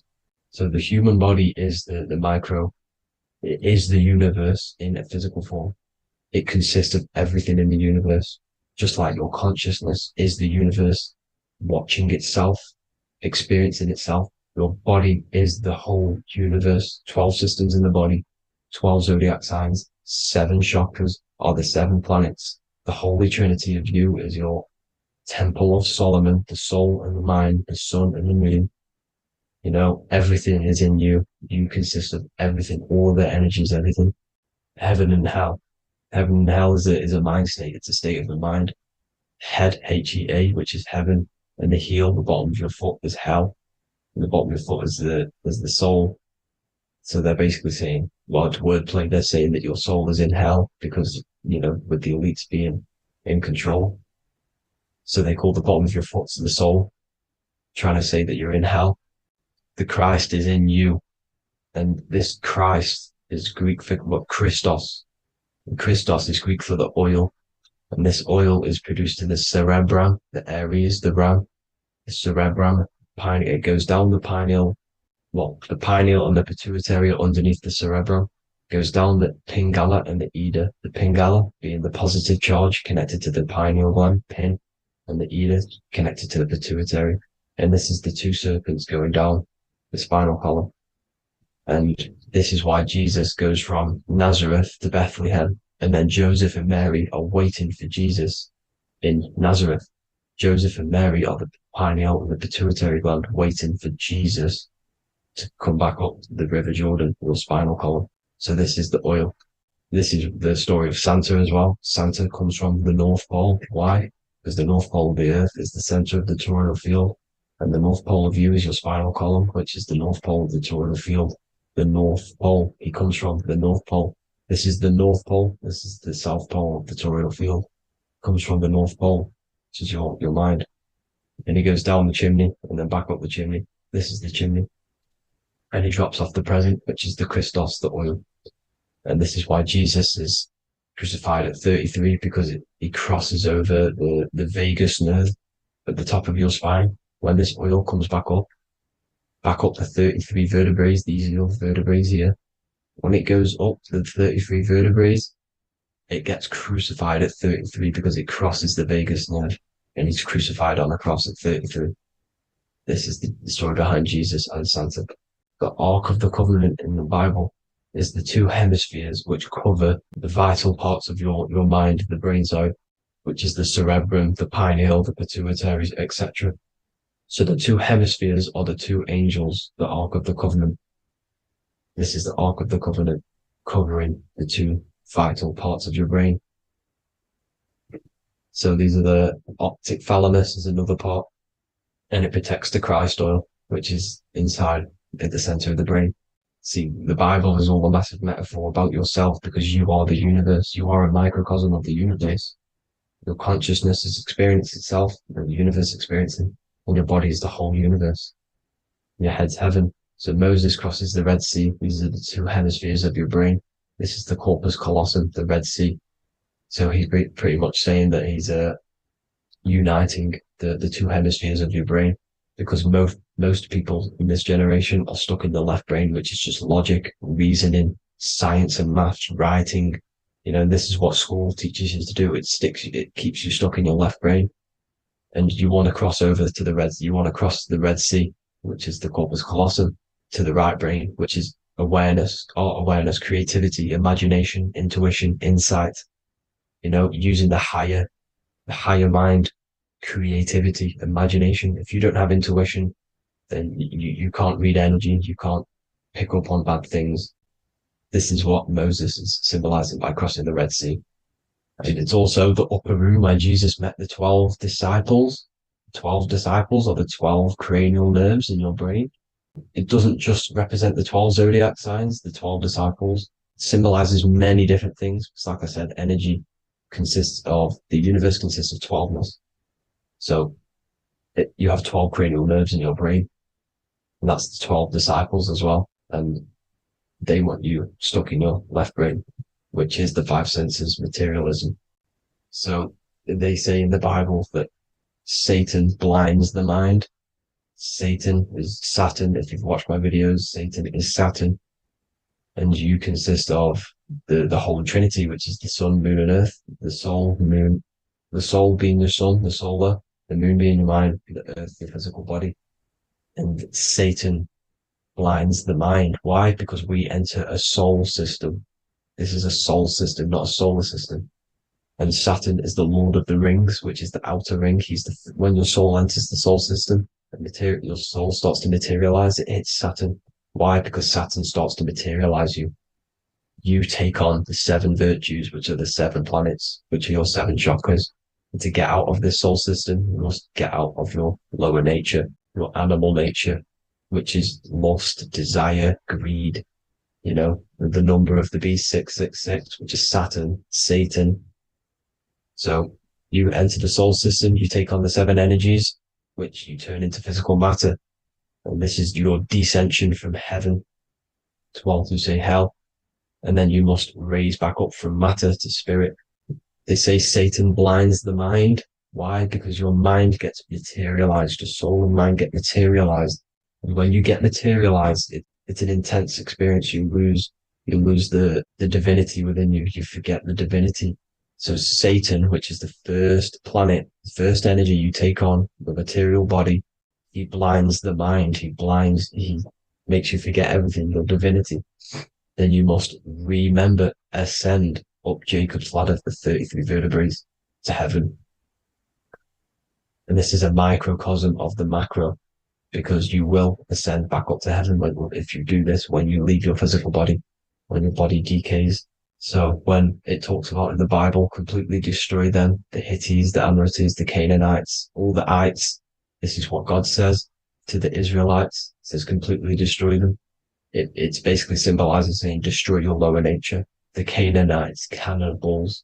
We're under a Canaanite system now, which is cannibalism. And this is flesh eating, lust, greed, all the demonic stuff, all the lower vibrational stuff. The lower nature, eating, sex, and survival, the lower 3 chakras. you must get out of these lower three chakras and return back to spirit, which is heaven, which is spirit, love, being holy, being truthful, being passionate, going back to Satan blinding the mind. All of the planets are made out of these three symbols. Satan blinds the mind. And that's why Satan's symbol, this is the symbol for Saturn, Satan, the symbol of Saturn is the cross, which is physical matter, the earth, over the moon. The moon is your mind. So the Saturn symbol saying matter over mind. He blinds the mind. Satan blinds the mind once you enter the soul system. And you must remember, in the Bible, it talks about the Genesis, which is Eve, the sin of Eve, which is biting of the tree of knowledge. With the serpent, which wraps around the tree. It says the serpent placed himself on the tree. Well, the serpent is the spinal column. It's the serpent telling you eat from the tree of knowledge of good and evil, which is your nervous system. And eating from the tree of knowledge of good and evil is doing bad things. For example, over-sexualized, overeating, eating the wrong food. That's eating from your nervous system. It's decaying you. And it's preventing you from achieving the God self, the God consciousness. This is the symbolism of, the tree on the serpent, telling you to eat from the left brain, with the left brain being the sinister. Sinister is Latin for left. That's sin. Sin is left. And left is lefty Lucy, Lucifer, right, righteousness, right, God, godly. The tree of knowledge of good and evil, which is your nervous system, because it determines good or bad. That's the only thing you experience in this world is your nervous system. And then the tree of life is the cardiovascular system, and the Garden of Eden is your body. So that's it for this video, people. I hope you've got a greater understanding of how you are the universe and everything is inside of you. Just keep in mind you are the universe experiencing itself, and your body is a reflection of everything. The 12 constellations, the 7 planets, everything's inside of you. This world is an expression from the inside outwards. You can't affect the outside world to manipulate reality. Everything's inside of you. I hope you got a greater understanding of this. God bless.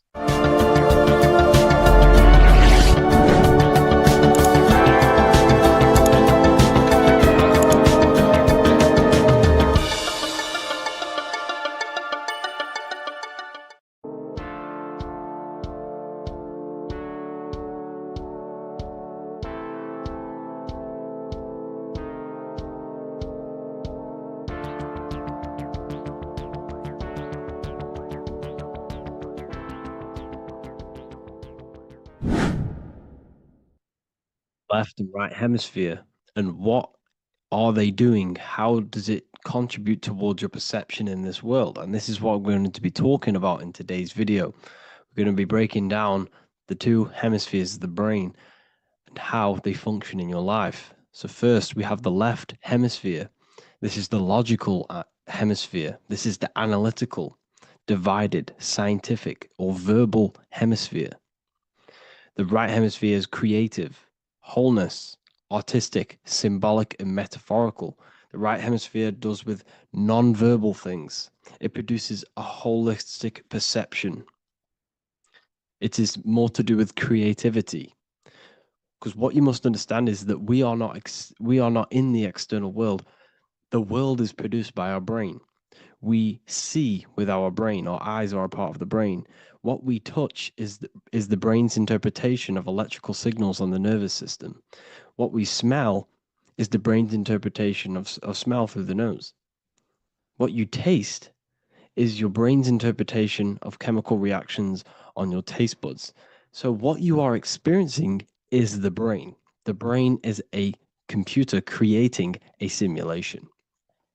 And you have 2 hemispheres which breaks down this reality. So essentially the brain is the perception creator. It creates perception. So if the brain is creating this, who is the one experiencing the brain? Well, that is you, the consciousness, the mind, the all-seeing eye. You are the all-seeing eye experiencing the brain, the observer behind the brain, behind reality, behind the emotions. So if you're walking through a woods, this left brain sees individual trees. The right brain sees the whole woods. It sees the biome. It sees the bigger picture. So when you are walking through this woods, the right brain picks up a holistic perception of reality. It creates the woods as one unified woods. The left brain's job is to break this down and analyze it so that we can see individual things. And this is also necessary for humans to have the ability to break things down and manipulate things in this world. So without this left hemisphere, we could not manipulate things and break things down. So this right hemisphere is important because it sees the whole woods. It sees humanity as one unified consciousness. However, the left hemisphere sees individual egos. So the left hemisphere is the place of the ego because it only understands it sees the world very divided. Okay, so for example, here's another example of the left and right hemisphere. If someone pulls out in front of you in traffic, your left brain's going to start going crazy and analyzing them, calling them names. The right hemisphere, however, sees the bigger picture. Maybe he didn't see you. Maybe it's just a mistake. Maybe he's in a rush. You see how the two brains are very different. They do the same thing, but they function in different ways. The right hemisphere is feminine, the left hemisphere is masculine. So, like I said, this person pulls out in front of you, you start to think with the left. If you start to perceive that in the left brain, you're going to start analyzing them, you're going to start going crazy and calling them names because you're analyzing it. You're not seeing the bigger picture behind it. You're not seeing it from his perspective. So there is a crossover. So the left hemisphere of the brain controls the right side of the body, the right ear, the right eye. Everything to do with the right side of the body is connected to the left hemisphere, and the right hemisphere controls everything on the left side of the body, including your eyes, your arms, your legs. So everything is crossed over, and even your visual field is crossed over. So this is your visual field, as you can see here, and even the left side of your visual field goes to the right brain. There's a crossover. No one really knows. There's not really a reason for this. However, this is how the human body is designed.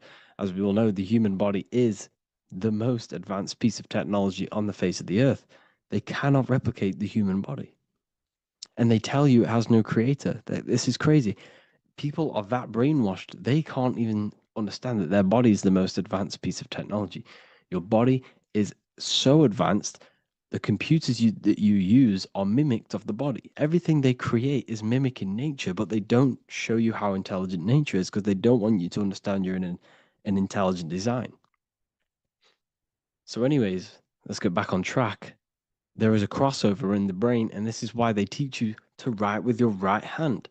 And I was speaking to someone who's in a nunnery, or whatever you want to call it. They were a nun, or they knew someone who was who was a nun, and they forced these people, these nuns, to write with their right hand. You had to write with your right hand. This is why, I'd say at least 70% of the world, or 80%, is right-handed and right-legged, because they taught us this to activate the left hemisphere more because of this crossover that happens in the body. So when we are using this right side more, we are using that left hemisphere more. Why? Why are they doing this? Well, they also called it writing. Writing is a spell, to cast a spell on you, to use that right side of the body so that you use this left hemisphere, because they want you to see the world as a divided perception. They don't want you using the right hemisphere, using that left side of the body to activate the right hemisphere to see the bigger picture and see how everything is all one and everything is created. This left hemisphere domination keeps you from seeing the connections between everything, because that left hemisphere analyzes, it breaks things down. So when we are left hemisphere dominated by using the right side of the body, we are essentially seeing everything as divided. And this is why so many people will not understand my work, because my work connects dots and connects fields of knowledge and makes you see the bigger picture. So people who are left hemisphere dominated will see my work and think this guy's crazy. But everything, it's all about activating that right hemisphere. So they called it writing because every word you say is molding your mind in some sort of way. The things you see is molding your mind. Everything you take in through the five senses is molding your mind. And language is a massive spell, especially the English language. They called it writing so that you use that right side. It's a spell because your subconscious mind picks up everything you say. And 90% of your daily basis behavior and thought patterns is produced by these subconscious programs within the subconscious mind. Essentially, your conscious mind is only the 10% of you. The conscious mind is just what you're aware of, what you're wearing, how you're feeling, what you're thinking. That's your conscious mind. The subconscious mind is controlling every system in your body. It's telling your heart to beat without you being conscious of it. So essentially, this is what they're programming. They're programming this system in the back of the mind, which is controlling everything through the words. And this is what spells are, because it's all about creating perception in the subconscious. So they want you to use that right side more. I truly believe the ancients, they were balanced. They used the left and the right side of the body. They didn't have a stronger side because they understood this science of the body and how the body works. So this is actually called phonetics. It's not etymology. Etymology is the study of root words. Phonetics is the study of how words sound similar. The way words are spoken. So phonetics, phone is why we call them a phone, because you speak into a phone. So this is write and writing, to use that right side to activate the left hemisphere more. So your hands are a manifestation of your brain. The left hand is the right brain, the right hand is the left brain. And as a child, we were always taught that when you place your hands together like this is the size of your brain, which is true because your hands are a part of your brain. They're an extension of your brain. Every part of your body other than your brain is an extension of the brain. Everything's working and feeding back information to the brain because you're experiencing the brain. So another trick that you can do, or another exercise, is looking in the mirror and closing one eye at a time. If you close your right eye, if you take your top off, for example, you'll analyze your body if you close your right eye, because you're using that left hemisphere. Sorry, other way around. If you look at yourself through your right eye, you'll use that left hemisphere, which will analyze yourself. You'll see individual body parts. If you close the right eye and use the left eye, you'll see your body as a whole. You won't really analyze it. This is how you can analyze yourself using these two hemispheres. So this whole system is created to keep you thinking logically and to restrict you from creating and restrict you from understanding symbolism, allegories, metaphors, and teamwork. They want you stuck in a logical way of thinking and a logical way of seeing the world. This is why when you go to school, you are told exactly what to do. You're told to think this way and no other way. You're told to do orders, do this. It's a very left-brained system, because if we all started to open up this right hemisphere, we'd all see, wow, everything is all one, everything's all connected. And this is what my work is doing. I'm showing you everything is one. The physical world is an illusion of duality, but everything comes from the one source, the one mind. The universe is a giant mind. I am mind, you express mind. We all possess mind. Behind the physical body is the same mind consciousness. And we are all expressions and fractals of this infinite consciousness called mind. And this is what they don't want us to figure out, is that we are all just one consciousness expressed. It's an infinite consciousness. It's even in the squirrel, it's in the dog. All of these different animals, they're just different bodies, but behind the bodies is the same consciousness, which is mind. That's what the pineal gland is. The pineal gland is not the mind, and it's not the third eye. The third eye is your mind. If you have a closed third eye, it just means you have a closed mind. If you have an open third eye, it just means your mind has expanded from beyond physical things through astral projection and mystical experiences. This is how you gain an open third eye. It's just an open mind. a mind that has astral travel, that has explored the realities within the mind. So everything they do is to keep us in a divided state. Divide and conquer, right? That's their motto. All to keep you thinking how everything is divided. Everything they've done is division. Postcodes, countries, everything is divided. Like football teams and all this stuff.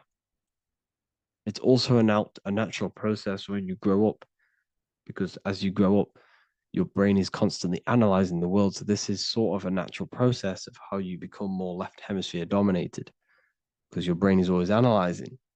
And unless something awakens you, you can awaken that right hemisphere where you can start to see the bigger picture. Even the music, all tuned to 440 hertz, shuts down the right hemisphere of the brain. 440 hertz, Spotify, Apple Music, the radio. Every time you turn on the radio, it's tuned to 440 hertz. This was specifically tuned. It never used to be tuned to this. It was in the 1950s. It was changed. The standard music tuning was changed to 440 hertz because it shuts down that right hemisphere of the brain. They don't want you thinking, seeing the world in this way and perceiving things as one. I'm going to show you. It tells you this in the Bible. Cast the net onto the right-hand side of the boat and you will find the fish. What was Jesus saying? You see, people read the Bible and they don't understand it. If the Bible is not talking about you, then it has no meaning. The Bible, everything you read in the Bible is about you and how it can better your life. It occurs to you. So if Jesus says, cast the net onto the right-hand side of the boat, this is an allegory. The boat is your body. Cast the net. It's the awareness, the perception onto the right hemisphere of the brain, and you will find the fish. What's fish? What do fish do? They swim deep in the ocean. It represents the knowledge. Deep knowledge. Cast the net onto the right-hand side of the boat and you will find fish. You will find the wisdom. You will gain understanding when you cast that your awareness into that right hemisphere. You will see that I am you and you are me. We are all one consciousness. You will see everything. You'll see that the trees are the same patterns as the nerves in your body. You'll see everything is connected. Everything is a fractal of the one infinite consciousness. And how many fish did they catch? 153. That adds up to 9. This is now numerology. The Bible's filled with numerology. Adds up to 9. What's 9? Human consciousness. It represents consciousness. You're in the womb for 9 months. Feminine. It's all about consciousness. And then Revelation 14. And I looked, and behold, the Lamb standing on Mount Zion. That's the spines, the mountain. With him, 144,000. 144 adds up to 9. It represents consciousness on top of the spine. You see? And he had his name the name of his Father written on the forehead. What's the Father? The higher mind, the higher consciousness within you. Where is that? In the forehead, the pineal gland. The pineal gland is the radio receiver for the higher consciousness. Because every body part of the body has consciousness. Your heart has consciousness. Your gut has consciousness. You are thinking with these different consciousnesses. You think with the gut. You think with your penis. You are thinking with all these consciousness. And it's about raising your consciousness to the higher consciousness, which is the Father, the mind in the head. Don't think with the lower parts of the body, because that is your animal nature. Think with the higher parts of the body. It's all representing consciousness.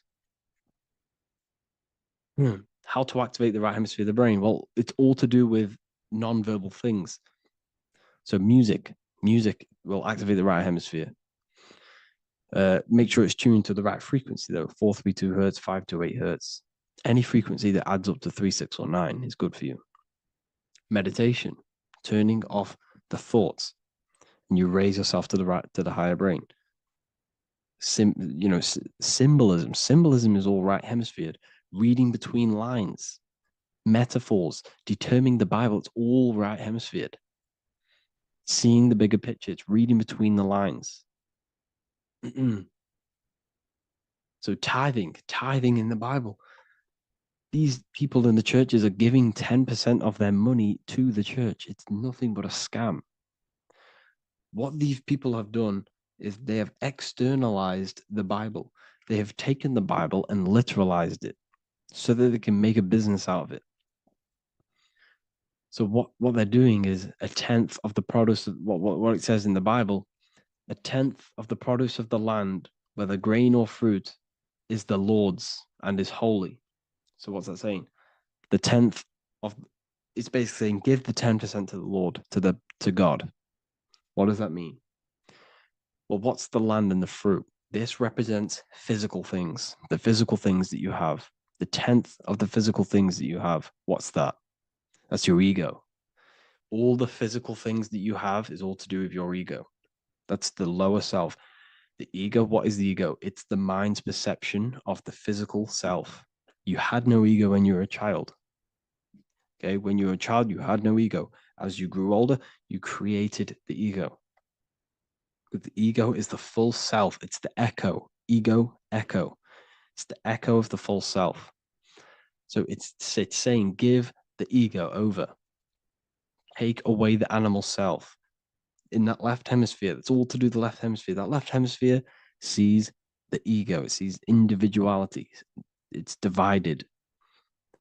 So it's saying give that 10%. Give that 10% of you over to the right hemisphere. The 90%. The 90% of you is in that right hemisphere. The higher self. Now, I'm not saying the left hemisphere is bad. Okay, I'm not saying that at all. But it sees it sees things divided. It's like I said, the left, the hands are manifestations of the brain. So when these Christians are praying, they're putting their hands together. What are they doing? They're syncing the brain hemispheres. What you're doing, because everything's an extension of your brain. So if you put your hands together, you're putting the two hemispheres together. And what's happening when you place the hands together? All the electricity in the body is now running in a circuit. Once you connect these two hands, the electrical energy is now running in a circuit. And energy can move around the body quicker and more efficiently.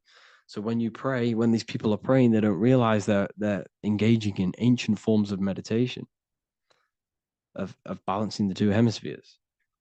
So now we're talking about balancing the hemispheres, not the right hemisphere. This is what Israel is. Look at the symbol for Israel, the up triangle and the downward triangle. What's that? The up triangle represents male. The downward triangle represents female. Okay? This is talking about the brains. Israel is Ra. Isis, which is female, the Egyptian god. Ra, El. El means God. El, electricity. That's the force of the physical world. It's the force that runs this world, electricity. It's the force of God. El, consciousness. It means God. Is Ra, El. Isis, Ra, and El. It's the two hemispheres of the brain, the holy land of Israel. It's the holy land, it's the brain. Once these two hemispheres are synced, this is how you unlock your consciousness. This is the easiest way of astral projecting. Hemisphering, I forgot the word for it. Hemisphere syncretization, something like that. It's about syncing the hemispheres. This is how you unlock your consciousness. Once the brain is running as one electrical system, this is how you balance the two masculine and male opposing energies. Once these opposing energies are no longer in war with each other, the brain, they come together to work as one. You unlock your consciousness. You are born again. What happens when a male and female have sex? It creates a new child. It becomes one. You are born again. Once the two hemispheres of the brain, you are born again. You can then have an out-of-body experiences. So this is why the symbol of the Holy Land, Israel, is the up and down triangle back combined together, because it represents unification of the male and female, unification of the hemispheres. You're born again. You unlock consciousness. And you can get this for free. It's called the Gateway Tapes on my website. Basically, it's a audio track from the government. And they did this in the Gateway Experience. It's a CIA document. And what they do is there are different forms of meditations you go through. I think there's about 5 waves of meditations you do, half an hour each one. And it will teach you, it will sync your hemisphere. Because what does it do? They understood that playing one frequency into one ear and another frequency into the other, they understood that the right ear is connected to the left hemisphere, the left ear is connected to the right hemisphere.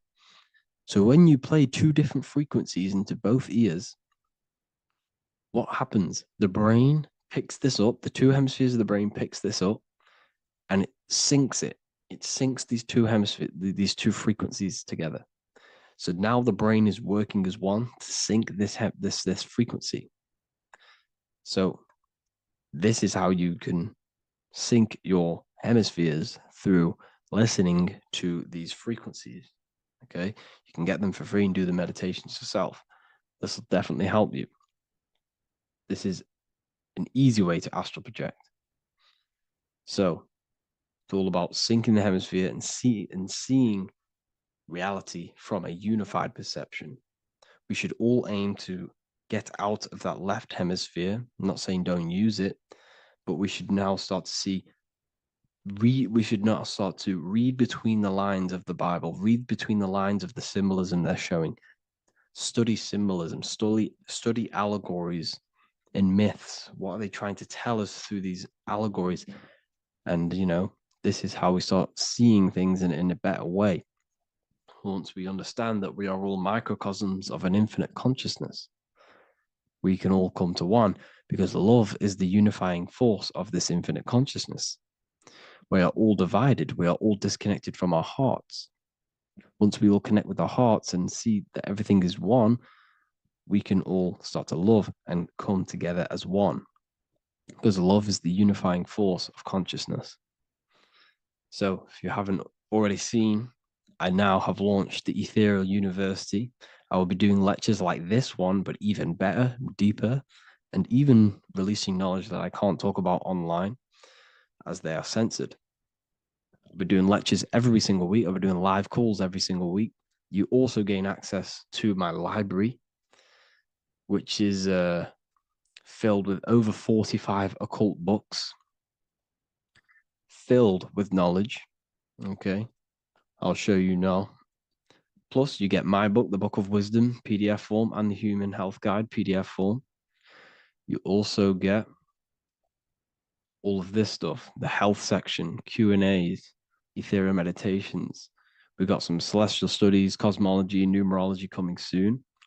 You also get the brand new Manifestation Mastery course, plus the library. And there'll be new books, new lectures, new live calls every single week. Or you can get the Book of Wisdom, use the code WISDOM in all capital letters to gain 40% off. This sale will be ending very, very soon. So if you're watching this, be very quick to get yourself a physical version or a PDF of my book. You can get it in all these languages. Hope you enjoyed this video, people. I'll see you inside the Ethereal University, the real university. Have an amazing day.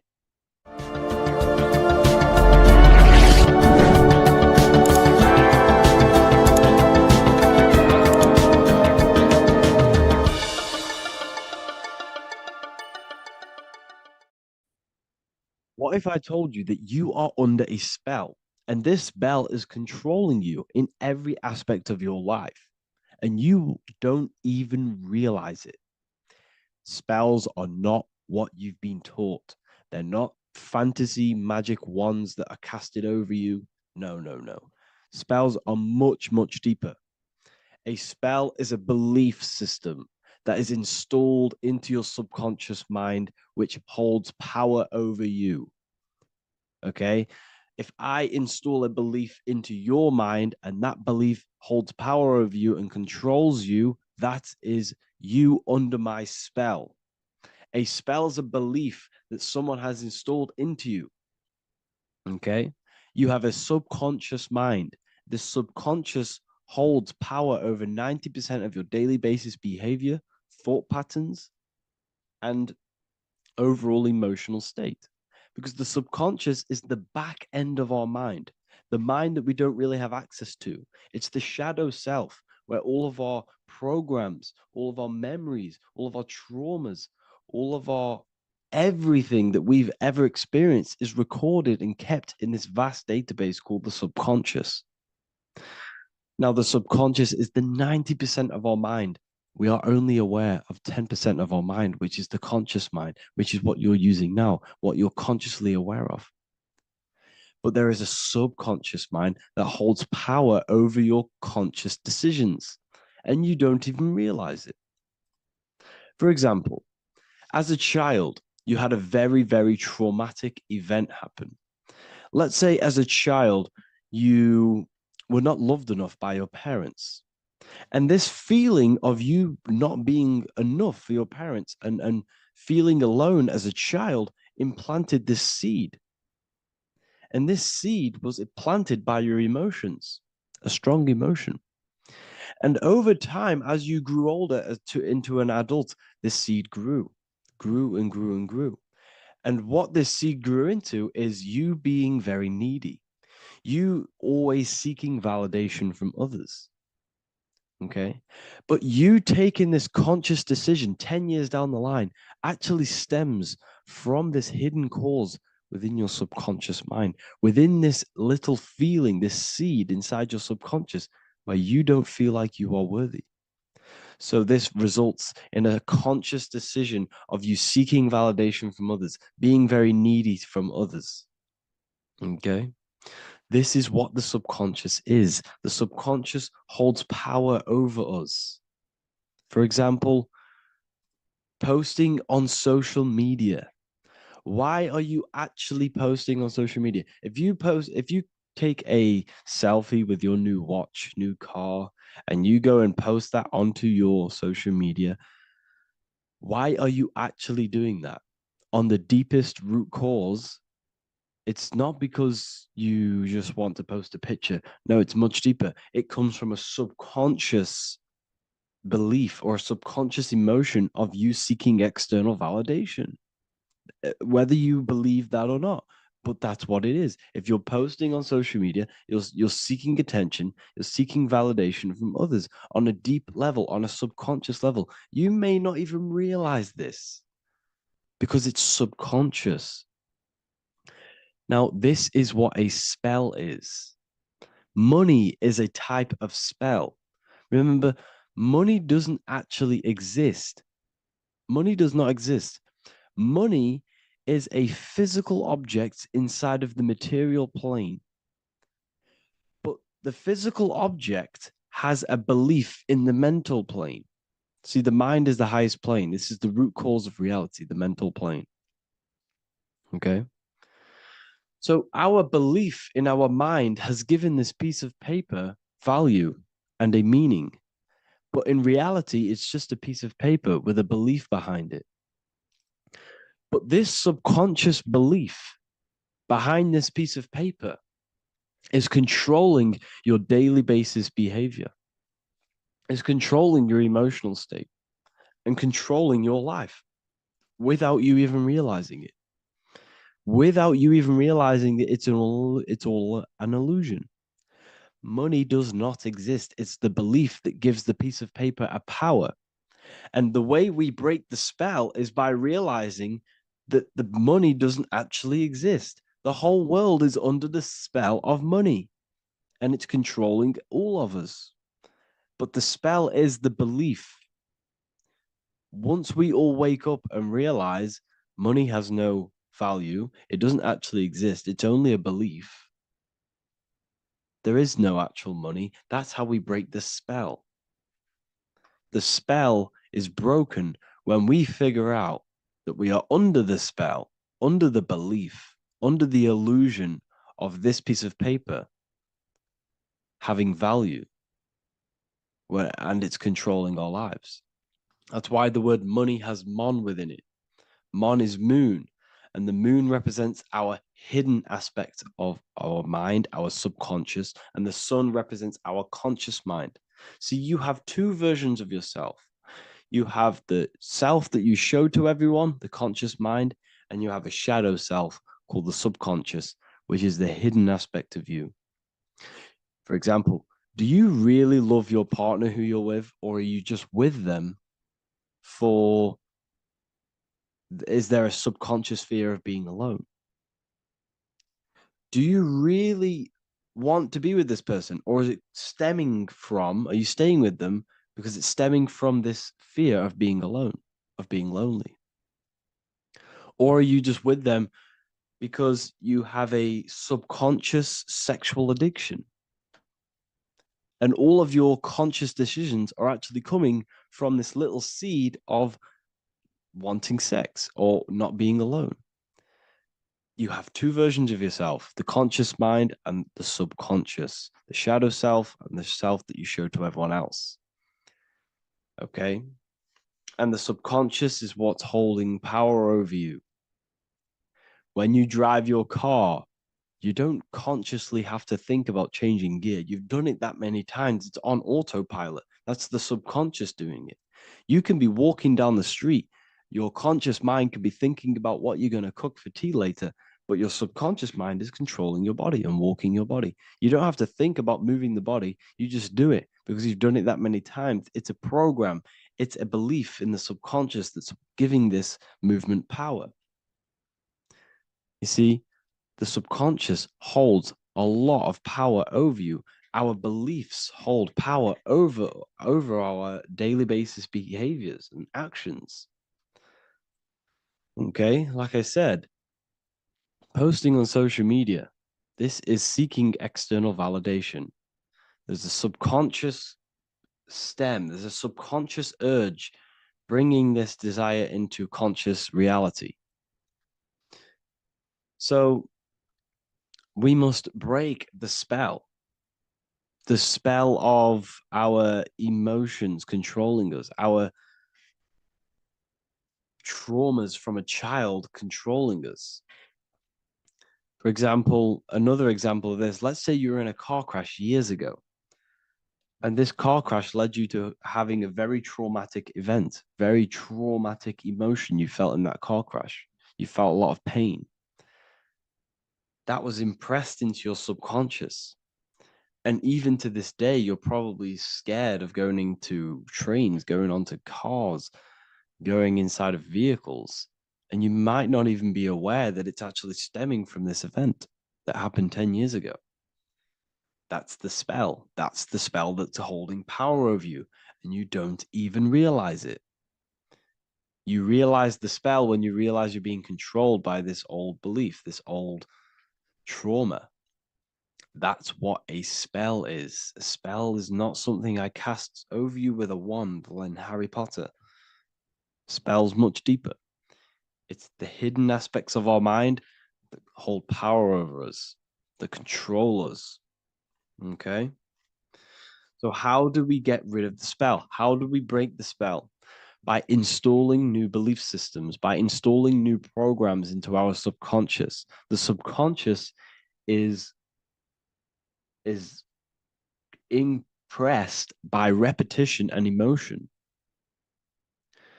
Everything you do on repeat, for example, tying your shoelaces, you can be looking up into the sky, closing your eyes, thinking about what you're going to create for tea while doing your shoelaces. You've done it that many times, you don't have to think about it. That's the subconscious taking over. Okay? That's the repetition aspect of the subconscious. For example, you could probably run down your stairs. You know exactly how to run down the stairs. If I tried to run down your stairs, every staircase is different. I'd probably fall over. But you've done it that many times, you know exactly how to do it. It's what we call ritual. When you have an evening ritual, when you tidy the house, you do your skincare routine, you wash your teeth, that's a ritual. This is what the ancients called ritual. When we do rituals, we're trying to implant something into our subconscious to either remove an old program, an old seed that is controlling us, for a new one that's going to grow into new light, into a new reality. So you can implant messages, implant new programs into our subconscious, which will then grow into a new reality. Okay? Because if I tell you something over and over and over again every single day, for example, if I say, you do what I say every single day I repeat this statement into your ears, about a month or 2 months in, you're going to start to believe in that statement and you're going to start to be under my spell. You're going to start to do everything that I say. So this is what spells are. Spells are subconscious beliefs that hold power over you, and you don't even realize it. So we need to remove these old programs we have that are controlling us for new programs. And we do that through ritual, affirmation, and imagination. Repetition and emotion is key to impressing the subconscious. They are the two ways that spells are created, that programs are created. The subconscious only knows the now, and it only knows you. So every word you say is a spell. So when you call someone else a name, you're calling yourself a name, because your subconscious takes everything you say as truth, because it only knows you. It doesn't know anyone else. So every night we can do affirmation. We affirm the reality we want. This is what we call a ritual. We sit down or we stand up, whatever it is, you affirm the reality you are, I am statements. And then you imagine that reality. And you do this over and over again, every day, twice a day, 3 times a day, however many times. And this will cause repetition. This will install a new belief system into your subconscious, which will then start to show in your external reality. It will start to put you under a spell of the new program. For example, if I install into my subconscious that I believe that I am rich, every single night I affirmate that I am rich, I am wealthy, I am free. And then I do a ritual. I start to imagine this reality. Every single night I do these two things on repetition, and I start to feel the reality and imagine the reality. Over time, I'm going to start to believe that I am rich, that I am free, and I am wealthy without having the physical reality. And what this will do is that it'll implant a message deep within your subconscious mind. It will plant the seed of this belief. And this belief over time will grow into 90% of my thoughts, 90% of my actions, 90% of my words. My words, my thinking will change due to this new belief. I may not even realize it, but I'm looking for more opportunities to make money. I'm speaking to more people because of this belief that I've installed. This belief has triggered new ways of thinking. My mind, my conscious mind, is now only operating to fulfill this belief. And my conscious mind might not even be aware of it. You won't even realize that you're manifesting this belief of being rich. And that's how it happens. You implant the belief within your subconscious. You implant the spell into your subconscious, which will then gain control over you. So we need to make sure we're removing the negative spells, the negative programs that are controlling us, for new regenerated ones, for new ones that are going to create new realities, a better life. Okay? You don't want negative traumas, negative seeds controlling you and growing into your life. If you don't cut them off, they will continue to grow and grow and grow. Your anxiety will get bigger and bigger and bigger. Your depression will get bigger and bigger and bigger. But it's all actually stemming from one belief system or one trauma. Okay? So this is important. Everything in this physical plane is an effect of the higher planes. It's a shadow of the mind. Everything we think, all physical objects, began as a thought, then an imagination, then energy, then a physical reality. So we must change the mental plane. We must plant seeds into our mind to change down into our physical material life.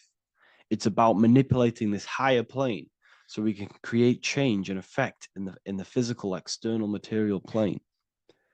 That's what magic is. This is what spellcasting is. This is all what it is. It's not fantasy. This is the manipulation of the higher planes of consciousness, which your mind has access to.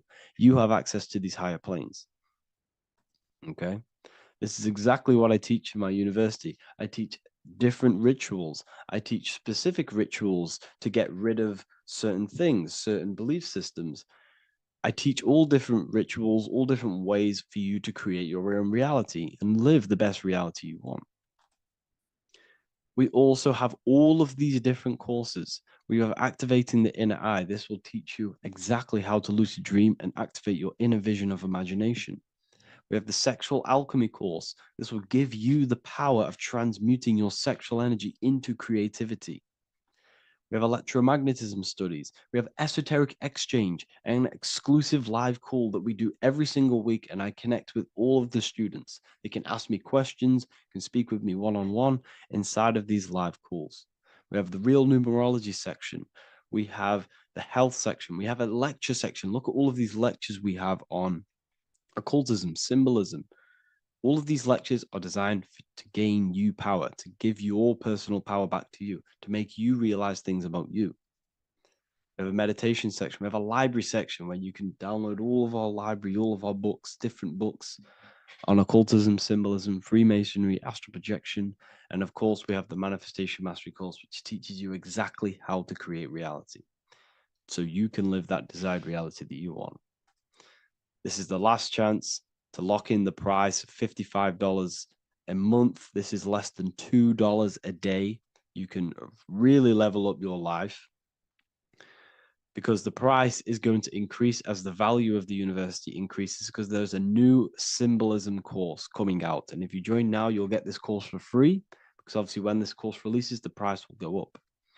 The symbolism course will teach you the language of esoteric and occult symbolism.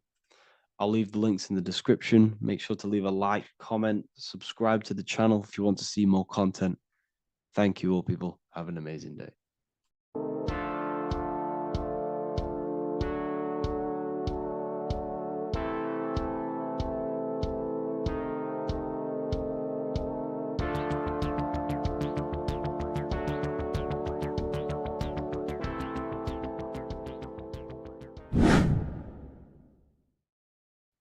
What is up, people? How are we all doing? Today, we're talking about the flat earth cosmology. So let's jump straight into this. Please drop a follow and leave a like to help the algorithm. So we live in a torus field. Everything's made out of torus fields. And every torus field has motion. It's what it is. It's the motion of energy. And every torus field has a center, which is the black hole. It's a womb of creation. It's counter space. Now, this is why the North Pole is magnetic, because the center of this torus field is the most magnetic part, the strongest part of the field. So this is why all compasses will point you to the center. And the Earth's magnetic field is spread across the whole of the Earth. And it's spinning, as you can see here. It's like a tornado at the center. And this tornado is the force which is spinning the sun and the moon around us. You got the sun, the moon, Polaris, just like in the Masonic cosmos here. The sun, the moon, Polaris, the all-seeing eye. Now we'll get into Polaris a bit later, but the sun is the magnetic force. Sorry, is the electric force, because every field is electromagnetic. Now, the sun is electric. It's positively charged. It's gonna give you energy. It's feeding energy. The moon is more magnetic energy, which is taking your energy away from you. And this is why you become sleepy when the moon comes out, because it's taking away your energy. So these two forces is the balance. It's the yin and yang. It's the balance. Everything in this creation is balanced, because the torus field is the Earth is the plane of inertia, the 0 point within the field, because physical matter is a result of two opposing forces equalized on the plane of inertia. And that is where matter crystallizes into physical results. And this physical plane is the plane of inertia, planet Earth. And at the center of this plane is the black hole, the womb of creation. And outside of this black hole gives birth to light. So the torus field is constantly rotating, going into counter space, the black hole, and then out of counter space gives birth to the white hole, white light. You see? So it's going around, black hole, birth again, black hole, birth again. And it just keeps going around. It's an infinite cycle of energy. And this is where the infinity sign comes from. This is the motion, this is the force which is creating everything to spin inside of this circle. Okay? And it's making the stars spin. It's making the sun and moon spin around us, around this center point. Now here you see Horus and Set. Horus and Set putting their feet inside of this dome. This is the royal arch, the arch of the dome above us, which is like you see in the Masonic cosmos, the royal arch of Freemasonry. This is the dome above us, the firmament that the Bible talks about. You see, they're putting their feet in because Set symbolizes the moon and Horus is the sun. Horizon, Horus. Horus is rising, the sun. So they're both putting their feet around this center magnetic pole, which is the pole, North Pole. And above the North Pole, you have Polaris, the pole of electromagnetic energy. You see? And this is how we get the sun and the seasons. Because the sun, for us, when it becomes summer, it's on the Tropic of Cancer. Then it spirals outwards, going out and out and out, then goes to the Tropic of Capricorn. That's winter for us. Then it comes back in and creates summer again. So it's constantly spiraling around this center magnetic North Pole. You see? So this roof above our heads is the firmament. And this is what they've taken off of us. They haven't physically taken it, but mentally they have taken this away from you. It's a female energy. And this is what the Egyptians called Nut, the sky god Nut. And this is the womb. We are inside God's creation, God's womb. And the woman's womb, when she has a baby, is a microcosm of this. Because everything inside of this creation is macro. It's a reflection of the bigger things, as above, so below. So the dome above our heads is the dome we are in when we are a baby. And you can see the sacred geometry of it is the exact same. It's the dome. And when we are inside of the womb, the woman, the sacred maker, which is the M, the Masonic M, this is the G-male symbol. The Masonic M is maker, mason, matter, male. She delivers the male, you see. She delivers the male because it's the maker, the female, the magnetic. The woman is magnetic in nature. The male is electric in nature. So when we are in this womb, the female, we are being fed by the center umbilical cord, by the center of the mother's stomach. We're connected to the center of the woman's stomach, just like we are when we are in the earth. The center is where the aurora borealis is being emitted from, the electromagnetic aurora borealis, the northern lights. This is our spiritual umbilical cord, connecting us to counter space, connecting us to the realms beyond this world. Because at the center of every torus field is counter space. And at the center of the earth is our spiritual umbilical cord. And this is the earth's belly button, as you see. As above, so below. We had a physical umbilical cord. We have a spiritual umbilical cord. And this gets cut when we die, when we're cut away from the physical reality.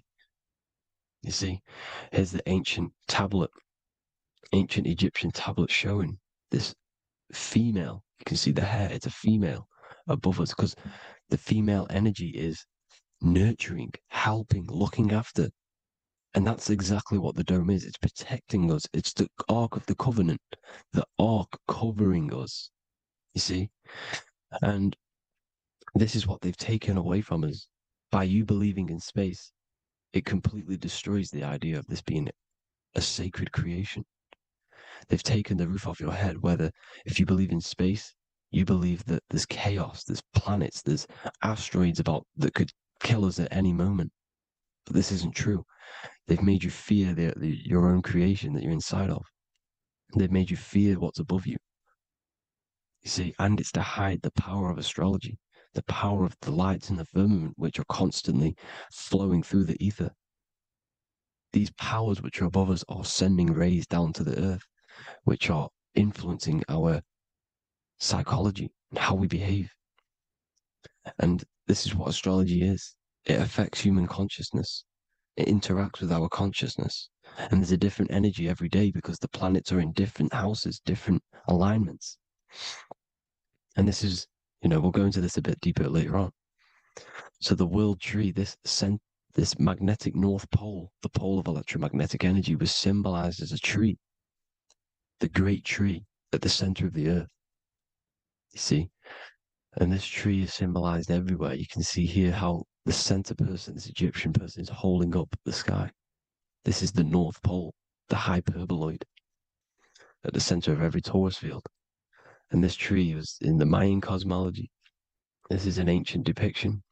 This is the torus field. There's the plane of inertia. Here's the center tree. Here's the tree in the center, the magnetic North Pole, the woman holding the stars. Here's the Hindu with the two birds symbolizing the sun and the moon revolving around this center tree.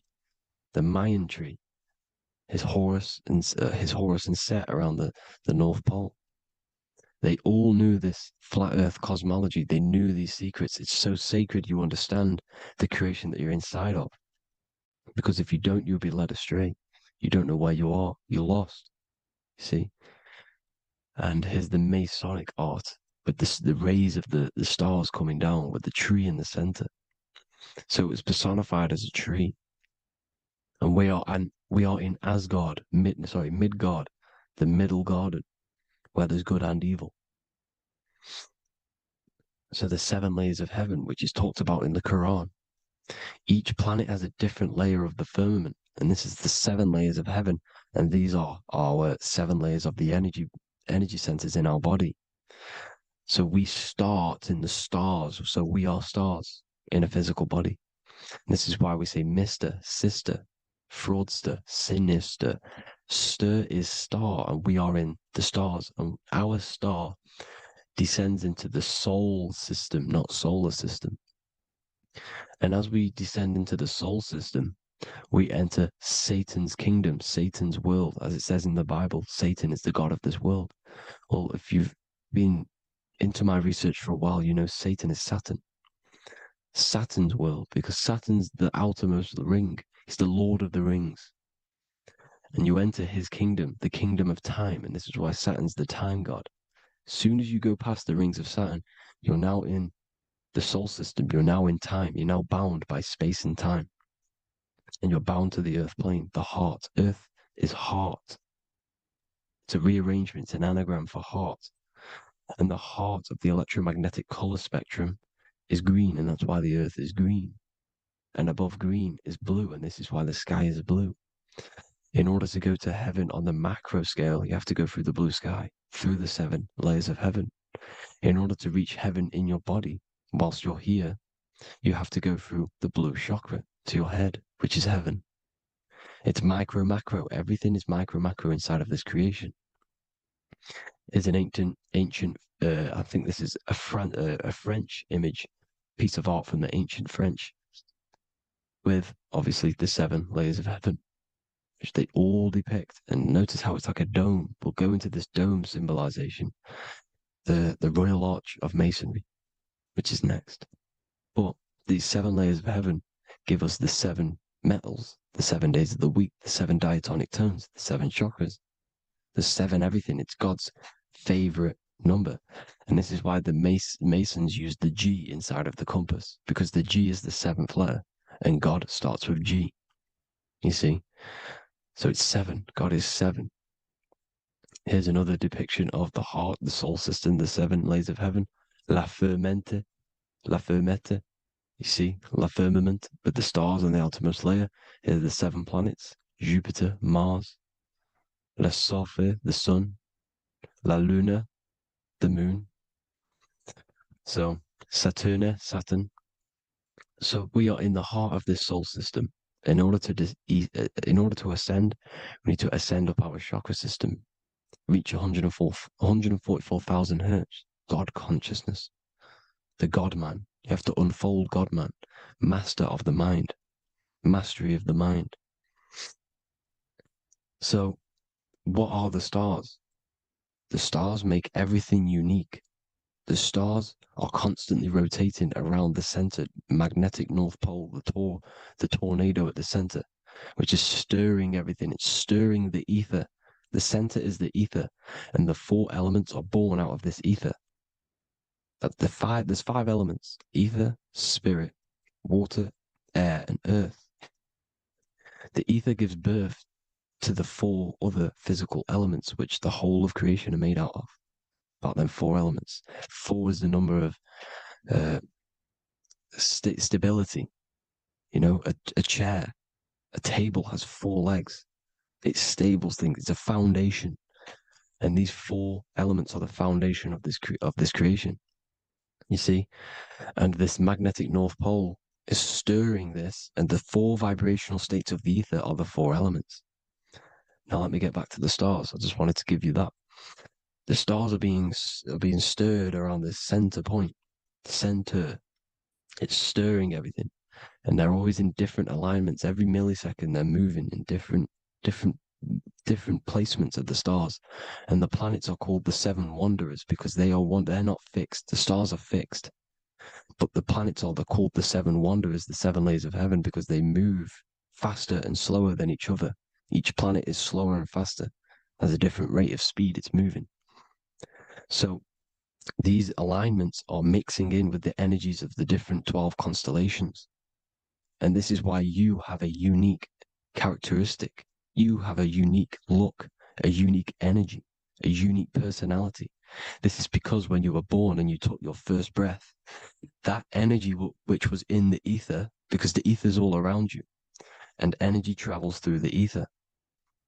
The energy that the stars were casting down and the energy that the planets was mixing in with the 12 constellations was in the ether. So when you came out of the womb and your first breath, because breath is spirit, okay? So that first breath you took, that is the energy that is imprinted within your DNA, your soul. And you reflect that energy, you emit that energy. That's the energy that is with you forever until you die, till this physical body dies off. And that's what the stars are. The stars are giving a unique energy, characteristic, personality to every living thing. Every dog, every cat, every animal has a unique personality because it was born at a different time and place in the sky. Okay? The stars are your destiny. Now, the stars are constantly changing as well.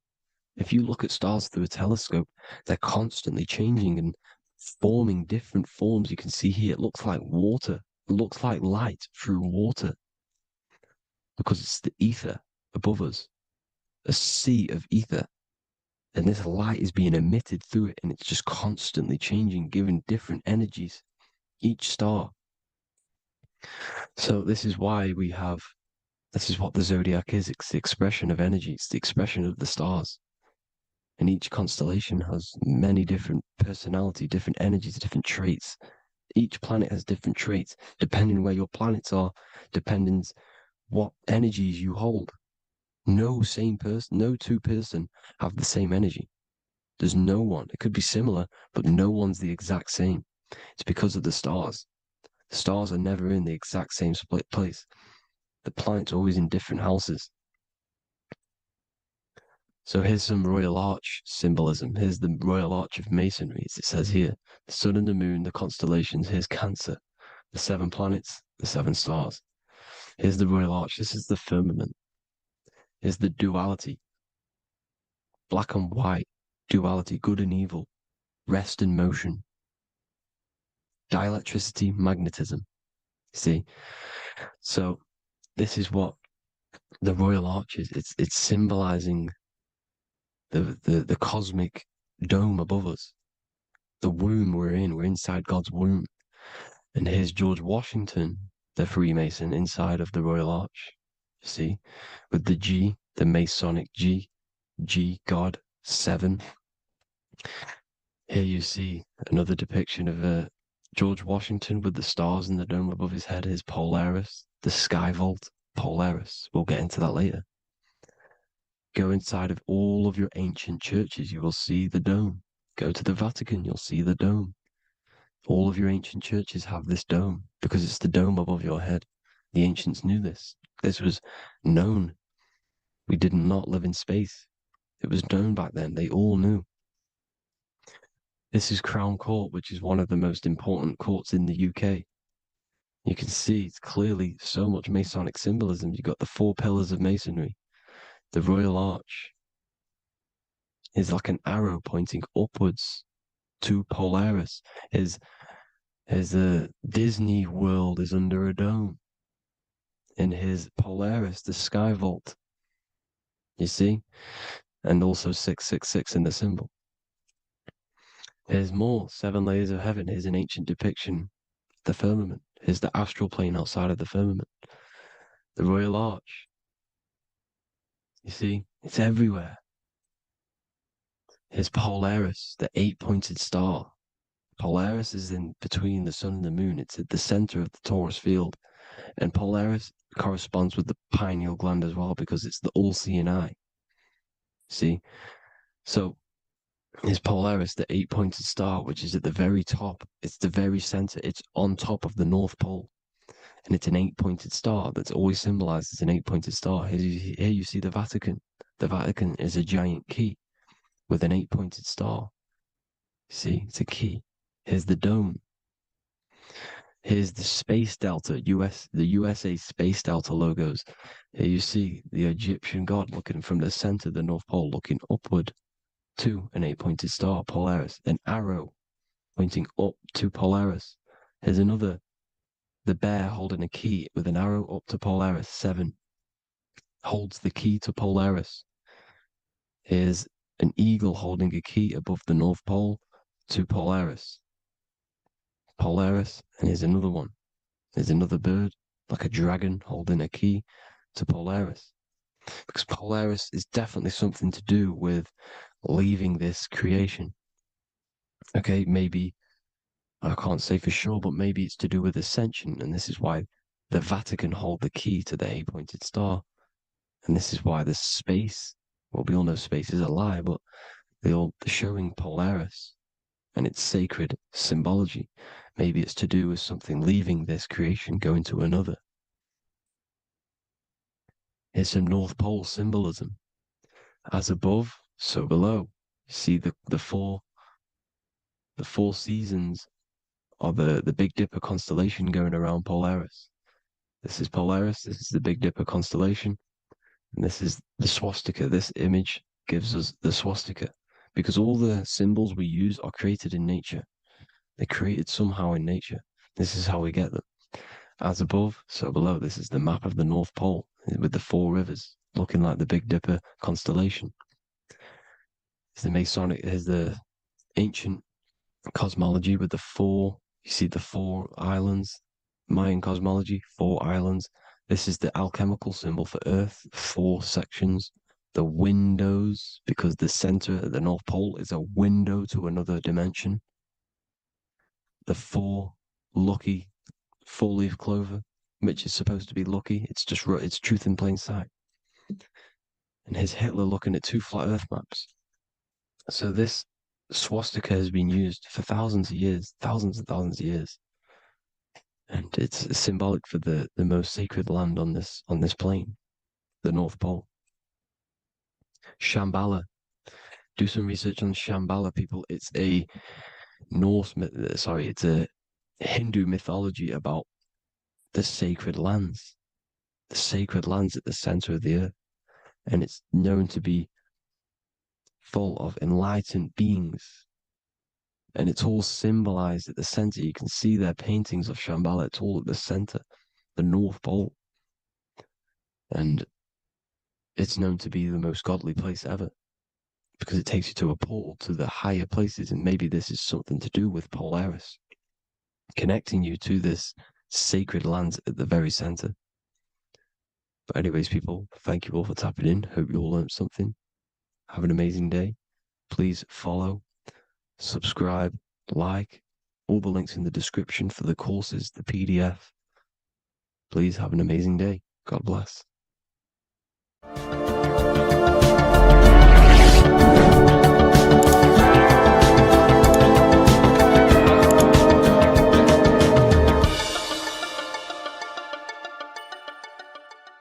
Religions were made to hide the truth about yourself, God, and the universe. You see, religion teaches there is a God separate from you. He created the universe separate from himself. They did this to truly disconnect you from consciousness, from God, and from yourself.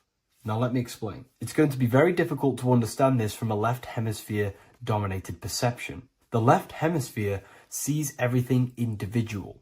The right hemisphere sees the whole. For example, if you're walking through a woods, the left hemisphere sees individual trees, leaves, twigs, and branches. The right hemisphere sees the interconnectedness of the whole woods.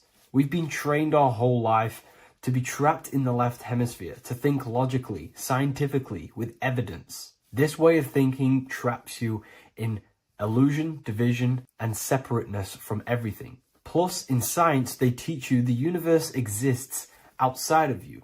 You exist in a universe, and the universe exists whether you exist or not. This is completely false. You are the universe experiencing itself. There is only one person in the universe. There is only one awareness in the universe, and that is God. That is your consciousness. Not your name, your job, your reputation, your thoughts, your beliefs. That is not God. God is the infinite awareness that you are, the alertness, the essence of life. You are an individual. You have a dual nature, an inner world, consciousness, and an outer world, this physical body. The inner world is the immortal, consciousness, awareness. This physical reality is for the immortal within us to experience and enjoy. And the immortal consciousness, the immortal self, the individualized expression of the only thing that is truly real, which is God, consciousness, is seeking a way to understand itself through infinite vantage points. The same consciousness inside of you, inside of the dog, the squirrel, the plants, the stars, the same awareness is in absolutely everything. Only the right hemisphere can see this connection. The universe is one mind separated into the infinite bodies and life forms. This is why scientists tell you that the universe is forever expanding. It's truth in plain sight, because the universe is the mind. And the mind is always seeking more vantage points to understand itself. And the mind is always expanding into new realms of thought. The mind cannot be filled up. It does not exist in space. However, human awareness, human consciousness is very sacred. And the reason why I say that is because humans possess a two-way consciousness, unlike a dog, an animal, or a squirrel, for example. The dog looks in the mirror. It is not aware of itself. It doesn't look in the mirror and see that it needs to improve something. However, humans, we can look in the mirror and say, who am I? Where do I come from? And I need to change this aspect of me. I'm lacking in this area. Dogs do not have this awareness. They function only on their immediate surroundings, on survival and instinct. Human awareness is special because we have the ability to reflect on the self. We can question our consciousness. We can question, who am I? Where do I come from? And where am I going after this? The human mind has no limitation. We can surpass our animal nature and rise to a godly nature. This is the whole purpose of reaching Christ consciousness, which is just an ideal consciousness where we have control over self and we know who we truly are. Humans have been given the tools to awaken. Our five senses are locked only to perceive the physical world. But the mind holds the gateway to understand the unseen aspects of reality. The mind holds the secrets to the universe and consciousness. We just have to study ourselves to understand God. We are all individualized aspects of consciousness. There is only one pure consciousness in the universe, but we're fractaled into infinite life forms, experiencing this consciousness in a different form, molding this consciousness into individual egos and individualized consciousness. Me and you are made of the same fabric. However, I have thought different things, believed different things, experienced different things, which has conditioned my consciousness to be my own individualized aspect of God. And that's what makes me, me, and you, you. God is the creative power within us to turn thoughts into physical reality, to create things. We are a creator. Each one of us is a miniature earth, creating and building in this physical 3D reality. Our consciousness holds power over the 3D reality. We can mold it and create anything we wish. However, we have been conditioned to live like an animal, living in our animal nature, eating, surviving, lusting, and these low-level desires keep us trapped from figuring out our creative power. This is why the ancients always depicted God inside of the brain. Even in ancient Christian artwork, William Blake, Anton Raphael, all depict God inside of the brain. Why is this? Because God is our creative power.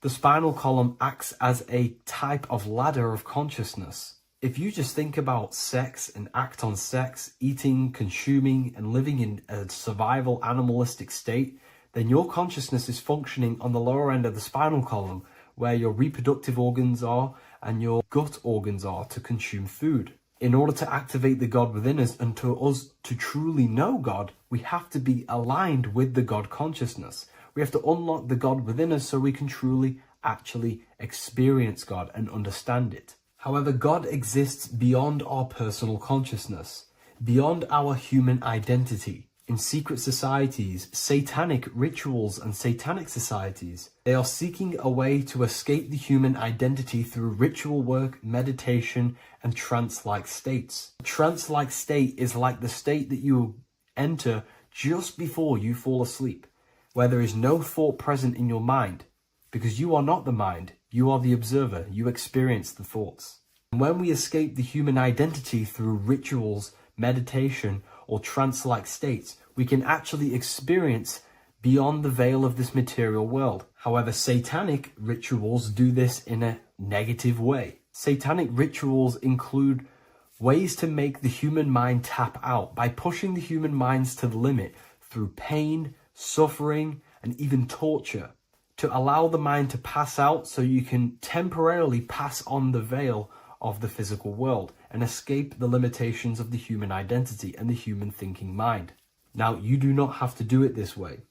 You can experience the divine and beyond your human identity through many different ways, such as deep, deep meditation, rising above your thoughts, and setting 3 alarms, one for 6 a.m., one for 6:30, and one for 7:30. And when you wake up at these times, what you need to do each time you wake up is allow your mind to stay awake but your body to fall asleep. And you will enter this trance-like state. And you can gain ideas, experience lucid dreams, and maybe even astral project. All of these rituals in secret societies and satanic societies is all about escaping the human identity and experiencing the divine planes beyond the physical. To wrap all of this up, this is all about consciousness.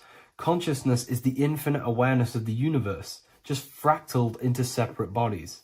And this consciousness is seeking a way to understand itself in infinite angles and vantage points. And religion was made to cut off your connection to the divine planes beyond this world and beyond your self-identity. Therefore, if you want to know God, you have to study the attributes and qualities of God, such as geometry, numbers, consciousness, the mind, the subconscious, human anatomy. All of these things are aspects of God. We have to study ourselves and study nature so we can see God. God is the infinite awareness of the universe.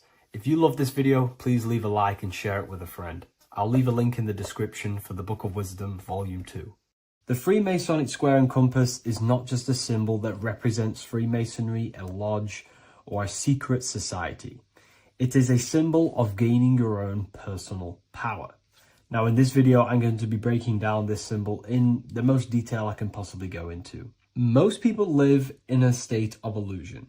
They live their life impulsively, acting based on their 5 senses, tasting, they want to feel a certain thing like an orgasm, or they're basically just slaves to external things and their 5 senses, which leads to a very dark path where you'll never actually become a conscious creator and you'll never actually be internally happy. The Freemasonic square and compass reveals some deep wisdom about this. Now let me break this down. If you want to gain your personal power, listen up. The Freemasonic square and compass is a compass which is used to create circles. Now, if you notice something about the circle, they have no beginning, no end. You can't tell where it begins and ends. It's eternal, which means this represents consciousness. Now, if you don't know what consciousness is, if you close your eyes, you have an internal world. You have thoughts, emotion, visualization. This is all consciousness, spiritual. Then we have the square. The square creates squares or lines, which represents matter. It has a beginning and an end. You can quite see where the beginning of the end is, right? So we can even link this to Leonardo da Vinci, the Vitruvian Man. We see the man in the square with the circle. The circle is the eternal consciousness, and the man is the square, limited to the physical world. But consciousness is not limited. That's why it's outside the square. This is eternal. The body is mortal. The body will die. Consciousness will never die. If we look even closer at the symbol, we notice in this particular symbol, we have the compass overlapping the square.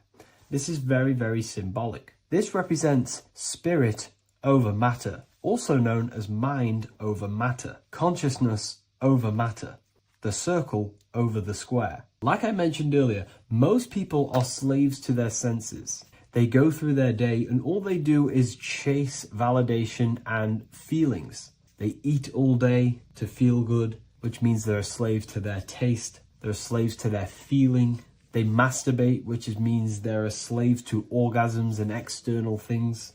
They're literally being governed by the external world controlling their internal world.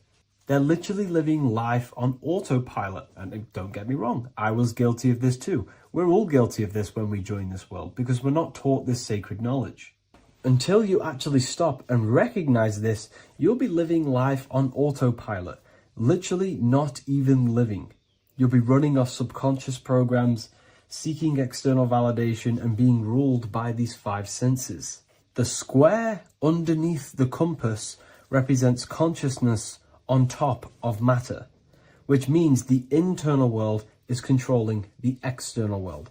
It is the mind controlling matter and not matter manipulating the mind. In the occult and esoteric world, it's very important that you are conscious of every action that you are taking in your day-to-day life. Never act subconsciously. Always be conscious. What are you thinking? What are you acting? What are you giving your attention? All of this is contributing towards creating because you are a creator. Consciousness is a creative force. You need to make sure that the compass is on top of the square, that your inner world is controlling the outer world and not the outer world controlling the inner. As I've mentioned in many videos before, the internal world of consciousness is what's producing the external world. Your life is just a result of every thought and emotion that you felt in the past. Everything you own, everything you possess, your friends are all reflections of your consciousness. They're all reflections of what you are thinking about. When you change your thinking, your external world starts to rearrange itself. On a basic level, this symbol represents the combination of spirit and matter. You are a spiritual being and a material being. You are heaven, the sky, and earth, the ground. You are heaven and earth, spirit and matter infused into one. You are a bridge between the divine and the earthly worlds. And you can bring down these higher realms of consciousness, thought, imagination, and emotions into a physical, tangible reality. To do this consciously, we need to make sure the external world is not manipulating the inner world.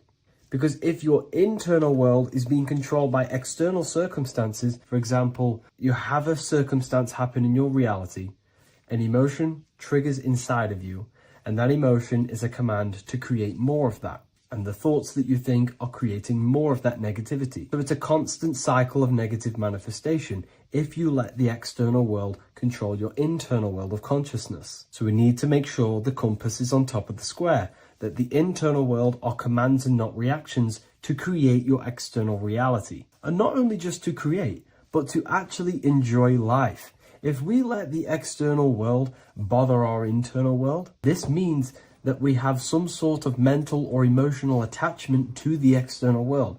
We need to detach from the external world. Why do I say that?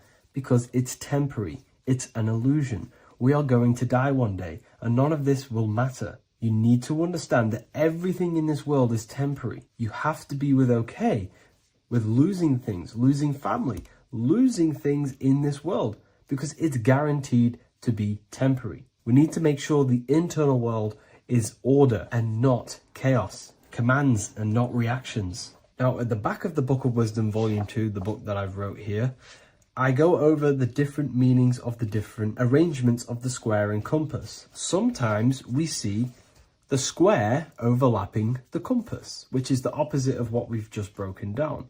Or sometimes we see one leg of the compass on top of the square and one leg of the square on top of the compass. These are all highly symbolic. When we see the square overlapping the compass, this pretty much represents the beginning of the Freemasons' journey, when their internal world is being controlled by the external. They have a lot of spiritual growth and a lot of learning and inner work to do. Now, when we see half and half, one leg of the square on top and one leg of the compass on top, this represents the Masons' gradual emergence from the material realm into the spiritual. This interplay of symbols reflects the process of gaining greater light and knowledge as the Masons ascend from material concerns towards spiritual enlightenment. And of course, we've just broken down what this means. This represents spirit over matter. They're not chasing external physical things anymore. They're actually chasing and gaining validation and happiness from spiritual growth, more knowledge and deeper understanding of consciousness and themselves. Most people chase external material things, which actually don't make you happy in the long run. You could be given £1 million today. Welcome to Revival of Wisdom. Welcome people, we're back with another video. Please make sure to hit that like button, subscribe, and turn on notifications to never miss a video. The Earth is a giant torus field consisting of a positive and a negative pole. The Sun being the cathode with a positive charge and the Moon being the anode with a negative charge. This is why the Sun rules over the day, giving you lots of energy, and the Moon taking your energy from you, making you go to sleep. Now, the plane that we live on is called the plane of inertia, and at the center of this plane of inertia is the North Pole. This is where the two electromagnetical energies meet. Now, this is where the most electromagnetic energy is stored. This is why all compasses will point north, because it's the most magnetic place in this reality. So the Sun and the Moon is spinning around this center point, which is stirring the ether of this reality and making everything move in circles, meaning this is a cycle. Everything's recycling itself. It's an organic simulation. The ancients also knew about this sacred land at the center of this reality, known as the North Pole. As you can see on this map from the 1500s of the North Pole, you can see 4 islands around this center black rock. Ancient civilizations like the Mayans, the Buddhists, and ancient Chinese also depict these 4 islands. The endless symbology of these sacred lands at the center has been going on for thousands of years. These sort of secrets are now kept by the elites, but as always they have to show the truth in plain sight, and this is what they are doing with the Windows symbol and also the Wizard of Oz. Now in the Wizard of Oz, as you can see, there's something called Munchkin Land. Munchkins are these unusually short people. Then on the ancient 1500s map it says Pygmy, and then the Pygmy people in mythology are also these unusually short people. Just like Santa and his elves, they come from the North Pole, and elves are these unusually short people. These stories that we are told about Santa and Munchkins are putting truth in plain sight about this sacred land. This sacred land at the center of the earth is where the aurora borealis comes from and is being emitted from this black hole in the center, also known as the black sun. The aurora borealis is the earth's aura, hence why it has the word aura inside of it. It is the life-giving essence to all life within this realm. As this dualistic reality we live in consists of both physical and spiritual, the black sun is like our sun for the spirit, It's our spiritual umbilical cord, connecting us to the spirit realm. And the rising sun is the opposite. It's our sun for our physical 666 carbon suits, known as our human body, our physical aspect. As it states in the 40,000-year-old emerald tablets, deep in Earth's heart lies the flower, the source of the spirit. The flower of life is as thine own place of spirit, and streams through the earth as thine flows through thy form, giving off life to the earth and its children. So the North Pole is the core of this spiritual reality, and the closer you get to it, the more spiritual and lucid it becomes. So the elites have covered this up in order for us to forget the true nature of this reality. And they did this cover up by introducing the globe model. Nicholas Copernicus was around in the 1400s, and he introduced the globe model. As you can see, he is a Freemason. He depicts himself with a globe and a Masonic compass in all of his paintings and portraits. Galileo was also a Freemason, as you could see in all of his portraits with a globe and a Masonic compass. He was also a massive part of introducing the globe model after Nicholas Copernicus. So yes, the globe model was a spiritual and political move to gain more control over the masses. After the globe model was then introduced, they introduced the theory of evolution by another Freemason, Charles Darwin. See how these two theories go hand in hand? They both degrade humanity, and they make you confused of where we actually came from. By hiding the true form of this divine creation and hiding the true power of each and every one of us, they maintain control over the masses. Now this is order out of chaos, known to be the 33rd degree slogan of Freemasonry. Now this is the Masonic cosmology, and as you can see, you have the checkered board for the duality, the 5-pointed star for the 5 elements, the 4 corners for the 4 pillars, the all-seeing eye, which is Polaris, the sun, the moon, and the 7 stars. So even Freemasons are taught the flat earth cosmology and the true form of this reality. Now the true nature of the sun, the moon, and the earth is shown and reflected through the Masonic compass. The Masonic compass is the sun, the moon, Polaris at the top, and the black sun at the bottom. It makes sense why all the scientists who introduced the globe model all used the compass and the globe together, because it's truth in plain sight. As I explained in my other video, all Freemasons have to take the oath, so it goes to show, why are we all learning these theories from Freemasons who can't talk about certain topics that they learn about?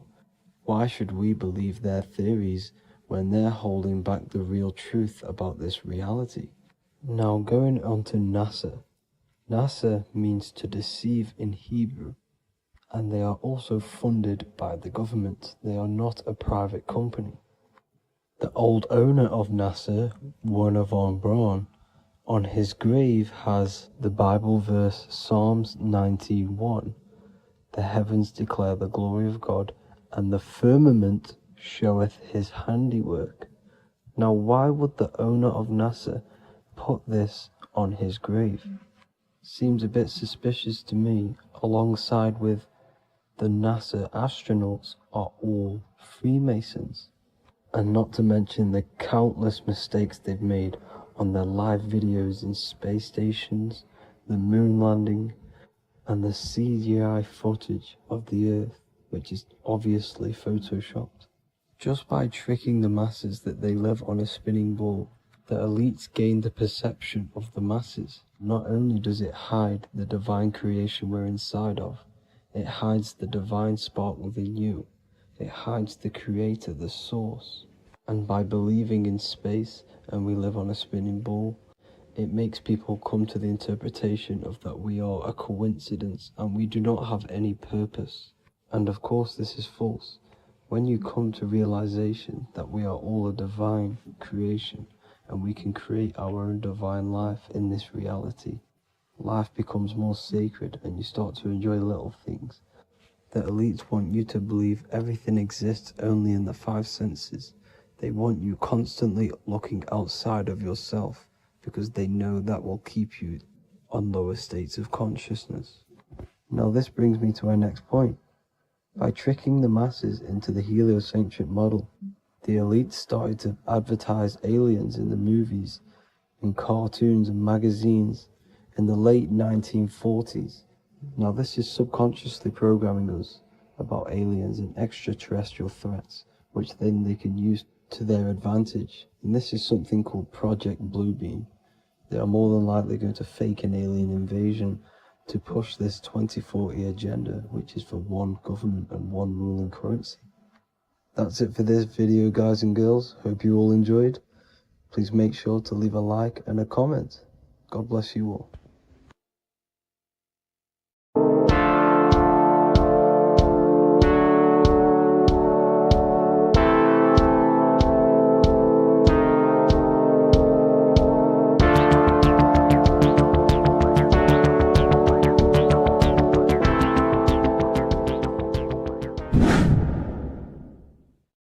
What is good, people? It's Revival of Wisdom. I hope you're all doing well. Now, this video is how to raise your holy oil or your kundalini. Let's get straight into this. So this is a monthly cycle. Every month, when the moon is in your zodiac sign, this oil is released. Now, the moon is in control of monthly cycles. For women, it's the menstrual cycle, and as well, this holy oil cycle. The moon changes sign every 2.5 days and passes through the zodiac signs in 27 days. So the moon tells the day, the sun tells the time, the stars tell the month. This reality is a massive clock, if you like to say. It's a cycle. Okay. The moon controls the night, emotions, water, fluids, and the mind. Okay. So this oil is produced in the claustrum. It's produced in the claustrum, which is here, right? This is where you get Santa Claus from. Now, the claustrum is at the center of the brain, and it is next to the pineal gland and the pituitary gland. Once it starts in the claustrum, this is the holy present. This is the present that Santa gives to us, Santa Claus. And it goes to the pituitary gland and the pineal gland. And what's connected to the pituitary gland and the pineal gland is the Ida and the Pingala. The Pingala is the pineal gland's nerve, which is the honey, which is the positive charge, electric. And the pituitary is the Ida nerve, which is the magnetic charge. This is the milk, the land flowing with milk and honey. This is the brain, the heaven, okay? And it travels down the spine using these two nerves, these electromagnetic charge. And this is what the ancients symbolized with the two serpents wrapped around the spinal cord, the Ida and the Pingala. And this travels down to the sacrum or the solar plexus. Okay. So once it's here, okay, the spine is an elongation of the brain. So the spine is pretty much the brain. It's an extension of it. And it's kind of a microcosm of how we descended from heaven to physical reality, to physical matter, which is our consciousness has done. Our consciousness has descended from heaven into physical matter. And this is a microcosm of it. Okay. So once we're in the sacrum bone, this holy oil, like I've just explained, this holy oil starts in the Santa Claustrum, goes down the chimney to the sacrum. This is the sacrum, the solar plexus, and drops the present off at the sacrum. Now, once we're at the sacrum, We need to raise our vibration to take this oil back up the spine. Okay. And the River Jordan symbolizes this in the Bible. King Herod wants to kill Jesus in Nazareth, which is here, this is the River Jordan, is Nazareth. He goes to be born in Bethlehem and then goes back up to Nazareth to Joseph and Mary. Joseph and Mary, the pineal gland and the pituitary gland. The Bible is huge symbolism. It's all metaphors for this sacred process which goes on inside of your body. You are the Temple of Solomon. You are the Holy Land.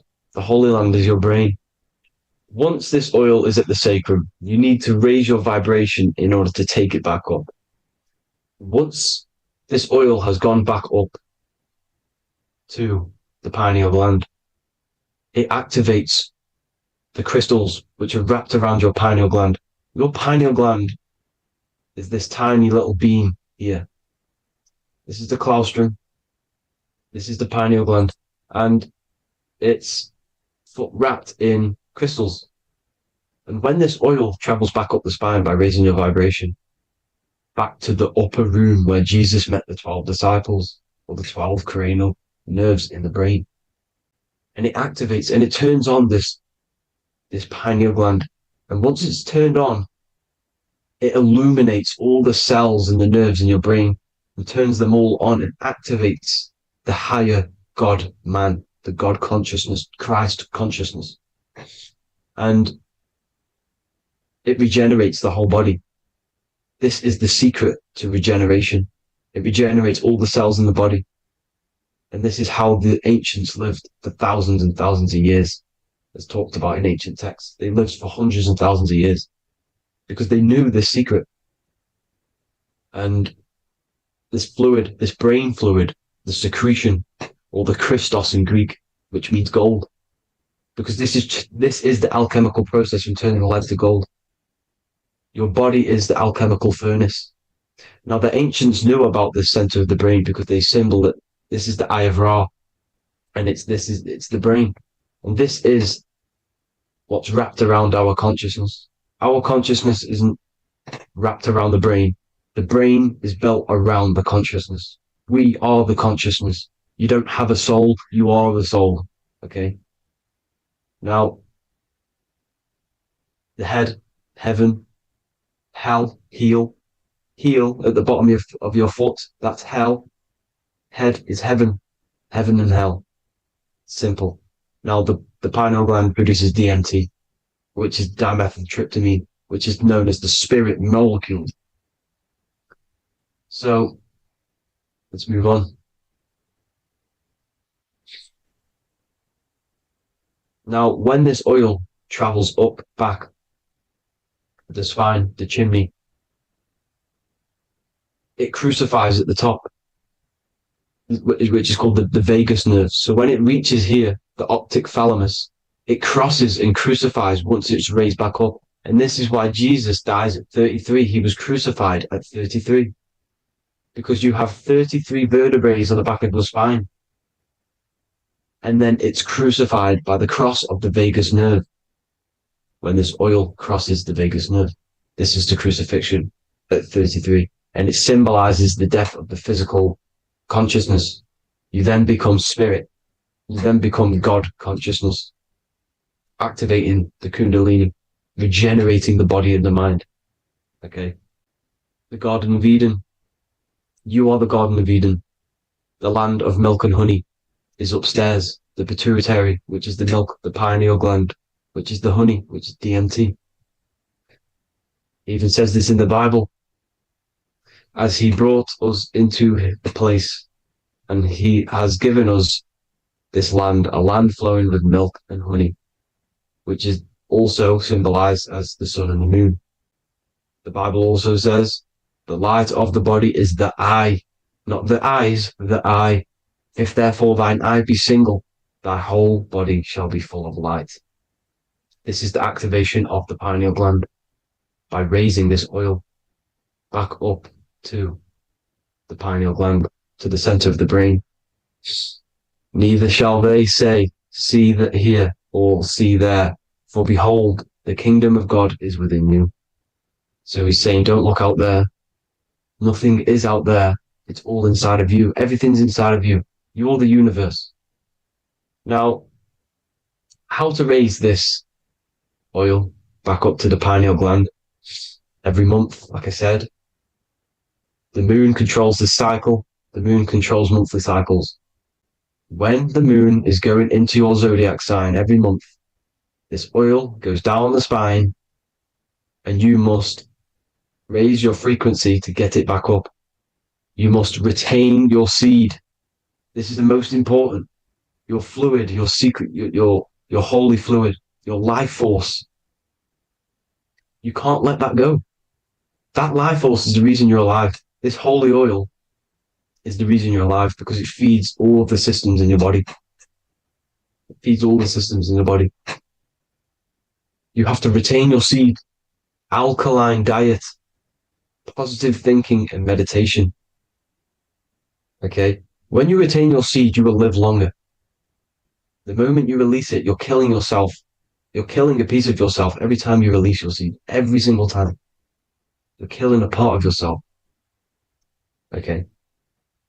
Now, this could be why this could be the illumination, the single eye on the Illuminati's symbol, the Freemasonic symbol, the illuminated eye, the triangle, which could symbolize the body, mind, and spirit, but the eye illuminated. Now, in the Bible, it talks about the two trees, the tree of knowledge and the tree of life. The tree of knowledge is the tree of good and evil, which is the most important system in your body, which is the nervous system. The nervous system, the most important. The tree of good and evil. And the tree of life, which is the cardiovascular system. Now, this oil, when it's released every month, feeds these two systems, and these two systems feed everything. Now, it's important you understand that. Okay? The ancients knew all of this knowledge. The Bible's telling you this knowledge. But it's in a metaphorical way. You have to understand the context behind it so you can read it properly. Now, eating of the tree of life, which is when it talks about in the Bible, eating from the tree of life is actually symbolizing a bad diet, ejaculation, because you're eating from these two systems. You're killing yourself with a bad diet. You're killing yourself with an ejaculation. Okay? So, that's important to understand. Now, this is Jacob's ladder in the Freemasons. Jacob's ladder, which is the spinal cord, it's the stairway to heaven.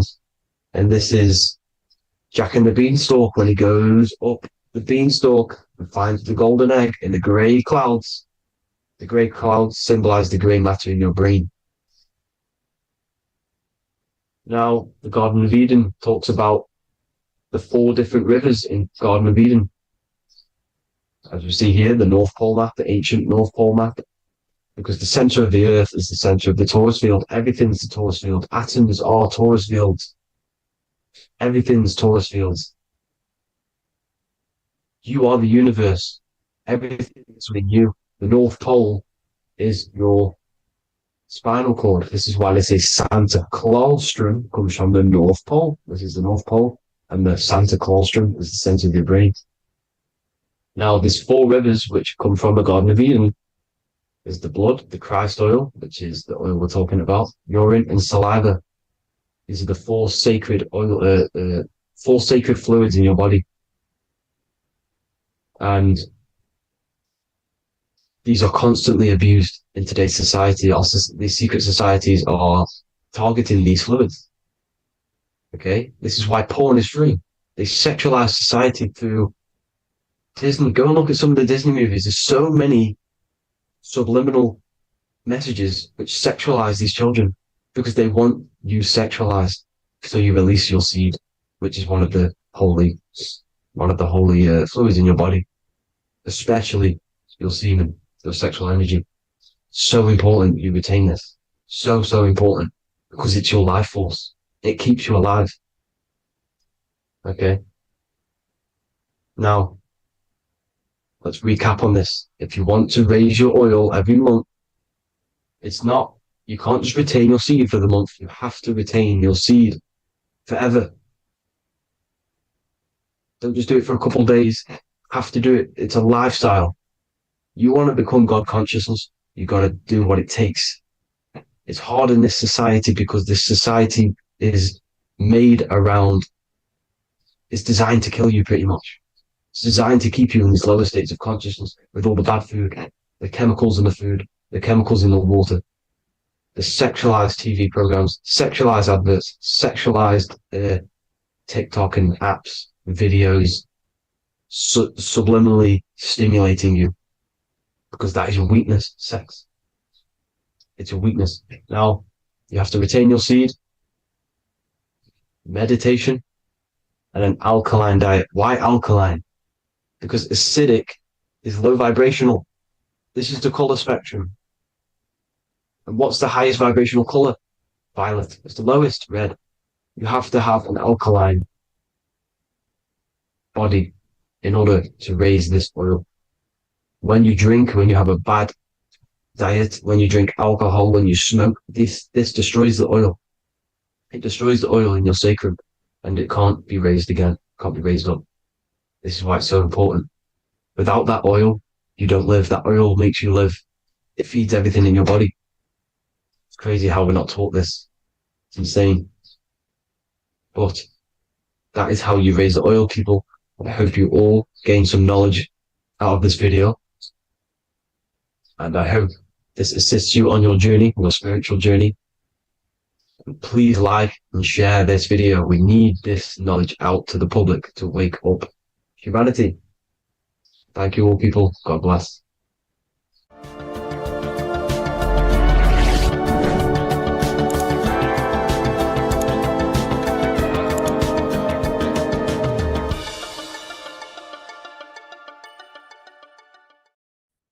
You are not breathing correctly. 98% of people only use a third of their lungs capacity, which is shallow breathing, which ages you, lowers your brain capacity, and also lowers your state of consciousness. So it's essential that you breathe consciously on a day-to-day basis, because this is what truly elevates your consciousness.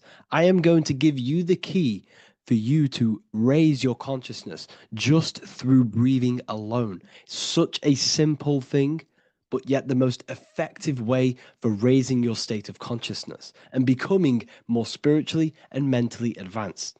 So tune in for this video and I'm going to show you exactly how to do it and the symbolism behind breathing. Air is more than just air. It carries electromagnetic energy. So now I'm going to give you the science behind this spiritual truth.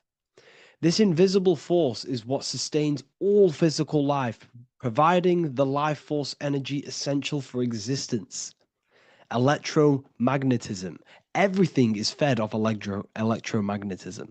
Your body is an electromagnetic battery.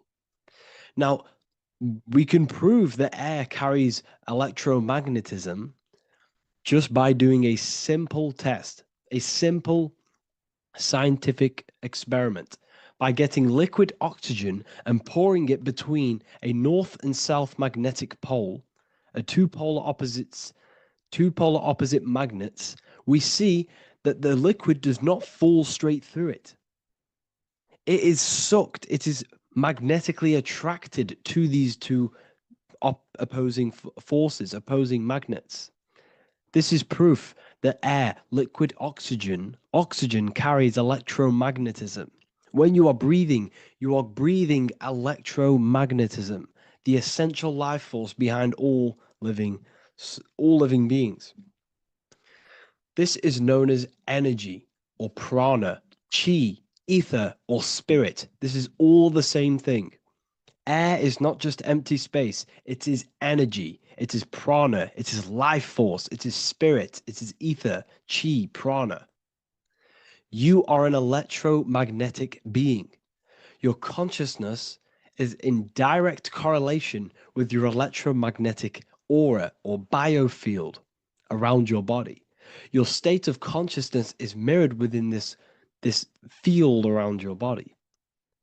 Now, your breath, when you breathe in, you're breathing electromagnetism or life force.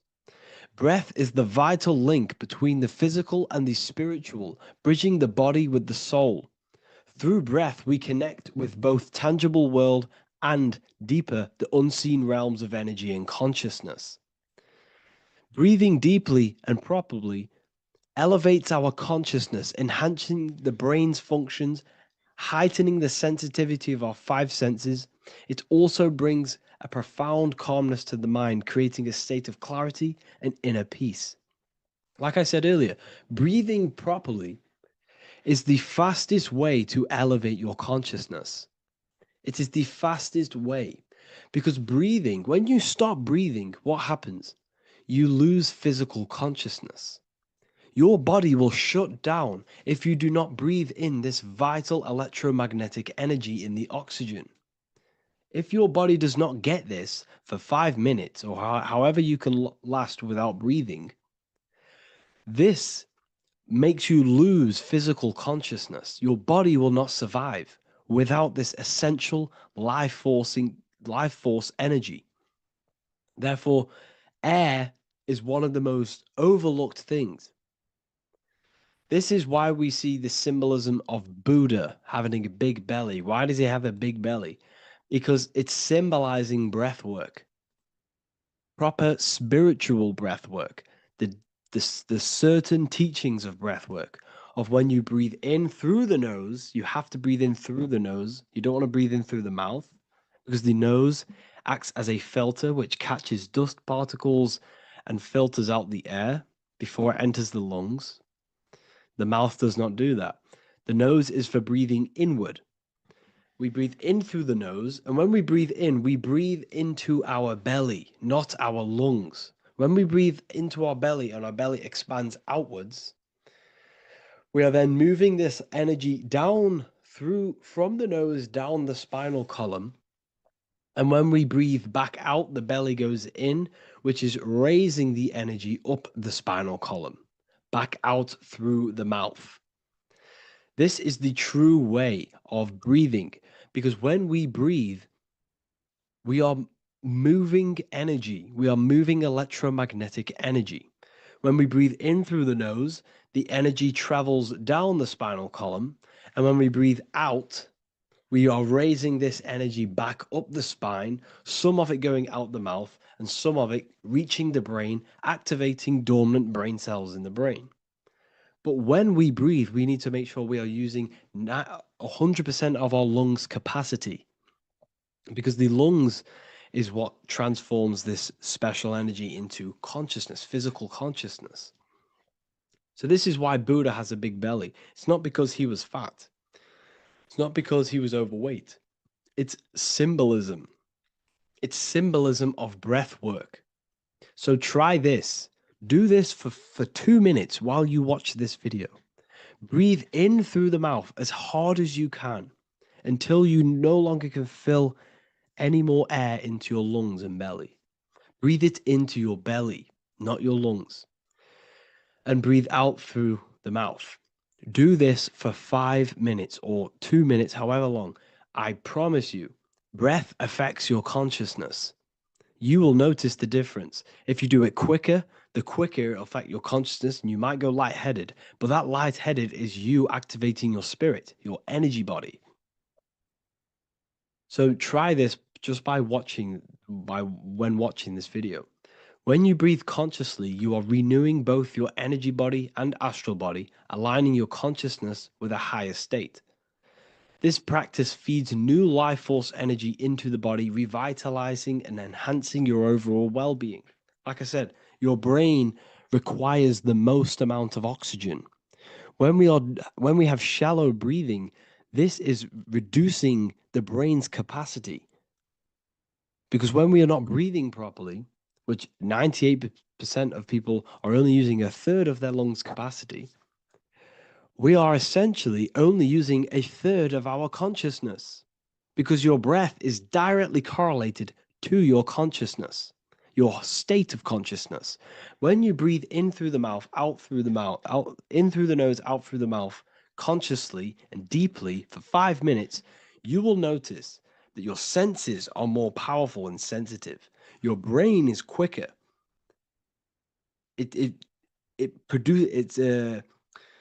What's the word? It processes information quicker.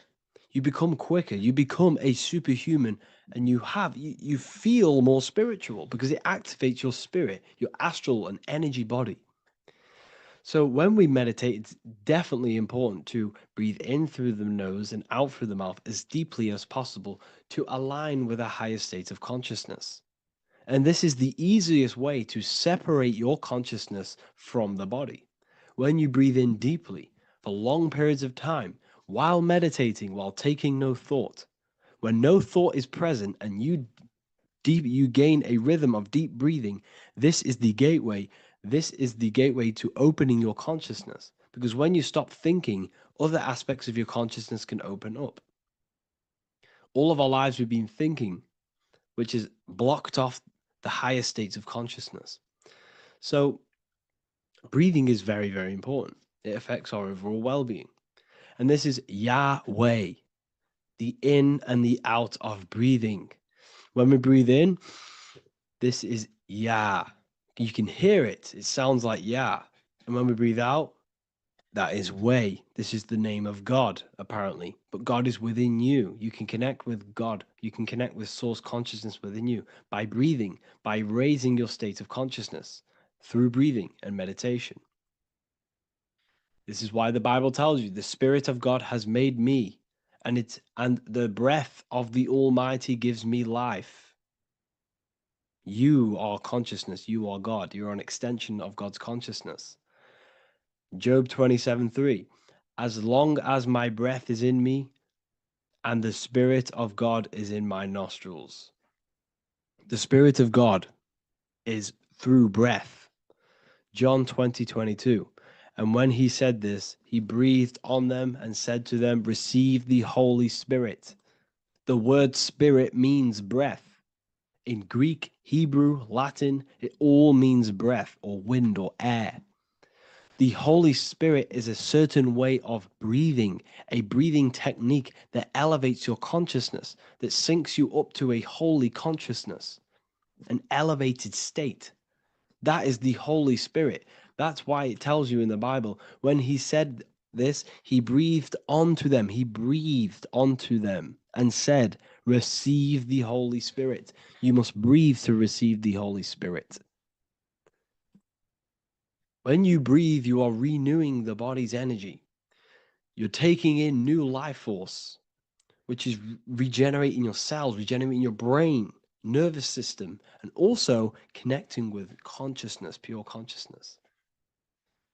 This is not something that we should be doing during meditation. Yes, it is. We should be doing it during meditation, but this is something that we need to apply all of the time. This is the fastest way you can raise your consciousness. I just want to say, all of this knowledge is inside of the Book of Wisdom, Volume 2. Make sure to give a like and a comment on this video to help the algorithm. And let me know what you think about the last book or this book if you have read them, to let the new people know what they're looking at with this book. This is truly life-changing, the Volume 2 and Volume 1 is truly life-changing. You can get them in a bundle also.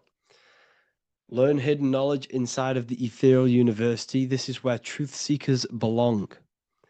I'm not here to try sell you this, but this is the place for truth seekers. And if you are serious about your spiritual journey and serious about gaining knowledge, which gives you the advantage over life, join Ethereal University. This will definitely help you. Thank you for watching this video. Please leave a like and comment. Make sure to give me any suggestions on videos you want me to make in the future. Thank you all.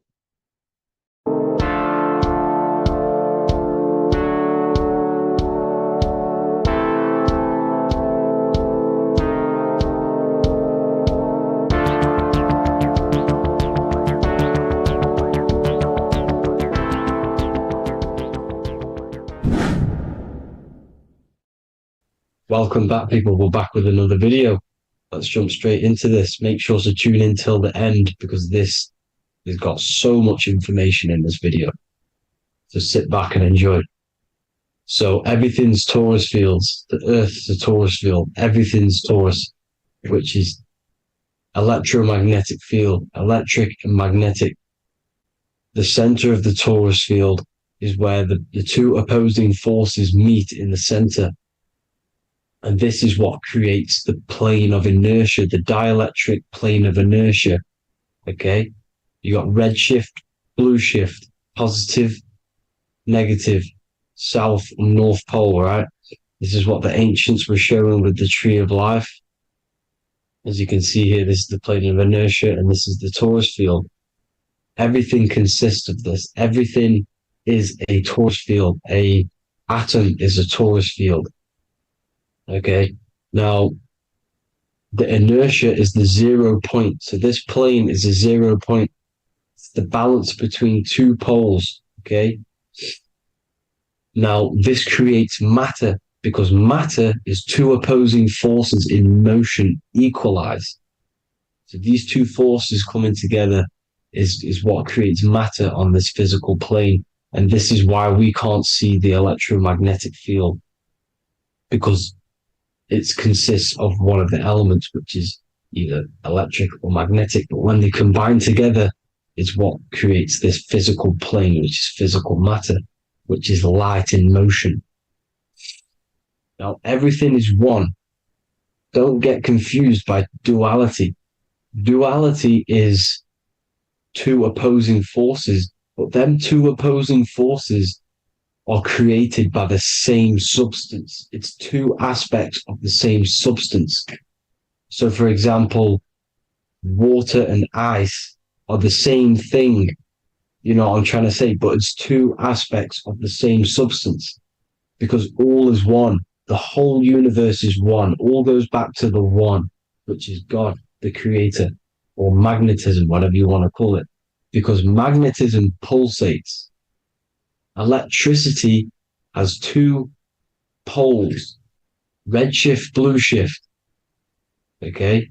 So red shift, blue shift is electricity, and electricity vibrates. And all vibration always comes back to a standstill point.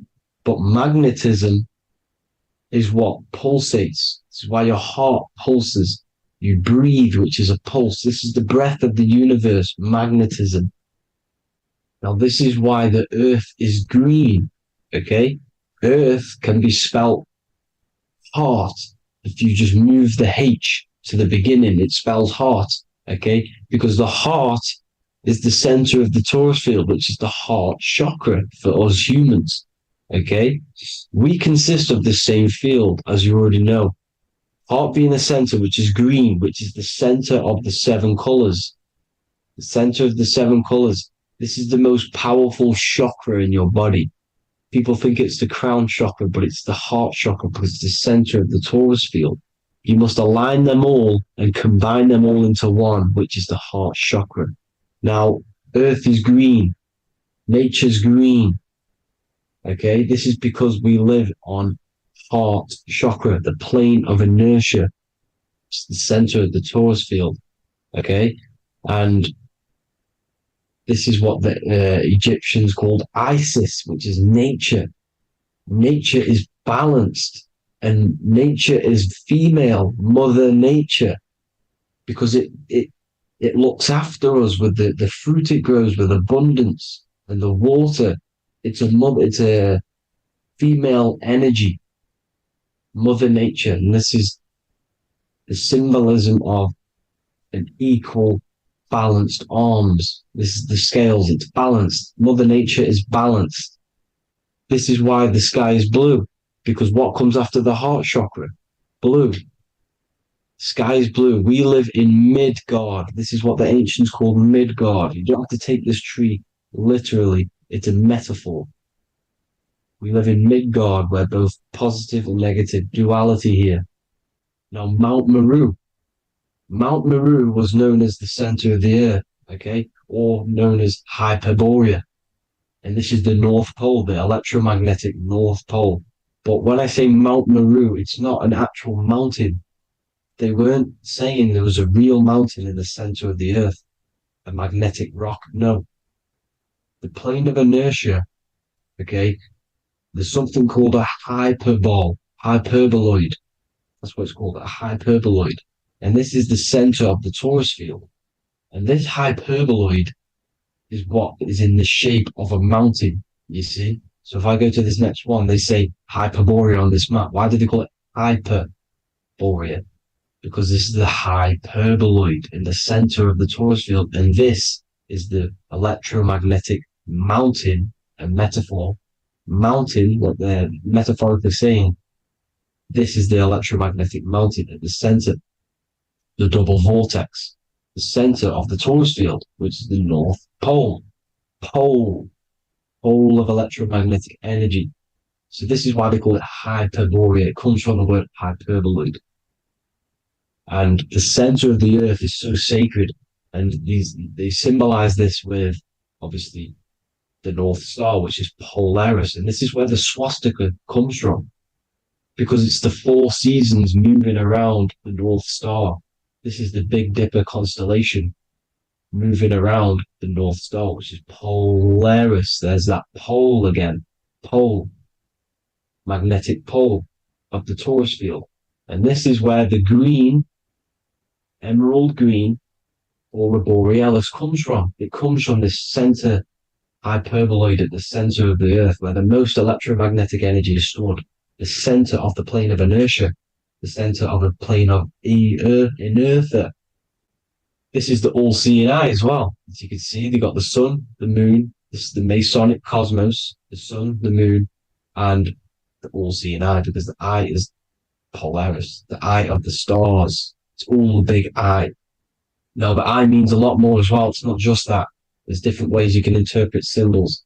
Now, this is the emerald tablets. Deep in Earth's heart lies the flower, the source of the spirit that binds all in its form.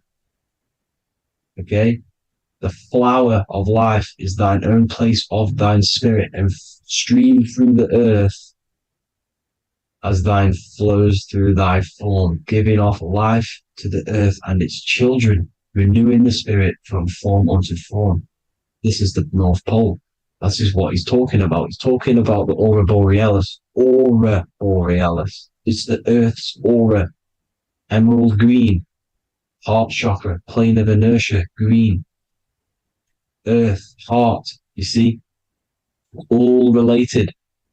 Now, there's many symbolism of this. So much symbolism of the ancients. The 7 layers of heaven. 7 layers of heaven, which are the 7 planets. Okay? These planets are the solar system. It's the solar system because we are the soul. We are the sun, the soul. And we're inside of a solar system, which is the 7 planets. That's why there's 7 layers of heaven. Okay? The rings of Saturn, the rings of the planets are moving around us. Okay? So this is what the ancients were depicting in their cosmology. Now this is the Hebrew cosmology of the earth. This is the Mayan cosmology of the earth. You see, it's all an enclosed system. We live inside of a giant torus field. All is atum. It's what the ancients said, ancient Egyptians said. All is atum. Atoms are torus fields. Don't be tricked by the modern science today with the current model of an atom. It's completely wrong. They're hiding the torus field. They're hiding the electromagnetic field, which is in everything. Absolutely everything is in motion, and motion comes from this field. And you see, this is upside down, but this is I think it's pretty sure it's candles, but the 7 candles, the 7 planets, the 7 Elohim. You see? It all goes back to the stars and the heavens. Now, this is how the earth really works, with the stars on the outside of the cosmic egg, and then the torus field spinning around the sun and the moon, the positive and the negative charge. The sun gives you energy, the moon takes your energy. The moon controls monthly cycles. Moon is mon. This is etymology. Mon, month, money, demon, monster. Stir is star, moon star.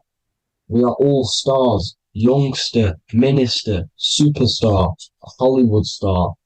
We're all stars. We come from the stars, which is heaven. Our soul comes from the stars. You see, we are the universe. The image of man is made in the universe. We are a microcosm of the universe. The universe is a macro. We are micro. We consist of everything: the body, mind, and spirit. The sun, the soul; moon, the mind; earth, the body, mind, and spirit. We have 12 systems in the body, which are governed by the 12 zodiac signs, starting at the Aries, which is the ram of God, all the way down to Pisces and Capricorn, kneecap. It all goes back to the stars. We are the stars. We are the universe. Everything is inside of us. Everything.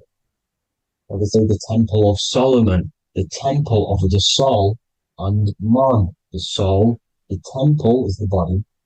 The soul is the soul, and the man is the mind. The temple of the soul and the mind, body, mind, and spirit. We consist of the 5 elements: air, spirit, water, earth, and fire. We consist of everything. We are the universe. We're made in God's image, which is the universe. You see? Now, everything goes back to the stars. The ancients worship the stars because the stars govern everything. They govern the systems in the body. They govern your life. This is why your zodiac is so important, your sign. Each zodiac has a specific element associated with it as well. Aries, which is the first sign, the ram of God, the lamb of God, which is a fire sign. Fire, first. Fire, first. F-I-R, this is etymology. The cerebrum, ram, which is in the brain. Aries, the ram, control the head, the face, and the nose upwards. So it controls the cerebrum. The Torah, which is, I'm pretty sure it's a Hebrew Bible, which is the Taurus. Tornado comes from the Taurus field. You see? Everything's inside of you. It all goes back to the Taurus field, and the Taurus field is everything. Now, like I said, 12 zodiac signs, 12 systems, 12 cranial nerves in the brain, the 12 disciples of the Bible.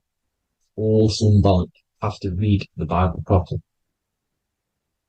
Now, this center, at the center of the earth, right? This is what's stirring the ether. And the ether consists of the 4 elements. Because there's 5 elements. Spirit can be called ether. People call it spirit or ether. Ether is pure potential, pure energy. It's what connects the astral to the physical. It's the dimension between the physical realm, which we're on, and the astral. So it has pure potential. It's pure energy. This is why we say either. I either want to go there or there. It's connecting 2 scenarios. That's what the ether is. It's connecting the 2 worlds, the astral and the physical. The center is like the cosmic womb. There's a black hole in the center. This is the center of the Taurus field. This is the womb of creation. This is the womb of creation. And inside of this black womb are the 5 elements, and everything's being stirred around. Everything's in motion. Light is motion. Everything's motion. Now, like I said earlier, light crystallizes into physical matter. They are the same substance. Spirit and matter are the same substance, but different variations, different aspects of the same substance. Low vibrational spirit turns into matter. High vibrational matter turns into spirit. Or light, whatever you want to call it. Matter is light crystallized. This is where we get the 7 metals from. The planets. The planets are light. Specific frequencies and vibrations of light. When these lights, or the planets, materialize, material metals materialize, they turn into the 7 metals. Saturn turns into lead. That's why lead is red. Saturn is red. The sun turns into gold. That's why the gold is yellow and the sun is yellow. You see, Saturn is the time god. What happens in autumn? The leaves turn red and they die. This is why Saturn, Satan, time god, the reaper, everything is crystallized till it's death. and then reborn again. You see? Rust. When things rust, it turns to red. Because it's Saturn. Saturn crystallizes everything. He's the Reaper who comes around in winter. You see? He's Satan. Jesus and Satan, the Sun and Saturn. They say we live in a solar system. The solar system. I think I've already just broke this down. The 7 planets are the 7 chakras. Everyone already knows this. But I'm going through it anyway. But this is where we get the 7 planets from. And the 7 metals. You see, all the ancients knew it was an enclosed electromagnetic system. It's not a spinning ball in the middle of space, people. They want you to believe this so you get stuck in this material world. Because if you believe everything's material, you can never affect this plane effectively. You can never create your life effectively. You don't understand the planes of existence. Because the mental plane is a higher plane. And it breaks down and it controls the planes below it. The mental plane, hold on, I've got it here for you. The mental, the astral, etheric, then physical. Etheric connects the physical to the astral, but the mental is what's above them all. You see? Now, it's important to understand this. It's important. However, the ancients always talked about the enclosed system. Only NASA, which is introduced around the Roman times, not NASA, but the globe Earth was introduced around the Roman times. Okay? By these Masons. These Masons introduced this because they wanted to take over the minds of the masses and control them. These people worship the physical realm. They know how it works. They know the ins and outs of it. They know how to do the magic. They know how to do it all. They understand it all. That's why Masonry have to take the oath. The oath of not speaking. You're not allowed to speak about anything you learn about in Masonry. Because they're discovering the truth about your mind and how it creates reality and stuff like that. So, this is the Masonic cosmology. The 5-pointed star, the 5 elements. The checkerboard for duality, positive and negative. The 2 aspects of every substance. This is another ancient painting depicting the firmament. The stars inside the firmament. The sun. You see, the ancients worshipped the sun because it's so important for sustaining our life. It's the only reason we're alive is because of the sun. But then people think it gives you cancer today. They brainwash you to think the sun gives you cancer when it's the #1 source of all life. They want you to believe it's a big, spinning, dangerous ball in space. It's not. It's here to give us life. It's God's Son. That's why Jesus is known as God's Son. It is the Son of God. God created that to sustain us. You see? So it's important you understand the true cosmology of where you are, because if you don't know where you are depleted of all of your morals. You're depleted. You're demoralized. You're lost. You don't know where you are. You don't know where you exist. Okay? Once you accept the globe model, the heliocentric model, you will subconsciously think that you come from nothing. This is why they implemented the evolution theory just after the globe model was introduced by Charles Darwin. Charles Darwin came in after the globe model. He's a Mason. He was another Freemason, and implemented evolution where we came from monkeys, because they want you thinking less of yourself so they can manipulate your mind. You see? They want to manipulate your mind, and they have done since you got here. Since you came through that portal, you were manipulated from that day to believe this, believe that. The true cosmology, the truth will set you free. You will understand things better. You will feel better in yourself when you know the sun is here for you. You'll feel better in yourself that you know that you didn't come from a monkey. You were created as a human, a manifester, a creator. You're so intelligent. Your mind is amazing. You can manipulate matter, mind over matter. See? Thank you all people for tuning in. Tap in with yourself. Love yourself. Find the truth. Spread the truth. Nothing dies. Nothing in this creation dies. Everything's energy. Everything's light. Light can never die. You're a light being. That's why it says Q. Q man. Q is light in Hebrew or Latin. Either one of the two. You are light. You're a light being. You never die. Ever, ever, ever die. Ever. Stop thinking you're going to die. This body will die because it contains electricity. And electricity always goes back to a standstill point because of vibration. Electricity vibrates. You are pure light. You will never ever die. Thank you all people. God bless. Make sure to like, subscribe and share.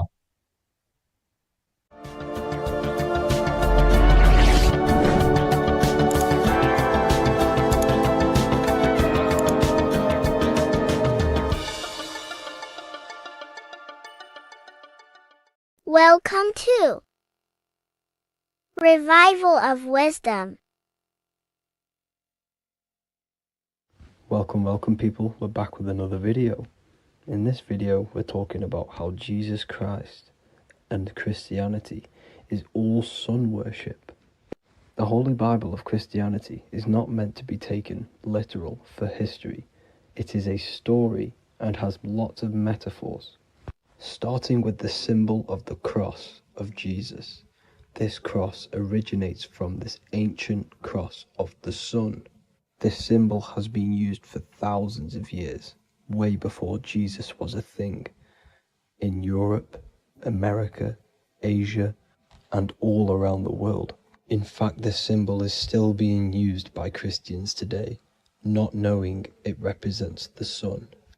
This is a 4,500-year-old artifact, a golden plate with an equal-armed cross found in England. The gold to symbolize the sun, and the equal-armed cross for the 4 equal seasons of the year. So this is why in the Bible you have Matthew, Mark, Luke, and John, symbolizing the yearly cycle of the sun and the 4 equal seasons. Also in the Bible, Jesus is referred to as the light of the world. So yes, Jesus represents the sun. He is a metaphor for the sun. Hence why in all of these pictures and images and paintings of Jesus, there's always a sun behind his head, and some even with the sun cross behind his head. Jesus also has 12 disciples, which represent the 12 zodiac signs and the 12 months of the year. This is the Last Supper by Leonardo da Vinci. As you can see, the sun, being Jesus, is in the center, because the sun is in the center of the zodiac signs. There are 4 groups which symbolize the 4 equal seasons. Each group contains 3 people symbolizing the 3 months and the 3 zodiac signs in that season. There is only 1 female in the painting, which is Virgin Mary, who symbolizes Virgo, the astrological sign. So yes, Jesus symbolizes the sun with his 12 zodiac signs and 4 gospels for the 4 seasons of the year. However, there is another phenomenon. The 25th of December is known as the birth of Jesus Christ, which is known as Christmas today. Jesus symbolizing the sun and is born on December 25th. This is the day the sun moves 1 degree northward, bringing back the warmth, the growth of crops, the life and light back to the northern hemisphere. Everything is springing back to life, as we call it, spring. So it is said that the sun is born again on the 25th of December, and Jesus is known as the risen Saviour, because the sun is our risen Saviour, because it gives life to the whole of this realm, the warmth, the crops, and without the sun rising in the morning, we'd all die in about 2 weeks. And we all know how Jesus died on a cross. The sun also dies on a cross in the southern hemisphere. It dies on the Southern Crux constellation. And on December the 22nd, 23rd, and 24th, the sun remains in the same position. So the sun dies for 3 days and it is born again on December 25th, when it moves 1 degree northward. And this is when the sun is born again, or resurrected, just like Jesus. Constellation Virgo is prominent in the spring sky in the northern hemisphere. So therefore, the sun is born a virgin, Virgo. And as you see in this image, you see Virgin Mary holding the sun. Us as humans do not own the sun. So therefore God owns the sun. So yes, the sun is the Son of God, and this is what Jesus is symbolizing. And just how Jesus sacrifices himself for humanity, that's what the sun does. The sun gives out all of its energy so we can live. There are many other Bible verses which represent Jesus as the sun. Now in Matthew 8:23-27, his disciples are in a boat and there is a massive storm. Jesus is asleep, meaning the sun has not arose. And the disciples say, "Save us, Lord, we are perishing." Quote, "Then he rose and rebuked the winds and the sea, and there was a great calm." End quote. Now this is a metaphor for the sun rising and calming the storm, because in the ocean, when the sun is down, that's when there are great storms. The worship of celestial bodies go back thousands of years, and it's called astrotheology, and it can pretty much be traced back to all ancient civilizations. Now going back to the ancient Egyptians, the god Horus, the god of war, and he symbolized the sun in the morning. Ancients used to say that he walked over the sky in 12 steps. Yes, this could symbolize the 12 zodiac signs. It also symbolizes the 12 hours of daylight. So we have 12 hours of Horus, but now they've rearranged the word to hours. Horus and hours.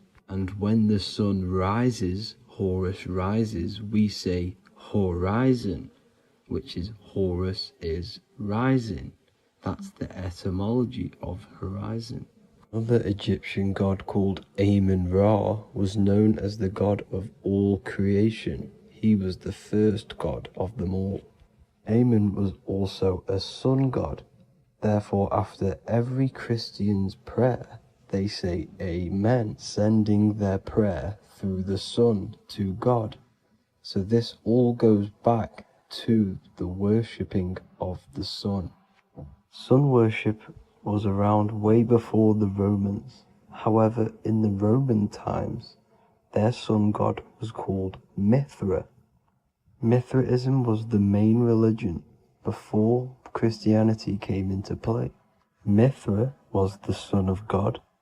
He died on a cross, and he was dead for 3 days and resurrected, just like Jesus.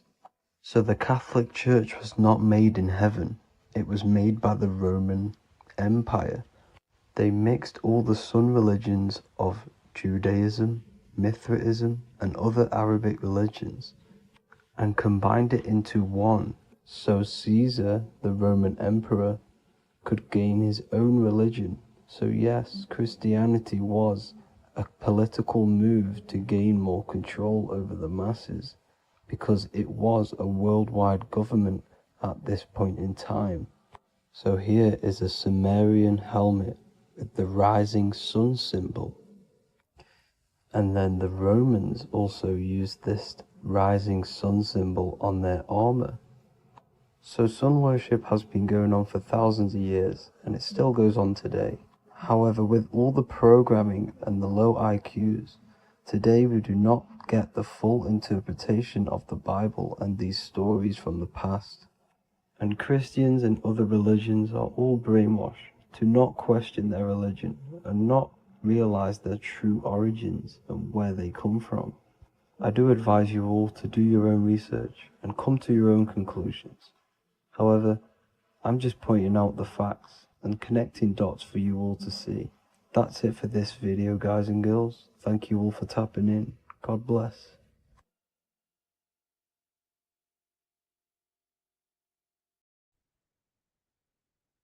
In this video today, we're going to be breaking down some Freemasonic artwork, what we have here on the screen. And particularly, this is called the Freemasonic Royal Arch. Now, this is the archway that we're going to be breaking down. Now, this is what we call complex symbolism. Now, what do I mean by complex symbolism? This consists of many different symbols all together, producing one piece of artwork. It's many symbols used together to portray one meaning. Now we have checkered floor, we have pillars, we have an eye, we have an archway. This is all complex symbolism. It's painting a picture, an overall symbol. Now, when we're talking about Freemasonic symbolism, it's all about how to gain enlightenment and more self-awareness. Now, that is the aim of Freemasonry, of the spiritual path that you are walking, consciousness and gaining higher awareness, because this is the eye. The eye is conscious. The eye sees, it perceives. It's about gaining more consciousness, more light, more awareness of yourself, understanding of your power, the power of the mind, the power of yourself, the power of the body. Okay, so this is symbolism and instructions. These symbols are hiding instructions on how to gain higher awareness, which is symbolized as light. Okay, so when we look at this image, the thing that stands out the most is that we have these two pillars. We have a left and right pillar. The left pillar represents masculine forces, because normally we have like a sun here and a moon here in their different artwork. But in this one, we don't have a sun moon. Okay. So everything in the universe has masculine qualities and feminine qualities, including consciousness. Okay, so remember, this is all about gaining more consciousness, gaining more understanding. We have masculine traits of consciousness and feminine forces of consciousness. Okay, so the left masculine force of consciousness would be direct action, the physical world, the physical body moving. That's a masculine force. Okay, and what else? We have action. We have the material world, the material body. This is what we can see with our two eyes, the material world. We can see our action. We can see physical reality. However, we have a right pillar, a feminine pillar, which represents what we cannot see. This is the feminine pillar. This is more of things that we can't see, the forces of consciousness that we can't see, such as thoughts, emotions, visualizations. You know, these are internal qualities. Because remember, we don't have one world. We're not this material body. We're not the external world. We are the internal world also. The internal world is a mirror of the external. The external mirrors the internal. So this is why these two pillars stand the same. However, they're different. They are mirrors of each other. Your internal world of consciousness produces the external world of material reality.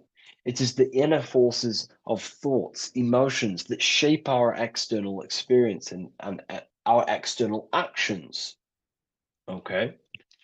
So essentially, what this is showing you here is these two masculine and feminine forces within us. The inner world, the feminine pillar, more emotional, intuitive, and the external world, the action, physical action, what we can see. Okay.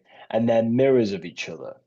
However, most people on surface level base consciousness is what the occult and esoteric call it. That conscious state that we're in when we just wake up, we realize we have consciousness, and we realize our mind is not powerful because we have divided thoughts, we have divided actions, our mind and body are not working together. We have a very negative. When we become awakened, we realize that we're in an animalistic state, a divided state of consciousness. This is what we're looking at here. This chessboard, the checkered board. It's black and white. It's duality. It's opposing. This symbolizes consciousness. Remember, symbols are symbolic of you, nothing external, but the state of your consciousness. This represents base level consciousness, hence why it's on the ground. The ground represents low. It's at the base. It's the surface. It's the ground upon we rise upon. We have to climb these pillars. Remember, we climb these pillars towards the archway, the eye. Now we're going to break that down later. So the black and white checkered board is confusion. It represents base level earth consciousness. It's me versus you thinking. A lot of the world is stuck in this. They think, they're stuck in their ego. It's me versus you, when in fact we are all part of the whole. We're all part of an infinite awareness, an infinite consciousness. We're all actually one. We're all one. But on this chessboard down here, it represents base level thinking, base level consciousness, base level awareness. It's you versus me. We see life through the ego of of selfishness, pretty much. This is the internal division where our inner world is not aligned with our external world, where our mind, our internal thoughts are not being acted upon. Now, and that's not to say, oh, you should act on every single thought, because we all have intrusive thoughts. However, if you say you're going to do something in your internal thought and in your mind, the body needs to be a follow-up of that. You need to have honor within you that your body acts out the mind's will, the mind's desire. If you say you're going to start something, you need to start something. You should not have the contradiction between the inner and the outer world, which is this division you're in. If you say you're going to better your life, which is what Freemasonry and the spiritual path is about, bettering your consciousness, mastering your mind, and leveling up your awareness. Okay, you have to do what your internal world is saying. You have to act out left pillar action, your internal world. You need to build a connection between the mind and the body. The mind is the monarch. It is the command center. It is it's above all forces. The mind is the force. The body needs to obey. If you want to get out of this division, you have to align your mind's will and desire with your body's actions. You have to act according to rise above this base level consciousness. Okay? So what we're looking at here is how to achieve wholeness, singularity, unity consciousness is what they call it in the occult. Unity consciousness, where there is no external physical body and internal mental body contradiction. There is no contradiction between the feeling of doing good and the action, because we all have a feeling in our soul. Our soul communicates to us the right thing to do at all times. We all know the right thing to do at all times, and that is a feminine force of consciousness. That's the right pillar. We must act on what we know and feel is good at all times in order to climb these pillars towards unity consciousness. Okay? We must, upon the feeling of doing good. When we're in an environment, we feel inside whether we should be here or not. Whether on your phone, you know intuitively whether you should be on your phone or doing something else, studying, reading, whatever it is. Your higher mind tells you what is right and what to do at all times. You know you shouldn't be on your phone wasting time subconsciously and on an emotional, intuitive state, which is a feminine internal quality, a right pillar quality. And the body's not acting out this. It's not acting it out. The body's on TikTok. The intuition is telling you to reach the higher mind. That's the division. That's base level consciousness. Okay. And in order to climb these pillars, we have to act according to our internal intuition to build these bridges between left and right. The inner world and the outer world need to be synced, not divided down here. This is the division. That's base level consciousness. If you want to gain higher awareness, you want to gain personal power, mental power, you have to become a strong force. You have to gain a strong connection between the inner and outer, the intuition and action, the mind, the higher mind, with the physical body. Most people live in this war, and we've all been there. I was in it too. We all begin here in this internal war. It's the same war between Jesus, Satan, Horus, Set, day, night, good, evil. That's the war between the mind, the body, the higher mind and the body, the intuition and the body. There needs to be bridges built between the two so that you align the left pillar with the right pillar to gain higher wisdom, higher awareness, higher powers. Because when the mind is contradicted, when your mind says it wants to do something, and you want to build the business, you want to study the occult, you want to reach your higher mind, the best version of yourself, but you don't act upon that, that is internal contradiction. The mind is not powerful in that state. The mind cannot direct its creative power, its forces, if it can't direct these forces into manifestation to create things in your life. As you are aware, if you've watched my videos, you are a creator, you are a co-creator, a spark of the mind of God, and you are here to create and expand. In order to use the power of your consciousness, the power of your mind, the forces of your mind correctly, and to direct it with force, direct it efficiently, you have to align the inner and outer world, building the bridges to gain higher awareness, to gain higher power, to find out more about yourself or why you are here. Because remember, we're all being guided by our intuition. That is the true spirit guide. I don't like saying spirit guide. Spirit guides are not real. There's no force outside of you guiding you. It's your own soul guiding you through intuition, through emotional communication, the feeling of goodness, the feeling of what is right. Down here in division, you don't understand right from wrong, light or dark. But when you awaken, you start to understand right from wrong. You gain higher awareness. And this is what you need to act upon to climb these pillars, to align the left with the right, the inner and the outer, the masculine with the feminine, the action with the emotion. Okay? And this is why we have this symbol here. Because remember, let me draw this for you. Upward triangle represents fire, which is masculine, left pillar. The downward triangle is water, which is feminine. And together they combine to create this symbol, which is, again, symbol of unity consciousness. And when you gain unity of the inner and outer world, and you climb the pillar, which takes time, you don't just take one action and you end up all the way here. It takes time. You have to go up and up and up.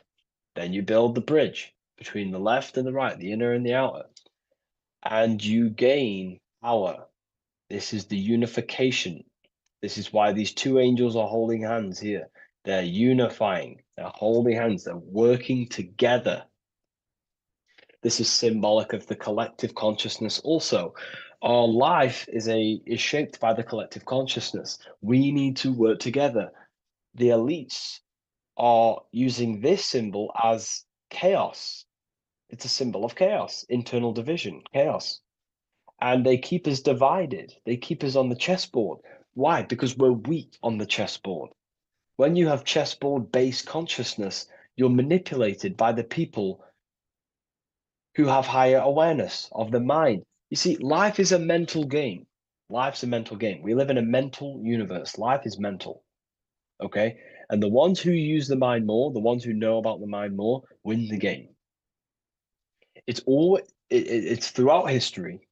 You know, you can moan about this, you can whine about this, and it's okay. But this is life at the end of the day. The ones who know the forces of consciousness, the ones who know the mind, always rule over the ones who do not. You know, we can moan about it. I used to moan about it. However, it gets you nowhere. This is the game we're in. This is the situation we are in. We have to learn how the mind functions. And if we do not, you will be moved by the chess master, by the people with higher awareness, and you will be stuck in division, you versus me, light versus dark, racism, division, all just division tactics for us to be manipulated. Because we're not working together, that's when we're easy to be manipulated. So in this state down here, you're easily manipulated because you don't know how your mind functions. You have a base level awareness. You know, you live to survive. In fact, you're not living. You're just experiencing. Okay, you don't question whether you have consciousness or not. You take consciousness and life for granted. Okay, and you don't realize the power of consciousness and the forces of consciousness and the forces that are shaping your life, such as thoughts and emotions and visualizations. Okay, so I was there too. Everyone begins at this point. It's okay. If you're at this point, that is completely fine. I'm not, saying anything bad. We all start at this base level and we rise up. Okay, and we have to take action. So this is a massive misunderstanding in the spiritual community today is that, most people just focus on the left pillar, meditating, visualizing, trying to manifest things, or they sit around visualizing all day, hoping something's going to change. Action is just as important as visualizing and meditation. It's just as important. They come hand in hand. Masculine, feminine need to be unified. Okay.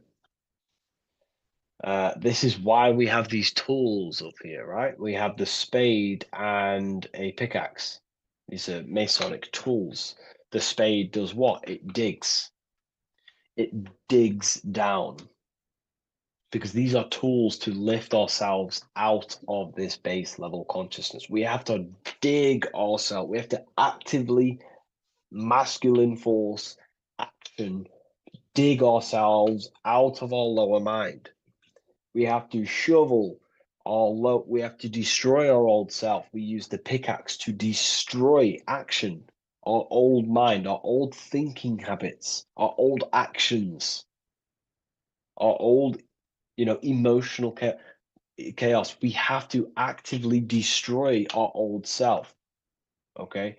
And the spade represents shoveling. Why is the spade on the right side? This is the feminine pillar. This represents our subconscious mind.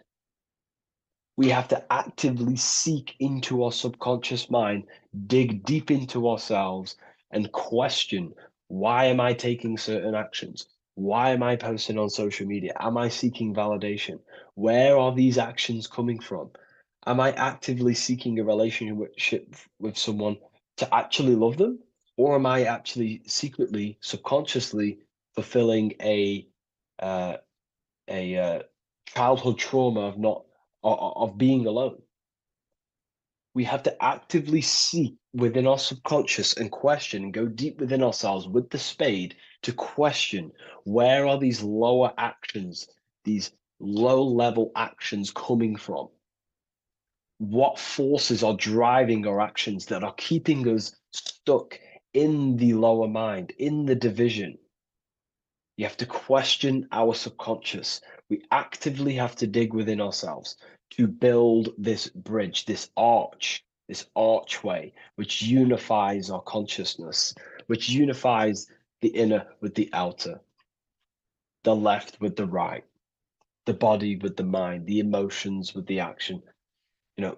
it's all about mastery, self-mastery, mastering the self so we gain light. Now, why do we have an eye? The eye needs light to perceive. You know, your physical eyes on your brain, in your head, needs the sun. It needs light to see, so you can see into the world. But a single eye represents the mind or consciousness, awareness, right? So it represents light, and the mind needs light. Light is symbolic for information. Okay, light is symbolic for information. The mind needs information to perceive truth. So when we say someone's intelligent, we say they're very bright. So the physical eyes need light to see, and the mind needs information to perceive. Same thing, symbolic. And when we align the left with the right, the masculine with the feminine, we gain higher light of awareness. You know, you gain deeper understanding of your consciousness, who you are, what you are. You gain deeper awareness of the power of your consciousness, the power of the forces of consciousness. You gain more light, more power, personal power. Now, it's up to you how you use that power.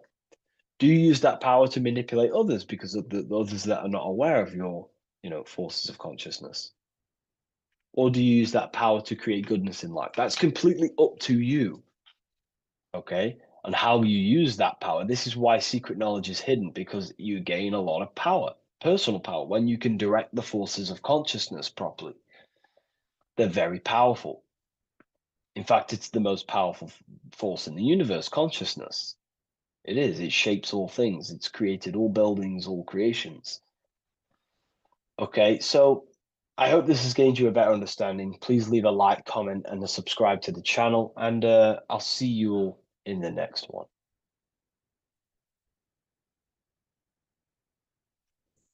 So depression doesn't actually exist, and in this video I'm going to show you how depression is actually a choice. And I'm going to give you some solutions on how to deal with it. And this is probably going to change your life forever just by doing this alone. Okay, so the first thing you need to understand about depression is that it exists in your conscious mind. It exists in your thinking mind. So what is inside your thinking mind? You have your body, your name, your reputation, your trauma, your memories, your family, your worries, your interests, your bills, your passion, dislikes, goals, right? Most people identify their lives with this. They identify their lives with their thinking mind. They think they're their name, their job, their reputation, their memories. But this is not who you actually are. Who you actually are is the observer of that. What happens if you stop thinking? What is left? You're left with unconditioned consciousness. You're left with the self, which is what we refer to as I. We are the consciousness, not the thinking consciousness. You are not these labels. You are not your thoughts. You are not your job, your name, your reputation. Okay? And the reason why I'm telling you this is because it's very important, is that we are something beyond this body, beyond this name, beyond our thoughts.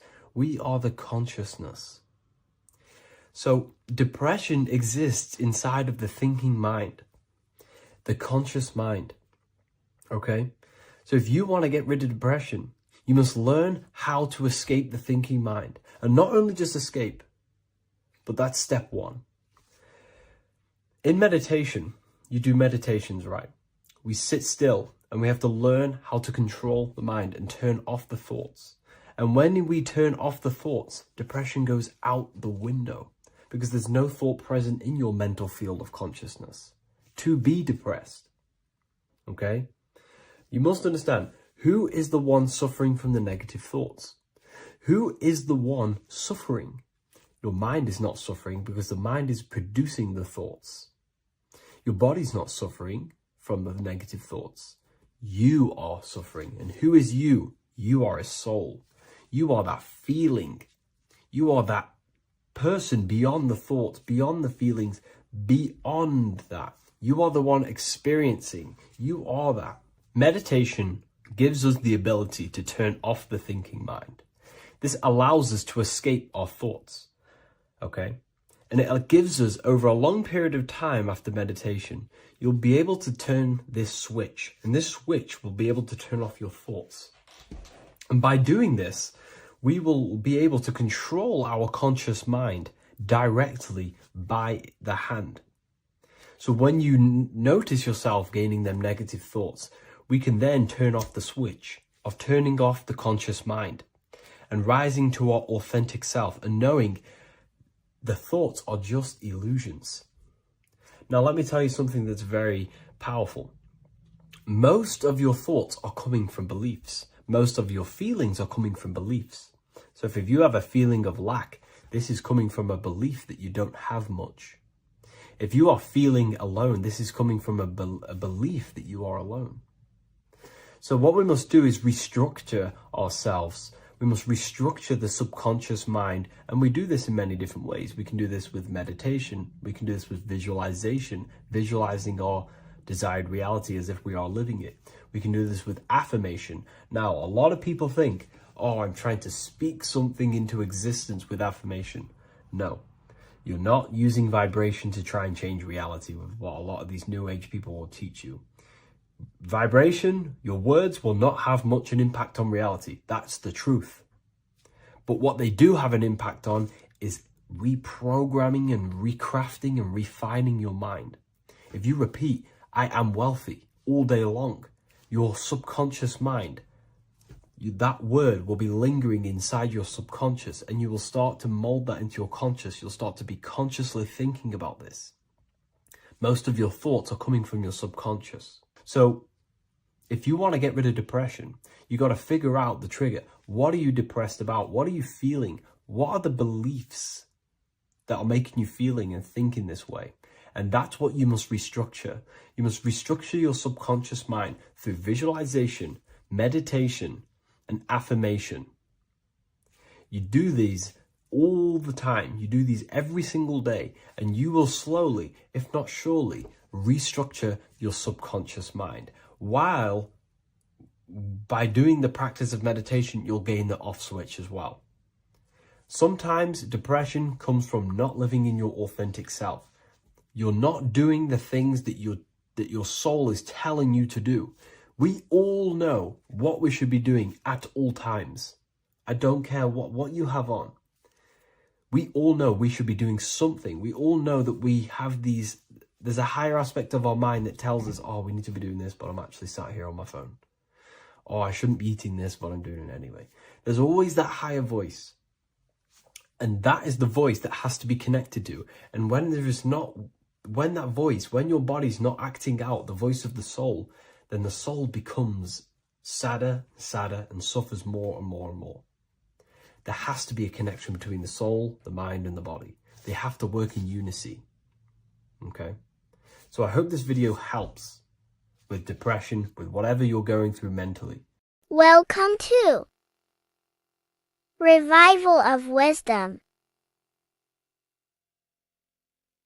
Welcome people, we're back with another video, and this video is about Freemasonry and their connection to the Illuminati. Please, as always, to make sure to hit that like and the subscribe button and turn on the notifications to never miss a video. On May the 1st, 1776, the founder of the Illuminati, Adam Weishaupt, founded this secret organization, and this date can be found in Roman numerals underneath the all-seeing eye pyramid on the $1 bill. This $1 bill also says Anu Coptus Novus Ordo Secularum. This is Latin for announcing the birth of the New World Order. This New World Order will be headed by Lucifer, the all-seeing eye, and followed by the 13 layers of bricks for the 13 elite bloodlines. So your Orsini's, Rockefellers, Rothschilds, Soroses, and the other 9 elite families. So when Adam Weishaupt created the Illuminati, he made it consisting of high-level degree Masons, French and Latin philosophers, and many more powerful people to all become one society. So this is why you see Masons using the same symbol of the all-seeing eye inside the pyramid. But not all Freemasons are part of this Illuminati secret society.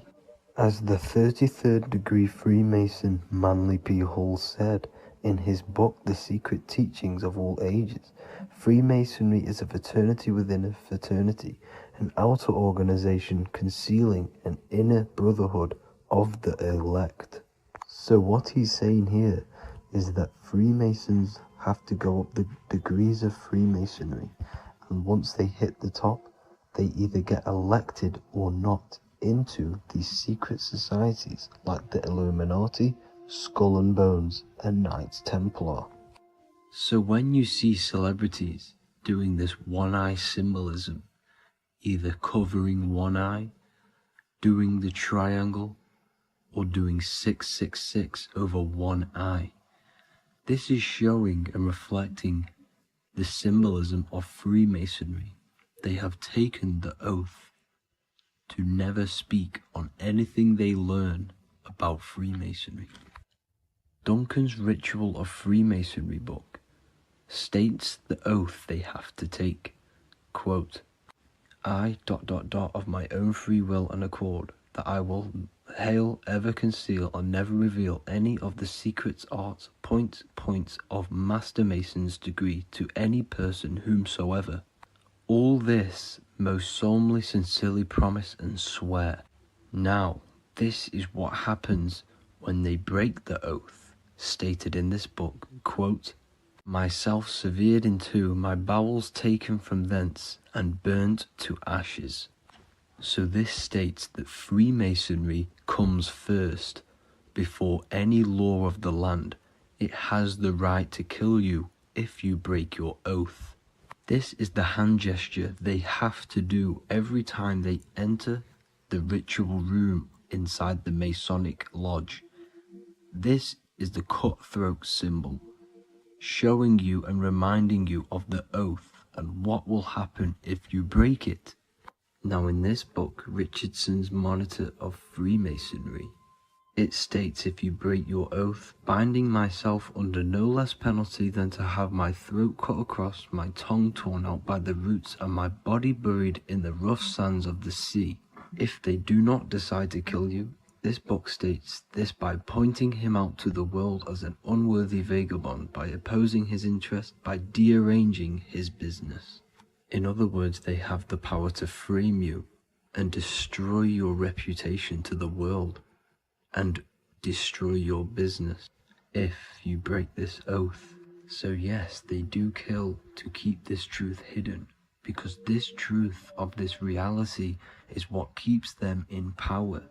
They have the ability to manipulate people, because people do not know what manipulates them.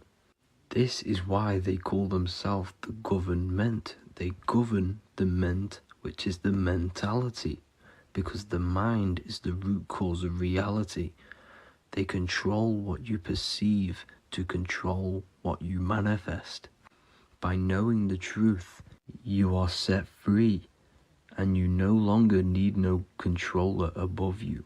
So this is why they are willing to kill and do whatever it takes to keep the truth concealed within these high-level degrees of masonry and these secret societies. However, going back to Manly P. Hall's book, it states, part of the symbols are displayed here to the initiate, but he is intentionally misled by false interpretations. So this is saying even Freemasons are intentionally misled and told lies to conceal the truth, to make sure the truth is hidden in the high degrees of masonry. So that's it for this video, guys. Thank you all for tapping in. Please leave a like and a subscribe. God bless.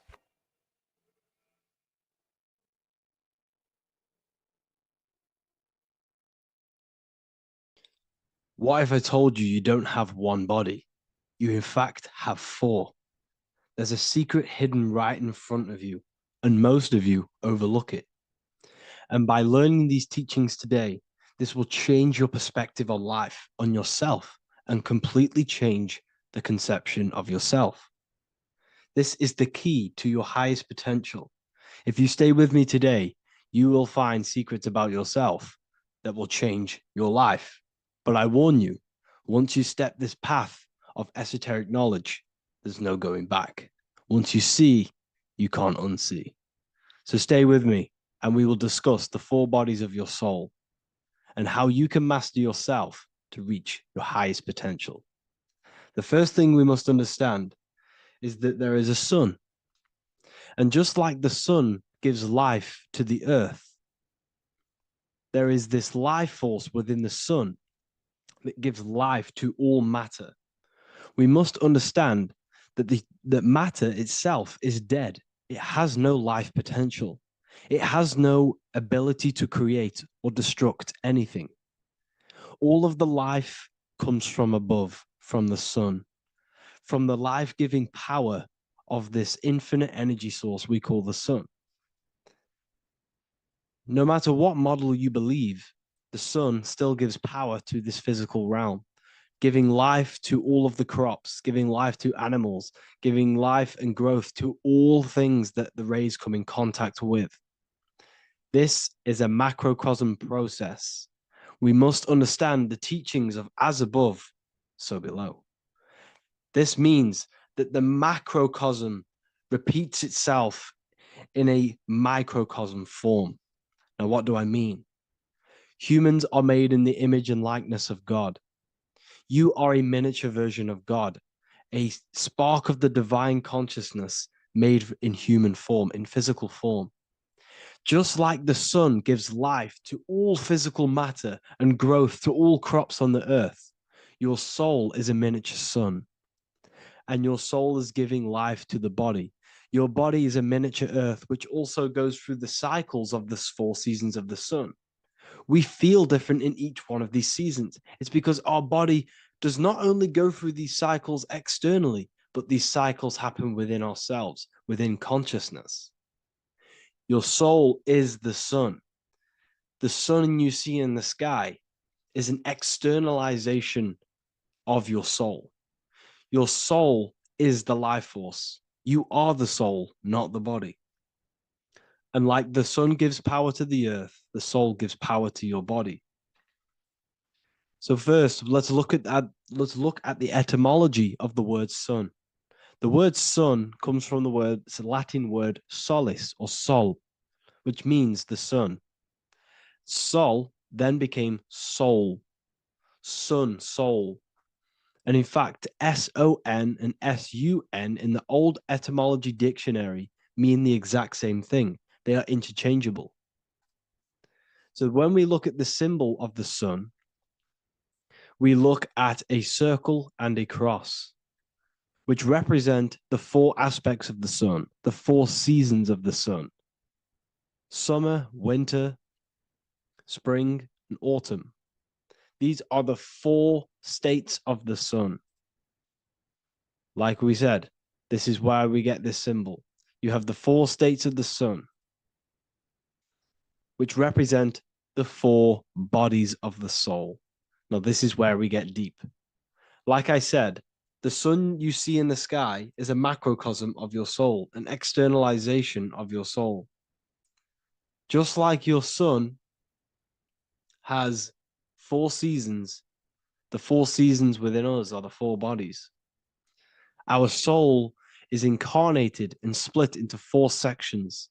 We have a mind, we have a physical body, emotions, and spirit. These are all interchangeable and they are all linked.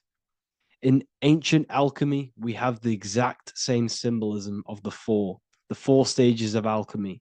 But in this case, they're symbolized as the 4 elements: earth, water, air, fire. In this ancient alchemical symbol, we have the pentagram, with the top one representing the soul, ether. Our soul then has the 4 bodies, with the human here. We have the man, the eagle, the bull, and the lion. We see this on the tarot card, the Wheel of Fortune. The man, the eagle, the bull, the lion. We see this in Matthew, Mark, Luke, and John. The lion, the bull, the man, and the eagle. We see this with depictions of Jesus. Jesus, the man, the bull, the lion, and the eagle. These represent the 4 fixed signs of the zodiac. Taurus, the bull. Scorpio, the eagle. Scorpio was symbolized as an eagle. It's an ancient symbol. Now it's been changed to a scorpion, of course. Leo, the lion. Aquarius, the man. These represent the 4 fixed signs, which are 4 different elements. Taurus is an earth sign. Scorpio, a water sign. Leo, a fire sign. Aquarius, an air sign. Taurus is the earth. As above, so below. The earth is the physical body. Leo is fire. Fire is the spirit. Scorpio is water, which is the emotions. Aquarius is the mind, which is an air symbol. Air is the mind. That's why we call people airheads. Okay? So what we're actually looking at here are the 4 aspects of our soul. We have the sun in the middle and the 4 bodies of the soul. This is what Jesus is symbolizing. Jesus represents you. God made flesh with the 4 aspects of the soul. The 4 gospels are all depicting Jesus in 4 different ways according to the different body of consciousness. The Wheel of Fortune are representing the 4 bodies of the soul. This represents the 4 bodies. Now, how are they 4 bodies? They are 4 dimensions of consciousness. The mind is not made of the same substance of the emotion. The emotion is not made of the same substance of the physical body. The spirit is not made of the same substance as the physical body also. They exist in 4 dimensions of consciousness. They are 4 bodies of our soul. And the most important teaching here is what I'm actually getting to, is the powerful one. This is what gives you power. Most of us live in chaos.